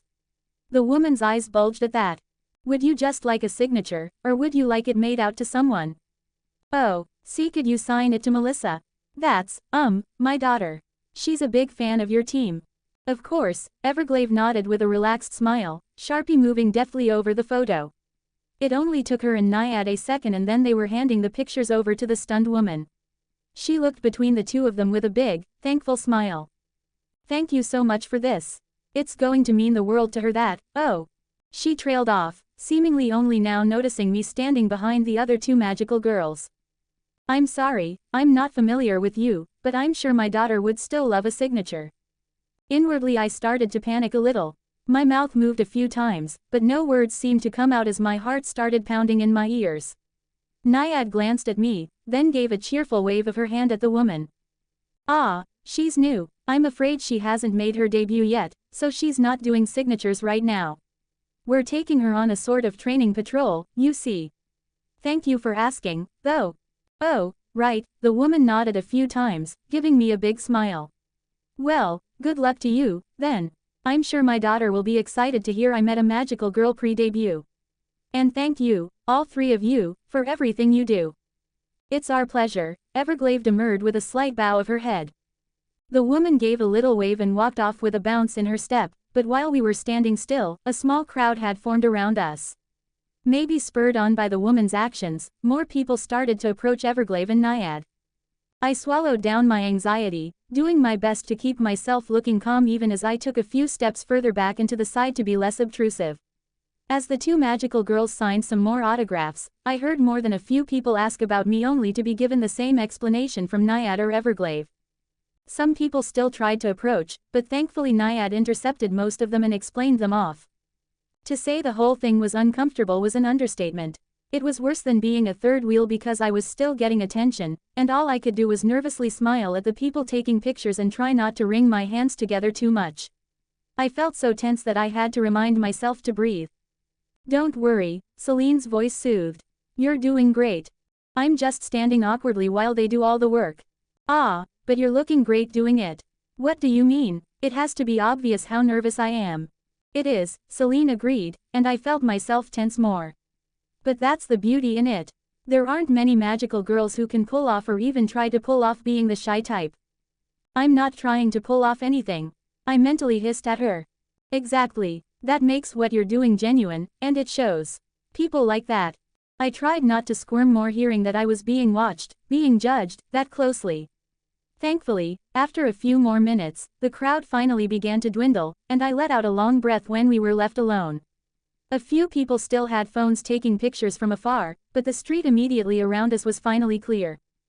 Good job, Naiad said, walking up to me with a gentle smile. You did amazing. That's what Celine said, but I didn't do anything, I muttered, looking at the ground. That's nonsense, Naiad frowned. You did two very impressive things. First, you were yourself. I gave her a confused look, and Everglade stepped in. Many magical girls put on a mask of sorts, adopting a personality. Fierce and unafraid, steadfast and loyal, light-hearted and energetic, kind and sisterly, whatever the combination, they see being a magical girl as the chance to live a separate, new life that was denied them. While I don't begrudge anyone seeking a fresh start, it sometimes comes across as disingenuous, especially early on while they discover their new persona. And in time, those do become true personalities, Naiad agreed. But most magical girls choose to be more heroic or larger than life. Not many choose something honest and vulnerable. It's funny, in a way, but being all dressed up in a costume and having the powers we do as magical girls actually makes it harder to not act like some heroic defender. I wasn't really sure what to say to that.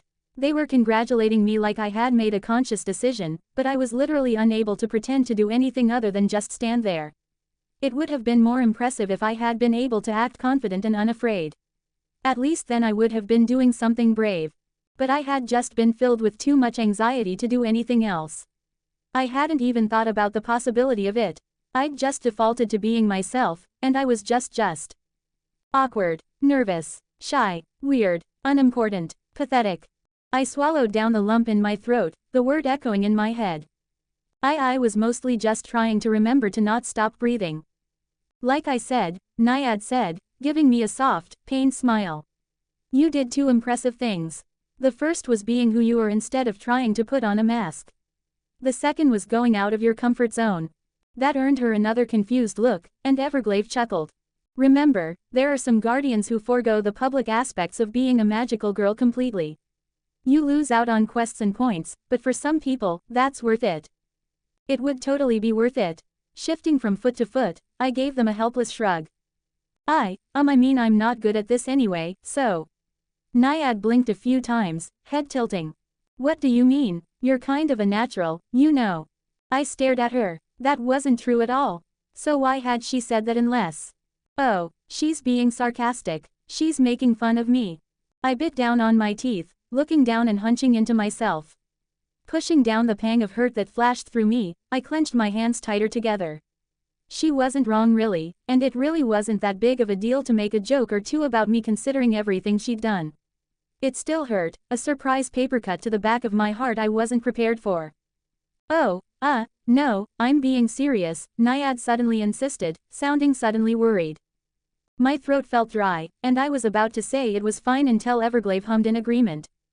It's true, you've had no PR training, and yet seem to know exactly what to do.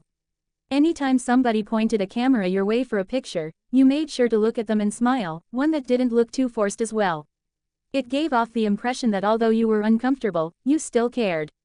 For introverted magical girls, this is exactly the type of perception that is recommended. But, stammering a bit, I looked between the two of them. I wasn't even thinking about it. I just didn't want to be rude. Naiad giggled a little, and Everglade's lips quirked up at the corners, her eyes glittering. Which is already more awareness and empathy than most people can muster on a normal basis, Naiad smirked.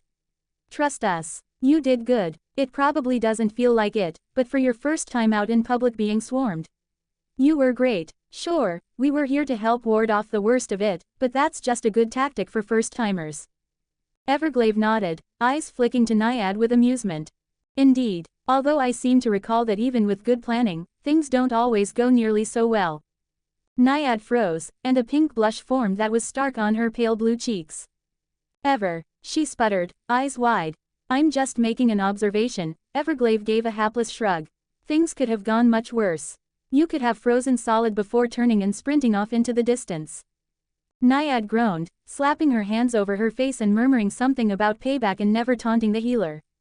With how high-strung my emotions felt, it took me a moment to work out what was being said. Wait you, I trailed off as Naiad let out a louder, more dramatic groan. And just like that, my reputation with the newbie is ruined, she whined, causing Everglade to chuckle. Let's just say, our soft and friendly healer wasn't always so good at dealing with people. She's mostly grown out of it now, though. I'm still an introvert, Naiad pouted. I've just gotten better at wearing a mask while I'm out. It's not like I hate doing this kind of stuff, but I'd much rather be alone listening to some piano and rain sounds while reading a good book. I've just gotten better at wearing a mask when I'm out.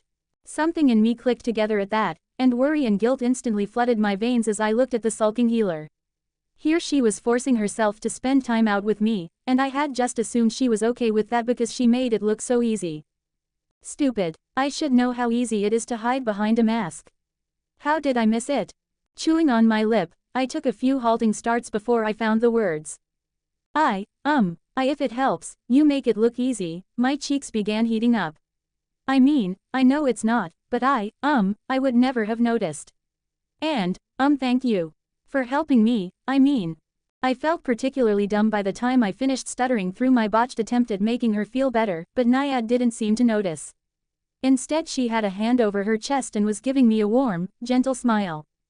Thank you, she responded quietly, the words filled with meaning. That means a lot to me. As a healer, I interact with people a lot, but it took me a long time to get to where I am now. Also, you're welcome. I'm just glad I get to spend my time helping a new magical girl, especially one as nice as you. My face felt like it was on fire, and I wasn't sure how to properly react to that. Thankfully, Everglade saved me from ruminating on my embarrassment by gently clapping her hands together. Well, now that we've had our first meet and greet, shall we continue? Crowds are starting to form again, so unless we'd like a repeat performance, we should get moving. I gave a jerky nod that Naiad mirrored with liquid grace. Everglade started walking without preamble, and I followed. Weirdly enough, Everglade was moving at a quickened pace, a fast walk that Naiad easily matched without discernible effort. I had to take extra steps to keep up with the two taller girls, but I found myself matching their pace without too much issue. So, back to our lessons, Everglade continued as we wove our way down the street. We were talking about the etiquette of approaching magical girls. As was just demonstrated, when we're going at a leisurely pace, people are many times more likely to approach for pictures and autographs. However, if they see us moving at a good pace like this, the chances of being stopped dramatically go down. Naiad nodded, absently looking over at a young, wide-eyed girl staring at us as she was pulled along by her mom. Naiad smiled, giving a wink and wave that made the girl's mouth drop open in a wide grin. Part of it is subconscious behavior. We look busy, we're basically celebrities, and we sometimes have legitimately life-saving duties we're trying to get to. Combined together, and most know not to just stop a magical girl moving with purpose. The unofficial guide to interacting with magical girls that was put online has also helped. The more hardcore fans who would normally be likely to stop you will have read it and know not to interfere. It still sometimes happens, Everglade shrugged. If it does, a simple apology and explanation that you're trying to get somewhere is usually enough. If not, you can pull the patented emergency escape maneuver. Naiad giggled, then held up a hand to her ear. Yup, just press your hand to head like you're listening to an earpiece and look serious, then suddenly take off running in a direction or jump to some rooftops. People will assume you got an important call or are heading to an usurpation. Makes it easy to disengage if people are making you feel uncomfortable. Nodding a few times, I found myself feeling conflicted. On one hand, pretending to get an important call just to avoid a conversation felt a little disingenuous. On the other hand, it would let me avoid social interaction if it got to be too much. Which meant I'd definitely be pulling that move with minimal amounts of shame. On that note, there's the etiquette of running and roof hopping, Everglade said as we paused at a crosswalk. Generally speaking, if you have high enough agility, rooftops are fair game to traverse for guardians. So long as you aren't loitering or causing damage with your jumps. How much agility do you need for that? I asked, excitement coloring my voice as I imagined myself soaring through the air, the city skyline outlining the horizon around me. It depends. Some of the packed residential and commercial areas have rooftops pretty close to one another, while others can have vast height differences. Generally, the biggest obstacle is being able to jump across streets. Officially, a minimum of 100 agility is recommended with 150 being preferred. I stumbled a little at that, eyes wide as Naiad giggled. Yeah, lower than you would have thought, huh? It's surprising how much distance you can get with a running long jump. Honestly, the biggest obstacle is when building heights are different. You don't get nearly as much value on your vertical jump from agility as you do horizontally. That meant I wasn't that far away from meeting the basic requirements. I mean, if I focused on it, I could get there in only 3 levels. But, it would mean horribly skewing my stat distribution. More so than I already had, anyway. As tempting as it was, it probably wasn't worth it. The weirdest part was that I didn't feel particularly different, even with my agility and dexterity at 70. There was no sense of speed or sudden strength. I just felt normal. Although, now that I thought about it, I'd been keeping up with Everglade's fast pace for a bit now, and I wasn't feeling even the slightest bit winded. In fact, the pace didn't feel that much different than a normal walk. It wasn't like we were running or anything, but I'd never been athletic. Being Manhwa also seemed to come with a 50-50 chance of coming with a variety of health issues, and I'd been one of the unlucky ones to have some manifest. It was surprising I'd done so well at the mall, really. Then again, adrenaline and being in a literal life or death situation probably had something to do with it. Other than roof jumping, Everglade continued, drawing me from my internal musing, the other way to get around quickly is running on the streets. If you're going that route, use the bike lanes, but be mindful of actual bikers and other magical girls. It's always the responsibility of the magical girl with the higher agility to make sure accidents don't happen. Also make sure to follow traffic laws, Naiad chirped as we crossed a street. Obey red lights and things like that. The only exception is if you can safely jump over an intersection, but at that point you definitely have enough agility to be on the rooftops, so yeah. We continued in a comfortable silence for a while, drawing the eyes of people but never having anyone come out to stop us directly. I still tensed up whenever I saw a phone appear to take pictures, but I did my best to continue as if I didn't notice. Celine for her part followed along happily, hopping along with us and taking in the various sights with interest as we passed onto a street filled with cafes and other small restaurants. Everglade was also looking around, stopping in front of a quaint-looking coffee shop and pointing to a symbol on the glass window. It looked vaguely like a pointy wizard's hat on top of a girl's smiling face done in a cutesy, chibi style. Ah, perfect. You see this symbol here? That's the icon for a store offering discounts to magical girls who come in costume. A blue hat and circle around it means you get a flat $5 off any purchase a day plus a 10% discount after that. A green version of the symbol means you just get the percentage discount. It's honestly a good deal for businesses, Naiad hurriedly added, glancing at me with a complicated expression. Sure, they give us free stuff and discounts, but in return, they get great marketing. How many people do you think stop to take pictures or shop at a place where a magical girl is purchasing things from? I've literally walked into an empty coffee shop to enjoy some peace and quiet and had it fill up not 10 minutes later. Just try not to take advantage of the $5 discount at the same store every day. Other than that, stores really don't mind giving out the discounts, and they love it when you stick around, even if it's just for a few minutes. Everglade dipped her head in agreement as we continued walking. Precisely. Any loss they incur from our purchases is more than made up for by our presence. On that note, don't be afraid of being approached while at a restaurant or getting coffee somewhere in costume. It's very frowned upon to approach a magical girl while they're eating somewhere. That doesn't stop them from waiting until you've left the store though, Naiad sighed. So don't be surprised if you get mobbed on your way out, especially when you get more popular. I nodded, my eyes now looking for the icon on the windows of the stores we'd passed. I'd seen the symbol before, but never really questioned what it meant.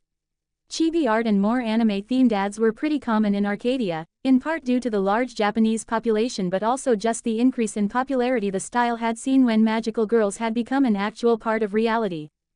Now that I was looking for the symbols, they seemed to be everywhere. It seemed more rare for a store to not at least have one.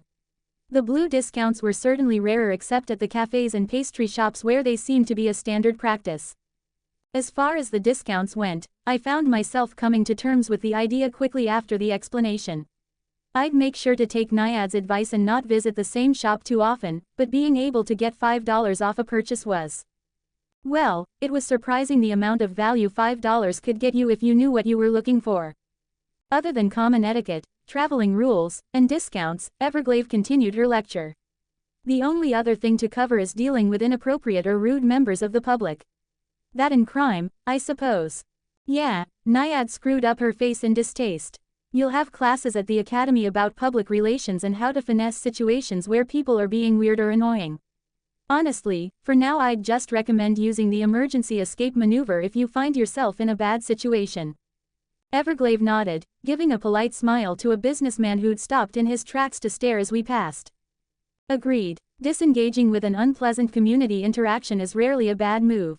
As for crime, it's honestly best left to the police to handle. Interfering with a situation opens you up to all kinds of liability, and without proper training, it's all too easy to make a mistake, especially at the lower levels. It is important to remember we are not members of law enforcement, nor are we vigilantes or heroes running around in masks. Despite the surface-level similarities, we are guardians, defenders against the ever-encroaching nightmare. Yeah, Naiad nodded emphatically. Right now, your focus should be fighting anathema and buying increasingly lethal spells and weapons. At higher levels, you'll have more wiggle room to pick up some non-lethal disabling spells, but there's not much reason to pick anything like that for now unless you're specifically going a controller mage route and focusing on locking down enemies.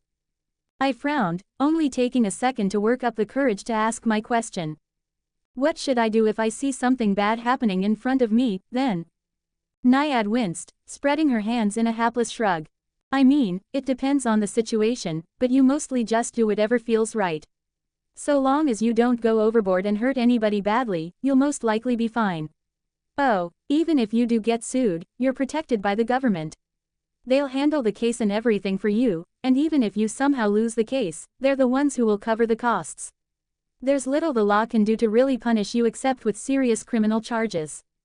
Magical girls have a unique series of legal immunities, Everglade agreed. Just please remember that just because you can get away with most things doesn't mean there won't be consequences eventually.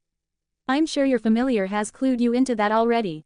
Everglade looked at me with a sideways glance that I responded to with a small nod. I remembered all too well Celine's talk about what dark magical girls were sometimes called up to do, about what happened when magical girls went too far beyond the law. Suppressing the shiver at the thought of fighting other magical girls, I turned to Naiad as she gave a sigh. I wouldn't worry about it too much. You'll have classes at the academy to teach you about the legal stuff like that. So long as you behave like even a halfway decent human being, there's not much to worry about. That, and actually stumbling on street crime is pretty rare. It's more common the police call for assistance and a guardian is given the choice of responding, but that's best left to the more experienced girls. Agreed. Everglade gave me a speculative look. And with your chosen specialty of weapons, it would almost certainly be best to keep away from normal crime. That, and trying to use appropriate levels of force can get a little hard to judge, especially when you get to a higher level and aren't used to pulling your punches, Naiad added with a sigh. That sounded oddly specific. I was considering asking about it when Everglade and Naiad both stopped, heads snapping to the side to look at the rooftops across the street. I followed their gaze to see a girl standing on a building wearing some kind of pink dress with gleaming plates of silver armor attached to it. Is that Naiad started, only to be cut off with a sharp gesture from Everglade. Let me deal with this. Moon Bunny, please stay next to Naiad. Naiad stepped closer to me, positioning herself slightly between myself and the mysterious figure. Before I could ask what was happening, the figure blurred into motion, soaring across the street in a single bound and landing in front of us before I could finish letting out my breath. Despite the ridiculous speed in which she'd leapt, she slowed down with an unnatural quickness and landed gently, her toes gracefully arched down and meeting the concrete with a distinct lack of force before she lowered her heels to the ground. Up close, I could make out a few more details about her. She looked to be in her late teens with pastel pink hair flowing down to her shoulders. Her eyes were a matching color with pupils that looked as if they'd been shattered into pieces while remaining vaguely circular. Her dress reminded me of an ornate Victorian ball gown, but with segmented armor plates over her chest and along the sides of the skirt. The combination gave her an elegant, battle princess look. She smiled, looking at Everglade with her smooth, heart-shaped face. Ever, it's good to see you again. She cheered in a sing-song lilt. You too, Naiad, it's been too long. Pristine peace, Everglade dipped her head in greeting. What a pleasant surprise. Are you out on a patrol? Oh, just taking care of the dailies.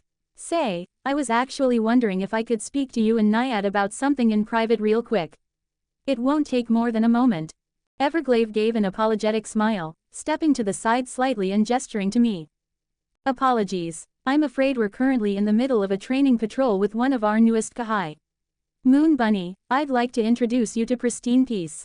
We went to the academy together. It's a pleasure to meet you, I quickly said, giving a greeting bow. The magical girl stared at me, her cheery smile twitching slightly as a short silence formed between us. Something about the way she stared at me with her unblinking, shattered pupils sent a chill over me. Her eyes finally shifted from me, darting to look around us, and I followed her quick glances.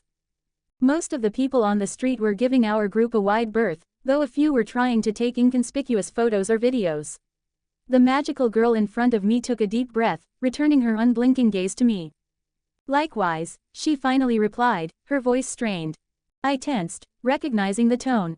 It was the one the other girls at school had used when I introduced myself before I knew about the rumors and lies Katie had spread about me, the same they had used when I asked a simple question but didn't want to look like they were associated with me.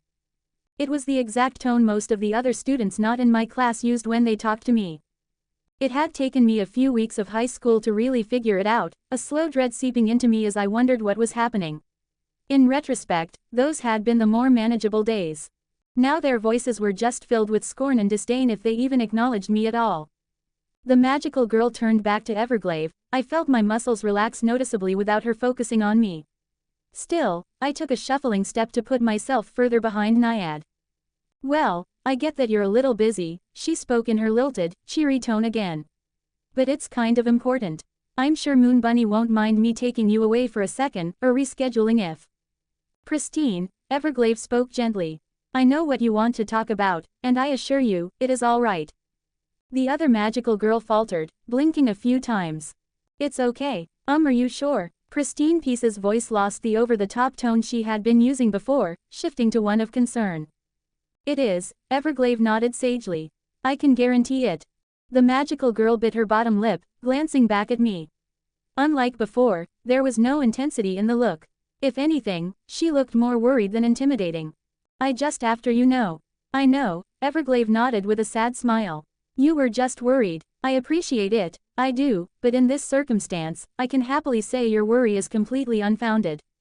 Pristine Peace stared into Everglade's eyes for a long handful of seconds, then finally sighed, letting out a hissing breath between her teeth that turned into a groan as she covered her face with her hands. Man, I really screwed this up, didn't I? Maybe a little, Everglade's lips quirked in an amused smile. But not too badly to make amends.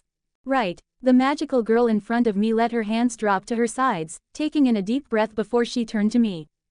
I'm sorry about that, let's try this again, she spoke, holding out her hand. Hi, I'm magical girl Pristine Peace. It's nice to meet you, Kahai. Hesitating for only a moment, I took her hand and shook it. Her grip was soft as a feather, as if she was afraid I might break under the slightest pressure. Sorry about my first impression, she winced after the handshake ended. Sometimes I just act without thinking, especially if I think my friends are She trailed off awkwardly, then gave a hapless shrug as a blush formed on her face. Anyway, she trilled. I should be getting back to my patrol so I stop making a fool of myself. Naiad, nice seeing you again. Moon Bunny, good to meet you. I might not be as strong as these two, but if you ever need advice, feel free to send me a message on MGO. Later. Without so much as waiting for a reply, she turned on her heel and leapt, soaring in a high arc to land on a roof across the street before hopping again and disappearing from view. Naiad giggled, shaking her head. Everglade gave her an amused glance before she began moving with the quick pace we were using before. The few bystanders who had been loitering quickly made way for us. Honestly, that went better than I thought it would, Naiad chirped. Pristine is the good sort, Everglade shrugged.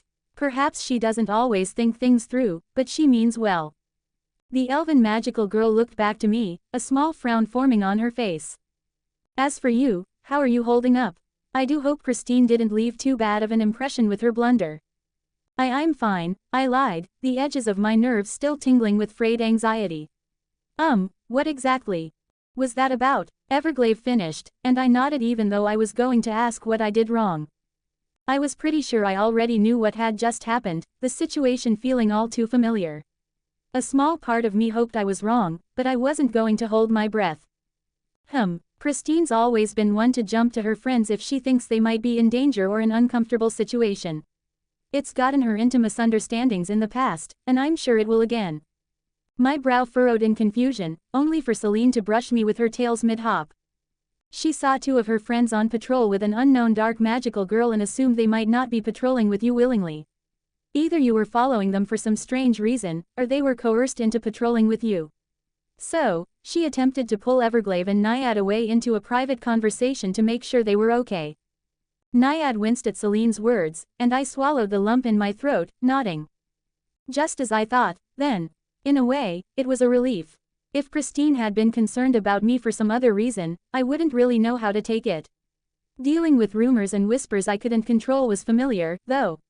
It was an old sore already scabbed over. A few more pokes from a new direction wouldn't change much. Besides, Pristine hadn't been outright hostile towards me, which was more than I could say about some of my classmates. Intense. A little, but it came from worrying about her friends. I shouldn't really fault her for that. She doesn't even know me, though. I ignored the acidic feeling burning in my stomach, trying to move my thoughts past Pristine's reaction to me. We kept moving, Everglade glancing at me while Naiad openly kept an eye on me. Nobody spoke for a minute, and as time drew on, Naiad's expression quickly grew more dismayed. Are you okay? I know we talked about the stigma around darks, but experiencing it is. It's fine, I lied, my voice even. She meant well. Everglade's eyebrow quirked up as she side-eyed me. That does not excuse her behavior. Had she taken a moment to consider the situation, it would have been clear both Naiad and myself were in no distress. Between our high levels, shared history, and the fact we've been going on training patrols with the newest magical girls, there shouldn't have been any question about what was happening. Instead, she jumped to the worst-case scenario that we were forcibly paired with a dark magical girl to go on patrol together. Which is ridiculous, Naiad sighed. It's not like anybody could or even would force us to patrol with somebody if we didn't want to. Even the association isn't stupid enough to try commanding around magical girls like that. Make requests, sure, force them to spend time working with someone they really don't want to. That's just a recipe for disaster, especially with some of the egos and power levels involved. Everglade nodded, looking off into the distance as we went by an outdoor cafe, phones from the half-dozen customers quickly rising. A fashionable blonde girl a few years older than me grinned a wide, vulpine smile as she whispered excitedly to her friend beside her, a tall girl with long, curly black hair and glasses who gently smiled at her friend's excitement. The blonde gestured wildly toward us, bottle glass green eyes wide with excitement, and her friend nodded a few times, quiet but watching us with interest. I wonder if that's how Lily and I look when we're hanging out. I ignored the longing pang that thought brought, returning my focus to Everglade. Agreed, Everglade continued, sounding distracted. I'm just glad Moon Bunny's first experience was with somebody acting out of concern, not malice. I do hope that. Everglade trailed off, putting her hand up to her ear. A small smile bloomed on her face a moment later. Excellent, thank you for informing me. Would you be so kind as to mark us as on our way and set up a cordon? Oh, and a police escort to our location. Yes, the cafe. Perfect. Oh, she's doing wonderful, though you should really be asking her yourself.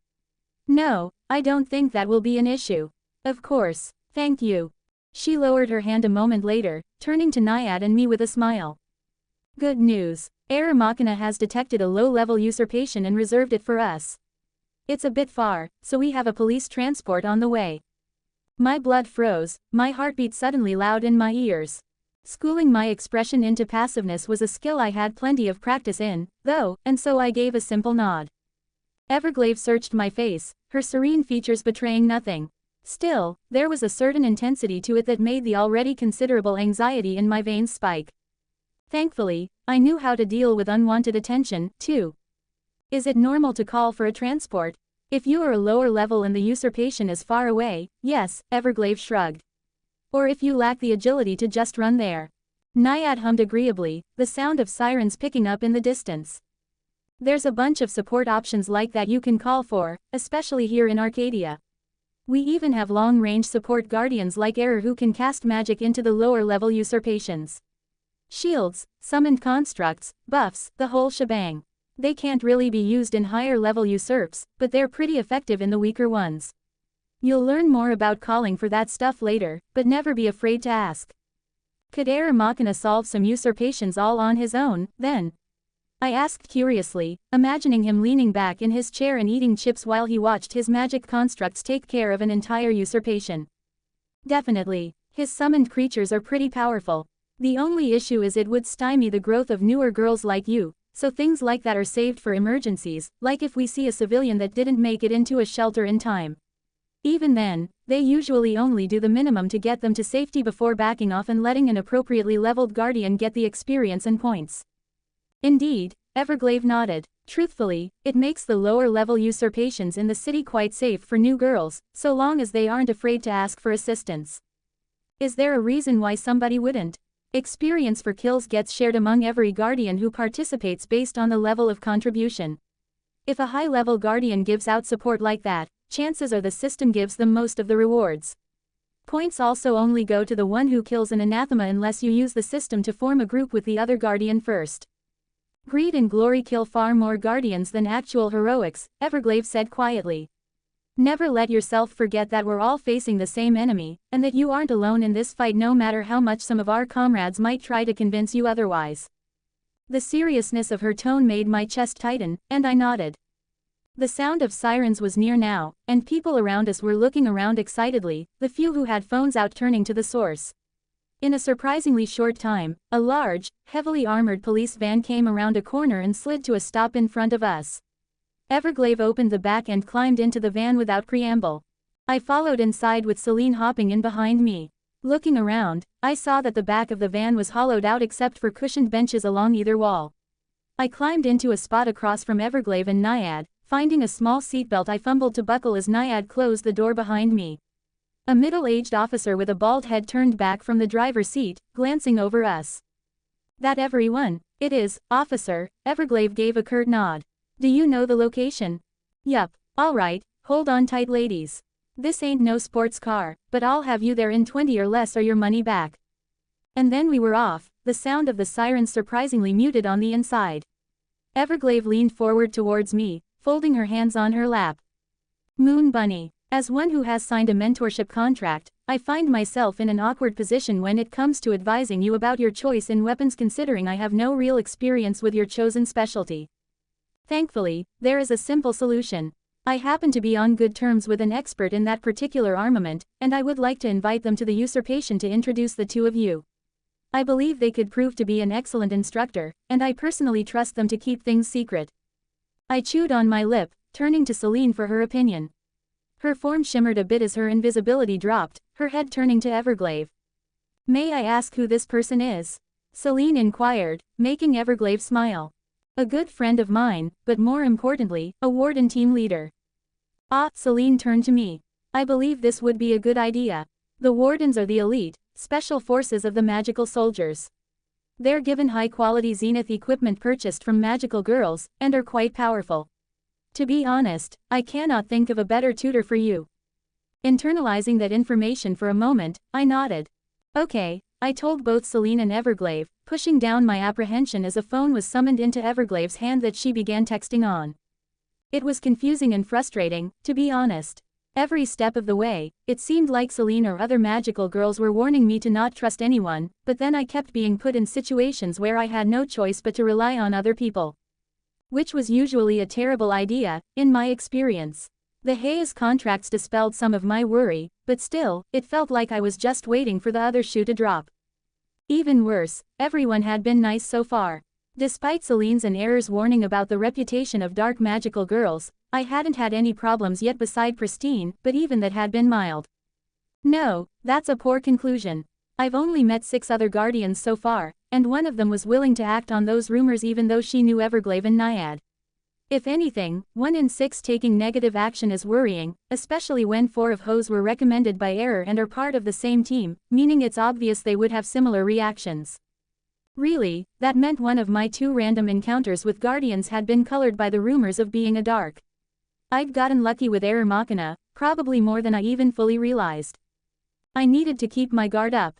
I'd trust Everglade's judgment about this warden, but only because Everglade had risked her life for mine and it seemed counterproductive to turn on me at this point.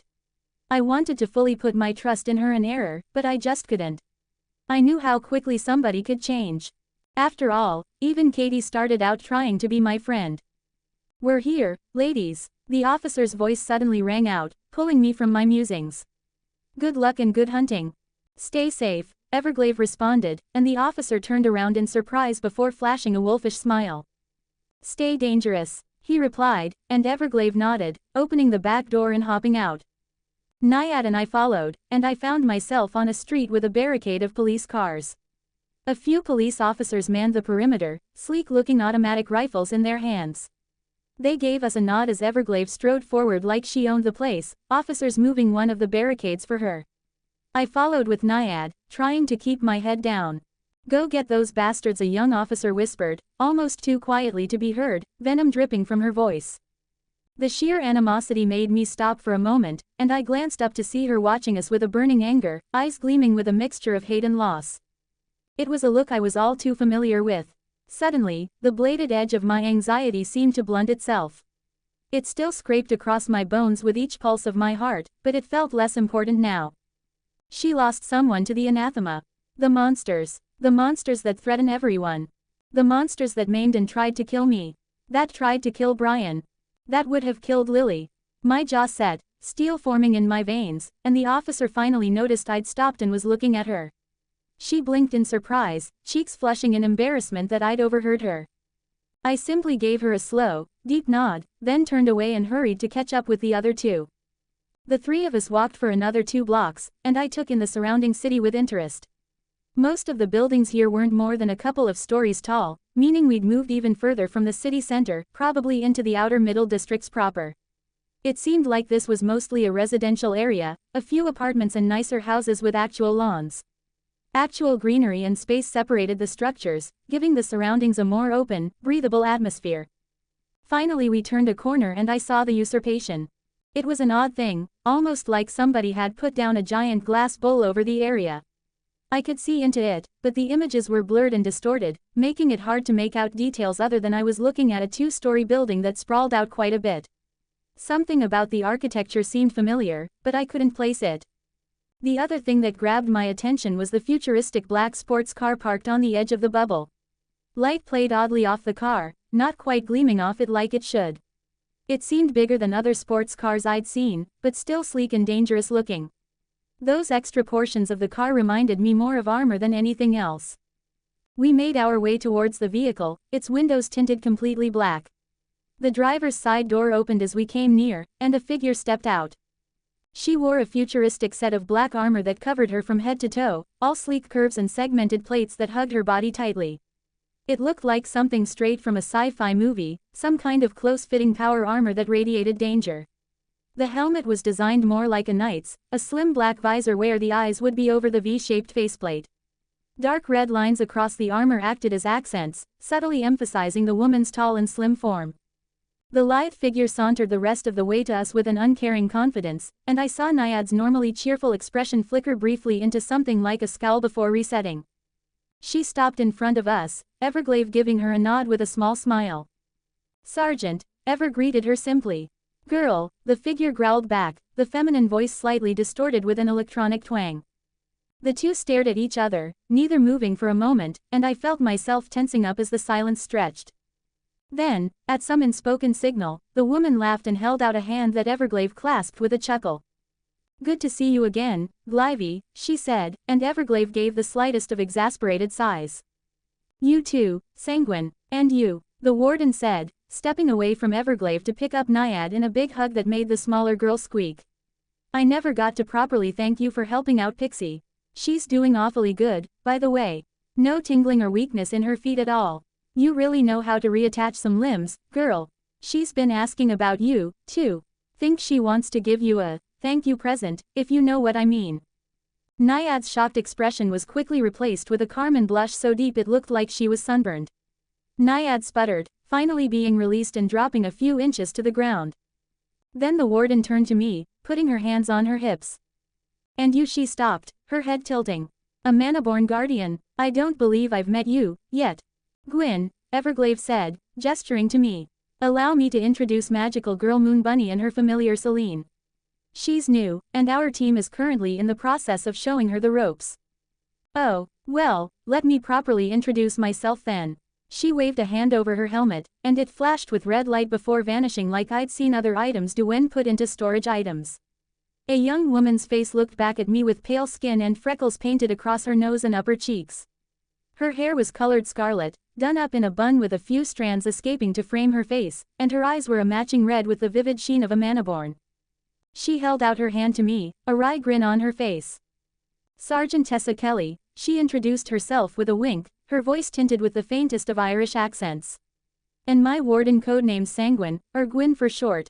Good to meetcha, Moon Bunny." I shook her hand, her armored grip surprisingly gentle. "It's nice to meet you," I murmured nervously, not knowing how to really respond. Sergeant Kelly didn't seem to notice my anxiety, simply turning to Everglade with her hands back on her hip. "So, I think I get why you're here. There's a nice low-risk usurpation for her to cut her teeth on, and it should give Moon Bunny here some good experience and points, yeah. The only thing I can't figure out is why you asked me here. I mean, yeah, I'm good, but I'm sure you're more than capable of helping her yourselves. Seems kind of overkill to bring me out, not that I'm complaining about getting to hang with you or anything."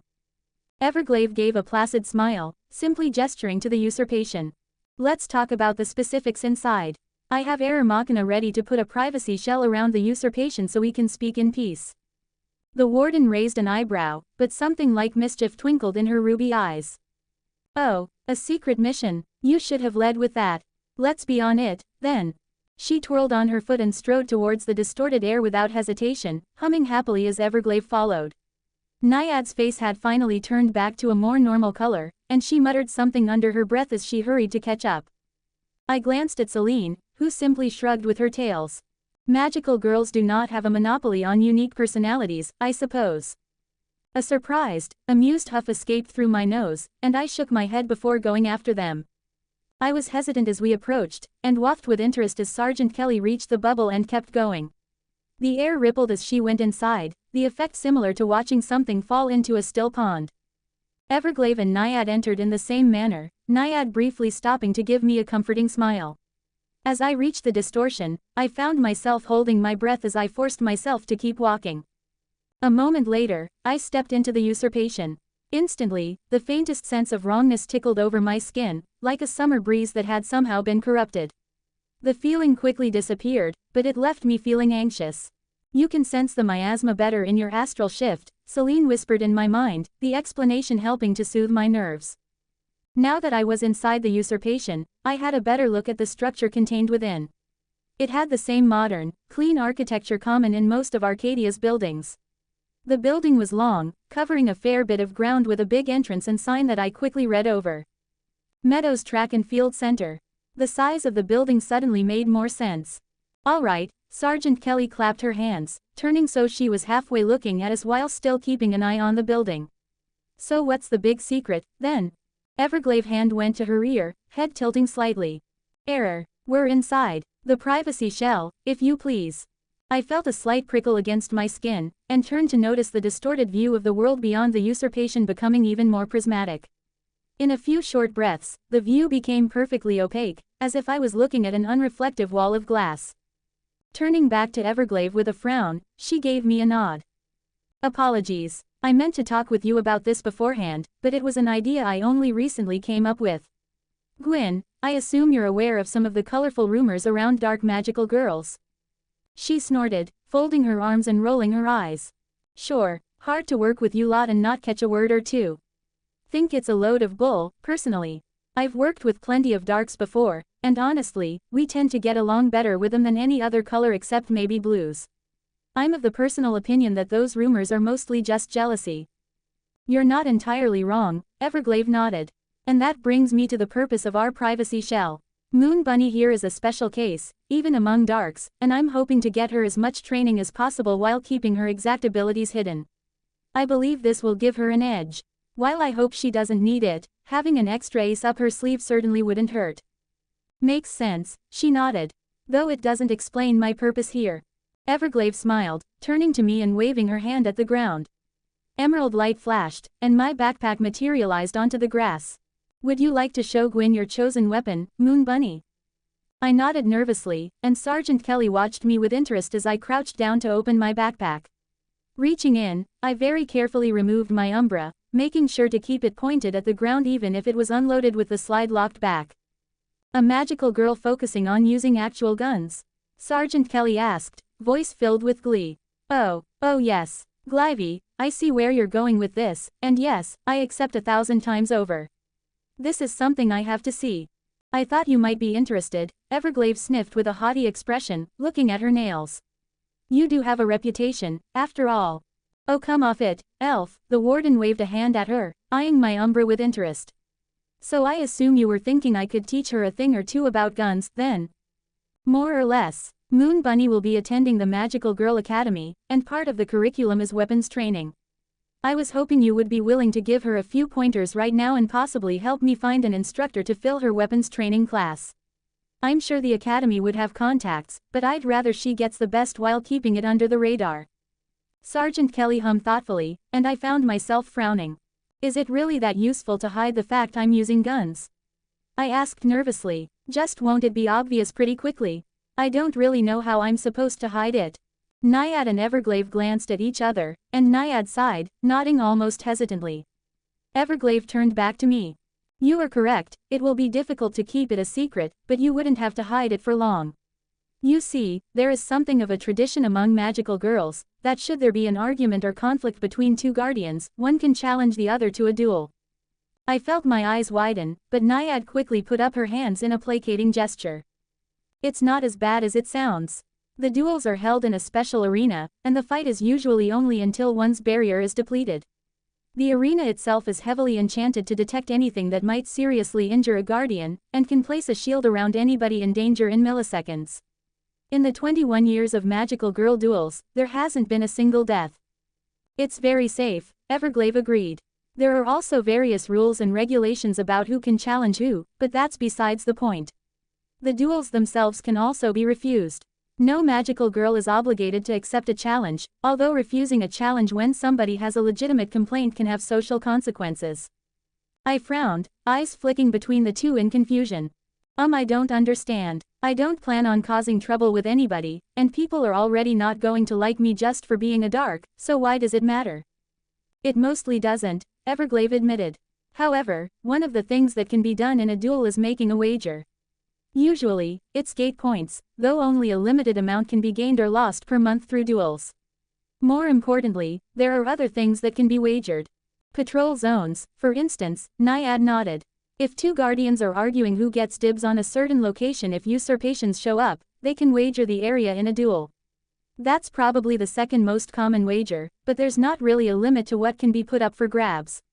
In your case, however, you could make a wager for people to leave you alone and have it be officially enforced. Everglade sighed, glancing at Sergeant Kelly who was taking in the conversation with a carefully neutral expression.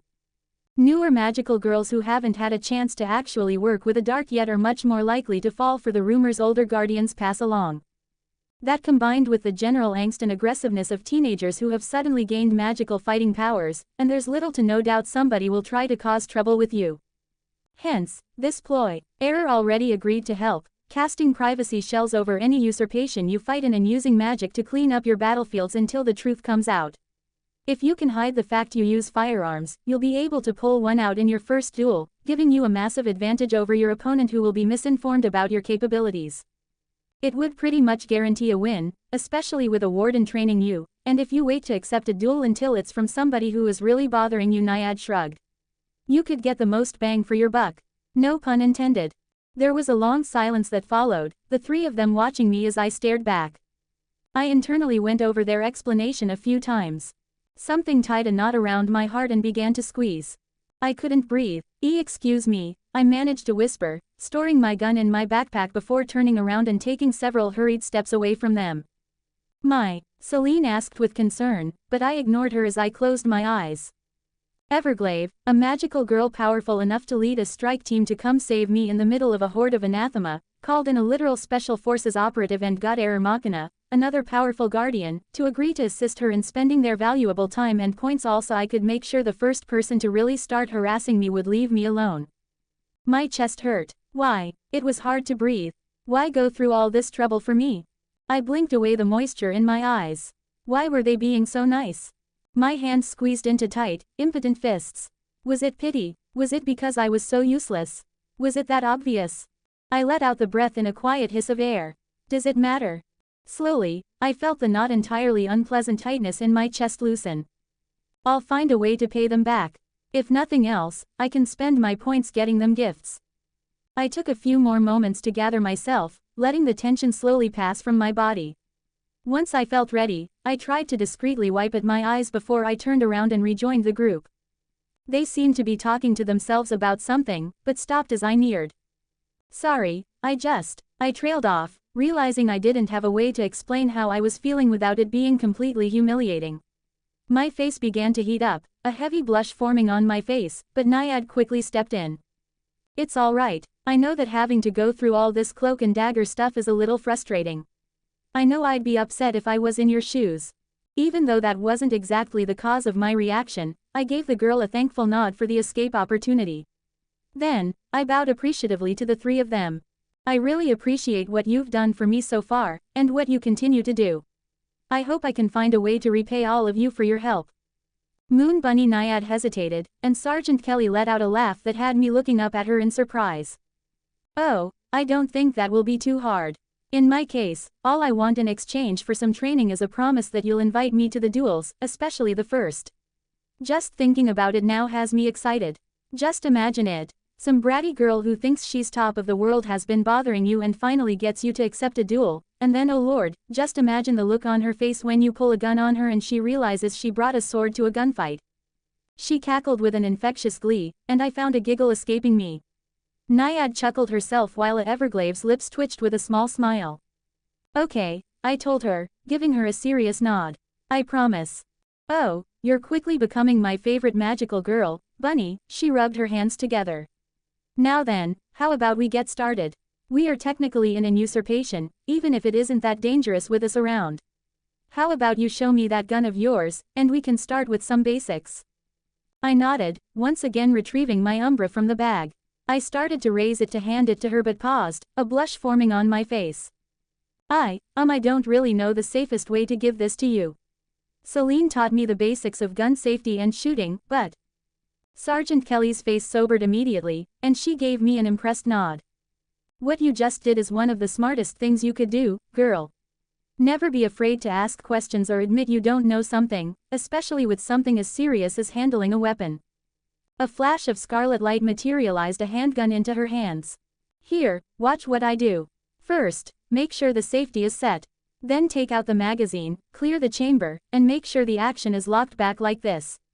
Next, hold the gun reversed and pointed down, hand gripped over the slide and receiver like this while making sure your fingers are wrapped over the trigger guard here. After that, you simply offer them the grip. She moved slowly, making sure I could see every step of the process.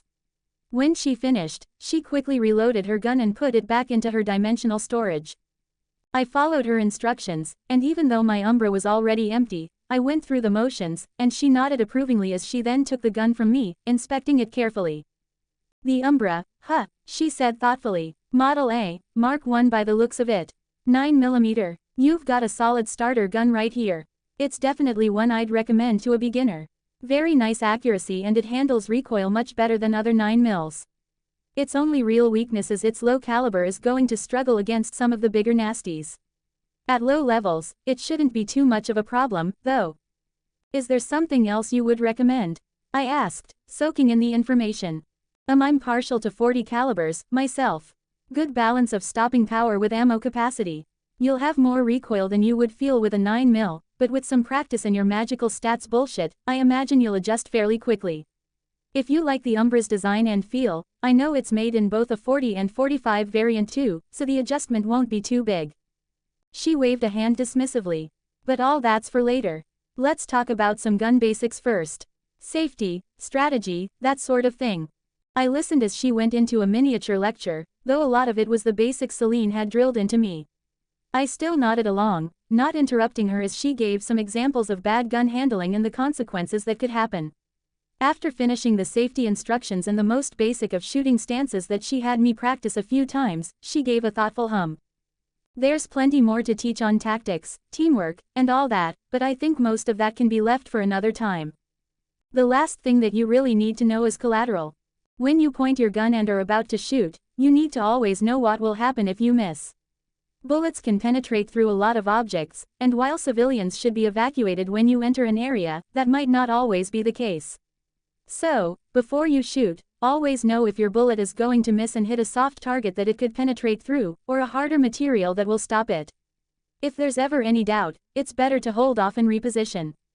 Giving her a serious nod, she handed my Umbra back. Like I said, it really shouldn't be a problem here in Arcadia. There's enough shelters and warning time before usurpations that it's exceedingly rare for civilians to get caught out, but it never hurts to be careful.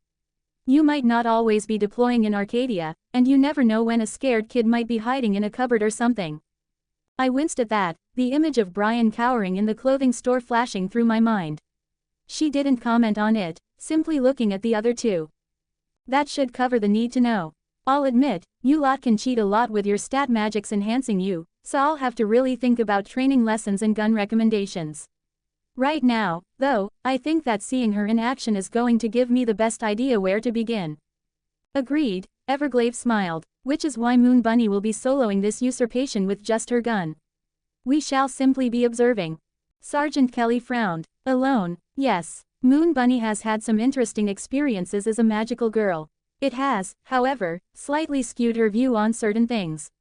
Completing this usurpation should give her a better idea of her actual capabilities. Speaking of which, there is one more thing Moon Bunny needs to learn. Oh, Gwyn, Everglade said, motioning for Naiad to take a few steps back. Do you remember the test we did after trivia night at Max? Moon Bunny needs a proper introduction to the strength of a magical girl's barrier. Sergeant Kelly stared at her blankly for a moment. Then a wide, malicious grin spread over her face. Oh, do I remember? Are we doing the first or second one? The second one, if you would. Moon Bunny, I urge you not to panic. I watched in confusion as Sergeant Kelly stalked towards Everglade, who stood there passively, hands folded behind her back. I don't think this will ever get old, the warden gave a contented sigh. Then scarlet light flashed, a handgun appearing in her hand that she promptly pointed directly at the side of Everglade's head. From no more than an inch away, she fired. A strangled scream escaped my lips that was aborted as Everglade didn't so much as flinch, a green light flaring against her head. Everglade simply smiled at me as Sergeant Kelly lowered the gun, storing it again with a laugh. She looked around for a moment before bending over and picking up a squished bullet, a wide grin on her face. Lord, you girls are such bullshit, she laughed. I love it. I stared dumbfounded at them, my mind trying to process what I'd just seen. This is the power of your barrier, your shield, Everglade stated. Like we told you, it's capable of absorbing most of the damage from hits, and if it's strong enough, it can absorb the entirety of a blow. Your stats determine the strength of your barrier. Willpower determines your barrier's overall capacity, Celine added. Vitality gives your barrier better defense against physical attacks, and spirit does the same but for magical damage. Please note that vitality and spirit do not provide nearly as much damage reduction to your shield as they do to your body. Spirit also determines how quickly your barrier regenerates. Barrier regeneration is generally slow, taking 16 minutes and 40 seconds to regenerate to full if your willpower and spirit are of equal value. Your barrier is also adaptive, Everglade said. Meaning it knows how much your vitality and spirit will naturally resist and let the appropriate amount of damage through before draining your shield. For example, as a guardian who focuses on vitality and has over 900 in the stat, my physical defenses are quite high. As such, my aura knows to let most of the damage, bleed, through the shield to be negated by my body's enhanced resilience instead of burning itself up against an attack. She reached up, pointing to the side of her head where I made out some fragments of bullet that had smashed itself against her skin. This is an example. I didn't even lose a single percentage point of my shield because a standard bullet doesn't pose much threat to me, especially because Sergeant Kelly was using one of her weaker guns. If it was from a Zenith catalog of a higher rarity or fired by a magical girl, there would have been some actual danger involved. Just remember, Naiad jumped in, looking at Everglade with concern. Your shield can't always absorb all the damage. If an attack is strong enough or has some kind of piercing aspect, it can get through much easier. My heart had finally slowed down from the display, and I found myself shaking my head. You really weren't exaggerating when you told me I wouldn't have lost my arm if I had my barrier back then, were you? I thought to Celine, hoping the bitterness didn't fully transfer over. No, it's part of the reason what happened is so upsetting. I swallowed, nodding. I understand, I told them. Excellent, Everglade nodded. Then all that is left is for you to clear this usurpation and test out your new abilities, including your physical capabilities. Based on what you told me, your reaction time, speed, jumping, and accuracy will be greatly improved, so make sure to study those limits carefully. Naiad said sheepishly. Do you know how to clear out an usurpation? Everglade paused, looking at me. I shook my head, and she looked slightly embarrassed. Ah, yes, well, every usurpation is formed by what we call a miasma seed, or seed for short. At lower-level usurpations, it's a stationary object that looks like a glowing, semi-crystalline flower. In higher-level usurpations, an anathema will sometimes absorb the seed, increasing their abilities drastically. Destroying the seed or the seed-bearer will end an usurpation. Usually it's a good idea to destroy as many other anathema as possible before targeting the seed, Naiad added. The seed will call all the remaining anathema to it if it's under attack. Don't worry too much if you end an usurpation before defeating all the anathema, though. Except in very rare cases, anathema can't survive outside usurpations, so they will either die or return to where they come from. You will be missing out on points and experience, though, so it's best to try to get them all first. Taking a deep breath, I nodded to them, and Everglade smiled at me. Don't worry. This is the weakest of usurpations, and Air Machina has assured me there won't be any anathema over level 10. As for numbers, you'll be looking at 20 to 30 anathema. The three of us will be following you, but I'm going to put up some invisibility spells with Naiad's help to stop the anathema from coming for us. What if I accidentally shoot at you? I asked, worry in my voice, but Everglade smiled. I'm a defensive guardian. I'll have spells in place to protect us, but even without them, a few bullets at your level wouldn't be able to seriously hurt any of us, as our recent demonstration has proven. I glanced at Sergeant Kelly, and she merely laughed, gesturing to her power armor. Magical soldiers are given Zenith body equipment, mostly guns and such, but as wardens, as you may have noticed, have all kinds of toys from dimensional storage items to enchanted power armor and third-tier weapons. I even have a personal shield generator of my own. In all, I'm easily equipped with over 300,000 points of equipment, not including the cost you girls have to pay unlocking those vaults. I probably also have over 50,000 points of expendable items alone like grenades, first aid, and ammunition. You don't have to worry about me. I felt my eyes widen, and Everglade nodded with a smile. Wardens are equipped with enough enchanted magitech gear that I would bet on them being able to defeat any guardian lower than level 150. I have no doubt some of the stronger wardens like Sanguine here would beat any guardian level 199 and lower. Damn right I would, Sergeant Kelly flexed in her black armor. Everglade shook her head, lips twitching. Is there anything else you would like to ask before beginning?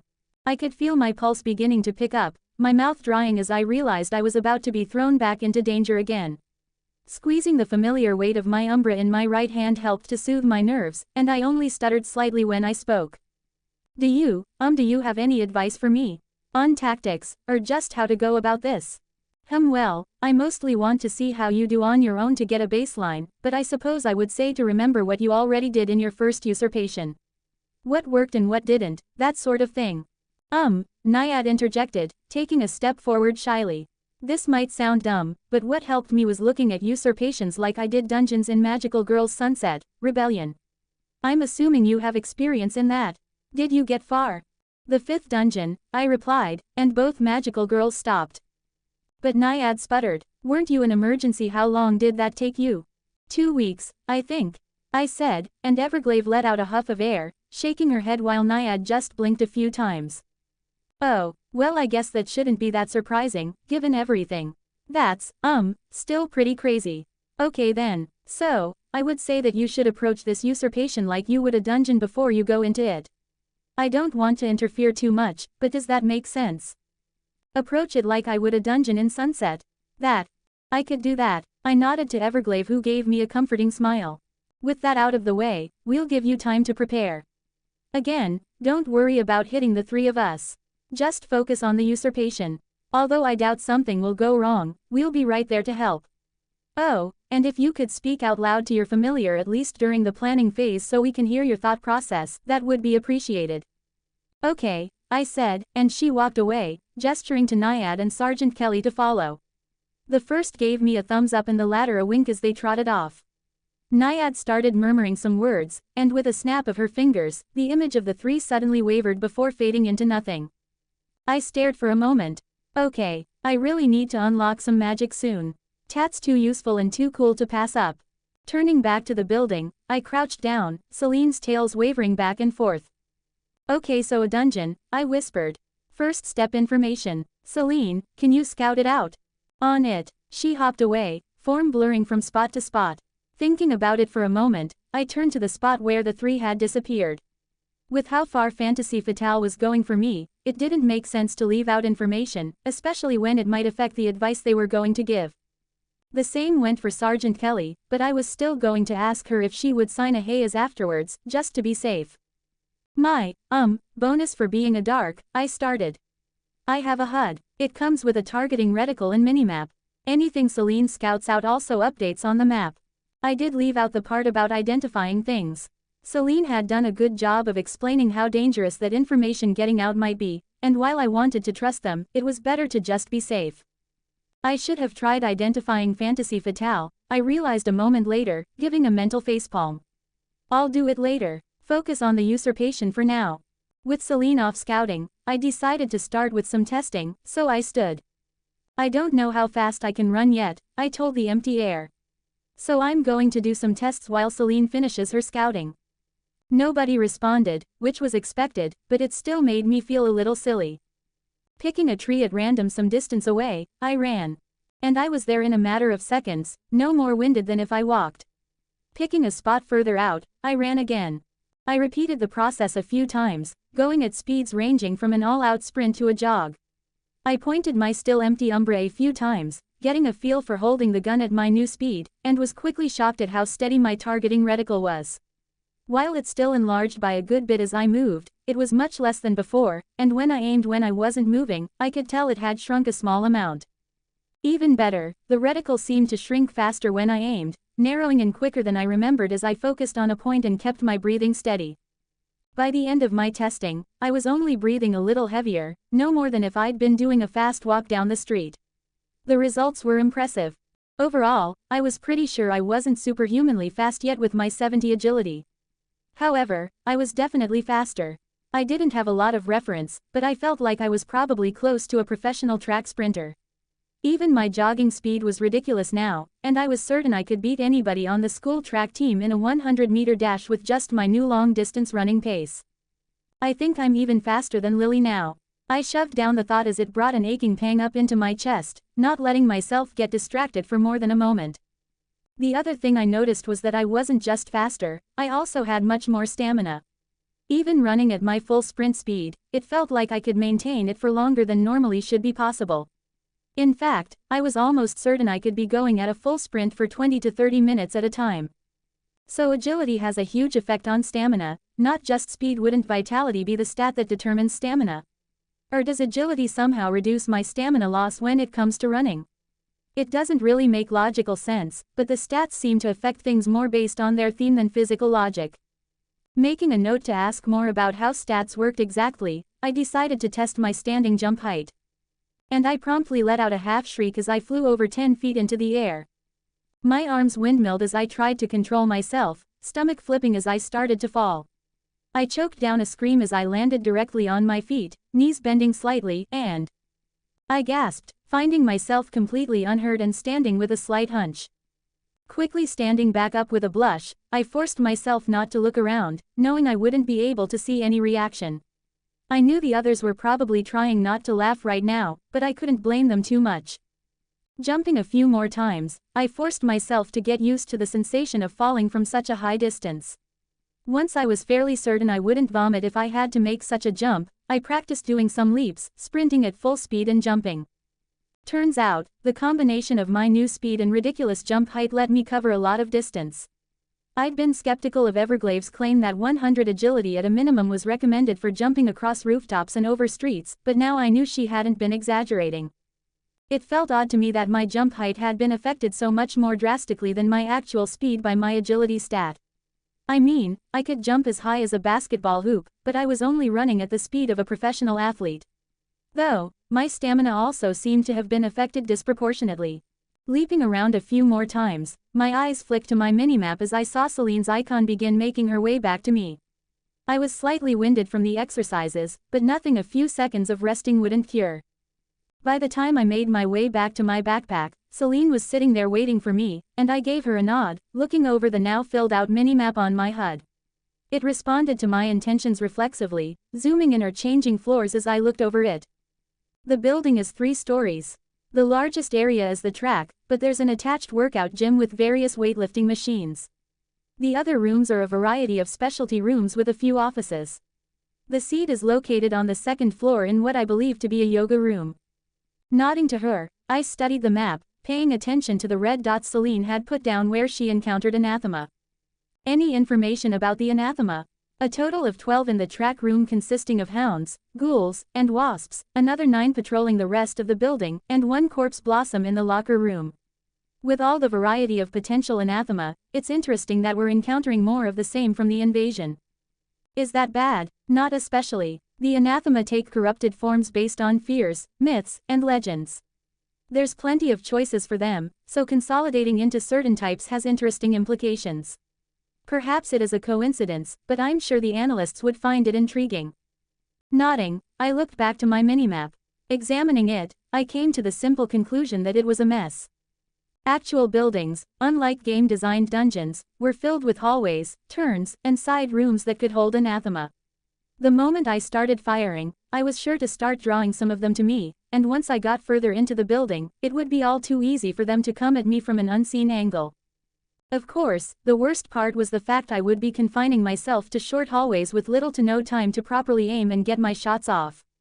The whole point of using a gun was to hit things at range, not get up close and personal. Even with my barrier, it would be stupid to put myself in a situation where I would be at a disadvantage. Which just left one thing to do. We'll enter the room with the track, I said. It's big and open enough to give me plenty of room to fight in. Between my new speed and range, I should be fine taking them down considering how far away you mark them from the entrance. If they do start to overwhelm us, we retreat back onto the street and use the door as a choke point. I'll leave the ripple in a spot outside the doors just in case. After that, we wait for any that are drawn by the noise to come to us. Does that sound good? Will they even come to the noise of the gunshots? It seems like a reasonable plan. This building was not built with the same sound suppression materials of the mall, and a firearm going off in such a big room is going to echo. The sounds of fighting should be enough to draw most of them out, but a few might continue on their patrols. I nodded, then began to think myself about how much ammunition I wanted to buy. I had a bunch of empty magazines in my backpack, but I didn't really want to spend more time refilling them while I was sitting in the middle of an usurpation. After considering it for a while, I made out my order to Celine. Purchased. 9mm Silverbane Magazine X8. -8 points. Purchased. 9mm Silverbane Magazine 30x3. -6 points. Remaining points. 3,963. Violet light coalesced in the magic circle that appeared next to me, forming into a familiar black case. I opened it, quickly removing the magazines and loading up. One for each gun, the remaining 9 going to Celine's tails. With that finished I stood, and I paused, taking a deep breath, hands squeezing around my umbra tightly. This was it, I was going back into a fight against the anathema of my own free will. Even with my astral shift's advantages, I couldn't shake the fear that flashed through me. The memory of their claws and teeth, of the blood where the security team fought the arachnomantis, of being surrounded and lying against the crystal and... No, I sucked in a breath and started moving, a walk at first, then jogging towards the entrance to the track. I survived, that's all that matters. I reached a side door, setting my ripple down on the ground before putting my hand on the handle and sharpening my focus. Besides, I threw open the door and stepped in, immediately raising my gun as I spotted a Fomorian hound turn towards me from no more than 10 feet away. I need to know, aiming at the creature, surprise briefly flickered through me at how small my reticle was, its entire size easily being contained by the anathema's body as it began to move. If anything has really changed. I fired, twice in quick succession, the sound echoing in the room. Black blood sprayed from the anathema's back as I realigned my aim and it toppled over, a ding resounding in my head. Defeated Fomorian Hound, Level 2. Reward, 10 points. I blinked, staring in shock even as I mentally suppressed the notification to not pop up until later. 2 bullets to the body was all it took. But, Moon Bunny, move. I acted on reflex to Celine's shout, jumping to the side as a blur of spine shot into where I was standing. Landing on the floor, I stumbled, using the momentum to start running even as I took in the room. 3 wasps flitting around in the air, 2 ghouls on the far side, 2 more roaming, and a pack of 4 hounds sprinting towards me. I snapped my aim to the hounds first, firing 6 shots in quick succession into the group. Somehow, 2 went down, and a third's kneecap burst open, sending it crashing to the ground. The wasps buzzed forward, briefly stopping to fire their stingers, but none came close to hitting me as I continued running. Switching my attention to the 4th hound, I was surprised to find that even though it was still sprinting towards me, it was rapidly losing ground to my pace. Somehow, I'd managed to add another 20 or so feet from the initial distance. Slowing slightly, I twisted around, taking time to aim at its head before firing once, planning to take single shots to conserve my remaining mag. Its head exploded in a fountain of gore with a corresponding ding, and I once again stared in shock, fairly sure that a 9mm bullet shouldn't be able to do that. Even the sprays of blood I was getting from body shots looked more like something out of a particularly violent action movie than the quick puffs I'd mostly been getting at the mall. My stats, I belatedly realized. I'm level 12 punching down at things lower than level 5, and I have half my stat points poured into dexterity. I'm hitting for way more damage than a normal person would be. I started moving again, slowing to a jog and aiming up at one of the wasps. It did the same 4-shaped evasive pattern, and 3 shots were enough to actually bisect the thing when one finally hit. I twisted, turning to another wasp only to see a blur of motion followed by a slap against my shoulder that made me stumble backwards as purple light flared briefly in the side of my vision. More to buy me time than anything else, I emptied my mag at the 2 wasps as I glanced down at my shoulder, simultaneously crouching to reload. Nothing. No blood, no insectoid stinger, not even a tear in the fabric of my mantle. Even my shoulder felt completely fine. On the ground a few feet away was one of the wasps' stingers, as if it had been deflected off of me. Glancing up to my HUD, I checked on my health to find it unchanged from its weird 87%, and my barrier 98%. A magazine was slapped into my hands, and I reloaded, hands moving with more confidence and speed than I'd ever managed before. Launching myself back into a run, I did another quick look around the room and saw the ghouls closing on me. 2 were behind me, 1 from my side, and the last straight ahead. I re-angled myself to be going away from them, turning my aim to the wasps. Both tried to dodge. 3 bullets tore through the first one, and then the second followed a similar fate when I fired my next 3 into it. In all honesty, I probably didn't have to use 3 bullets, but with how small a target they were and the distance involved, I wanted to be sure. The first had actually gotten a wing torn off by the first bullet and fallen, but the second wasp I'd missed with my first 2 shots, the third ripping a chunk from its thorax and killing it. Turning behind me, I saw that the ghouls were even less capable of keeping up with my speed than the hounds. I let myself get some more distance, then turned, dropping into a crouch and taking my time to aim. In video games I'd played, staying still and crouching down increased your accuracy by a lot, and reality didn't disappoint me either, my reticle shrinking slightly as I carefully sighted over my first ghoul. I squeezed the trigger, and its shoulder was blown completely off, dismembering the ghoul. A ding sounded in my head to let me know that had been enough damage to kill it. I turned to the next, my reticle covering its body and head, and fired. A solid chunk of its head burst open, killing it instantly. I missed the third one with my next shot, but as I adjusted, the second round ripped off the ghoul's jaw and sent blood spraying from its neck as it fell. Even with me taking my time to aim, the fourth was still about 20 feet away when I turned to it and fired.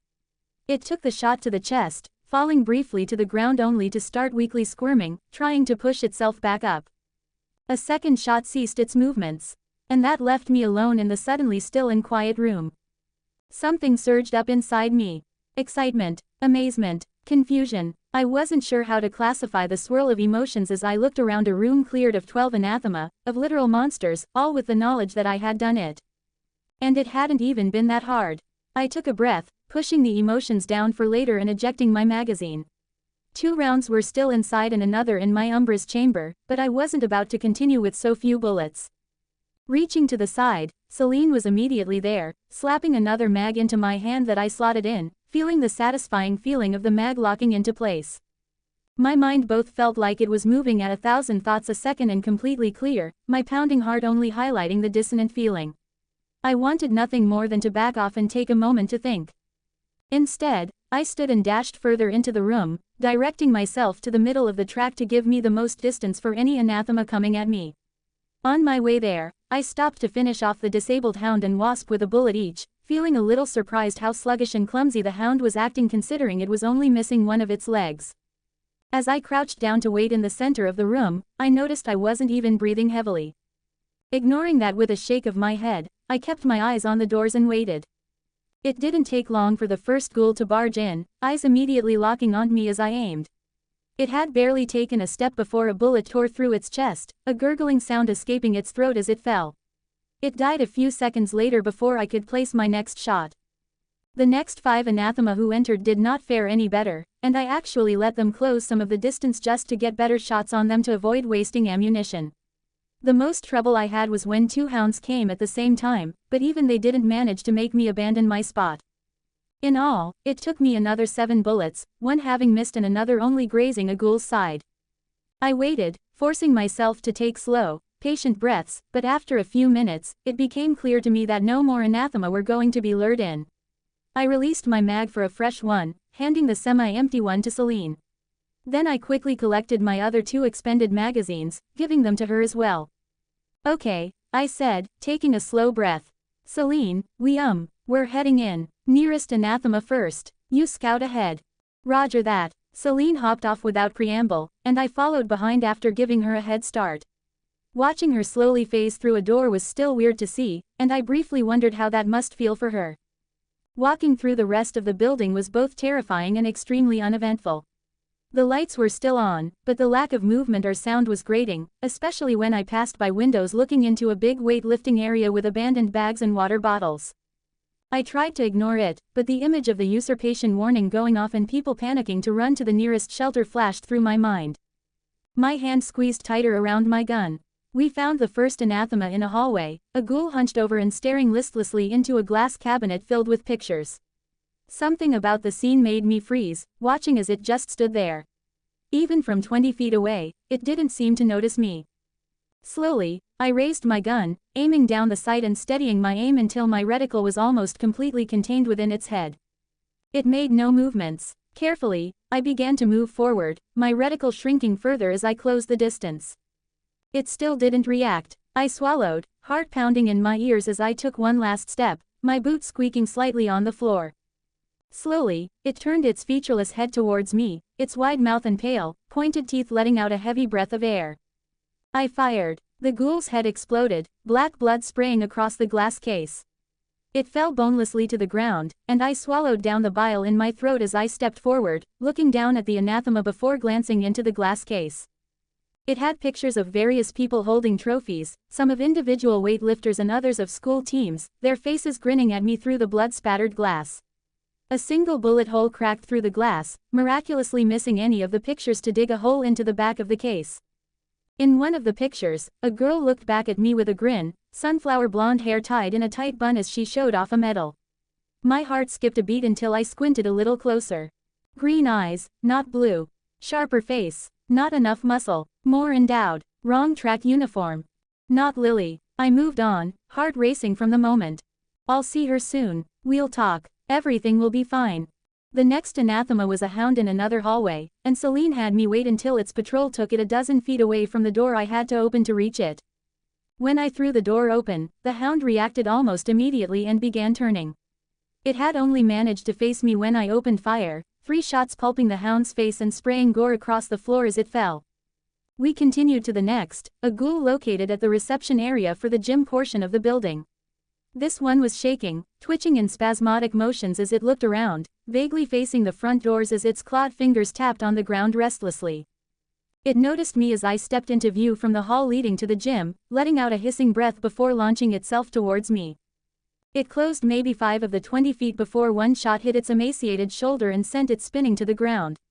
My follow-up took it where its eyes should have been, finishing it off. Only one left, Celine noted, her normally musical tone coming out flat. I gave a distracted hum of agreement, heart jittering for a moment as I realized what that meant. A cold, biting chill swept through me, and I suppressed a shudder. Celine turned to look at me. I stared at her, saying nothing. She nodded, and then led the way to the women's locker room. Every step closer to the location marked on my mini-map made it harder for me to breathe. I forced myself forward, not pausing until we were outside one of the doors. The anathema is directly above the doorway 10 feet to your left after entering, Celine told me. I nodded, turning the handle slightly, my pulse pounding in my ears as I slowly opened the door. The lights were off in the locker room, turning the rows of lockers into ominous cages. I took only one step into the room, aiming to my left as I saw the door Celine had been talking about. Just above it, there was a patch of shadows. I aimed at it, the reticle wider than it should be. Black tendrils lined with bone-white teeth unfurled, revealing an all-too-familiar bloodshot eye. I fired, my aim going wild as I unloaded a half-dozen shots that echoed painfully in the enclosed room.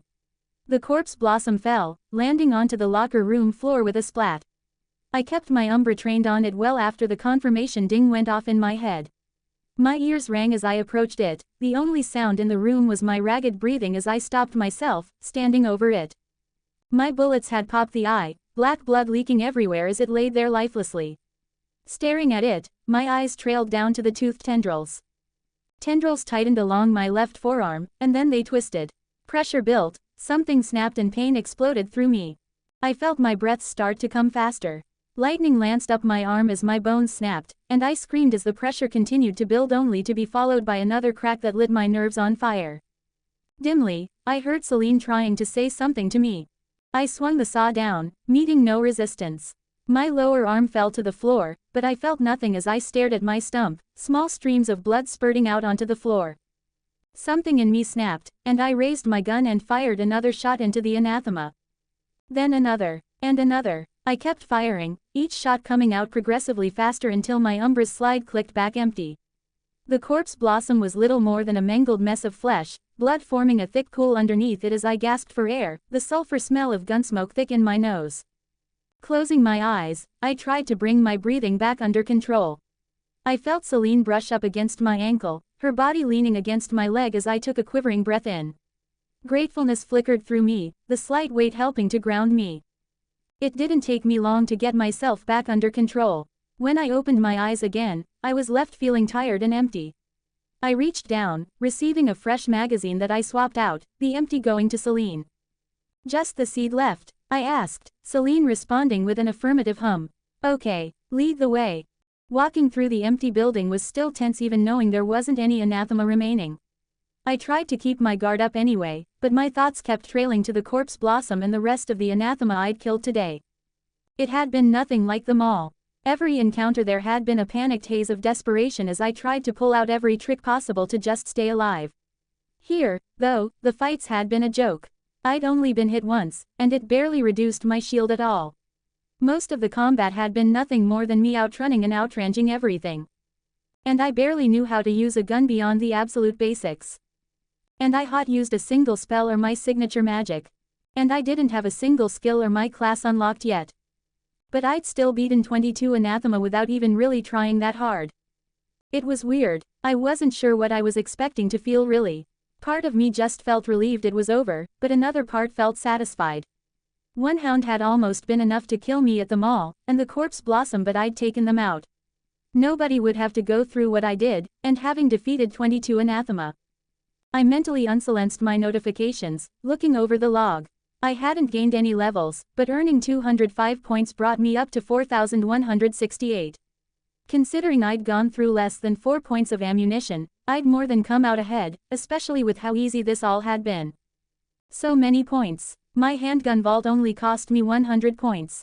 Just what kinds of things am I going to be able to unlock with over 4,000? Excitement fluttered through my chest, a small smile pulling on my lips as I wondered how much stronger I was going to be after I spent my points in. I stopped in my tracks, the smile fading instantly. Am I actually enjoying this? During the fight I'd mostly been scared, adrenaline pumping through me as I fought, but thinking back, there had been an undercurrent, a slight thrill as I outran the monsters and defeated them, a fierce satisfaction as I aimed and hit my shots. And that wasn't even touching how it felt to be getting so many points. Now that I'd had a few hours to adjust from waking up, I realized I actually felt a little excited to explore what kinds of things I could purchase. It reminded me of the feeling I sometimes got when I beat a hard dungeon in Rebellion. It was a sense of accomplishment mixed with eager anticipation at the possible rewards, but somehow, it felt more real. When was the last time I felt like this? Standing there, I realized that I wasn't sure if I'd ever really felt like this. Even the first time Lily had invited me to her house, I'd been more nervous and wary that it was some kind of trap by Katie than anything else. Moon Bunny, Celine whispered, her gentle voice radiating concern. Shaking myself from my thoughts, I hurried after her. My mouth felt uncomfortably dry for some reason, but it wasn't the time to be spacing out. Celine led me up the stairs and across the floor. The rooms looked to be a mix of offices, meditation spaces, and yoga rooms. It was to one of the latter rooms that Celine led me, and I opened the door after she phased through without waiting for me. Inside, the room was almost empty except for the yoga mats on the floor and what could only be the miasma seed. A giant flower grew in the center of the room. It looked almost identical to a red spider lily, although its petals were a glowing violet color while the stem was an inky black. From the center of the flower, fractal lines of black shadow arced out into reality, splitting the air as if it was made of glass. As I stepped closer, I began to hear faint sound of dissonant whispers. The sound rasped through the room like a dying breeze, a wordless sigh that brushed against my skin. I shivered, staring at the seed. In a way, it was beautiful, but it also felt wrong in a way I couldn't fully comprehend other than the fact filled me with equal parts sorrow and dread. This is the miasma seed, Celine said, startling me out of my reverence. Doing enough damage will cause it to disperse. With an usurpation of this level, a single bullet should be more than enough. Nodding to her, I raised my umbra, carefully aiming it at the flower. Then I fired. The gunshot rang out followed by the sound of breaking glass as the flower shattered. As it fell apart, the shards disintegrated into swiftly fading motes of light. The whispers faded, and I felt an almost imperceptible change in the air as the invisible tension I'd felt upon entering the usurpation disappeared. Quest completed. Girl's first official usurpation. Description: although you may have already braved a much more deadly usurpation, you have yet to experience more than the most basic capabilities of being a magical girl. Go along with Everglaive and Naiad to clear your first official usurpation and get a feel for your true abilities. Difficulty: very easy. Reward, 50 points. New point total, 4,218. Blinking in surprise at the notification, I turned to Celine, who shrugged her tails. You seem to have enough on your mind on our way here, so I confirmed the quest in your stead. I hope that is acceptable. I nodded at her, opening my mouth to say something only to jump in surprise as the air in the corner of the room shimmered. I started raising my gun, stopping when the image of 3 familiar figures solidified in front of me. Now that was quite the show. Sergeant Kelly grinned at me, hands on her hips. I've got to say, it's always a treat seeing a Guardian in action, but seeing a newbie wipe out an entire usurpation with just a handgun. Amazing. Let me just say, for having no real training, you did a dang fine job. Indeed, Everglade gave me a gentle smile. Your speed and accuracy were quite impressive. I felt my cheeks flush as Naiad stepped up to me, tilting her head as she peered at my shoulder. Are you alright? It didn't look like the wasp stinger made it through your barrier, but... I'm okay, I told her, fidgeting under her attention. Naiad seemed to realize she was making me uncomfortable because she backed off a moment later. Everglade looked over at me almost expectantly, folding her hands behind her back as she addressed me. I hope that this experience has given you some perspective on what it means to fight as a proper magical girl. That was the purpose behind this exercise, after all.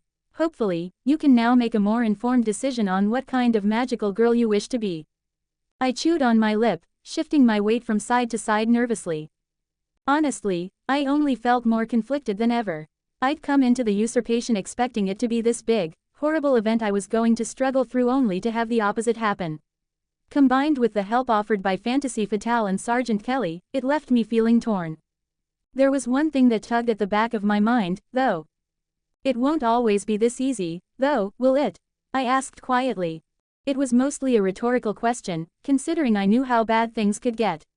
Maybe they weren't doing it on purpose, but by taking me to this usurpation and showing me how easy it was, I felt almost like I was being fed a false sense of security. It was a trick Katie had used against me a few times now, letting up on her bullying only to hit me when I let my guard down. I wanted to believe that wasn't what was happening here, but it still felt like there was some manipulation going on. That remains entirely up to you, Everglade responded, surprising me. Some Guardians don't take quests or fight usurpations unless they have a 5 to 10 level advantage at a minimum. Others, like Thorina, enjoy fighting anathema of higher levels and the challenge it brings. Neither path is wrong. Some might look down on casual Guardians, the ones who barely level and only pick fights they know they can win, Naiad added softly. But there's nothing wrong with being safe. It's more important that the world has Guardians regardless of what they do. Indeed, Everglade tilted her head to the side. But I think you already have enough on your mind to contemplate. Now that you've experienced a proper usurpation, I think you should take some time to figure out your next steps. Sanguine, Naiad, and I will be waiting outside when you're ready to depart. One last thing, before I leave you. She held out her hand, and an emerald flash of light materialized my backpack into her hand. Setting it down, Everglade gestured to it. In the second folder I gave you, I said there was a letter. I would recommend reading it now before you make any decisions. Ladies, let's give Moon Bunny some time to think. Everglade turned on her heel and left without preamble, ND Sergeant Kelly followed behind with a wave and grin. Naiad hesitated, seeming to want to say something. Instead, she just gave me a little nod before she left. Watching them leave, I let out a breath, sitting down next to my backpack and putting down my umbra. I'd done it. I defeated more monsters and cleared out an entire usurpation on my own. So why did I feel so torn? Empty yet satisfied, guilty yet excited. Why didn't I feel any closer to an answer than before I agreed to this plan? Celine's gentle voice rolled over me. Please know that regardless of the path forward you choose, I am with you. Numbly, I nodded as I grabbed the folder I was looking for from my backpack. Pulling out the envelope inside, I leaned against the wall, hugging my knees to my chest and closed my eyes. Everything felt like it was happening too quickly. Even though it had technically been a week since the mall, I'd been asleep the whole time, so it really didn't count. To me, my life had been drastically changed in less than a day's worth of time, and I was struggling to figure out my new place in life. I decided to try to save a boy, almost died, had been chosen to be a magical girl, was locked out of a shelter, got into gunfights with monsters, lost an arm, and then chosen to sacrifice what little I had to save the lives of an entire shelter along with my best and only friend.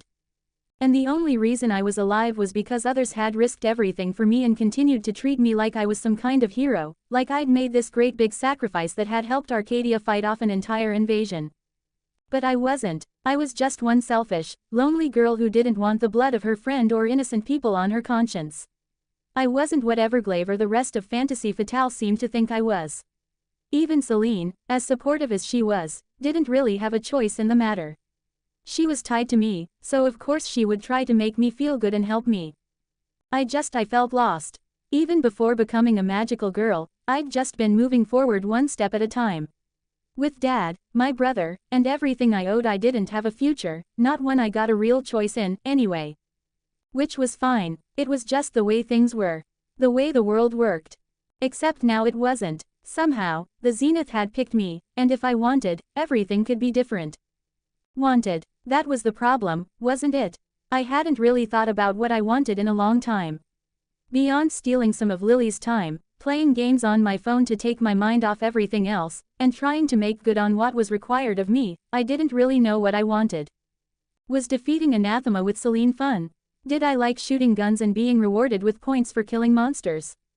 Weirdly, yes, but that felt shallow. Shamefully so. Could I really make a decision on what I wanted to do with the rest of my life based on fun? Based on what I liked? I'd made the contract to be a magical girl, but Fantasy Fatale made it clear it was my choice on what fighting the Anathema meant. It all just depended on what I wanted. Wanted. That word again. That frustratingly vague, hazy concept that I couldn't grasp because it hadn't ever really mattered what I wanted. All that mattered was what I had to do and what I deserved. And what right do I have to make a decision based on what I want? How much more selfish can I possibly be? What right do I have to make this decision?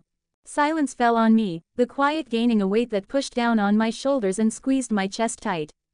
I don't know what to do, Celine, I whispered to her numbly. I'm not what everyone thinks I am. I'm not brave. I didn't do what I did at the mall because I'm a hero. I'm not strong. I just did what I had to. I'm not magical girl material. Celine started, but I shook my head, raising my head to look at her. If I hadn't been bleeding out on that mall floor, I whispered, finally giving words to the niggling doubt that had been gnawing at the back of my thoughts, you would never have gone through with choosing me. Celine went still. I stared into her eyes, searching for some hint, some confirmation that I was right.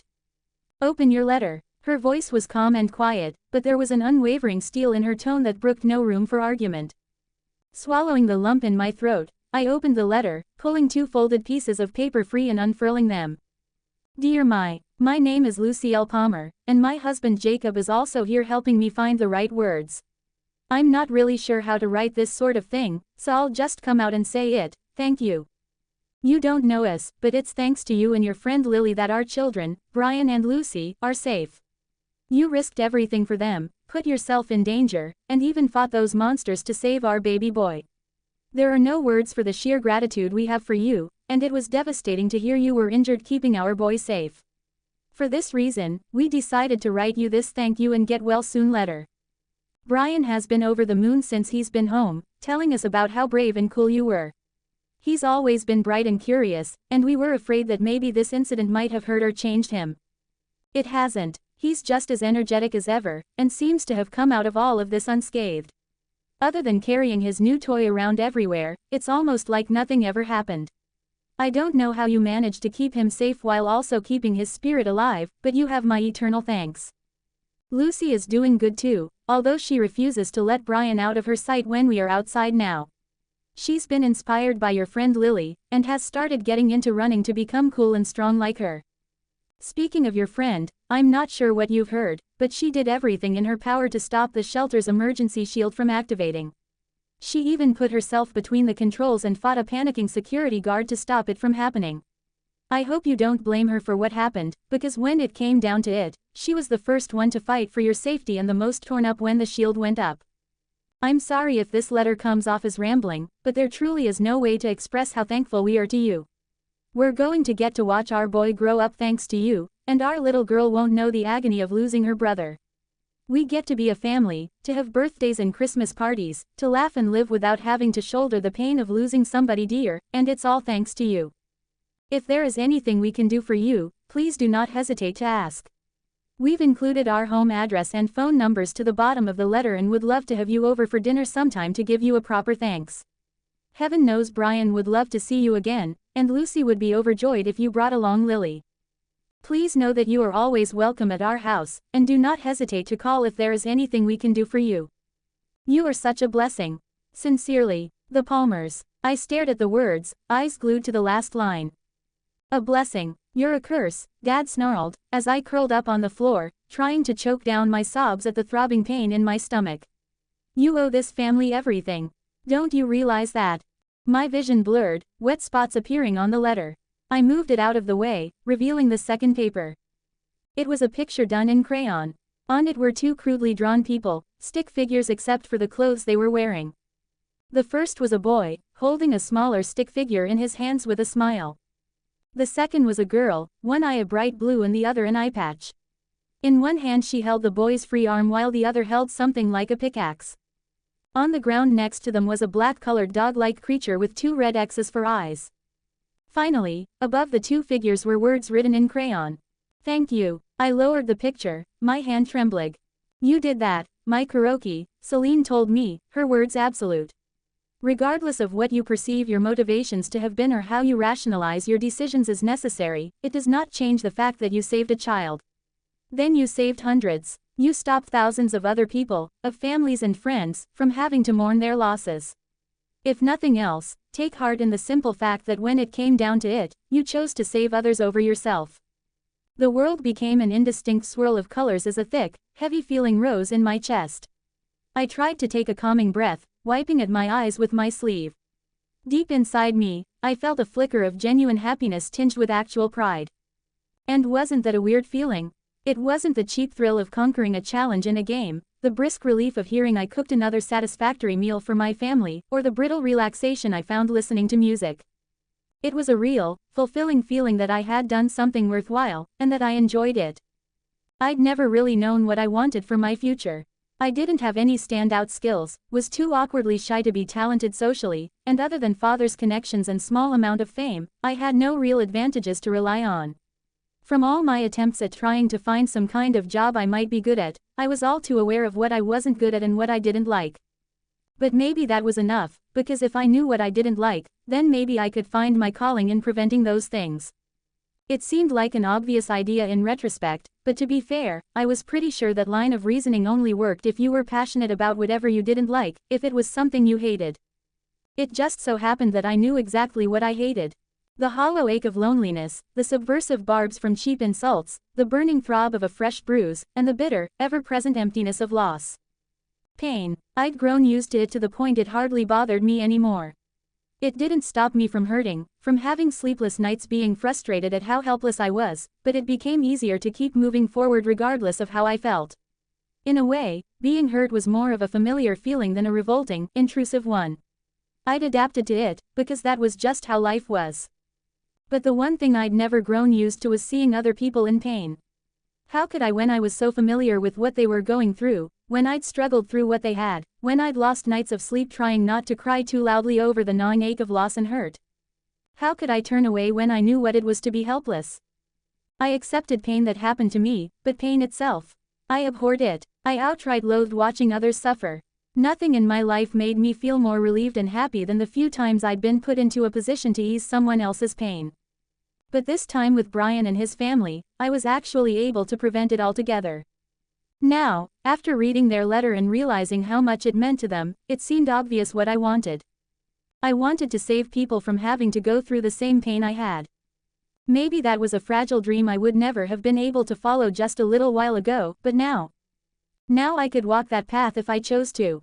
I could be more than just my Kuroki, the awkward, weak little girl with weird eyes. I could be Moon Bunny, the dark magical girl who killed monsters and protected those who couldn't protect themselves. The fact that I actually enjoyed some aspects of being a magical girl would just be a bonus. Everything clicked into place, and I suddenly knew. Looking up from the letter at Celine, I took a deep shuddering breath in. Celine, I rasped, I want to be a magical girl. I want to fight anathema. I want to stop anybody from having to go through what I have. I want to protect people. I licked my suddenly dry lips, forcing myself to not look away from her gaze. Will you help me? I murmured the question. Celine's scarlet eyes glowed, tails fanning about behind her. Nothing would make me happier. Sitting in the passenger seat of Sergeant Kelly's supercar gave me time to pull together my frayed emotions as we enacted the next part of Everglave's plan. Everglave had been pleased when I walked out of the building and told them I wanted to be a combat-focused magical girl, to directly fight the anathema. Naiad had been encouraging too, and Sergeant Kelly, well.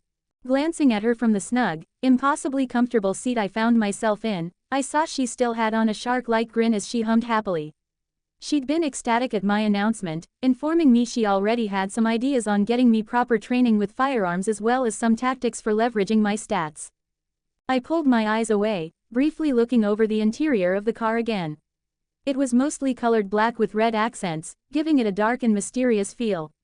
The surfaces were all smooth curves and glass displays that made the entire thing look more like a futuristic spaceship than anything else. Even Celine looked intrigued from where she sat on my lap. I squeezed her tight as Sergeant Kelly picked up speed, passing a car only to take a sharp turn a moment later, somehow making the maneuver without jostling us about.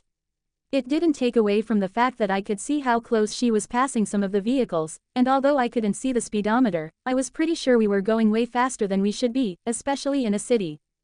It also didn't help that somehow all the lights along our route were green, letting Sergeant Kelly drift through traffic with impunity. Thankfully, the traffic in Arcadia was relatively tame. One of the bonuses of having a city custom designed and teleported in as a finished product was that it had an extensive public transportation system built into it. The thorough subway lines and extravagant monorails were bolstered by numerous city buses that helped cut down traffic significantly. While traffic could still be pretty thick during rush hours, I'd heard it was still way better than most modern cities. Of course, that just meant Sergeant Kelly had ample room to maneuver between vehicles to shave off as many seconds off our commute as possible. I'd already let out a few strangled yelps as Sergeant Kelly weaved through afternoon traffic with almost casual disregard. I'd only realized I was squishing Celine to my chest when one of her tails flicked into my face after one particular turn. Celine didn't seem to mind, informing me when I tried to apologize that her current summoned body literally had both the appearance and the consistency of a soft plushie specifically for comfort and cuddling. Apparently, the Zenith designed familiars that way so guardians could have something soft to hold or squeeze when they needed to relieve the inevitable stress they'd built up. Which was fair, also a little bit weird considering Celine's consciousness inhabited the body, but she assured me she didn't mind. Besides, after giving her a few experimental squeezes and realizing how soft she was, I kind of didn't want to stop. Maybe I can get an actual plushie of her for when I'm sleeping. The thought sparked some amusement in me, but I quickly shut down the idea. Spending points on something frivolous seemed dumb, especially because I was new and needed every point I could get right now. Thankfully, I was now sitting at 4,218 after the usurpation. Celine had also told me I was close to completing all of my daily quests, something she assured me we could look at later. She did explain that Guardians received 3 quests every day that were fairly simple to complete. They usually only rewarded 10 points each, but that was still a decent amount considering how quickly the rewards would build up over time. There was also a single weekly and monthly quest rewarding 100 and 250 points respectively, but they generally took much more time and effort. Other than those guaranteed quests, it was up to the whims of the system what did or didn't qualify for generating a quest. But as curious as I was about the contents of my quests, right now I was more focused on trying to pull my tattered emotions together for what came next. Namely, traveling to Arcadia Spire to set up my enrollment in the Guardian Academy followed by unlocking my signature magic. The very idea sent a wave of excitement through me that I was careful to push back down to a more reasonable level. It was difficult though, considering it involved me finally learning actual magic. Not only was I intensely curious to find out what my unique signature magic was, but if Celine was right, it would also unlock the special grimoire that I'd been given as part of my bonus for being a dark magical girl. Glancing at the glitched red text on my status screen to distract myself from the drive, I chewed on my lip thoughtfully. Celine, I directed my thoughts to my familiar, how do grimoires and buying magic work exactly? They function identical to the way vaults do. Grimoires have themes, acting as catalogs containing spells that fall under their purview. Once you buy a grimoire, you are free to purchase any spell and then use said spell as much as you want. As humans are unable to use or control mana naturally, these spells are similar to how computer programs function, each one preset and pre-designed for a specific use. This does mean that modifying them isn't possible without the appropriate skill. That is to say, the spell will always cost the same amount of mana and have the same effect. Celine's tail twitched as Sergeant Kelly swerved between two cars, earning a few muffled honks even as I squeezed Celine tighter. As for the spells themselves, there are actually 3 separate versions, sometimes referred to as qualities, that you can buy. For instance, if you wanted to buy a spell to throw a fireball, you could purchase the lesser, adept, or greater version of the spell. The main difference is the adept version is 50% more powerful than the lesser quality for twice the mana cost. The greater version is twice as strong as the lesser for 3 times the mana cost. This 3-version pattern applies to all spells. That made a lot of sense. If you had to have a specialized skill to modify spells, offering 3 separate presets to buy from would let people have more flexibility without forcing them to use one of their skill slots. As for spells themselves, they are ranked into 5 basic categories based on their mana cost, which correlates to how complicated or powerful the spell is. Every spell has a class ranging from the strongest being called S-class while D-class are the weakest. The exact math behind these classifications can be covered another time, but to put it simply, D-class spells should be able to be cast 100 times if it is the lesser quality before reaching 0 mana. C-class spells would take 50 times, B-class 20 times, A-class 10 times, and S-class 5 times. There is also a 6th category, finale class spells, but you don't unlock the capability to use or purchase those until level 200, and they have other restrictions. I found myself frowning as I processed those words. If spell classes are based on mana, how does that work when every guardian can choose how many points they put into their stats with each level? Some guardians will have different amounts of maximum mana, won't they? That goes into the math I was avoiding. To put it simply, it is based on the average amount of maximum mana a guardian is estimated to have at the time they unlock a new tier of spells. For instance, at tier 1, all guardians begin with 300 mana by default. Therefore, a D-class lesser spell should cost only 3 mana. At level 100 when you unlock the next tier of vaults and grimoires, the average maximum mana should be around 1785, meaning a tier 2 D-class spell of lesser quality would cost 18 mana if rounded up. I nodded in understanding, taking a moment to consider what I wanted to find out next. With my unique grimoire, will I still have to purchase the spells I want to use? And do higher class spells have a higher point price? You will still have to purchase the spells within. Your unique grimoire will already be a powerful boon considering it holds spells with special qualities to them. As for your second question, higher class spells do cost more, but the lesser, adept, and greater qualities of a spell all cost the same amount. Oh, can other guardians besides Darks get unique grimoires? Yes. There's a low possibility of unlocking one at level 100 if the guardian has done enough to establish a unique theme or style, but most only unlock one at level 200 where it is guaranteed. Once reaching one of those 2 milestones, it becomes possible for guardians to unlock a single unique grimoire tailored to their class or one based on their other attributes and achievements. As a Dark, this means you will eventually have access to 2 unique grimoires. Having 2 completely unique magics at your call will give you a diverse number of powerful tools to utilize. My brow furrowed in confusion. What she was saying made sense, but theoretically I could purchase as many grimoires as I wanted in order to diversify, so I didn't quite see the advantage. Just how good is a unique grimoire when compared to a normal one? The main bonus of a unique grimoire is the fact they synergize well with your abilities or offer unique side effects not commonly seen. For example, your class unique grimoire will contain a multitude of spells directly correlating to the bonuses your chosen class gives you. This means your spells will be much more effective compared to ones from other grimoires. Beyond that, the spells within unique grimoires are usually more powerful or have special traits to them that give them an edge over normal spells. For example, when compared to a basic fire magic grimoire, a unique one called Grimoire of the Raging Phoenix might offer fire spells that spread and burn more easily and with more explosive force. The appearance of said fire would also be different from a standard fire. My attention shifted as I noticed Sergeant Kelly pull off onto a side street, slowing her speed noticeably as she seemed to look for a place to park. Looking out the window I could see we were only a block or 2 from Arcadia Spire, the towering glass and steel structure looming into the sky. Is there anything else I should know about magic? Two things. First is that while you can purchase an unlimited number of spells, you can only have a set amount of active spells. You start with 70 spell slots and gain 10 more every 100th level. If you have more purchased spells than active slots, you can change which ones are considered active at any time, but the change will only take place at midnight UTC, which is 2 in the afternoon here in Arcadia. Finally, the lesser, adept, and greater versions of a spell all share the same spell slot instead of each taking one individually. This lets a guardian keep quite the repertoire of spells available to them without needing to worry too much about their choices. Taking in all of that information, I slowly nodded. What about tiers? Do higher tier spells take up more slots? No, there are also a few passive skills you can take to increase the number of spell slots you have, but those augments are usually only chosen by MGs who focus on casting. Still, having a large variety of spells to handle any situation can be a large factor in survivability and effectiveness so long as you are not consumed by choice paralysis. I nodded in agreement. 70 slots already seemed like a lot, but once I considered all the different types of situations I might face, I had a feeling that number was going to start feeling a lot smaller. The second thing to note is that for every 1000 mana you use in 5 minutes, you will receive a 10% mana regeneration penalty. This limit can stack up to a total of a 90% penalty. Every 5 minutes of not incurring another penalty will lower the penalty by 5%. Once you reach level 10 and every 100th level afterward, the maximum mana you can use within 5 minutes without incurring the penalty increases by 500.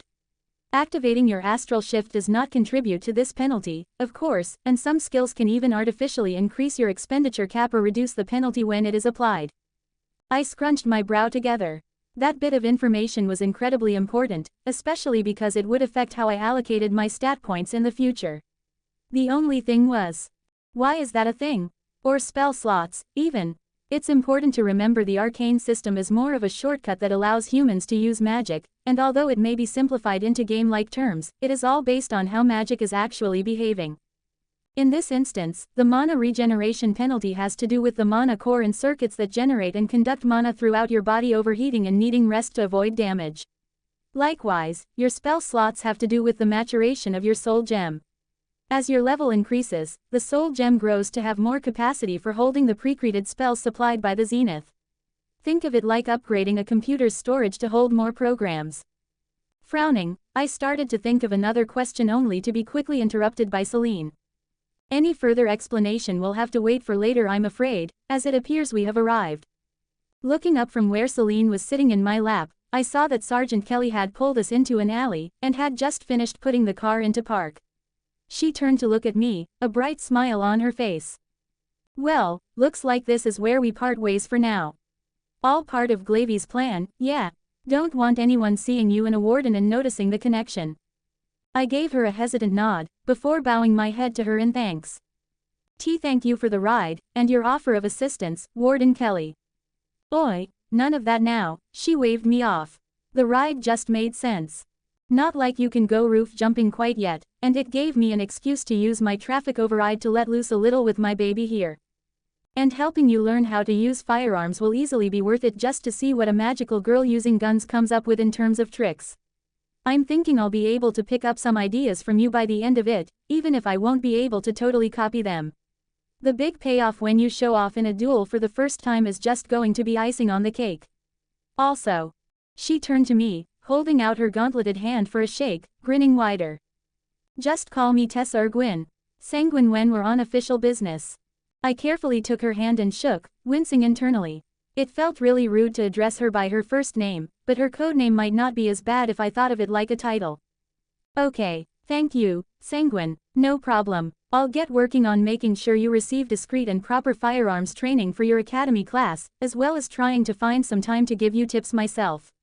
No promises on too many sessions of the latter, not with all the craziness that's been afoot recently. Either way, I'll be in touch. I bowed my head in acknowledgement before opening the door and stepping out. The alley she'd found seemed to be free of bystanders, and I gently closed the car door before taking quick steps away, Celine hopping along with me. Glancing at my HUD, I noticed my astral shift was running out of time. With a quick effort of will, I pulled up the necessary mana and reactivated my shift. Purple and black light with some arcs of lightning quickly snapped over my outfit, an odd sensation like wind tickling over my skin making me shiver. After taking a quick look over my clothes to make sure nothing had gone awry, I nodded to myself and continued on. The whole process had barely taken a second, much faster than my initial astral shift and with much less fanfare. I'd asked Celine earlier about reshifting, and she'd informed me it was not only quick, but it also completely recharged my barrier to the maximum that was determined by how much mana I used.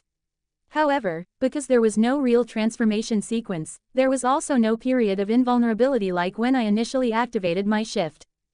But being able to quickly recharge my barrier was still a nice boon. I doubted it would be practical in many combat situations because of how much mana it cost, but I could still see it being useful if I wasn't using much magic and only relying on my guns. Celine's voice drew me from my thoughts, and I blushed as I realized I'd stopped just a few steps from exiting the alley. Sorry, I got lost in thought, I thought to her, chewing on my lip as my nerves began to flare up. Staring at the alley's exit, I made myself take a deep breath and go through a similar routine to the one I normally did before school. I checked my posture, loosening my shoulders and gently clasping my hands in front of me to keep myself from fidgeting with my skirt. With a few more deep breaths, I forced myself to adopt a neutral expression. Finally, I did a quick adjustment of my eye patch to make sure it was securely attached before returning my hands to their previous position. Deep breaths, relaxed posture, fast pace, neutral expression. Put on the mask so nothing can touch you. After taking another moment to steady my nerves, I stepped out of the alley. Walking onto the streets without Everglade or Naiad while wearing my astral shift was daunting. I was acutely aware of just how different my dress was compared to normal clothes, a feeling that hadn't been nearly as bad when I'd had the other two magical girls walking with me. But now, as I began walking towards Arcadia Spire, I could feel the full intensity of people watching me. It was an almost physical weight, a pressure that made my chest clench with breathless anxiety. I kept my pace quick, doing my best to show I was busy like Everglade taught me. Surprisingly, it worked, and nobody tried to approach me. Even the people walking on the sidewalk with me moved to give me space as I passed by, which was nice. I still had to deal with people pointing their phones at me or whispering, and knowing I was being recorded was unsettling. Partly because of my outfit, and partly just because I really didn't ever really enjoy attention. To distract myself, I took in my surroundings. It was my first time being in the innermost circle of Arcadia, where the buildings were the tallest and more crammed together. I'd always imagined it as a claustrophobic environment, but now that I was looking around, things didn't seem that bad. The spacing between buildings never quite crossed into the territory of feeling cramped, and there was a level of polish and cleanliness to the buildings that kept them looking pristine. It was nice. Even with the numerous people and towering buildings, things seemed urban but not suffocating. It reminded me of some of the pictures I'd seen of Tokyo, just with slightly different architecture. I also began noticing just how many advertisements there were of Guardians. There were numerous posters and videos on giant monitors of Guardians showing off various products. They endorsed a variety of things, though I noticed most were centered around food, snacks, and clothes. One of the more interesting videos was of a sleek Magitech car racing against a Guardian who sprinted next to it on foot. And there were dozens of such ads. Maybe it was just because I'd been born and raised in Arcadia, but I'd never really noticed just how prevalent marketing was for Guardians. Seeing their pictures on everything from posters and cereal boxes was just normal. It was something I'd always kind of glazed over until now. But now that I was a magical girl, would I be doing stuff like that? Before I could go too far down that train of thought, I noticed I had finally arrived. The massive tower that was the Arcadian Spire loomed in front of me. A 20-foot-tall metal wall formed a perimeter around it, but just before that, there was a grassy park that separated the entire area from the modern sprawl of the city. The ring-shaped park was wide, and I could see it was filled with a variety of people ranging from office workers on break to groups of tourists taking pictures of the wall and spire. I tried my best to ignore them, following the sidewalk next to the road that led towards one of the entry gates. It grew harder as people noticed me approaching, and some of the more excitable ones got the attention of their friends. Keeping my focus on the large gate, my eyes flicked over the details. It was wide enough for 4 lanes of traffic, not including the sidewalks bordering the road. A faint, translucent field of green energy hung over the opening, and I resisted my urge to tilt my head in curiosity. "That's a variable force field," Celine suddenly said, as if sensing my question. While the east and west gates are open for the public to enter for tours and such, the north and south are restricted to guardians, employees of the Guardians Association, and magical soldiers. Anyone without the proper credentials will be kept out by the force field. I nodded in acknowledgement as we approached, and I saw a small guard stationed to the side. A few magical soldiers wearing unarmored fatigues sat inside behind monitors, and one gave me a nod and smile but made no move to stop me as I approached the force field. The guards here know not to stop anyone wearing clothes that might mark them as a guardian, Celine explained. Although, that policy has resulted in a few funny videos of cosplayers trying to sneak in only to walk face first into the force field and bounce off. A huff of laughter escaped me at the mental image, a small smile twitching at the corner of my lips as I walked through the force field. Unlike when I entered the bubble of the usurpation, there was no unpleasant feeling. Instead, it was only a tingle that ran over my skin, almost like static electricity. Looking around, I saw the immediate area past the wall was similar to the park bordering the outside, except there were less trees and other obstructions. There were also a few roads that led to big helipads or into odd-looking tunnel entrances that dipped underground. The tunnels lead to underground parking structures, Celine continued. And the helipads, as you may have noticed, are all empty because they are also teleportation pads. Various aircraft can land on them and then be transported to underground hangars for storage. The reverse is also true, which allows for quick deployment of magical soldiers in the case of emergency. My eyes widened a little at that as I kept moving forward, looking up at the large building that was Arcadia's central spire. I'd always known the spire was tall considering it towered above any of the other buildings in the city, but I'd never realized how wide it was. It seemed like it was twice as big as some of the other towering office buildings I'd seen, and I found myself wondering just how much space was inside. Part of me couldn't help but feel intimidated as I walked closer to the sleek metal and glass tower. The entrance was a set of sliding metal doors that hissed open as I approached. Hesitating, I took a deep breath before going inside.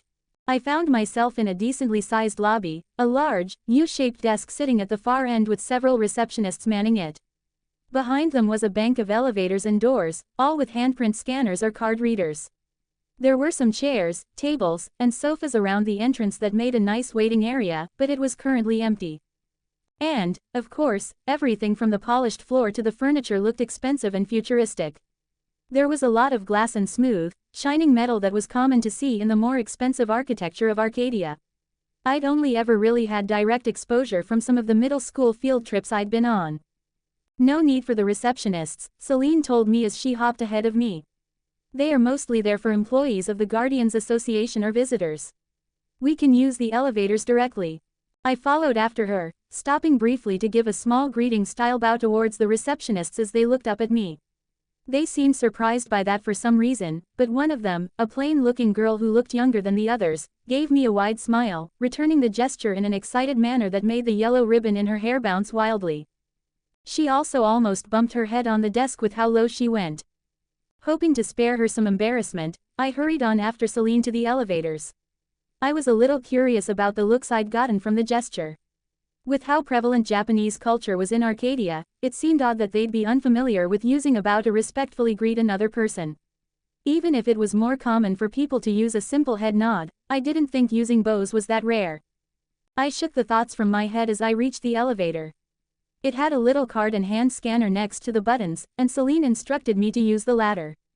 Pressing my palm against the slightly cold glass, it only took a moment for it to glow green and give a chirp, the up and down buttons next to it lighting up. I pressed up, and waited, an indicator display above the elevator displaying a -15 that was swiftly rising. We'll be going to floor 10, which serves as the central hub and lobby for Guardians at levels 1 through 199, also referred to as Tier 1 and Tier 2 Guardians, Celine informed me as we waited. As a reminder, many people prefer referring to vaults, grimoires, and the things you purchase by their tier rather than the rarity classifications the system uses as it is simpler to remember. I nodded. Truthfully, I'd mostly forgotten about the rarity tags because they hadn't come up that much. It was also a little difficult to remember all the different rarities. Common, rare, masterwork, arcane, legendary, mythic. Unless you were a nerd like I was, I guess. Still, the rarity tags for vaults and grimoires didn't really make sense if you were referring to a guardian. Tier 1, the common rarity, is levels 1 through 99, and every 100th level is a new tier, right? I asked quietly, mostly just making sure I wasn't misremembering anything. And I can also only buy those higher tier vaults and grimoires if I'm at the corresponding tier. Correct. I'm surprised you're remembering things so well considering how rushed the explanations were. I shrugged uncomfortably. Honestly, I felt like I had probably forgotten half the things Celine had told me. What I really needed to do was sit down and go over everything again while taking notes. Making a quick reference guide seemed like it would be really useful, especially because I didn't want to annoy Celine by having her repeat things over and over again. The elevator arriving made me snap my attention up as the doors opened to reveal two guardians inside, one who looked to be about my age while the other seemed a few years older. Both wore form-fitting leather armor and chainmail in a medieval style with heavy fur cloaks draped around them.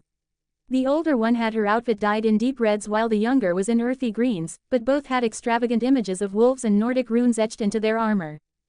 As they saw me, both stiffened, the green guardian's eyes going wide underneath her long blonde hair.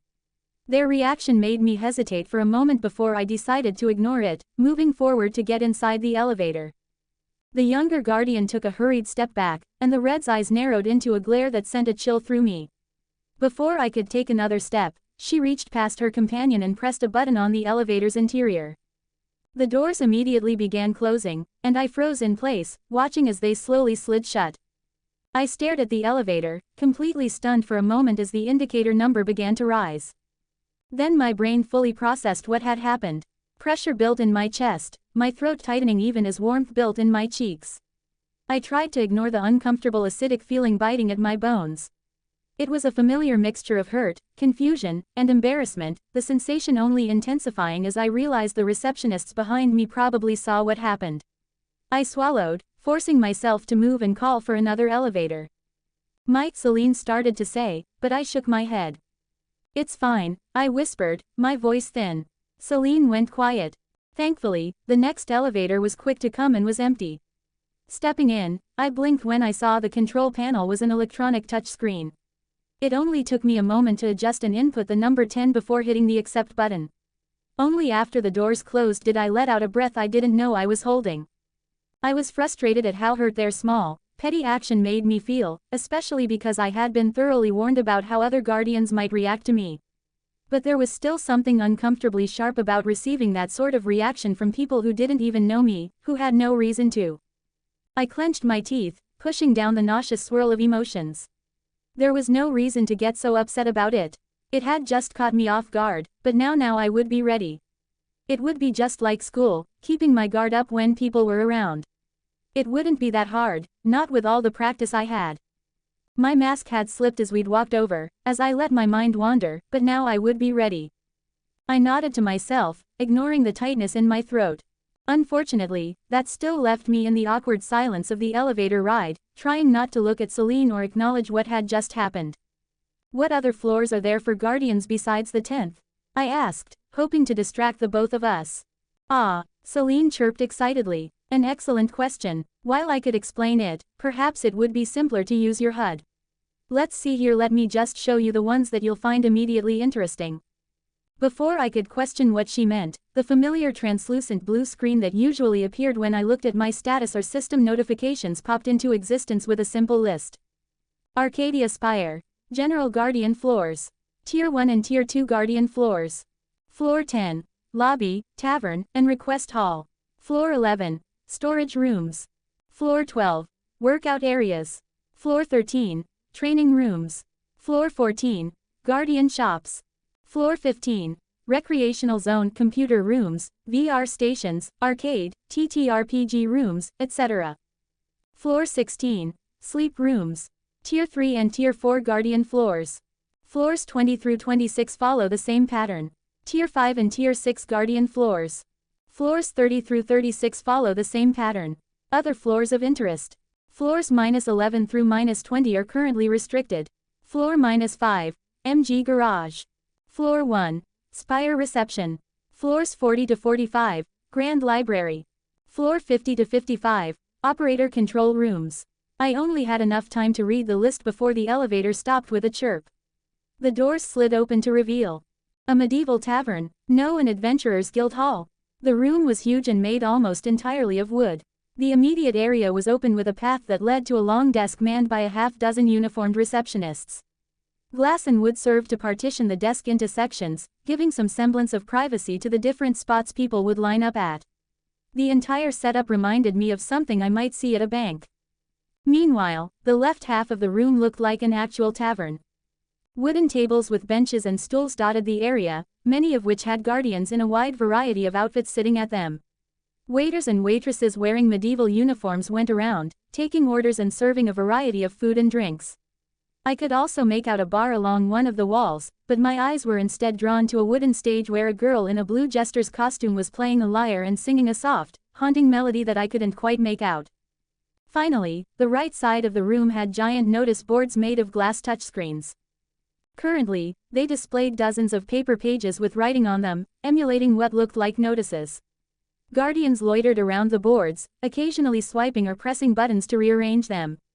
There were also tables on that side, but these ones had more modern-looking benches and couches around them. Small devices in the middle of the tables were turned on, holographic displays showing a variety of things. Taking it all in was overwhelming. It wasn't just my confusion at the interior appearing exactly like an Adventurers Guild lobby from some of the anime I'd seen, it was also the sheer number of guardians.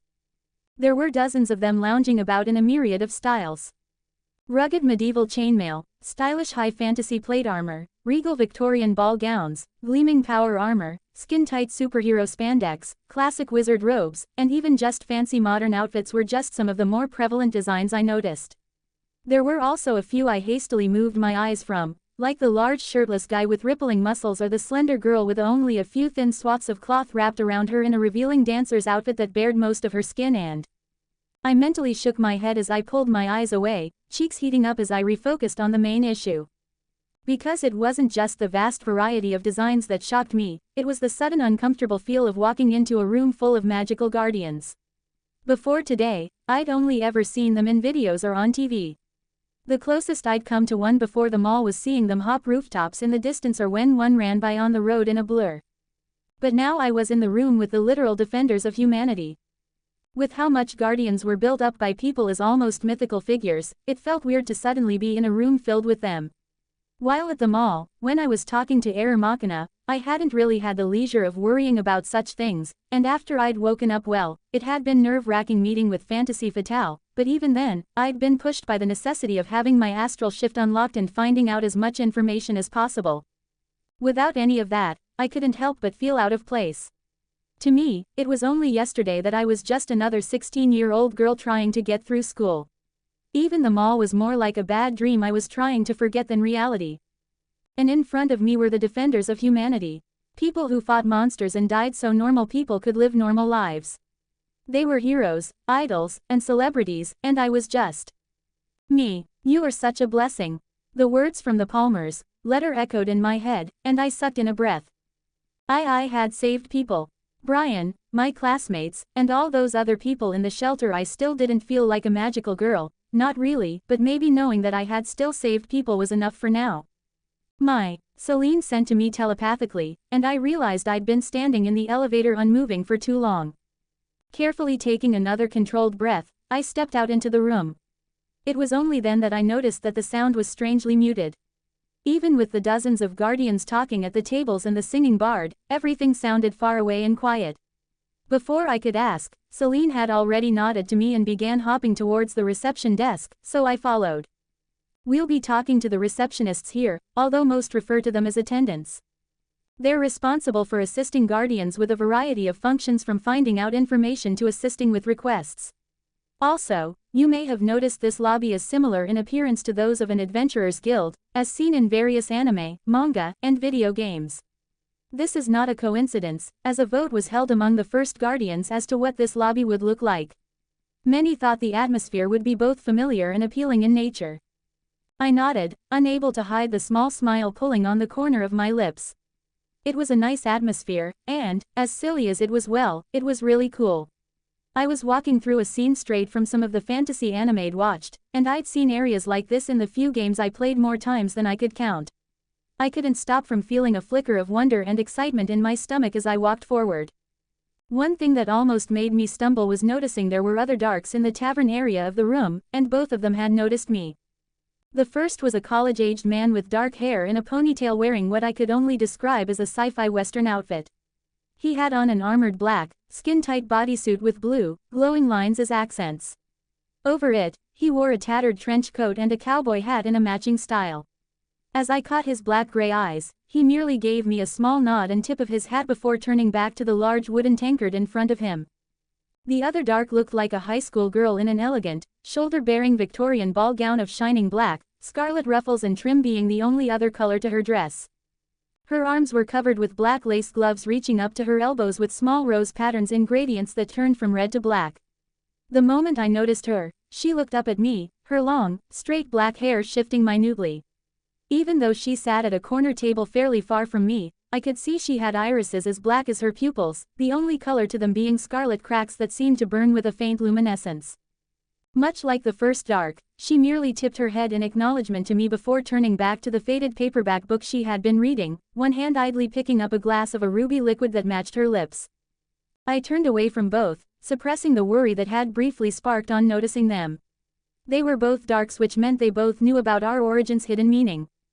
And yet, they hadn't done more than acknowledge my presence. There had been no rushing towards me, asking if I needed help or trying to get me to answer questions. Instead, they were simply going about their business, respecting my privacy. Although, maybe I was being unfair to them with my assumptions. They were probably just as worried about people doing the same to them. Maybe there was some sort of etiquette for this kind of thing among darks. Whatever the case, I let out a quiet breath of relief as my attention turned back to the desk with the attendants. As I finished my approach, I noticed two things. The first was that in front of each of the attendants' lanes, there was a square of magical runes painted in white on the floor just in front of the desk. Two other guardians were talking to other attendants while standing within the runes, and I couldn't hear any sort of sound from either of them. The second thing I noticed was at the height the desk was at. It was going to be incredibly awkward for me considering how short I was. Before I could get too embarrassed about that realization, a section of the wood floor rose as I got near, rising high enough to give me a little platform to stand on. I wasn't sure if that was incredibly thoughtful or humiliating, so I chose to focus my attention on the attendant across the desk from me as I stepped onto it, briefly startling myself as the sound from the rest of the room disappeared. The attendant was a blonde, college-aged girl with freckles and a nervous expression on her face. Her hands fiddled anxiously with her sleeves. Now that I was at a higher vantage, I could see all the attendants wore the same uniform of black dress pants and a matching suit vest that covered most of the white long-sleeved shirts they wore beneath. Swirling lines of silver embroidery gave an elegant finishing touch to their vests, and combined with their bow ties, made them have a very professional appearance. Hello, the attendant stuttered, smiling awkwardly at me. How may I help you today? Celine jumped onto the counter before I could answer, a muted flash of light briefly enveloping her as she made herself visible to the attendant. The girl gasped, eyes going wide as Celine's 9 fox tails swished behind her. Greetings, Celine chirped happily. My guardian is new and looking to register herself with the association. If you could pull up the proper forms on a computer tablet for us to fill out as well as her welcome gift, I would be very grateful. The girl stared at Celine, blinking a few times in silent shock. It wasn't until Celine tilted her head questioningly that the attendant seemed to snap out of it, a blush darkening her cheeks as she looked around. I'm sorry. Yes, of course. She pulled out a thin tablet and placed it on the counter, tapping away at it. I let her work in silence, trying not to rush her by seeming impatient. She chewed on her lip, brow furrowing in confusion as she stared at the tablet screen. Wait, no, it should be here. The attendant seemed to get more distressed as she continued working, occasionally glancing up at me only to hurriedly return to the tablet. I felt my own anxiety begin to prickle as I wondered what was going on. Was there something wrong with my registration? From what Everglade had told me, it was supposed to be a quick and simple thing I could take care of before meeting her for the awakening of my signature. Watching the girl continue to flounder, I tried not to fidget as the awkward silence between us began to thicken. Lowering my eyes to the desk, I began to study the patterns in the wood. Excuse me, is there anything I can assist with here? A man's voice smoothly interrupted, and I looked up to see another attendant had stepped next to the girl. He was an older man, with neatly cropped gray hair and deep wrinkles on his face that gave him a grandfatherly visage. There was a warm, relaxed smile on his face as he looked between us and the girl. My attendant blushed further, wincing as she turned to him with a hurt look. I'm sorry, she's here to register as a new guardian, and I haven't been trained on that yet, but I thought I could find it easily enough, but it doesn't look like it's anywhere, and…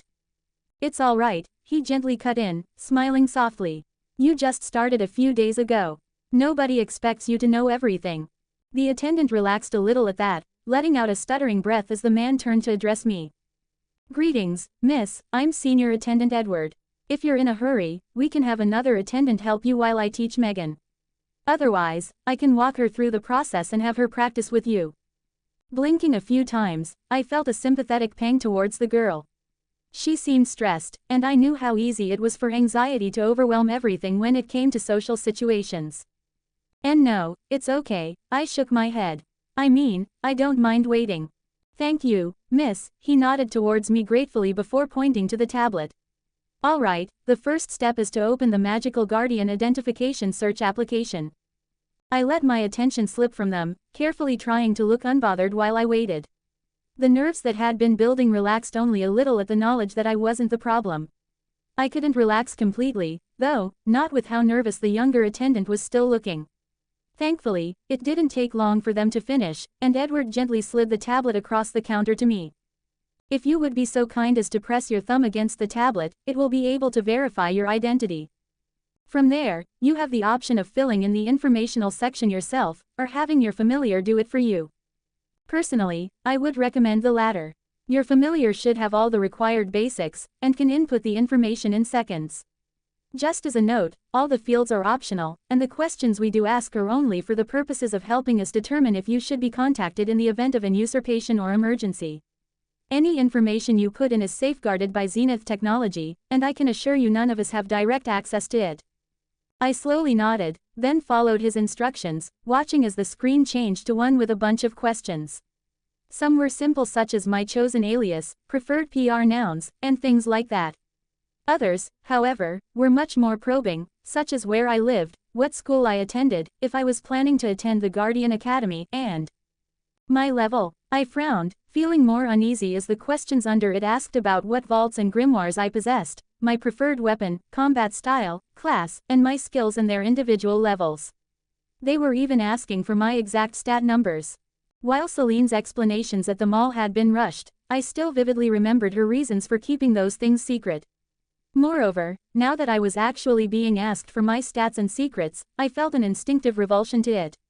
It was the same kind of feeling I got when giving some of my more personal information to a doctor. Seemingly sensing my reluctance, Edward cleared his throat. The association uses the more personal information to determine if you might be a good fit for an usurpation. By knowing things such as your level, we know whether to send you a notification if an usurpation appears near you that you might be capable of handling. The other questions about your specialties are likewise used if we have a troublesome usurpation that requires a specific type of abilities. I would like to repeat that none of us at the association will be able to access this information, we merely operate off the recommendations the Zenith program gives us. If any of the questions make you uncomfortable, there is no issue with you leaving some or even all of them unfilled. I glanced at Celine, her tails flicking for my attention. It is all highly protected information. Only an incredibly powerful guardian could theoretically be capable of retrieving any data, but even then, they would not be able to do so stealthily. I recommend providing as much as possible and am more than happy to input the information for you. Perhaps you can then look over it for any redactions that need to be made afterwards. That seemed fine. If Celine was convinced of the security, I had no reason not to trust her. She had been overly cautious about warning me about other guardians, but the Zenith. There was little point in not trusting them considering they were the ones who made me a magical girl in the first place. With how careful they were about protecting AMG's private identity, I had little doubt they would be more than capable of keeping safe whatever information I gave the Guardians Association. There was also the fact that the Zenith probably also knew most of my information already from the period of time Celine had been watching me, but I didn't let myself linger on that part. I moved the tablet closer to Celine, nodding to her. Her tail swished, one moving to gently tap the tablet before sinking into it as if it were water. The forms on the screen suddenly began filling with information at an incredible rate, scrolling through the entirety of the documents in only a second. Once Celine removed her tail from the tablet, I took a moment to look through what she'd entered. All the questions she'd answered were accurate, but it was interesting to note she'd skipped some, such as medical history and concerns. while others. I thought to Celine, blushing as I tilted the tablet further towards me and away from the attendants. Why do they need to know my height, weight, and measurements? That's for the Guardian Academy uniform, Celine quietly sent back. Instead of having guardians in their astral shift and forcing them to constantly refresh every hour, they make uniforms that have similar identity-obstructing magic. It will make people recognize you as your magical girl identity instead of your private one. Ah, that did make sense. Continuing through the document, I saw there were some questions Celine had highlighted asking me for preferences on things like what kind of uniform I would prefer for the academy, what hours I was considering patrolling, and what area I thought I would be most active in. I filled out the ones I knew for sure before looking back at the attendance. I don't have an answer to some of these questions. Can I answer them another time? Of course, Edward smiled. You're free to amend the information at any time. It's fairly common for a guardian's schedule and availability to shift, so don't worry about bothering us by asking to change it. Updating information is one of our most frequent responsibilities. Looking back to the tablet, I quickly skimmed over the information. Celine seemed to have done a good job of anticipating what I wanted to avoid answering, and it only took me a few minutes to finish up and press the submit button on the bottom of the form. Only after the information disappeared did I set down the tablet and slide it back to the attendants. Excellent, Edward sighed before turning to Megan.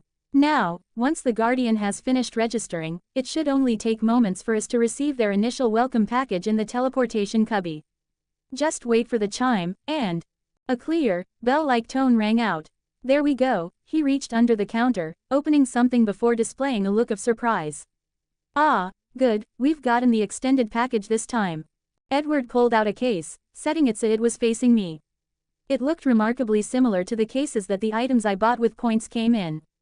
All new magical guardians that register with the Guardians Association get a welcome package, the attendant explained.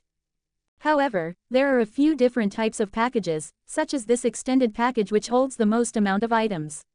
The exact rationale between who receives what is kept secret due to privacy concerns, though I'm told familiars are allowed to tell their guardian why they received the package they did. If you would open the case, miss, I can explain the items provided as you pull them out. Following his instructions, I popped open the case, opening it to reveal a variety of items. The first thing I pulled out was a smaller case, about the size of a ring box. Inside that, you will find your association-issued communicators. They are advanced pieces of magitech, and fit into your ears like Bluetooth earbuds. These have a variety of useful functions beyond just allowing you to communicate with support personnel, but I will leave it to your familiar to inform you of the exact details later. For now, know that if they are damaged or lost, you'll have to pay for replacements. Setting it back inside the larger case carefully, I pulled out an envelope next, with a purple wax seal bearing a magical circle. As my fingers brushed the envelope, I felt a tingle run across my skin, similar to what I'd felt when walking through the force field. That envelope will contain information regarding your enrollment into the Guardian Academy, Edward sighed slowly.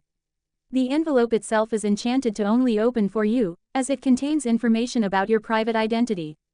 While you were recovering, Celine whispered to me, unbound familiars with the association will have begun taking measures to help maintain your civilian identity. If you recall from Everglave's explanation, we use the special offering schools as cover for magical guardians, so the envelope will most likely contain the cover story they've established for why you're suddenly being given a transfer spot, and what groundwork they've begun laying with your family. Fear flashed through me, and I stiffened as I suddenly realized I had no idea what I was going to do about Father. Suddenly being offered a spot at an SO school that should be fine. Father had been disappointed that my high school placement tests hadn't earned me a spot at an SO school or a scholarship to any of the private schools. Getting one now, it should work. I couldn't see him objecting, at least, not when he'd told me I'd be doing the exams again at the end of the year to see if I could transfer. He'll accept. It will work as a cover story. Even if he didn't, the Zenith probably have some way to still get me to attend. Celine's whisper made me jump, and I snapped my attention up from the envelope to see the attendants staring at me. Megan seemed confused, but Edward was seemingly unbothered, standing with a patient smile. Sorry, I blurted out, hunching into myself. I got lost in thought. It's no problem, miss, Edward replied easily. I'm sure whatever your familiar was telling you was important. Anybody who works closely with guardians becomes used to the silent communications that happen between guardians and their familiars fairly quickly. I fought the urge to fidget under his misunderstanding, instead setting down the envelope and moving on to the next item in the box, a metallic black card with a thick envelope underneath it. This is a debit card along with information on the new bank account that has been set up under your guardian alias. If you push a small amount of your magical energy into the card, it will become locked to your particular mana signature. Each time you wish to use your card, a small amount of your mana will be required. This bank account will also be how the association pays you for the various services you may perform. I stilled, my mouth going dry. A shiver of excitement tried to ignite hope in my chest, but I smothered it forcefully, keeping my face blank as my eyes flicked to him. The association pays for things? I asked, keeping my voice emotionless. Indeed, he gestured to my right, to the notice boards where some guardians lingered. There are a few avenues for guardians to make money from the association, most of which are handled through our notice boards. There, we display a variety of what we call requests, things that have been put up as optional jobs for the guardians of Arcadia to accomplish. Requests can be posted by anyone and cover a variety of tasks. For example, civilians may ask for guardians to help in locating missing animals, repairing specific types of damage, finding lost personal items, assisting in various personal projects, showing up to parties, or requesting the purchase of specific magitech items from a vault. These requests can sometimes pay nothing, in which case they are known as voluntary requests, or they can pay in money and are known as compensated requests. My mind raced at the implications, but I forced myself to remain calm as Edward continued. The association often puts up requests for specific items from vaults, such as medical technology and supplies, rare building materials, weapons, and specific magitech items. However, the association often puts out bulk requests for these things, and only turns to guardians capable of fulfilling the shipment all at once. If that is not possible, they will then continually break down the request into smaller chunks until it is fulfilled. Unfortunately, this means lower-tier guardians often don't have a chance to fulfill the bigger requests as the monetary payments are quite lucrative. I nodded, ignoring the bitter disappointment biting at me. Thinking I would be able to solve that in one instant was too good to be true, but are the compensated requests from civilians often taken quickly? It depends on the payment and what is involved, Edward explained.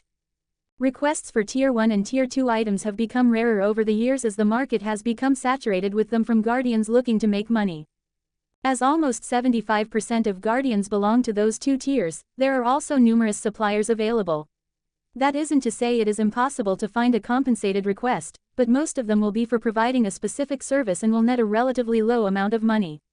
The few item requests that remain unfulfilled are usually for more esoteric items, or things that are always useful, such as civilians requesting to personally buy first aid supplies. Weapons and ammunition are also popular, Megan spoke up suddenly, and I had to stop my head from snapping to look at her.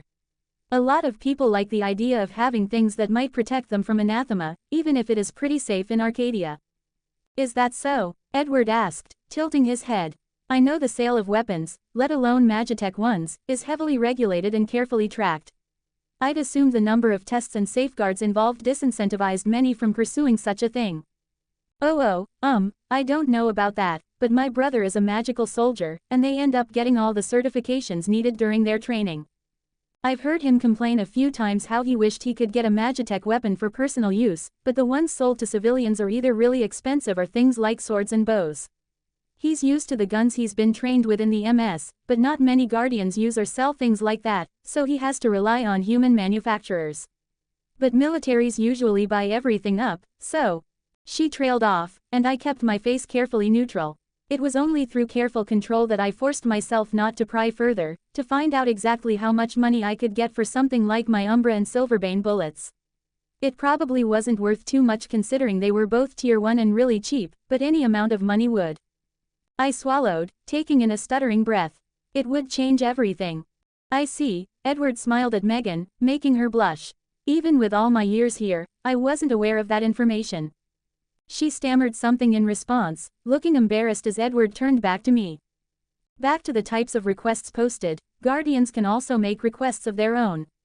The four most common are guardians looking for others to assist in taking down a specific usurpation, guardians looking for help in leveling specific skills, guardians looking for a crafting-focused guardian to create or enchant a specific item, and support-type guardians looking for certain materials or information. Guardians often offer payment in points or favors, but some pay in normal currency as well. Carefully, I set down the card and envelope, keeping my face blank. Celine obviously knew something was up, considering both the look she was giving me and the fact she was able to sense my vitals, but I wasn't going to freak out in the middle of the room just because I might have found an answer. No, don't get your hopes up, I mentally shook myself, fighting down the almost sharp feeling in my chest. It might be a solution, but I can ask Celine more about it later. It's not something that will disappear. I forced myself to continue pulling contents from the box, but I found it hard to pay attention as Edward continued to explain them, Megan occasionally interrupting to ask a question. The other things inside included a card that gave me a 100-point discount on a purchase from a crafting-focused magical girl, a book containing a list of support guardians and the services they offered, a small card informing me that I would be gaining priority access to his laughing face at the Guardian Academy, something Celine assured would be explained best at the Academy, and that it would be incredibly useful, a waiver to claim any basic astral shift enchantment for free, and finally, that slip, Edward nodded to the red ticket I was holding, would be a notice that for the next year, you are allowed to claim a free meal from the tavern in this lobby once a day. While the excellence of the normal food is something I can vouch for, I would recommend trying to wait until dinner. Many support guardians take turns preparing those meals, and with their magics, they are able to enhance them to temporarily boost your abilities. The ticket itself is unnecessary to keep, as your personal mana signature has been registered and can be scanned for any payment at the tavern. I stared at him in shock, sputtering. I had more than a few questions about that, but are there really that many guardians with cooking magic? It's a bit of a mystery, but even among combat guardians, there are a high number with either a food theme or cooking-related magic and skills, Edward chuckled. Of course, that doesn't even cover the guardians who simply like to cook and bake as a form of stress relief. I'm told that between using the points they use to buy training materials, the advanced Magitech cookware in the kitchen, and the magic they use to aid them, even guardians who don't have a food theme can regularly create otherworldly meals. Right, Magitech. A kitchen regularly used and shared by guardians was probably outfitted with numerous points worth of Magitech appliances. Even just the basic items I bought were already incredible, but with guardians using them and adding in actual magic to the mix, I didn't doubt Edward's words at all. And now that he mentioned it, there were more than a few groups of magical girls that had food themes. Was that all really a coincidence, or? I made myself focus. That wasn't important right now as I needed to find out why I got this ticket. Do all guardians receive a free meal ticket?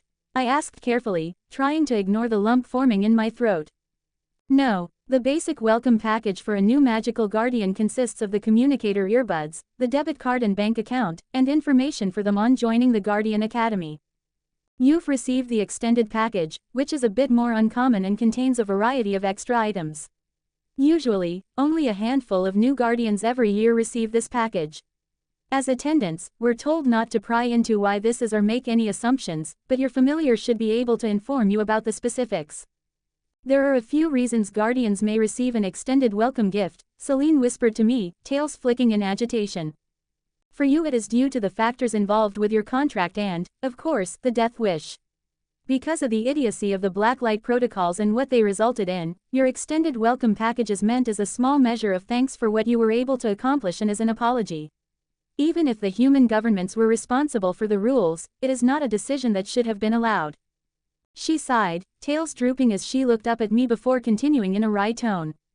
In a way, I suppose you could think of it as a bonus reward for completing the death wish under such ridiculous constraints. In games, taking on a quest with an imposed challenge to artificially increase the difficulty often increases the rewards, no. As such, it would be remiss of the Zenith not to provide appropriate compensation when the system is unable to due to your soul gem's current maturity. I blinked owlishly at her before slowly nodding. I could hardly argue with that logic, and the fact that I had almost died because of the stupid rules set by people. Anger bubbled inside me, and I grabbed hold of it tightly, carefully taking a deep breath before letting it out slowly while keeping my expression as smooth as possible. It was over with. The important part was that I was now getting extra rewards from it, some of which were invaluable. The bank account and the possibility of making money in exchange for points was already more than enough. But now, between the magical girl discounts and freebies offered by shops and being able to get a free meal every day at the tavern. Only when I was sure that my voice would come out calmly did I set the meal ticket back into the case before closing it, giving a small bow to the two attendants. Thank you for the explanations. It was our pleasure, Edward returned the small bow. Other than the welcome gift, would you like a tour of the common floors available to you? That will not be necessary, Celine tilted her head. I'm afraid we have an appointment to keep. Of course. Normally, I would at least offer a quick explanation of the lobby, but we've already covered the tavern and request boards, so I believe you should have an excellent idea of the services we provide on this floor. If you ever require any help finding requests, posting one, or anything else, please do not hesitate to find an attendant for assistance. It was a pleasure meeting the both of you. I gave a quick goodbye nod before picking up the case and stepping away, Celine hopping down with me. The moment I stepped off the raised step, the sound of the rest of the room returned to me, though it was still more muted than it should be. Silencing enchantments, Celine seemed to sense my curiosity as I blinked in surprise. The tavern's area is quieter unless you are inside, and the areas around each attendant are completely muted for privacy. I nodded, starting to move towards the elevator when a shimmer of light appeared in front of me, revealing a familiar in the form of a hummingbird made of metal, its feathers made of blades. Greetings, Moon Bunny, it said with a feminine voice that was a mix of wind rustling between the leaves and the gentle ringing of a drawn blade. I am Everglave's familiar, Fern. She sent me to tell you that all has been prepared, and we await your presence on the 13th floor of the spire, in training room 24. Shall I lead you there, or do you have other business to handle? We're ready now, I responded with a slight bow to the familiar. She hummed in acceptance, turning and gently fluttering to the elevators. Celine and I followed, entering behind her. A gentle tap of the familiar's beak against the control panel had the floor destination set, and we were away. A sudden wave of nerves made my hands feel sweaty, and I discreetly pressed my palms against my skirt. I wasn't entirely sure what unlocking my signature magic would involve, just that Celine had told me back at the mall that it would take an unknown amount of uninterruptible time, and that signatures were sometimes hard to figure out or even dangerous to their users. Which only made me feel more nervous about what was coming up. The elevator came to a stop, doors opening with a gentle chime. Fern flew out, and Celine and I followed into a small, half-circular room. Glass screens on the walls appeared to show a map of the floor, various rooms colored in green or red with numbers labeling them. Fern led us to the left, flying swiftly down a hallway lined with doors. Looking at them closer, I felt confused about how close together each one was.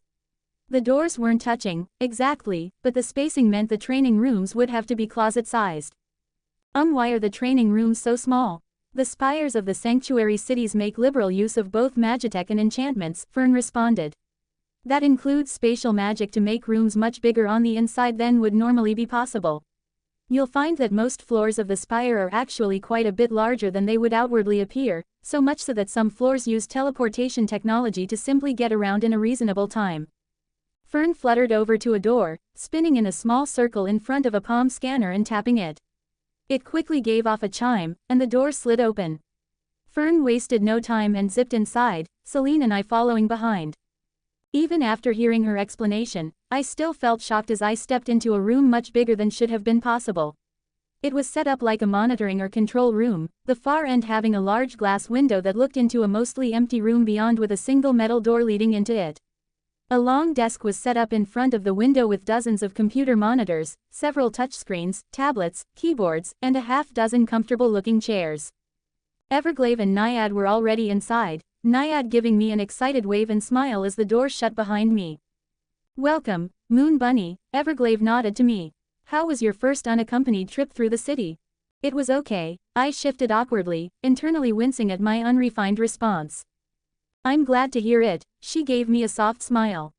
Now then, unless you have any concerns or questions, I would like to explain a few things about signature magics while we wait for our expert to arrive. Expert, I asked worriedly. Awakening a signature magic can be dangerous, Naiad rubbed her arm nervously. Signatures are magics unique to each person, so the system doesn't have prior information or safeguards actually built in. Some signatures can harm their guardian accidentally or purposefully in the case of something like a berserker-type magic that hurts them to make them stronger. Other signatures are powerful attacks that can cause devastation, and some signatures are just hard to pinpoint what they do. Hence the recommendation for 3 guardians to assist in an awakening, Everglave nodded. 1 high-level combat guardian to help test combat-focused signatures, a support guardian who specializes in analyzing information, and a healer just in case something goes wrong. The support guardian we are waiting for will be able to tell us the detailed effects of your signature by using the various Magitech scanners in this monitoring room along with their own magic. They are also, of course, bound by a hayas not to reveal any information about guardians they test. This is all standard practice, Naiad tried to assure me. We even have a magical girl coming who we personally know and trust. I couldn't help but squirm slightly at the thought of another guardian being brought in to help me. Something about her also specializing in information analysis also made me feel uneasy, like I was inviting someone to poke into all my secrets. There was something in particular about her finding out the details of my signature that also had me feeling even more uncomfortable. Everglade must have seen my unease, because she gave me a patient smile. Signature magics are very personal things. There's a certain instinctual protectiveness around signatures that is intrinsic to all guardians. In fact, many magical girls keep the exact specifics of their signature secret, even going so far as to only speak the true name of their signature when they absolutely have to or among trusted friends. Even though Naiad and I are both under a mentorship contract with you, we can absolutely leave the room after you've awakened your signature and are being given the details of how it functions. Oh, I hesitated, feeling conflicted.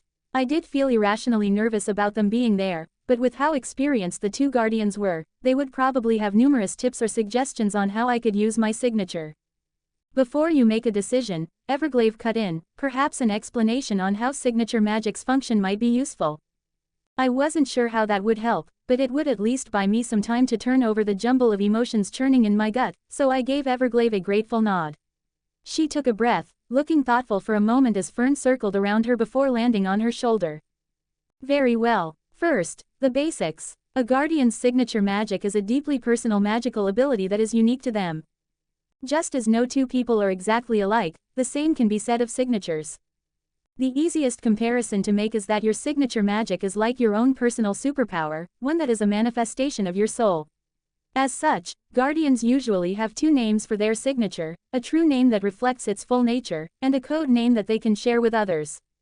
This is done to avoid sharing the intimate details the true name might reflect about them.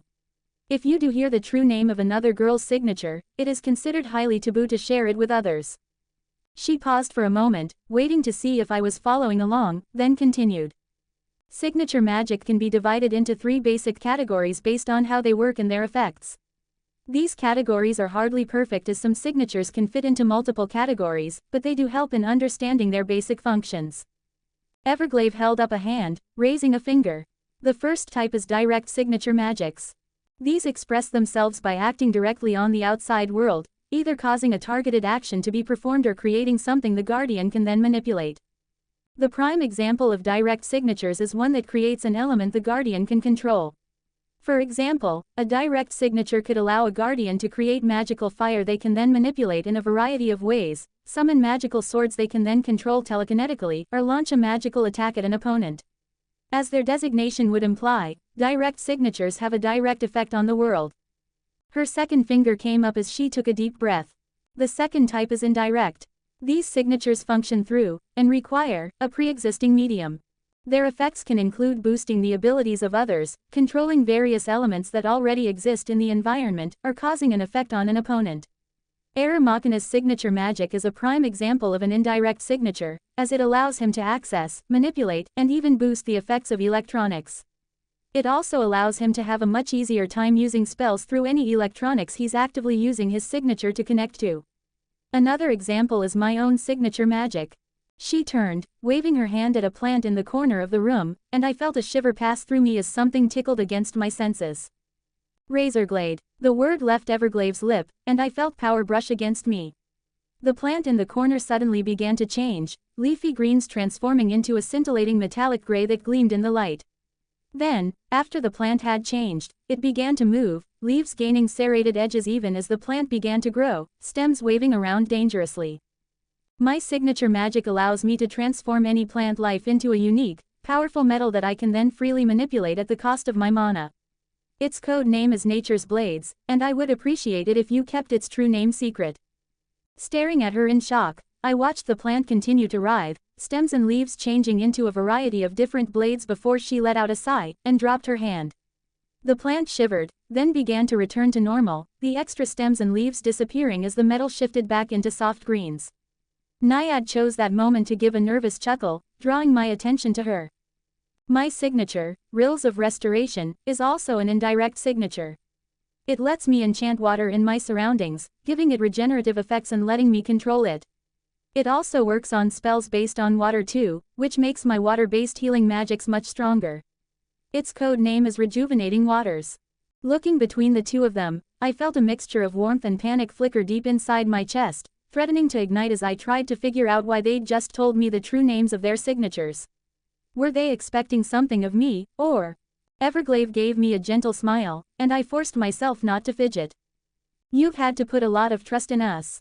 Regardless of magical contracts and promises, you have hardly been put into a fair position to deny us, not if you want to get the information and help you deserve. Returning that trust is the least we can do. My throat tightened, and to avoid having to try to say anything, I gave her a simple nod.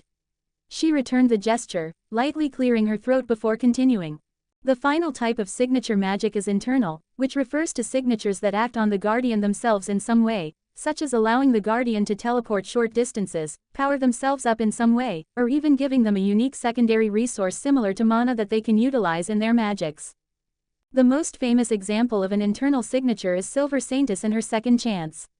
Using it, she can revive herself from death at a predetermined location so long as she has enough mana. Carefully planning around and using her signature has allowed her to become one of the strongest magical girls in the world. She is also one of the longest surviving magical girls, having been contracted during the very first year the anathema invaded. Even I had heard of Silver Saintess and her death-defying magic. Her snowy hair, armored dress, and silver blade made for an iconic image that I had seen all over Arcadia. I'd even overheard my classmates gushing about her more than once, spreading all kinds of stories. One of which made me stop now that I knew more about magical girls. It didn't seem possible, although. I heard she started out as a yellow. I asked uncertainly, and Naiad gave me a thumbs up. Yup, that's actually why her signature magic is so powerful, because of the yellow's origin bonus letting their signatures break the rules of normal magic. Legitimately defying death and reviving herself isn't something a normal signature can do, but you're curious as to why she's called Silver Saintess and wears white like a guardian of dreams, right? I nodded, and Everglade's expression turned somber. Her story is known well, she spoke quietly. It's something she's shared herself on occasion. She used to be called Sunlight Saintess, and began as a yellow magical girl, a guardian of wishes. As one of the first magical girls, she had little to no support. The Guardians Association hadn't formed yet, the sanctuary cities had just arrived and weren't populated, and she had no example templates to follow for her stats and point expenditure. Still, she persisted and fought against the horrors of the anathema, even against. Everglade swallowed, her graceful demeanor cracking as she took in a steadying breath. In those early desperate days, a death wish was much more common. Saintess didn't falter, but she also didn't always succeed. It is only her signature that has let her survive multiple death wish situations. Survive them, and bear witness to the consequences of failure. I blanched as Everglade took a moment to regain her composure. She fought and died again and again, never faltering. No matter how horrific the situation, she brandished her sword with a smile. As the years went on, though, she had to deal with something that she couldn't handle. Teammates, Naiad whispered, watching her friends and allies die while she survived. The survival rates of the first-gen magical girls were horrific. Of the Guardians contracted in those first 7 years, only 36% are still alive today.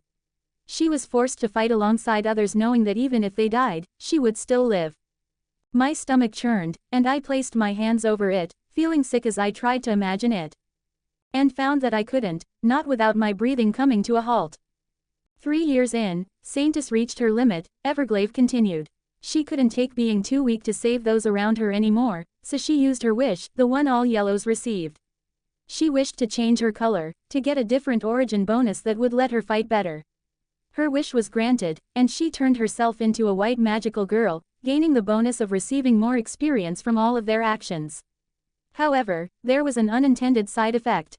Her signature, I breathed out, and Everglade nodded. A magical girl's signature magic is a reflection and manifestation of their soul. It isn't something that can be changed, even with something as powerful as a wish. As such, Saintess was able to change her color while keeping her rule-breaking signature and obtaining a white's massive experience bonus in order to become powerful as fast as possible.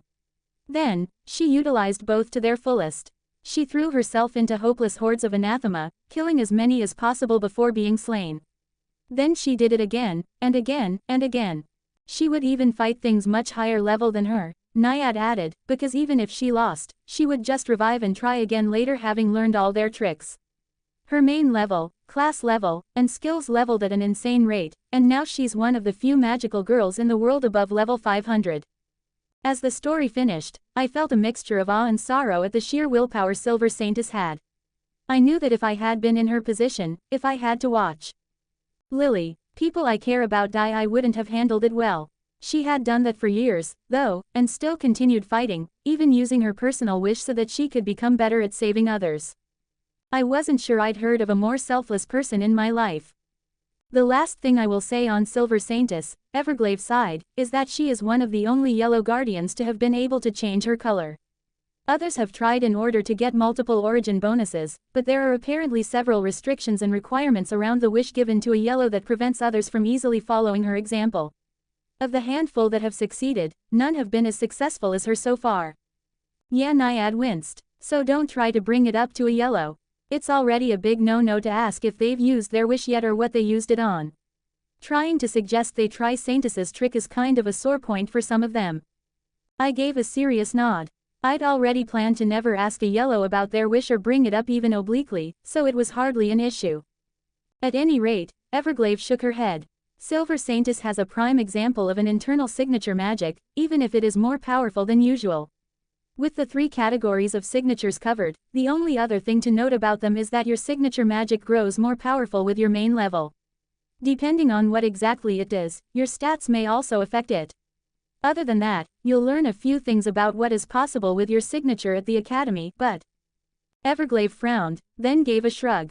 I suppose I should also mention it is possible to bend or focus on particular aspects of your signature magic, essentially causing it to manifest in a variety of ways similar to but different to its base function. These are called signature techniques, but developing them takes a lot of time and effort. The Academy will explain them in much more detail, but I mention it so that you know your signature is often capable of much more than what it can do at its most basic form. Think of it like a superhero's power, Naiad chirped excitedly. Like if your power was to create and control fire, you could learn to focus on the fact that fire is primarily energy, and instead of fire, you might be able to do the same for lightning. Or, you could just focus on the heat of your fire, and learn to create miniature, contained stars to throw around. There's so many cool ideas, and it's all about utilizing your signature's conceptual themes too. Those are good examples, Everglaive cut in, giving the other magical girl a stern look. But as I said, signature techniques are very advanced and difficult to cultivate. As you can imagine, it can also be highly dangerous. I highly recommend waiting until the Guardian Academy begins to teach you about techniques and only try to create them in the safety of rooms like this. Naiad had an embarrassed, sheepish expression, though Everglaive looked more exasperated than truly frustrated with her. I let my muscles untense once I knew Everglaive wasn't truly angry, quietly releasing my breath as I took Everglaive's warning to heart. Honestly, I was just going to be happy to have my signature magic and unique grimoire finally available. Learning more advanced things could wait for now. Everglaive suddenly raised her hand to her ear, going still for a moment before smiling. It seems our expert has arrived, she murmured, amusement in her voice as she walked over to the door and put her hand on the scanner. Do not be alarmed. I had all of a second to process that statement before the door opened, and I blinked. A giant stuffed polar bear stood outside the room, fur looking exorbitantly fluffy. There were runic symbols done in patterns of silver on its white fur, but it was the sheer, absolutely sullen look on its face that drew my attention. It plodded forward, reaching the too thin doorway and slowly squeezing its way through with a grunt of effort. I stepped back to give it space as it shuffled inside, the door sliding shut behind it. An awkward silence settled as Everglaive returned to her spot, facing the polar bear with the rest of us. We stared at it. It stared back. Eventually, it huffed, then shook itself lightly. I heard a very faint groan, then noticed some of the fur on its back was moving. A vaguely human shape covered in same snow-white fur slowly peeled itself from the bear's back, sliding off and falling to the floor with a gentle smack. Then, they pushed themselves up off the ground, yawning loudly. A girl stood before me, looking no older than 13. She wore a fluffy polar bear onesie complete with a hood that had a bear face and ears on it. Her hair was a long, tangled mess of snow-white strands that looked like it desperately needed to be combed. She had on a bear-themed sleep mask that she slowly pushed out of the way to reveal Asian features and silver eyes with flecks of white swirling in them like a miniature snowstorm. There were dark circles under her eyes that she rubbed at, and it seemed to take her a moment to fully realize where she was, squinting at us in confusion. "Ever?" she asked sleepily, her voice sounding as young as she looked. "Oh, is it that time already?" "Indeed," Everglade replied, lips twitching in the hint of a smile. "Bookbeer, may I introduce to you a member of the newest generation of magical girls, Moon Bunny." The girl blinked a few times before her gaze turned to me and she let out a startled gasp. She quickly bowed deeply, and even the polar bear next to her dipped its head lazily. Oh, it's a pleasure to meet you. I'm Bookbeer, but feel free to call me just Book or Bear. I hope we get along well." Naiad stifled a giggle, a hand over her mouth as Everglade turned to me. "Moon Bunny, this is Bookbeer, one of Arcadia's highest-level support magical girls who focuses on information gathering and analysis." "It's a pleasure to meet you," I responded reflexively, bowing to Bookbeer. When she straightened, I saw her eyes quickly flicking over me, and it was only then that I noticed that her pupils were shaped in the silhouette of a bear head. Oh, a dark. I didn't realize we were doing a dark signature today. Yes. She pumped her fist excitedly, bouncing on her knees. "Oh, and your astral shift is great. I love the bunny hood. As a fellow connoisseur of cute, I can definitely say your outfit nails the aesthetic. Just cute enough without being overly frilly, you know. And I love your familiar. They look so comfy, not as comfy as my Yuki, but a bunny and kitsune hybrid is so cool. Would that make them a bunsoon? Rabsoon?" I felt my cheeks redden under her exuberance and praise, and Everglade cleared her throat loudly causing Bookbeer to freeze for a moment. Even Bookbeer's familiar gave her a deadpan, exhausted expression that had her give an awkward laugh. Sorry, Bookbeer rubbed the back of her head. I've been really busy since the whole invasion. Lots of analysis to do on new anathema types and how the patterns have shifted since then. I haven't got more than a few hours of sleep a day.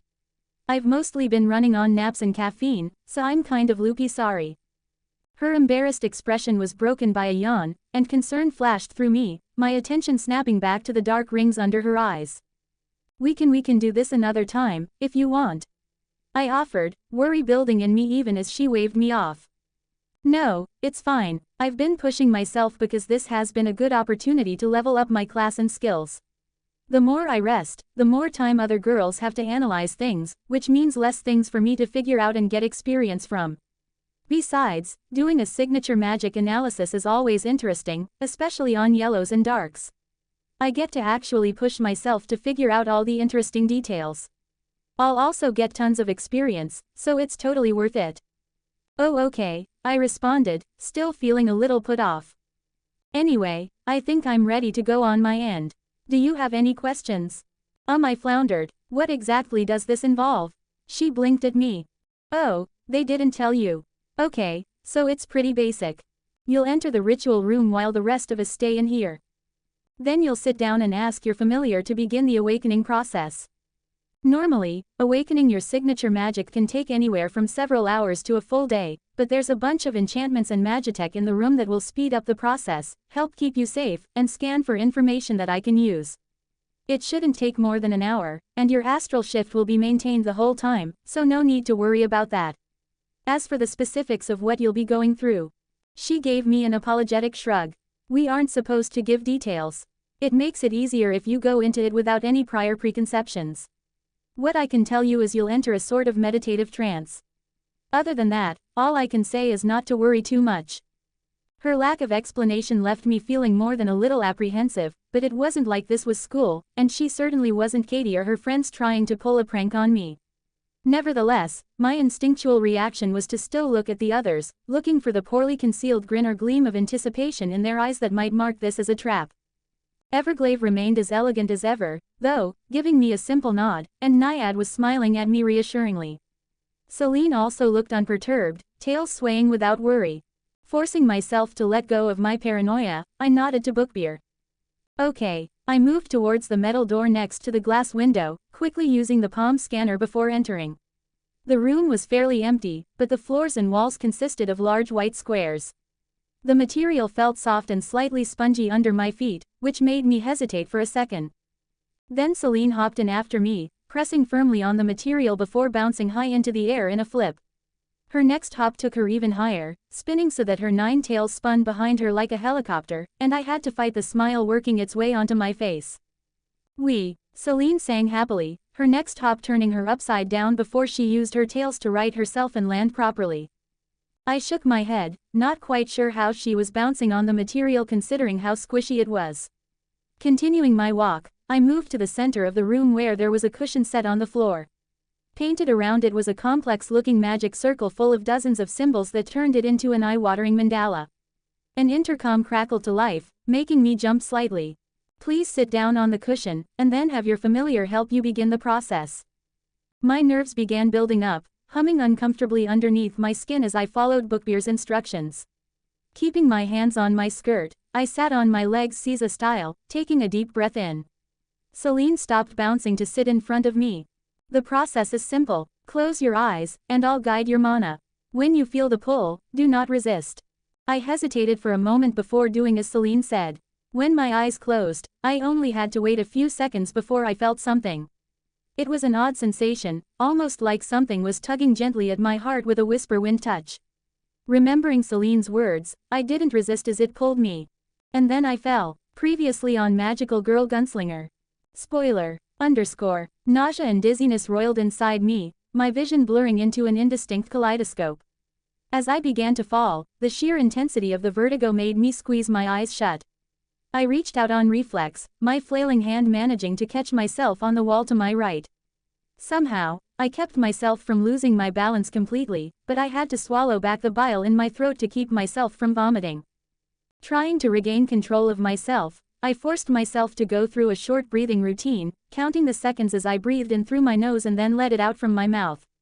Thankfully, the bout passed swiftly, and I sighed softly, blinking my eyes open. The clean, modern hallways of Sakura High came back into focus.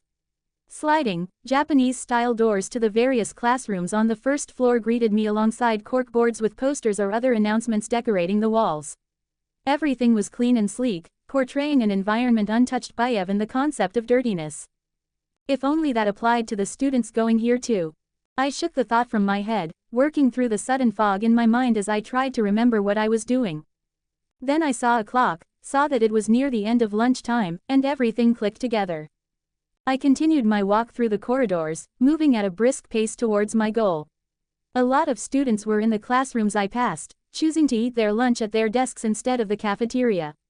Most had pulled the desks together to form small groups, chatting and laughing in their cliques. Looking at them made something in my ribs ache, but it was easy to ignore under the hunger gnawing at my stomach. No, the yawning void inside me had gone quite past a simple gnawing. Even though I had just eaten my usual lunch, the thin sandwich had only seemed to increase the intensity of my hunger pangs. It was one of the rare days where my stomach had decided to sharpen its claws to scrape away at my intestines, sending throbbing echoes that flashed like lightning through my bones. The intense, short-lived pulses were painful enough to make me clench my teeth even as I worked to keep my face carefully blank. Keeping my abdominal muscles tight helped as I hurried towards one of the exits. Lunch was almost over, and hopefully, my usual plan would suffice. If not, I would have to settle with drinking as much water as possible before classes resumed. It usually worked as a decent backup plan, but it also tended to leave me feeling uncomfortable and queasy for the rest of the day. I kept walking, moving past the classrooms to the entrance hall and shoe lockers and passing them without stopping, entering the school right section. As usual, it was empty, letting me pick up my pace. Finally reaching the side exit, I pushed the door open, doing a quick, cursory glance around as Arcadia's warm September air washed over me. It was a sunny day, and the light made me squint slightly as I carefully stepped outside. The exit I'd taken was on the right side of the school, which had a wide, upside-down U shape, the opening and inside of the U being the entrance courtyard. The perimeter wall that ran around the entirety of the school's grounds was only 20 meters from me, but the grassy area lining it was so thickly filled with bushes and trees that I could barely see the wall itself through the swaying foliage. Except for the occasional bench set up on either side of the path that led around this side of the school, there wasn't really anything of note to see. Thankfully, there was also nobody in sight. It wasn't too much of a surprise even though our school let people eat almost anywhere on campus. The classrooms and small cafeteria were the most popular spots along with the roof, courtyard, and the path on the left side of the school that oversaw the larger sports fields. A few cliques liked the area behind the school that led to the gymnasium, pool, and smaller sports areas, but the right side of the school. There really wasn't anything to be seen except the path leading from the front to the back. It made it a good spot for couples who wanted some privacy, especially considering the right wing of the school only contained the rooms for the after-school clubs, and they were always empty during school hours. It was fairly common to see couples taking up the benches, talking quietly and giggling.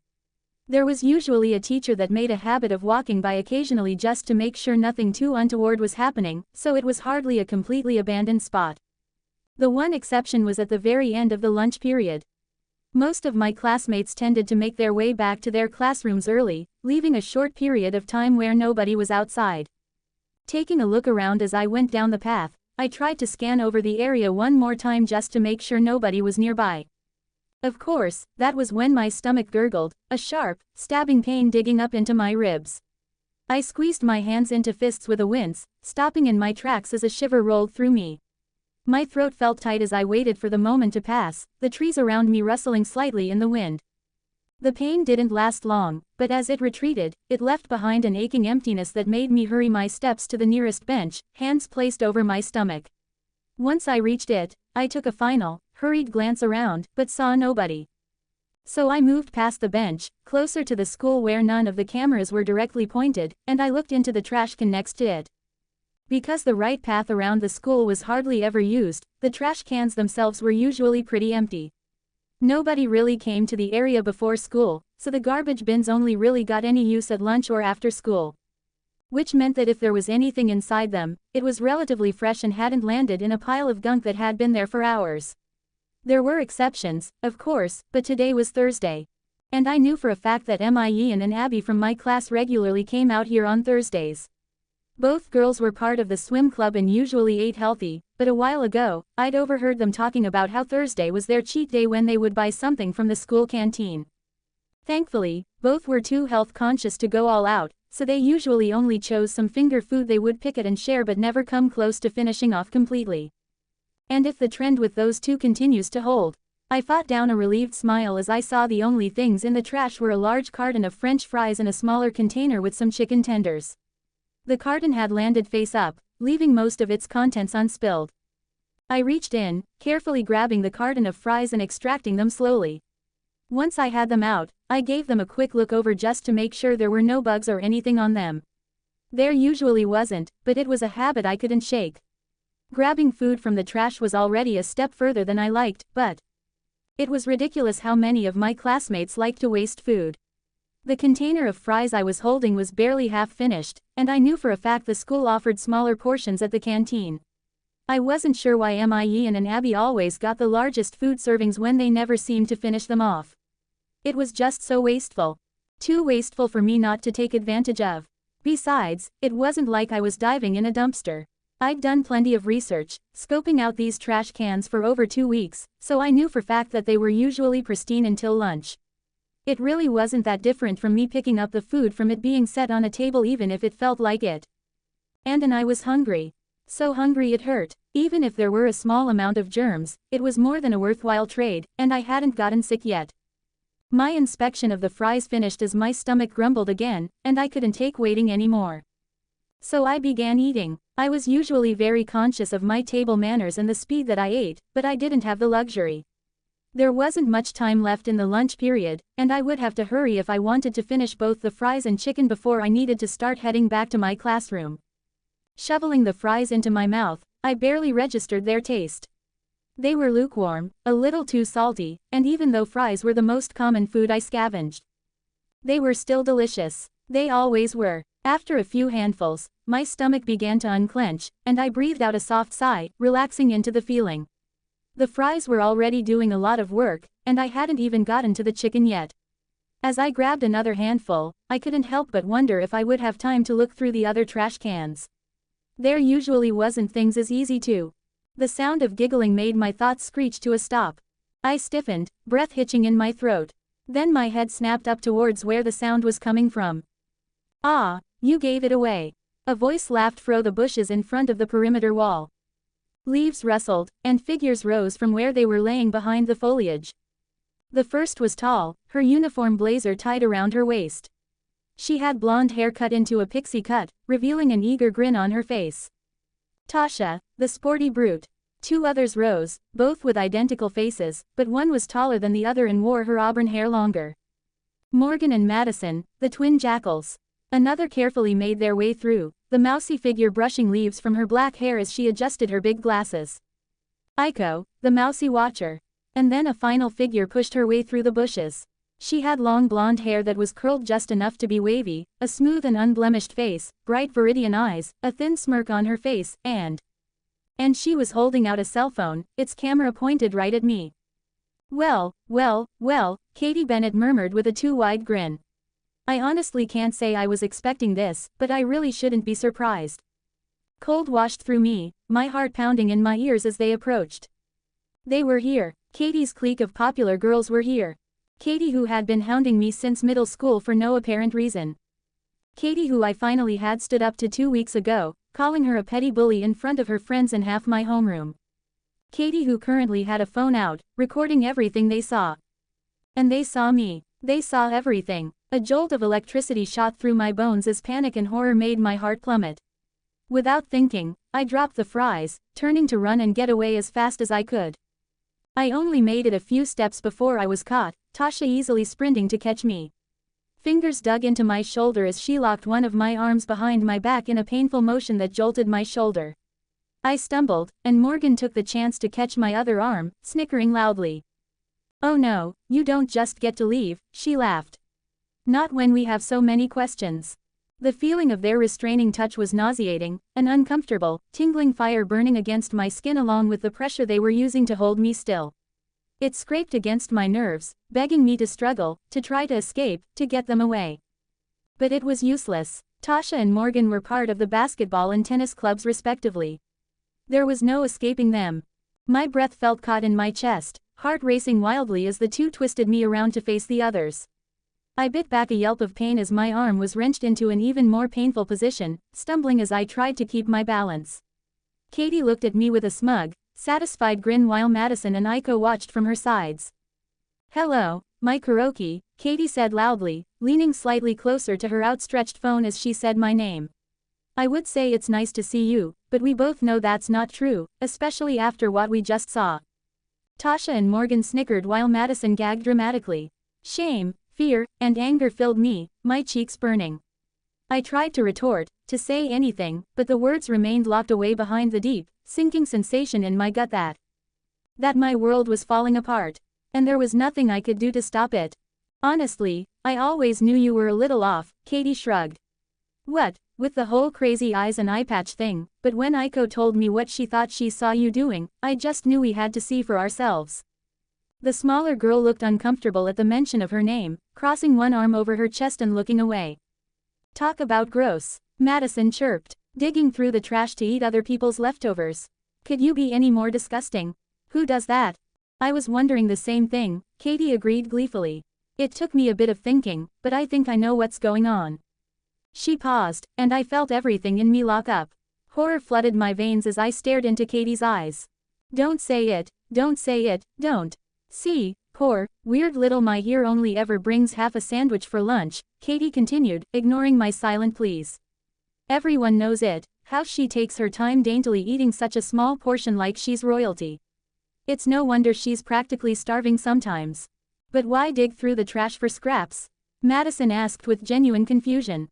"She could just bring more food to eat or pay for something at the cafeteria." "Maybe it's her fetish," Tasha sneered, and the others cackled, making my cheeks warm further as fury sparked inside me. "No, it's more simple than that," Katie shook her head. "Think about it. Mai always acts all perfect and stoic, like she's better than the rest of us. Even when we try to be friends with her, all she does is ignore us. Her eating that tiny amount of food is just another little slight towards everyone. It's her trying to show she's the perfect little princess, that she's untouchable, that she's above everyone else. Of course, constantly eating such a small amount of food means that she sometimes underestimates her hunger, so she has to go digging for scraps when nobody is looking. It's all about image for her. She does this to herself, really." Indignant rage flashed inside me, igniting into a bonfire, tears stinging at the back of my eyes as I glared at Katie. I wanted to yell, to scream at her, to ask if bullying me made her feel like she was powerful when the fact was that she was just a coward. And yet, I couldn't get a single word past my lips, shame and despair wrapping around my throat like a noose. Ew, Madison wrinkled her nose in disgust. Think she's one of those weirdos who throws up their food in the toilet afterwards too? A flicker of something I couldn't read flashed across Katie's face, grimacing for a second before she smoothed it back into her usual smug expression. Maybe, Katie said thoughtfully, eyes flicking down and over me for a moment before her lips quirked into a smirk. Honestly, I bet she's trying to keep herself tiny and cute so everyone pities her. It's not like she has anything else going for her in the looks department. True, Morgan snickered, adjusting her grip on my arm. She's flat as a board. Going for the pity play is probably the only way she'll get someone to even consider going out with her. They laughed, humiliation scorching my face scarlet. My hands squeezed into fists, shame flashing through my bones. I tried to remember to breathe as needles scraped the lining of my heart raw. More comments came, thorned barbs that I tried to ignore. Anxiety, fear, and anger swirled into nausea, and it was all I could do to keep my food down as they tore into me. I tried to keep my expression blank like I usually did when they cornered me in the halls to make fun of me. But the fact that Katie had recorded me eating from the trash and was still filming kept coming back. Even if she had made the wrong assumptions, it was still humiliating enough. Even if she shared the video and nobody guessed something else was going on. Everyone would see it. Lily would see. Would she think I was disgusting? That I was the freak Katie said I was, that I sometimes felt like? She probably wouldn't even want to be near me anymore. Even if she did. I don't think I could handle whatever half-disgusted, half-pitying look she'd give me. So my-chan, Katie purred, her sickly sweet tone drawing me from my spiraling thoughts. Now that we know each other a little better, I think it would be best if we came to an understanding. Despite the grin on her face, her eyes were cold as they flicked across my face, searching for any hints in my expression. See, it really hurt me when you said those nasty things to me, especially when all of us have wanted nothing more than to be your friend despite your weirdness. I bit down on my cheek, pushing down the feeble retort trying to push past the lump in my throat. So here's how this is going to work, Katie continued, gesturing to her phone. All this petty resistance you give us. The silent treatment, the cold looks, the not-so-witty retorts. It stops. Now. Cold steel shone through her tone, the sudden sharpness making me stiff. No more of this useless rebellion. We tell you to do something, you do it. We want you to do our after-school cleaning duty, you don't complain. We decide we want to tease you or someone else, you don't argue, you laugh and take it like a good sport, like everybody else does. Because you aren't special, you aren't some untouchable princess. You're just like the rest of us. I had no idea what she was talking about. Katie and her friends were the one who took every chance she could to tear me down. Petty insults, tripping me in the hallway, spilling drinks and food on me, loudly making vicious rumors where I could hear them, stealing my school supplies, making me go buy snacks for them. All I ever did was try to ignore them, to pretend their schoolyard barbs didn't catch on my skin and tear. I tried to tell myself it would pass and just put up with the paper-cut cruelty they insisted on making me endure. It didn't matter if my classmates believed their lies and avoided me when they weren't taking their own pound of flesh. I could bear it, survive it, ignore it, and the only times I'd ever approached Katie was the few times her clique turned their venom on somebody else, and it was only to quietly ask them to stop. I didn't make a big scene or try to immediately get them in trouble, just I tried to make them stop. Because the others they had tried to target, they weren't like me. Jason was an awkward boy, puberty hitting him hard. He was a gangly, pimply mess that struggled talking about anything but the latest anime or manga, and he tended to get easily flustered when a girl was talking to him, tripping over his words and stuttering. Morgan and Madison ganging up to make fun of him and call him creepy was just too much. The look of hurt and panic I'd seen on his face made it clear he was about to break.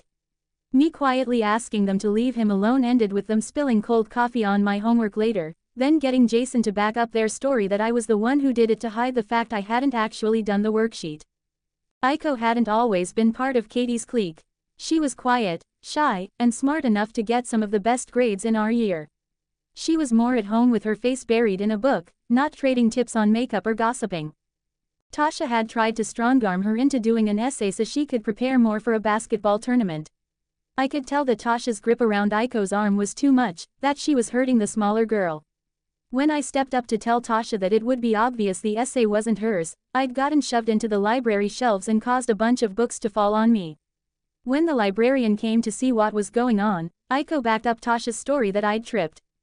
There were a few others, people not in my homeroom but part of my grade who Katie had tried going after. I didn't always know them as well, not having had as much time to observe them, but it didn't matter in the end.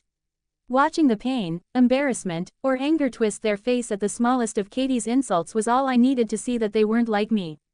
They were getting hurt, and I knew what pain was like. I knew, and I didn't want them to experience it. Seeing it happen to others made my stomach clench, thorns wrapping around my lungs until I inevitably intervened. It didn't matter that they inevitably turned on me and joined Katie's group if only tangentially. Because they still didn't deserve it. They couldn't take it.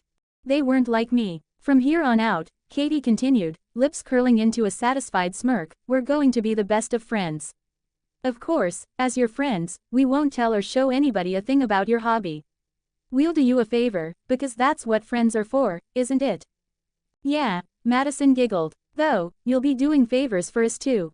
I can think of plenty of things we could use a good friend's help with. Obviously, Katie agreed with a roll of her eyes, before turning to me. So, my-chan, do we understand each other? You help us, we help you, because you clearly need it. Agreed. I swallowed, the mixture of shame, rage, and despair overwhelming. Part of me wanted to spit in her face and ignore the consequences. But if she shared the video, the commotion it would cause. Even beyond Lily, if the teachers saw it and shared it with father. Goosebumps rippled over my skin, heart stuttering. The defiance in me disintegrated, leaving me hollow and aching. Okay, I whispered as my gaze dropped, the word tasting bitter on my tongue. Good, Katie purred. I'm glad we finally understand each other, and, honestly, this will be good for you. We'll make sure you don't continue your disgusting trash eating and/or any of the other creepy things you do. I know it's such a struggle for you, but I promise, you'll at least be able to act normal by the end of the year. I clenched my teeth, forcing myself to stay quiet. When it became clear I wasn't going to respond, Katie sighed, glancing at the phone she still had recording me before shrugging. Alright, I guess it will be a work in progress. You can let her go now, girls. It's about time for us to get back to class anyway.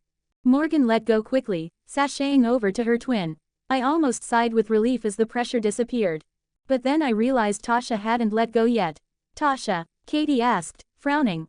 Honestly, I'm a little curious, Tasha sneered, something in her voice making my heart drop. With how much effort the freak is putting into her screwed-up diet, I kind of want to see just how well it's working. It took me a moment for her words to register, but by then one of her hands had let go of my arm, snaking to grab the bottom of my blazer and my shirt underneath. Wait, Katie tried to say, but Tasha was already pulling. I tried to struggle out of her grip, throwing myself to the side with all my weight, but her free hand simply clamped tighter and yanked me back. A cry escaped me as her fingers dug hard enough into my skin to bruise. And by then it was too late. Cold air bruised against my stomach and lower ribs as Katie tugged my blazer and shirt up to my chest. I froze. My breath vanished. Ice crystallized in my veins. Silence framed the moment for a few perfect seconds, underscored only by a soft wind rustling the leaves. Oh my God, Madison finally gagged. Look at her. You can see her bones. Ew, Morgan's face twisted in disgust. I can count her ribs from here. Damn, girl, Tasha cackled. You're more of a stick figure than a human. Right, she looks more like some of those creepy anathema that are practically just skeletons. Shit, she is, isn't she? She doesn't just act like a freak, she looks like one too. As if her eyes weren't bad enough. Are we sure she isn't actually some anathema infiltrator? Don't be ridiculous. Those things are supposed to be strong and actually good at blending in.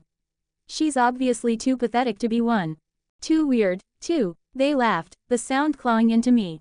Each comment was a weight added to my shoulders, each observation carving into me, humiliation and helplessness seeping in to fill the broken void inside me. The world around me began to blur as my eyes watered, but I wouldn't let my unshed tears fall where they could see them. I looked up to see Katie and Aiko both looking at me with wide eyes, neither of them saying anything.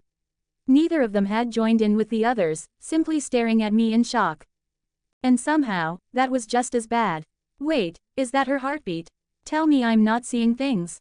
Holy shit, look at how clearly you can see it. Gross. No wonder she's exempt from gym class. They probably banned her to spare the rest of us from having to see her in the locker room. Another round of laughter followed, and I felt Tasha's grip on my arm finally weaken as she shifted to get a better look at me. The building rage combined with desperation, and I let the dam inside me burst. I stomped down on her foot, digging my heel in with what little weight I had even as I twisted away from her. She yelped, probably more in surprise than pain, and I spun free. Immediately, I started sprinting away, pushing every muscle in my body to get me away.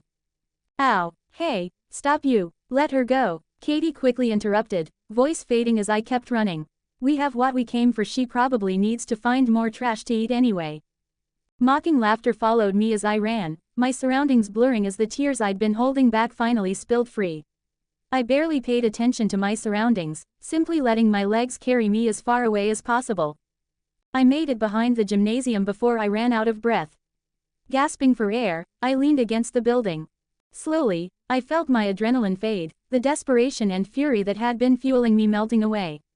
Without it, my strength evaporated, and I fell to my knees as the full weight of what happened sunk into my bones. I'd tried. Ever since middle school, I'd tried to ignore Katie's torments. Even if it hadn't worked, things hadn't been that bad. So why had I stood up to her 2 weeks ago? Because enduring it was worse than I wanted to admit. I bit down on my lip, eyes squeezing shut. Because she had ruined something I was once again going to have to pay money to replace. Tears trickled wet trails down my cheeks. Because for once I wanted to be strong like Lily. And now everything had fallen apart.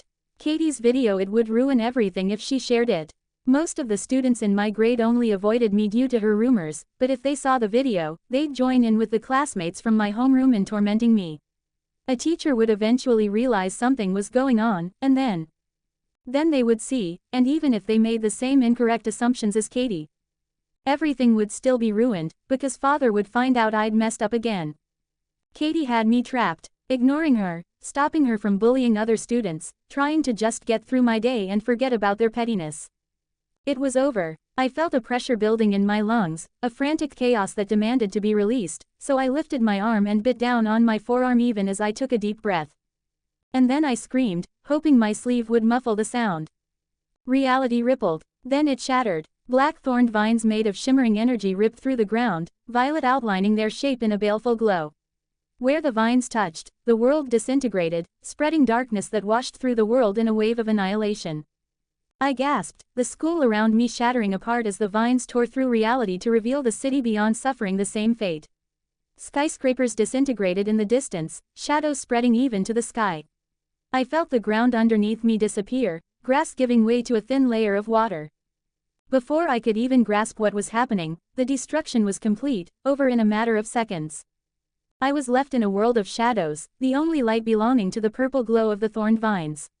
Even then, most of them began to dissipate, slowly breaking apart into particles before disappearing. Only a few clusters remained, water reflecting their dim violet light. Quiet smothered the world, the only sound coming from the snapping electricity that occasionally arced between the thorns. I sat there, in the void of loneliness left by reality's ruination, uncomprehending and not daring to breathe as even my heart seemed to freeze in my chest. Then, perfectly bisected by the horizon, an eldritch eclipse bloomed with the bass sound of exploding static and shattering glass. It was huge, many sizes larger than a normal eclipse. The ring of fire that should have been the sun peeking behind the moon had the same baleful violet color of the vines, the light reflecting off the water and tinting the world. Across the half-circle of darkness that should have been the moon were scars of similar purple light, cracks that took the same shape of the thorned vines and wrapped around the moon almost like chains. I stared, my mouth dry and heart pounding as I tried to understand. Hello. My head snapped towards the sudden voice. Sitting on one of the vines as if they weren't made of shadowy lightning was a girl. A girl that looked almost exactly like me. Small, petite, pale skin, black hair. She had no eye patch, revealing vivid, heterochromatic eyes of red and blue that shone in the dim light. But her hair was longer than mine and tied up into twintails that fell to her waist. Moreover, instead of a school uniform, she wore a black and purple dress in a Gothic, Victorian style. It was elaborate, something that wouldn't look out of place on a magical girl. Magical girl. Something about that thought made me freeze. Magical girl contract usurpation, the mall shelter death wish. The pieces snapped together, and I remembered. The school and Katie's blackmail, everything I'd just experienced, it was all just a memory. In reality, I had just been in Arcadia Spire unlocking my signature magic, and now I was facing her, the girl I'd seen a few times before in my dreams but never remembered. During my contract with Celine, after I'd made it to the shelter with Brian, when I'd made it back after the Arachnomantis. She'd been there, trapped within the lightning thorns. But now she was free, wearing my magical girl costume. I scrambled to my feet, taking a few quick steps back as fear pulled my chest tight. "What are you?" I asked, trying to ignore the pounding of my heart. The thing smiled softly, seemingly unconcerned by my suspicion. "I'm the unsung and unheeded parts of you given form. Though more restricted, more knowledgeable, your soul gem has done much to help shape me. The Zenith really are exceptional at turning the inevitable into boons." She trailed off as if pondering that thought before slowly shaking her head. "But that doesn't answer you, not really. To put it simply, I'm another tool the Zenith have given to aid you, another magical construct, one very similar to a familiar." My eyes flicked around, looking for any danger, but the construct seemed content to kick her legs idly from her perch. Something about the relaxed explanation coming from somebody who looked like me was unsettling, twisting knots in my muscles. "But I already have Celine, so why would I need another magical construct?" She hummed thoughtfully, but the smile adorning her face turned sad. "Magic is the power of creation given shape by reality's expectations alongside the caster's will, focus, and imagination. Tell me." The crack of thunder made me jump as purple-black lightning struck next to the construct, fading in a flash that left behind a frozen, monochrome figure. I twitched as I realized it was Katie, her phone pointed at me with a smirk. If it weren't for the statue's complete lack of movement, I would have sworn it was her. "Do you want to set Katie on fire?" My head snapped to the construct, eyes wide. "What? Do you want to hurt the girl who has been tormenting you? Do you want to see her burn, to make her experience even a fraction of the hurt she's inflicted on you?" No. Because as much as I hated what she'd put me through, wanting to hurt her felt sick. I mean, there were moments, brief instances where my anger flared up, and the thought of retaliating would cross my mind. Just a slap, or a shove to let her know how I felt about her bullying. At most, I might have wanted to throw a punch to try to give her a bloody nose. But outside of that, when I was away from her, thinking about things with a clear head, maybe I wished she would get in trouble or something, but pain. Some people definitely deserve to hurt for what they did, but it was hard for me to imagine doing that, inflicting something I was familiar enough to hate on someone else. Partial truth, the thing tilted her head. But not the whole truth, is it? Because things aren't quite that simple. My stomach dropped, and I shook my head vehemently. "I wouldn't. Of course not, but that doesn't change how you feel, does it?" The silence that followed was more telling than 1,000 books, but I couldn't work a denial out of my throat. The construct of me simply nodded, and the statue of Katie disintegrated into ash. Magic is fueled by magical energy.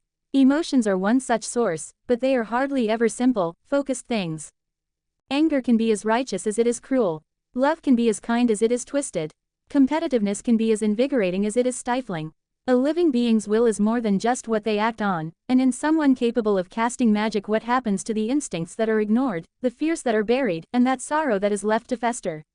What happens to that magical energy when it is shoved down and ignored? When part of the caster still wants to act on their more baser feelings? She spread her hands, the smile lopsided as she stared me in the eyes. Magic may shine with the light of creation, but even that light still casts a shadow. I shuddered, the emphasis on the term apparent. The water around me rippled almost in a sympathetic reaction as the construct continued. All casters eventually develop a shadow. It's a simple equation, really. Magic is creation fueled by magical energy. Emotions can create magical energy.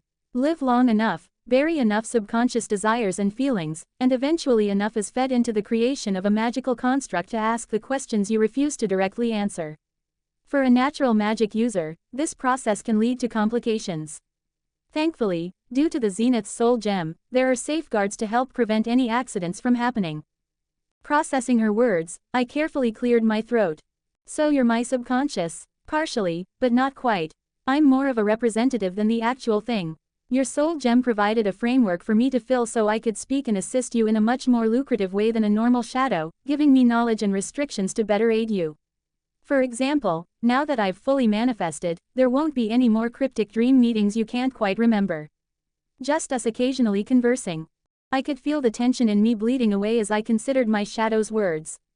The explanations seemed to make sense, and considering the fact I'd ended up going through all of this while going through a mysterious ritual to unlock my signature magic, things seemed to be adding up. Except, you said you exist because magic casters inevitably develop a shadow, and my soul gem helped program you to be more coherent and helpful. She nodded at my summary, a motion I slowly returned. But helpful with what? Trauma. I flinched at the blunt reply, my shadow's smile slipping away completely. The vast majority of people that are biologically and psychologically compatible with becoming a magical girl are young. 12 to 20 is the sweet spot. Anomalies exist, yes, but that still means the vast majority of humans, the zenith, are equipping to fight nightmares incarnate, are children. The things they will see, experience, and be forced to deal with, you have a better idea than most what this war will mean. The loss, the pain, the despair. All of this is forced mostly upon children. My mouth felt dry, the image of the Archnomantis room flashing through my mind, the lone gun in a puddle of blood. Then the blurry moments of losing my arm, and the realizations afterward about what was responsible for everything going wrong. A shadow does two main things to help alleviate this horrific fact, she continued quietly. First, I help suppress the immediate effects of trauma.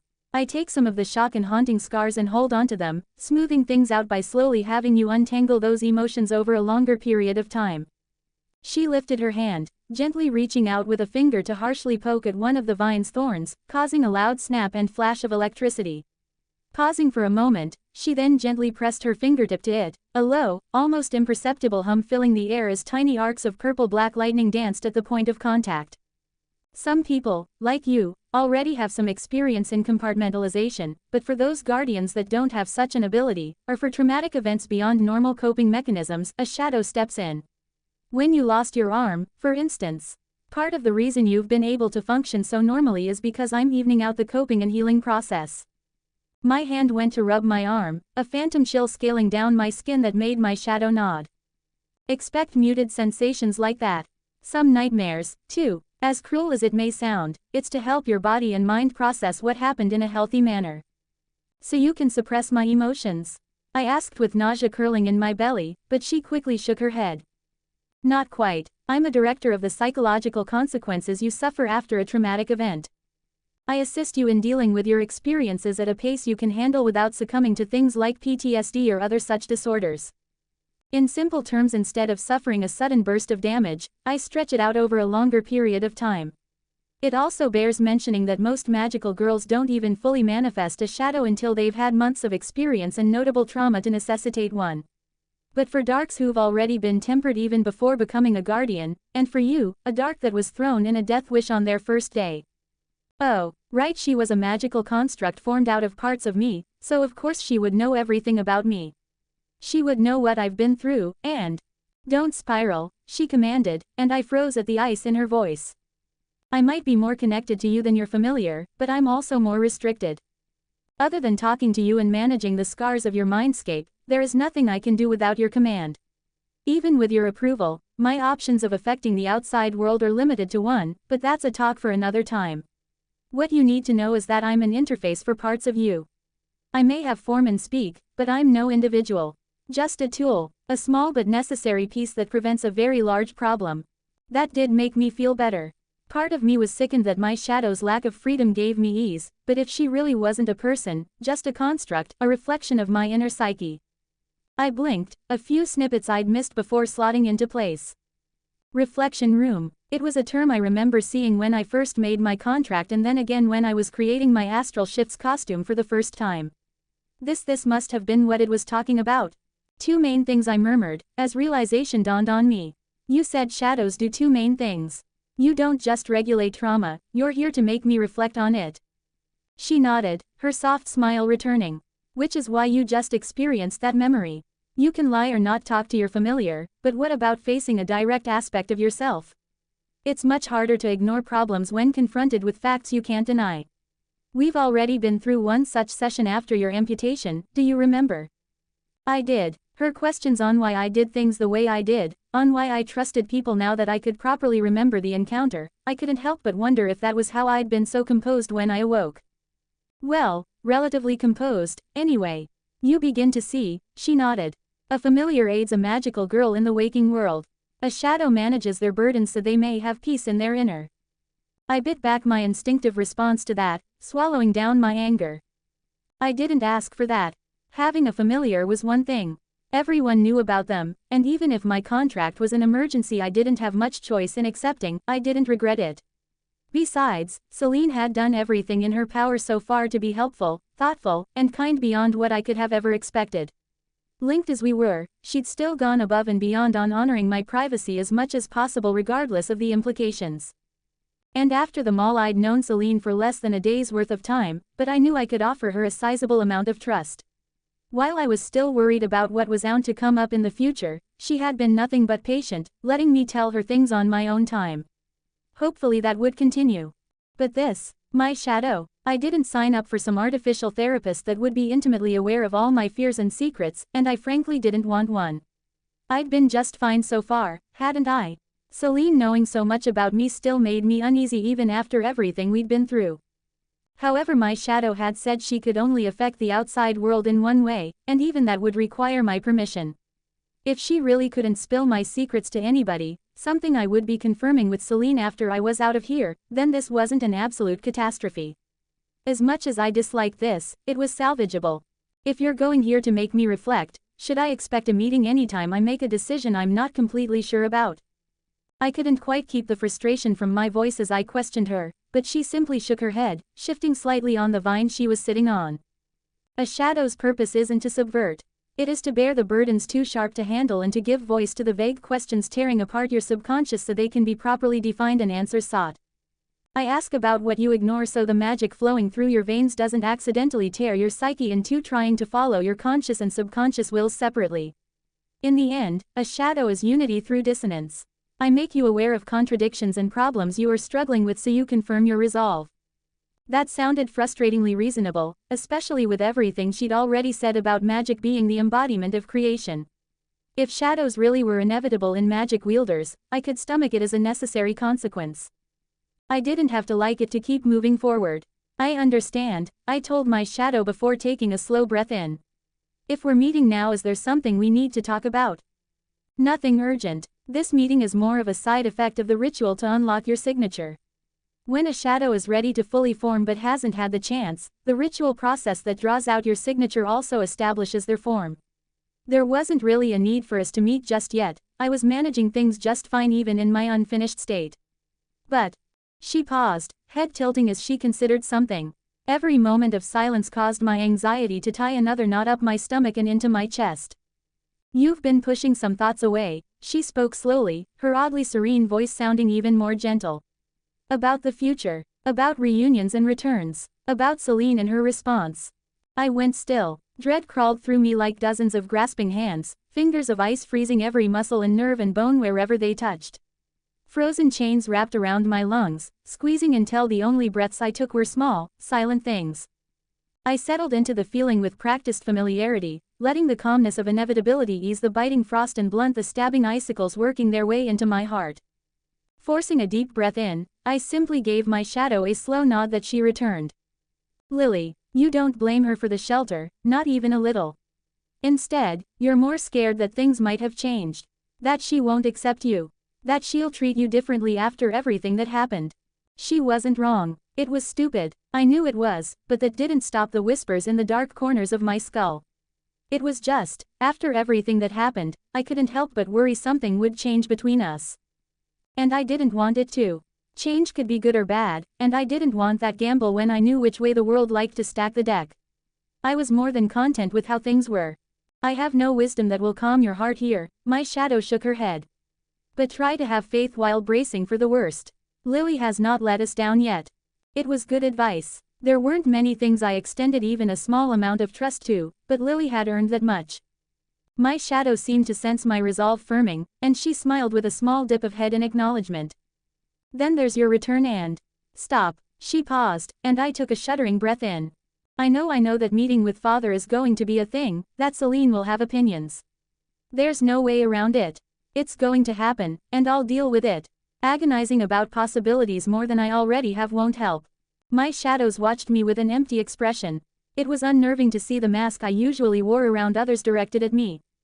Okay, she finally agreed after several seconds of quiet. But no, even in the worst-case scenario, it won't be as bad as you fear. Familiars attached to guardians have restrictions, after all. What? I furrowed my brows, and my shadow sighed. Another thing not yet covered due to the emergency contract, she shook her head sadly. Allow me a brief explanation.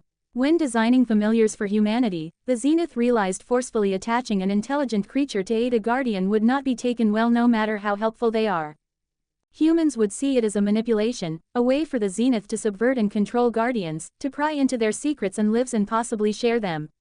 So safeguards had to be given, concessions to make sure familiars weren't infringing on their guardians' will or privacy. There are many rules, but only the 5 main ones are worth mentioning right now. She held up her hand, fingers slowly going up as she spoke. 1. Familiars are subservient to their guardian. They are to guide with faithful advice, not make their decisions for them. 2. Familiars can conceal information from their guardian if they believe it is in their best interests, but they may never outright lie to them unless it is to follow another restriction. 3. Familiars may not spy on other guardians for the purpose of finding out information about them, and they may not share other guardians' personal information, especially anything that might be used to uncover a guardian's civilian identity. 4. A familiar may not attack and dissipate the summoned form of another familiar. They also aren't allowed to point out other guardians' familiars when they are using stealth magic to hide themselves unless they are interfering with their guardian in some shape or form. 5. Familiars must obey the orders of their guardian and may not work to undermine them or go against their intentions even if they are unstated. The only exception is if following their guardian's orders would violate one of their other restrictions. She paused as realization and relief flooded me in equal measure, giving me a moment before she continued. Should a familiar break one of these rules, the magical bond between guardian and familiar will be severed, and the familiar will be destroyed by the backlash. I recoiled as she closed her hand into fist, squeezing tight before she loosened her grip and returned her hand to resting on her lap. A magical creature constructed from the very essence of trust cannot survive turning on its origin, no matter the context, no matter the reason. If things go as poorly as you fear, simply give Celine an order. She will not break it lest she break herself. The relief I'd been feeling that Celine would follow a direct order turned to horror and shame, and ugly mixture bubbled in my belly. It turned acidic when I realized there was still a part of me that was happy the consequences were so severe. Because it meant my secrets were safe. All it cost was the free will of another. Of someone I thought could actually be more than just my advisor, but an actual friend. My hand clenched into fists as I struggled to keep my gorge down. A dozen excuses and rationalizations shot through my head. I never asked for a familiar, Celine knew what she was agreeing to when we contracted, none of the restrictions were things I put on her myself. None of them made me feel better. Our time is almost up, my shadow murmured. Your signature is finalizing faster than I expected. I see an aspect so far developed already, so actualized no matter. We shall talk again when the time comes. Until then, I do apologize for any nightmares or phantom pains I send your way, even if they are necessary for proper healing. Now, prepare yourself. For what? I asked, apprehension growing inside me at her sudden change in topics. Her expression turned sad. For what you loathe but have learned to bear. I began to feel an odd tingle on my skin even as the water around us started to shiver. Eldritch lightning began to snap and crackle from the various vines, and my shadow closed her eyes. Pain. I had half a second to comprehend what she said before there was a flash of light that blinded me. Then it hit me. Air was driven from my lungs as rusted blades scraped away the surface of my skin. My muscles burned, heat eating away at them with the smoldering intensity of a fire refusing to die. Every bone in my body suddenly turned hollow, aching like my entire skeleton had been slammed into a wall. And more. A dozen other sensations, each a different, shifting form of pain rolled through me, never letting me quite get used to one torture before morphing into another. Yet, none of the pains were particularly severe. Even a single broken bone hurt more than all of them put together. Except there was something else. Behind the pain, following each slashing blade and acid burn, was an emptiness. It struck like an afterimage, soaking into every cell of my body. The void gnawed at me with a patience and promise of despair that hurt 100 times more than the symphony of torment humming through me. It was a special kind of torment, tolerable but never ignorable. Familiar, in the worst kind of way. My vision blurred as it began to clear, other sensations returning at the same time. Sounds hit me, an alarm mixed with words I couldn't make out. Everything felt sharp but oddly detached, the hollowness mixed in honing and separating my senses at the same time. Images finished clearing in my sight, and I found myself back in the training room of Arcadia Spire. The lights around me were flashing red, and Everglade was at the entrance, a glowing, translucent barrier of verdant energy between her and me. Next to her was Naiad, an alarmed look on her face even as Everglade held her back with one outstretched hand. I was still sitting on the ground, but I could hear the crackle of electricity. Looking down at myself, I saw purple-black arcs of energy snapping around my body, occasionally lashing out and scorching the ground around me. Purple particles were left behind, glowing like embers as they ate away at the odd material of the room. My focus. I flinched, head snapping up to see Celine in front of me. Your signature. Deactivate it. It's draining your health and hurting you. There was an amount of panic in her voice that I wasn't used to. It felt disproportionate to the pain I was feeling. Yes, it hurt, but it was more of frustration or annoyance than anything else. My eyes flicked to the health indicator at my HUD. Where it had been at 87%, it had now dropped down to 82%. The red bar grew shorter at a slow but steady pace. Even as I watched, it dropped down another percentage point. But all of that was second to the new sensation in the back of my skull. It was like a phantom muscle I didn't realize existed had finally woken up, and I could feel myself flexing it. It pulled at me in an odd way, drinking in my essence and in return, radiating power through my veins. It had a similar feel as my mana, but instead of a warm heat, it was a hollow, ravenous void demanding to be aimed at something. I reached out to my new muscle, wondering just how much I could flex it and what would happen. Celine's panicked voice snapped me out of my morbid curiosity, and instead of pushing on my signature further, I relaxed. Instantly, most of the pain disappeared, leaving behind a dull, full-body ache. The electricity snapping around me also stopped, and I let out a slow breath. A weight seemed to lift from my mind, a certain amount of focus and clarity returning to me. Congratulations! You have awakened your signature magic. Congratulations! You have unlocked a unique grimoire. Movement drew my attention from the notifications as Everglade dropped whatever glowing barrier she had been holding up. Naiad was rushing towards me a moment later, coming to a stumbling stop with a hand outstretched towards me even as the room's alarms turned off. Do I have permission to heal you? She stuttered, eyes flicking over me, as if she was searching for wounds. Okay, was the awkward response I managed, feeling embarrassed.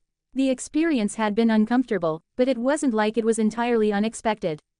Everglade had even mentioned some signatures could cause damage to their users, so I wasn't sure why Naiad seemed so panicked. It hadn't even been that bad.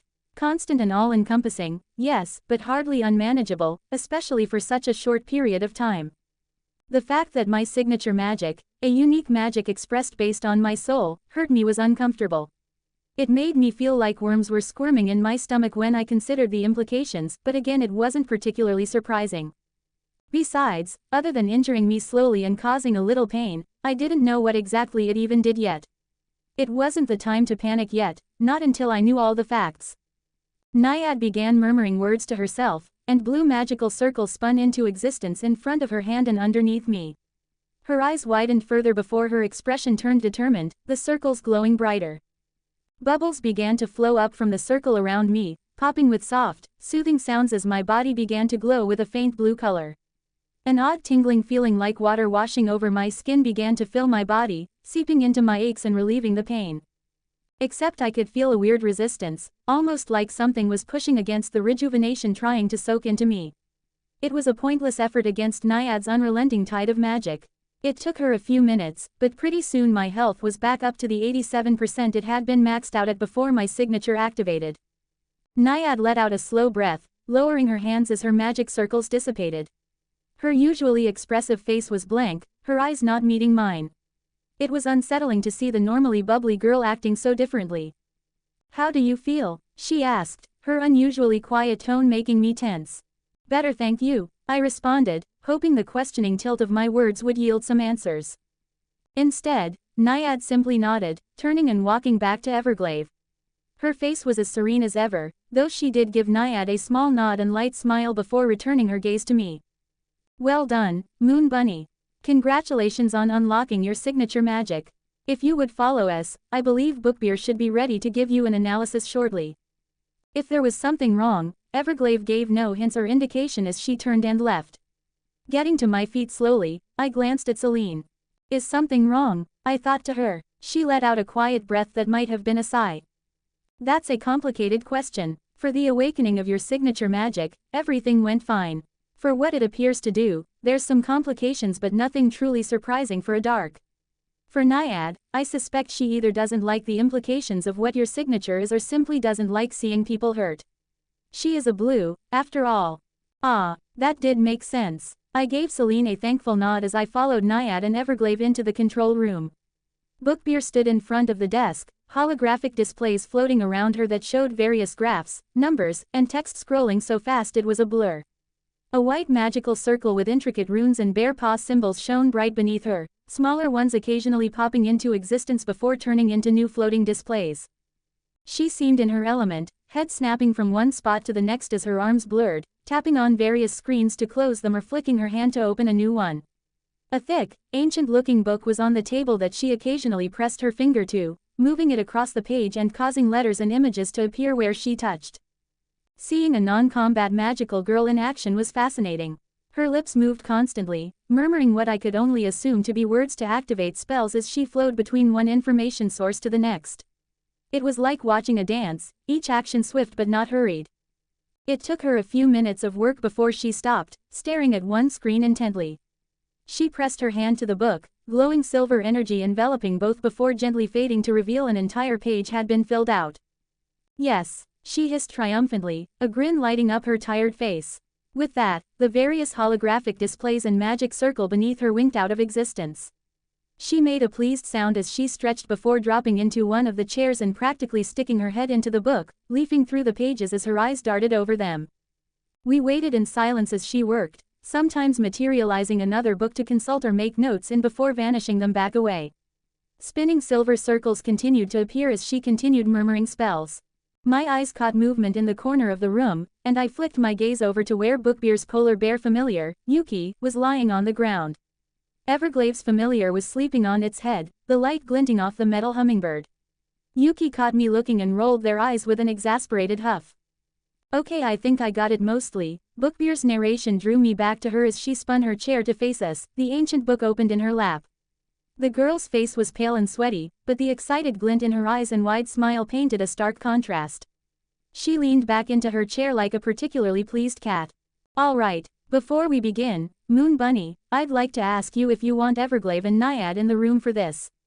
I'm assuming both have already signed a Hayes or some kind of mentorship contract, but signature magics are very personal things and reveal a lot about a guardian, especially a dark. This isn't a question of if you trust them, it's if them knowing might make you uncomfortable. I stilled, trying to hide the nervous anxiety flickering inside me. Both Everglade and Naiad had shared the true names of their signature magics with me.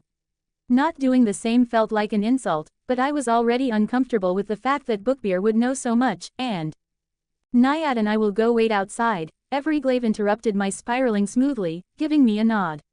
You haven't even learned what your signature does or its true name yet. Asking you to share such intimate information without even knowing it yourself would be the height of callousness.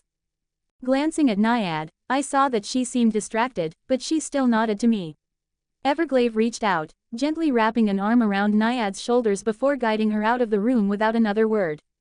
Bookbeer cleared her throat, keeping me from paying too much attention to the guilt weight down my chest.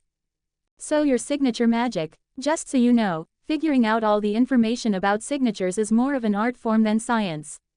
With each one being unique, there's not really a standard to draw conclusions from. Dark and yellow signatures are also kind of tricky due to them being extra special. So while I'm confident I at least have the basic understanding down, I don't feel comfortable giving any long-term guarantees on what might be possible. Suggestions I can do, just no promises. I appreciate any support you can offer. I bowed shallowly to her, and she blushed, waving her hands in an embarrassed motion. Ah, no, it's my pleasure. I'd be happy to help more, but that would probably require lots of testing and scans, which I'm totally willing to do. Probably later once you're used to your signature. I slowly nodded, not quite willing to commit to the idea. Thankfully, she didn't seem to notice. Cool, okay, so we don't have to do this next step, but it would help. Right now, I have plenty of data from my observations and scans of your power, but if you were willing to share the true name of your signature magic with me, it would add a lot of context and let me give some much more comprehensive conclusions. I paused, glancing at where Celine was appearing to me, but she was already answering the question on my mind. If you open your stats screen, you can see the name of your signature magic and unique grimoire before you decide, though I would recommend it. She is an expert with an impeccable track record. Give me a moment, I asked, and Bookbeer nodded, almost immediately going back to analyzing the book in her lap. With that, I willed my status screen to appear. Status. Name. My karaoke alias, none. Level. 12 points. 4218. Health. 87% mana. 350 it's 30 min. Basic. Origin. Dark. Aspect. Loneliness. Class. None 10 available. Signature. Kodoku. Stats. Strength. 15 dexterity. 70. Vitality. 25 agility. 70. Willpower. 35 spirit. 6. Skills. Abilities augments. Demonic Eye of the Sable Waif max. Permissions. Vaults. Grimoires. First Aid common. Lonely Moon unique. Kinetic handguns common. Modern Terran clothing common.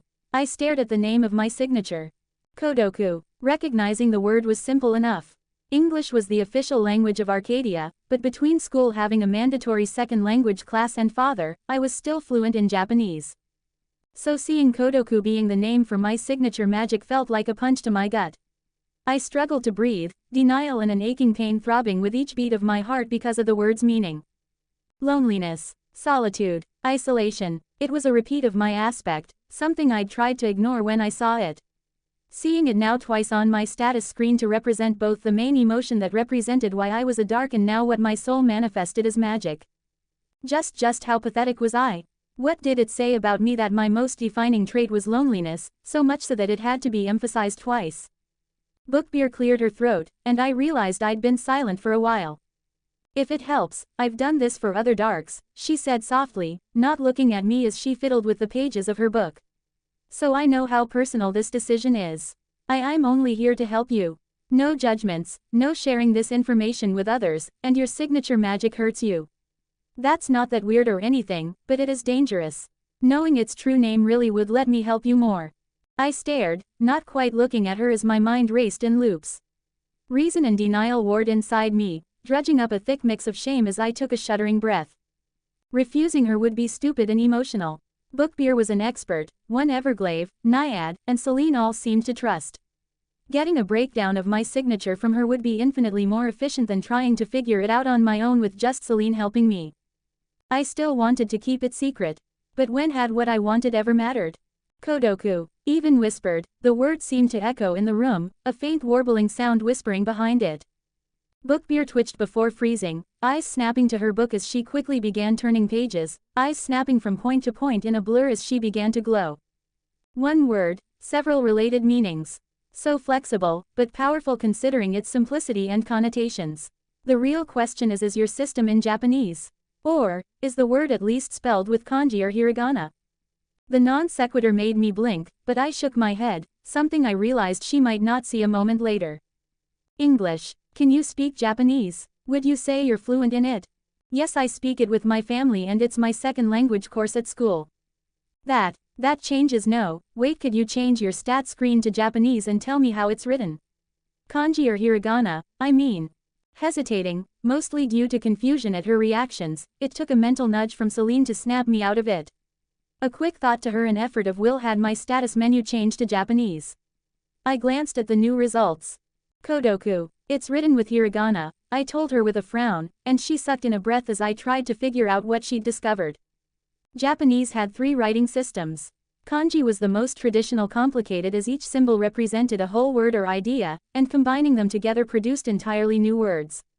As such, there were tens of thousands of individual kanji, though only a little over 2,000 were commonly used. Then there were hiragana and katakana, both consisting of 46 basic characters. They were more similar to Roman alphabets, but instead of each symbol being a letter, they represented a sound like ki or ra. Hiragana was considered the backbone of Japanese writing and learning, teaching the basics of the language, and was usually used to write any word that originated in Japanese.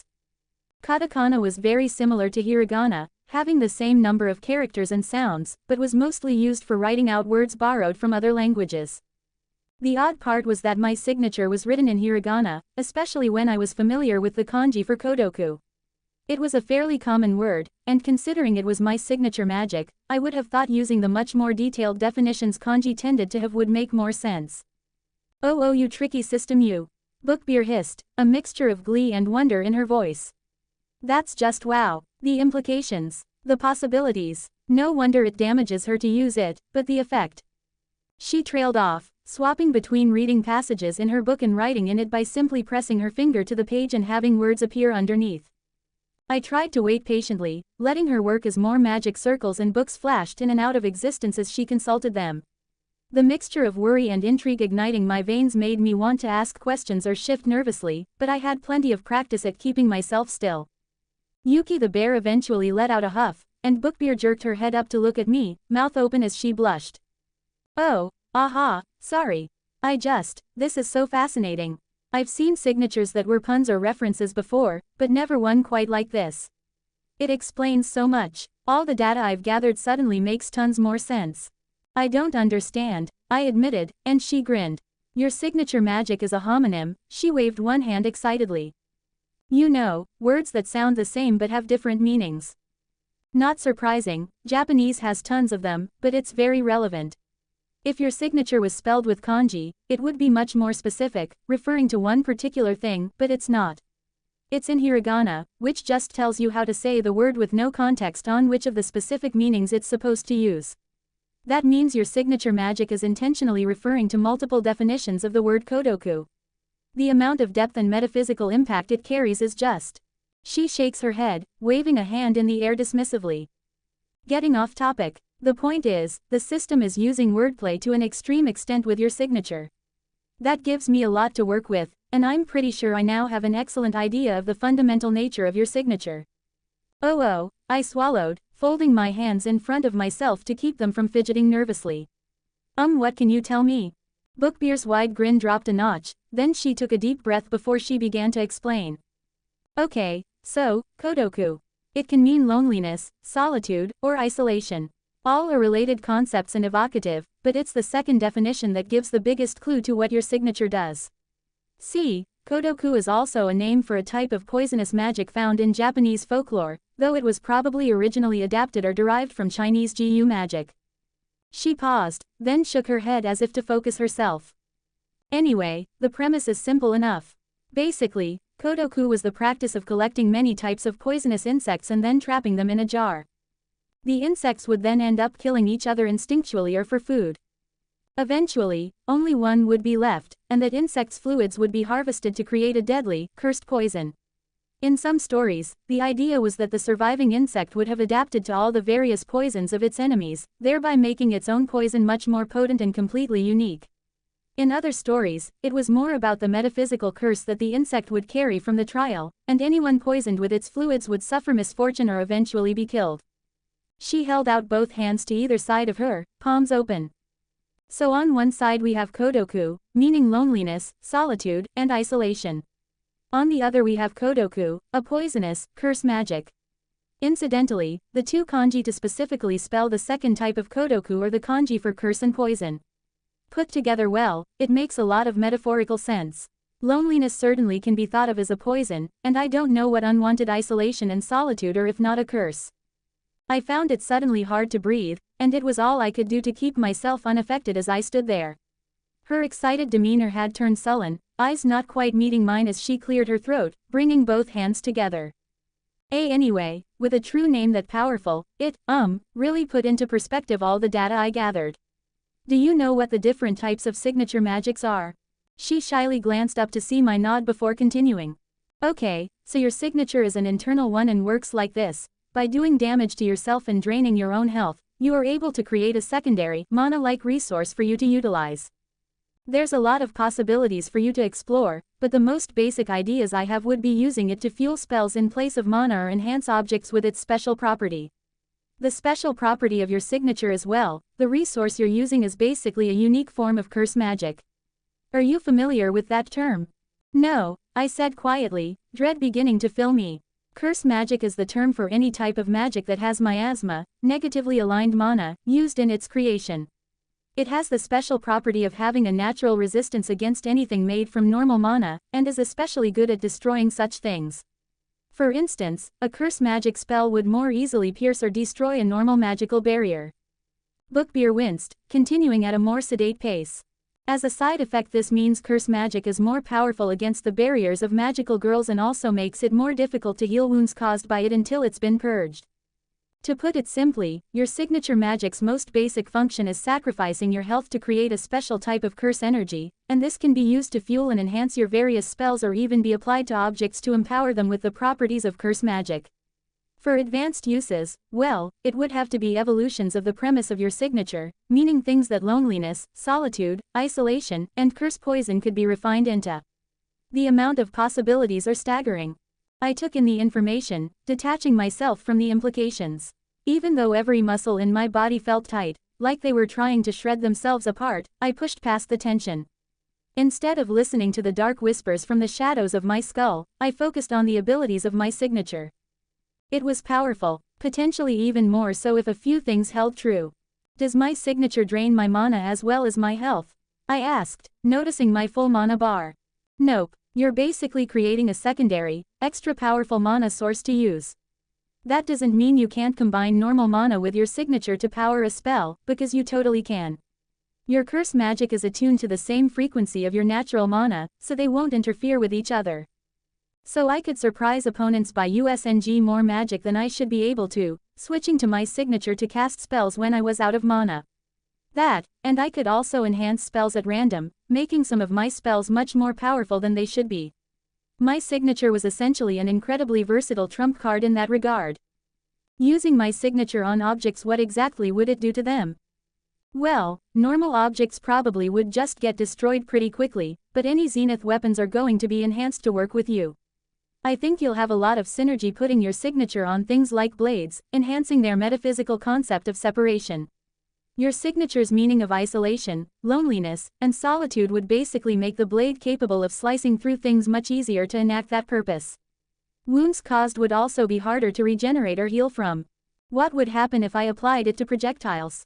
Her eyes went wide at that, and she began taking some frantic notes. Oh, that would be very useful. With aspects like loneliness and solitude, it would help with an arrow's piercing power immensely. It would work the same way as a blade, keeping the arrow separated from whatever it was piercing by helping to push away or destroy any matter trying to make contact. Then, if the arrow is stuck in the wound, the curse poison aspect of your signature would take effect, releasing whatever energy was left from the enhancement to damage the target over time. Genius. It doesn't have the synergy of a blade's separation, but the ability to magically poison an anathema with something that doesn't heal easily more than makes up for it. I glanced down at where Celine was appearing in my vision, and she nodded as if to confirm my unshared thoughts. Namely, that while Bookbeer assumed I was talking about arrows, there didn't seem to be a reason a bullet wouldn't also work. Overall, I was pleased with my signature magic's capabilities, even if its implications made me sick to my stomach. As a tool in my arsenal, it seemed top-notch, and also like it would complement my abilities well. I don't have too much time to go into more theory crafting, unfortunately, Bookbeer sighed. But overall, one of the things us analysis guardians like to do is rank a signature magic on 3 things: power, flexibility, and cost. I'd definitely say yours is S rank in all 3. It's very powerful, has so many potential uses I can't wait to sit down and think of more, but it is also incredibly costly. Not surprising, honestly. Usually signatures are flexible or powerful, but when they are both, the cost has to be just as high. For you, this is especially true, as the damage caused when you use your signature is going to be harder to heal because it's curse magic. You'll have to be very careful, okay? I nodded seriously, and she paused for a moment, then sighed, slumping in her seat. Just as a small warning, other guardians aren't going to react well to your signature. Curse magic is something that usually only very powerful anathema can utilize. The fact that it's good against magical defenses, and combine it with the negative rumors about darks already. She glanced up at me timidly, but I gave no reaction. Truthfully, I was too emotionally drained to care much. I'd done my best to make peace with what being a dark magical girl was going to mean, and I had plenty of practice of ignoring the scalding looks and whispered venom of others. Keeping another secret didn't bother me, especially when my choice to use guns was already going to get me attention. Combined with how long the day had been already between explanations from Fantasy Fatale, doing my first voluntary usurpation, reading the letter from Brian's family, and finding my resolve to walk down a path I could truly be passionate about, there wasn't much that was going to faze me at this point. Don't worry. Bookbeer hurriedly waved her hand placatingly, obviously misinterpreting my non-reaction as something else. It's actually pretty common for dark magical girls to be able to utilize curse magic in one form or another. Not all do, but still. You're not an aberration or anything. I tried to give the panicking girl a reassuring nod, but that only had her shift in her seat nervously. I really would love to study your signature more and help you figure out other things to do with it, but I'm sorry, I got a message during your ritual, and my parents are going to get mad if I spend too much time at the spire again. Could I, study it on my own and get back to later with some ideas? It might take some time with how busy I am, but I can leave a message for you with the attendants if I figure anything out, then we could meet up. My parents are going to get mad if I spend too much time at the spire again. Of course, I hurriedly agreed, almost choking on the fluttering fear in my throat. I would appreciate that very much. Please don't let me keep you. Oh, okay. Wait, no, there's one last thing. If you'd like, I could take a look at your unique grimoire or aspect and tell you how they tie into your signature magic. Darks have all three work together with lots of synergy, and I'd feel bad if I didn't at least explain those a little bit. My reflexive refusal died in my throat as I realized that my unique grimoire actually was finally unlocked now, but I'd barely registered the fact because of my signature's name. Opening up my status screen again, my eyes quickly scanned down the list to look at its name. Lonely Moon, unique. I bit back the frustration laced with hurt at seeing that word repeated yet again, swallowing down a lump in my throat. Maybe it shouldn't have bothered me as much as it was, considering a dark signature, aspect, and unique grimoire were all connected. I don't believe we need Bookbeer's help with the augment provided by your aspect, Celine's gentle voice helping to untie the tension inside me. For your grimoire, it would be useful, although grimoires do come with brief descriptions unlike signature magics. Perhaps you should take a look at yours before committing. As with everything else system-related, simply focus your will on your grimoire's name like you are asking a question. I followed her advice, and a new screen popped open before my eyes. Grimoire of the Lonely Moon, unique. Element, lunar.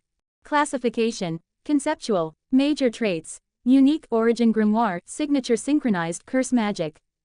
Description, a grimoire consisting of lunar magic combined with the concept of loneliness. Lunar magic is versatile and capable of performing many types of spells without excelling in any particular category. Lunar magic's special property is that it is effective against most other types of magic. This grimoire in particular contains magics altered by loneliness, giving them the additional properties of curse magic and further enhancing the anti-magic capabilities of all spells within. Additionally, due to the concept of loneliness being applied, some spells have additional or altered effects related to the concept. Alone in this darkness, serene moonlight turns cursed, for what is loneliness if not a poison? I took my time reading the description, making note of every term I didn't understand while rereading what I did. It was informative enough but didn't go into as much detail as I expected. A quick question to Celine let me know the individual spells in the grimoire would explain what they did more thoroughly, but this was just meant to be a brief introduction and overview. I could also get more information about the various major traits or even have the info box show me more, but I chose not to for the moment. The quote at the end was ignored. I was done with the system's idea of flavor text and naming. It wasn't a hard decision to let Bookbeer help me with my grimoire. The description didn't reveal anything she didn't already know, and I'd already shared so much with her anyway. Should I write down the information? I asked, causing the magical girl to perk up. No. If you just think about sharing the description screen with me, it'll pop up in my vision too. I did as she instructed, causing her to gasp and begin writing down notes and consulting more books eagerly. It was another half-dozen minutes or so before she was nodding a few times, continuing to work. Okay, so, quick and simple grimoire overview. They work the same as vaults, basically being a storefront for a bunch of themed spells you can purchase and then use. All magic has an elemental affinity and classification, one being the fundamental elements like fire, water, earth, and etc., while others are more conceptual like war, heroism, monster summoning, or, in your case, lunar. You'll learn more about the deeper differences between the two at the academy, but it isn't really important right now. She blew a stray hair out of her eyes as she opened another book. This grimoire is based on lunar magic, which has a lot of metaphysical weight behind it because of how many stories, legends, and cultural ties there are behind the moon. For magic, that's very important as it determines what kind of effects the magic can have beyond their primary purpose. With lunar magic, the most important thing to know is that there's a lot that ties the moon with magic itself. Lots of cultures had moon-related deities whose domains included magic. This gives lunar magic a sort of, I suppose you could call it, purity of essence or even primacy against other magics. She paused, thinking that over before slowly nodding. Most types of magic have a sort of integral effect to them that's related to how the element behaves and has been illustrated or perceived over time. For example, fire magic burns but also purifies. Earth magic is sturdy and resistant. Water magic is flexible and good at healing. The element of a spell can vastly change how a spell behaves. Throwing a water ball at somebody is very different from a fireball even if most of the spellwork is the same. Basically, the material you make a spell of can have large effects on the final product. The concept was simple enough to grasp, so I nodded along. With the fundamental elements, their aspects and effects are usually pretty obvious, Bookbeer continued, picking up speed as she got excited. Lunar magic is a little more complicated, but the main effect it carries is basically anti-magic. It overpowers, ignores, or pierces other types of magic more easily due to the metaphysical implications it carries. The fact that it's also cursed lunar magic means that effect is amplified by a ridiculous amount, and it will have the extra damaging properties of base curse magic, so. Yuki let out a loud huff, raising his head to glare at Bookbeer who wilted under the look, blushing. I would love to go into it more, and I'm so sorry I can't right now. I know you were scheduled for more time, but. It's okay, I said earnestly, not wanting to keep her here longer if it meant getting her into trouble with her parents. I appreciate the help you've been able to provide. She glanced at Yuki. The book in her lap faded into silver light as the polar bear stood up, and Bookbeer jumped up out of the chair and started moving away from her familiar. His eyes narrowed, and he began lumbering after her, slowly increasing his speed as she continued to avoid him. Just one more thing, she said, her familiar glowering and starting to pick up its pace as it trudged over. For real this time, unlike your signature, you won't have to sacrifice your health to use any spells from this grimoire. Just use normal mana, and they'll still have some curse magic in them. Your signature awakening probably taught your body how to effectively create curse magic itself for the grimoire, so it shouldn't be a problem and eep. She tumbled into a roll, dodging a lunge by her familiar before nimbly jumping back to her feet and continuing to run away from the increasingly annoyed bear. You also saw your grimoire's major traits, right? It's signature synchronized, which means your signature will be much more effective at enhancing or fully fueling spells from your unique grimoire. Either way, those spells are already going to be a lot more powerful, so be careful in URK. Yuki finally managed to catch her, biting onto the hood of her onesie. Without preamble, the familiar started pulling as she resisted, slowly forcing her backwards towards the door. Bookbeer tried to go limp, but the giant polar bear didn't seem to care, continuing to drag her away. Anyway, those are just the bare basics, so don't be afraid to experiment with possibilities. She called out cheerily, seemingly oblivious to her current state. I'll definitely start working out more details in my free time and get back to you, but don't be afraid to contact me if you need anything. Just ask one of the attendants to send me a message. Your familiar and the academy can help explain more about grimoires to you until then. Oh, and bug Everglade and her team if you want. They're pretty smart too. Oh okay, I answered as I watched the polar bear somehow operate the door while still dragging the cheery magical girl away. It was nice to meet you, she called out as she disappeared, leaving me staring blankly at the door until Everglade leaned her head in with a raised eyebrow. Her parents messaged her and wanted her home. A look of understanding crossed Everglade's face as she nodded. I see. I apologize that your time with her was cut short. And no, it's okay. Could I have a moment? I need to think about what she told me. Of course, she smiled gently. Naiad and I will be waiting outside if you need anything. Everglade reached out and closed the door, and I took a moment to just breathe, closing my eyes and letting the tension stockpiled in my body slowly melt away. Today was a lot, but it had been useful.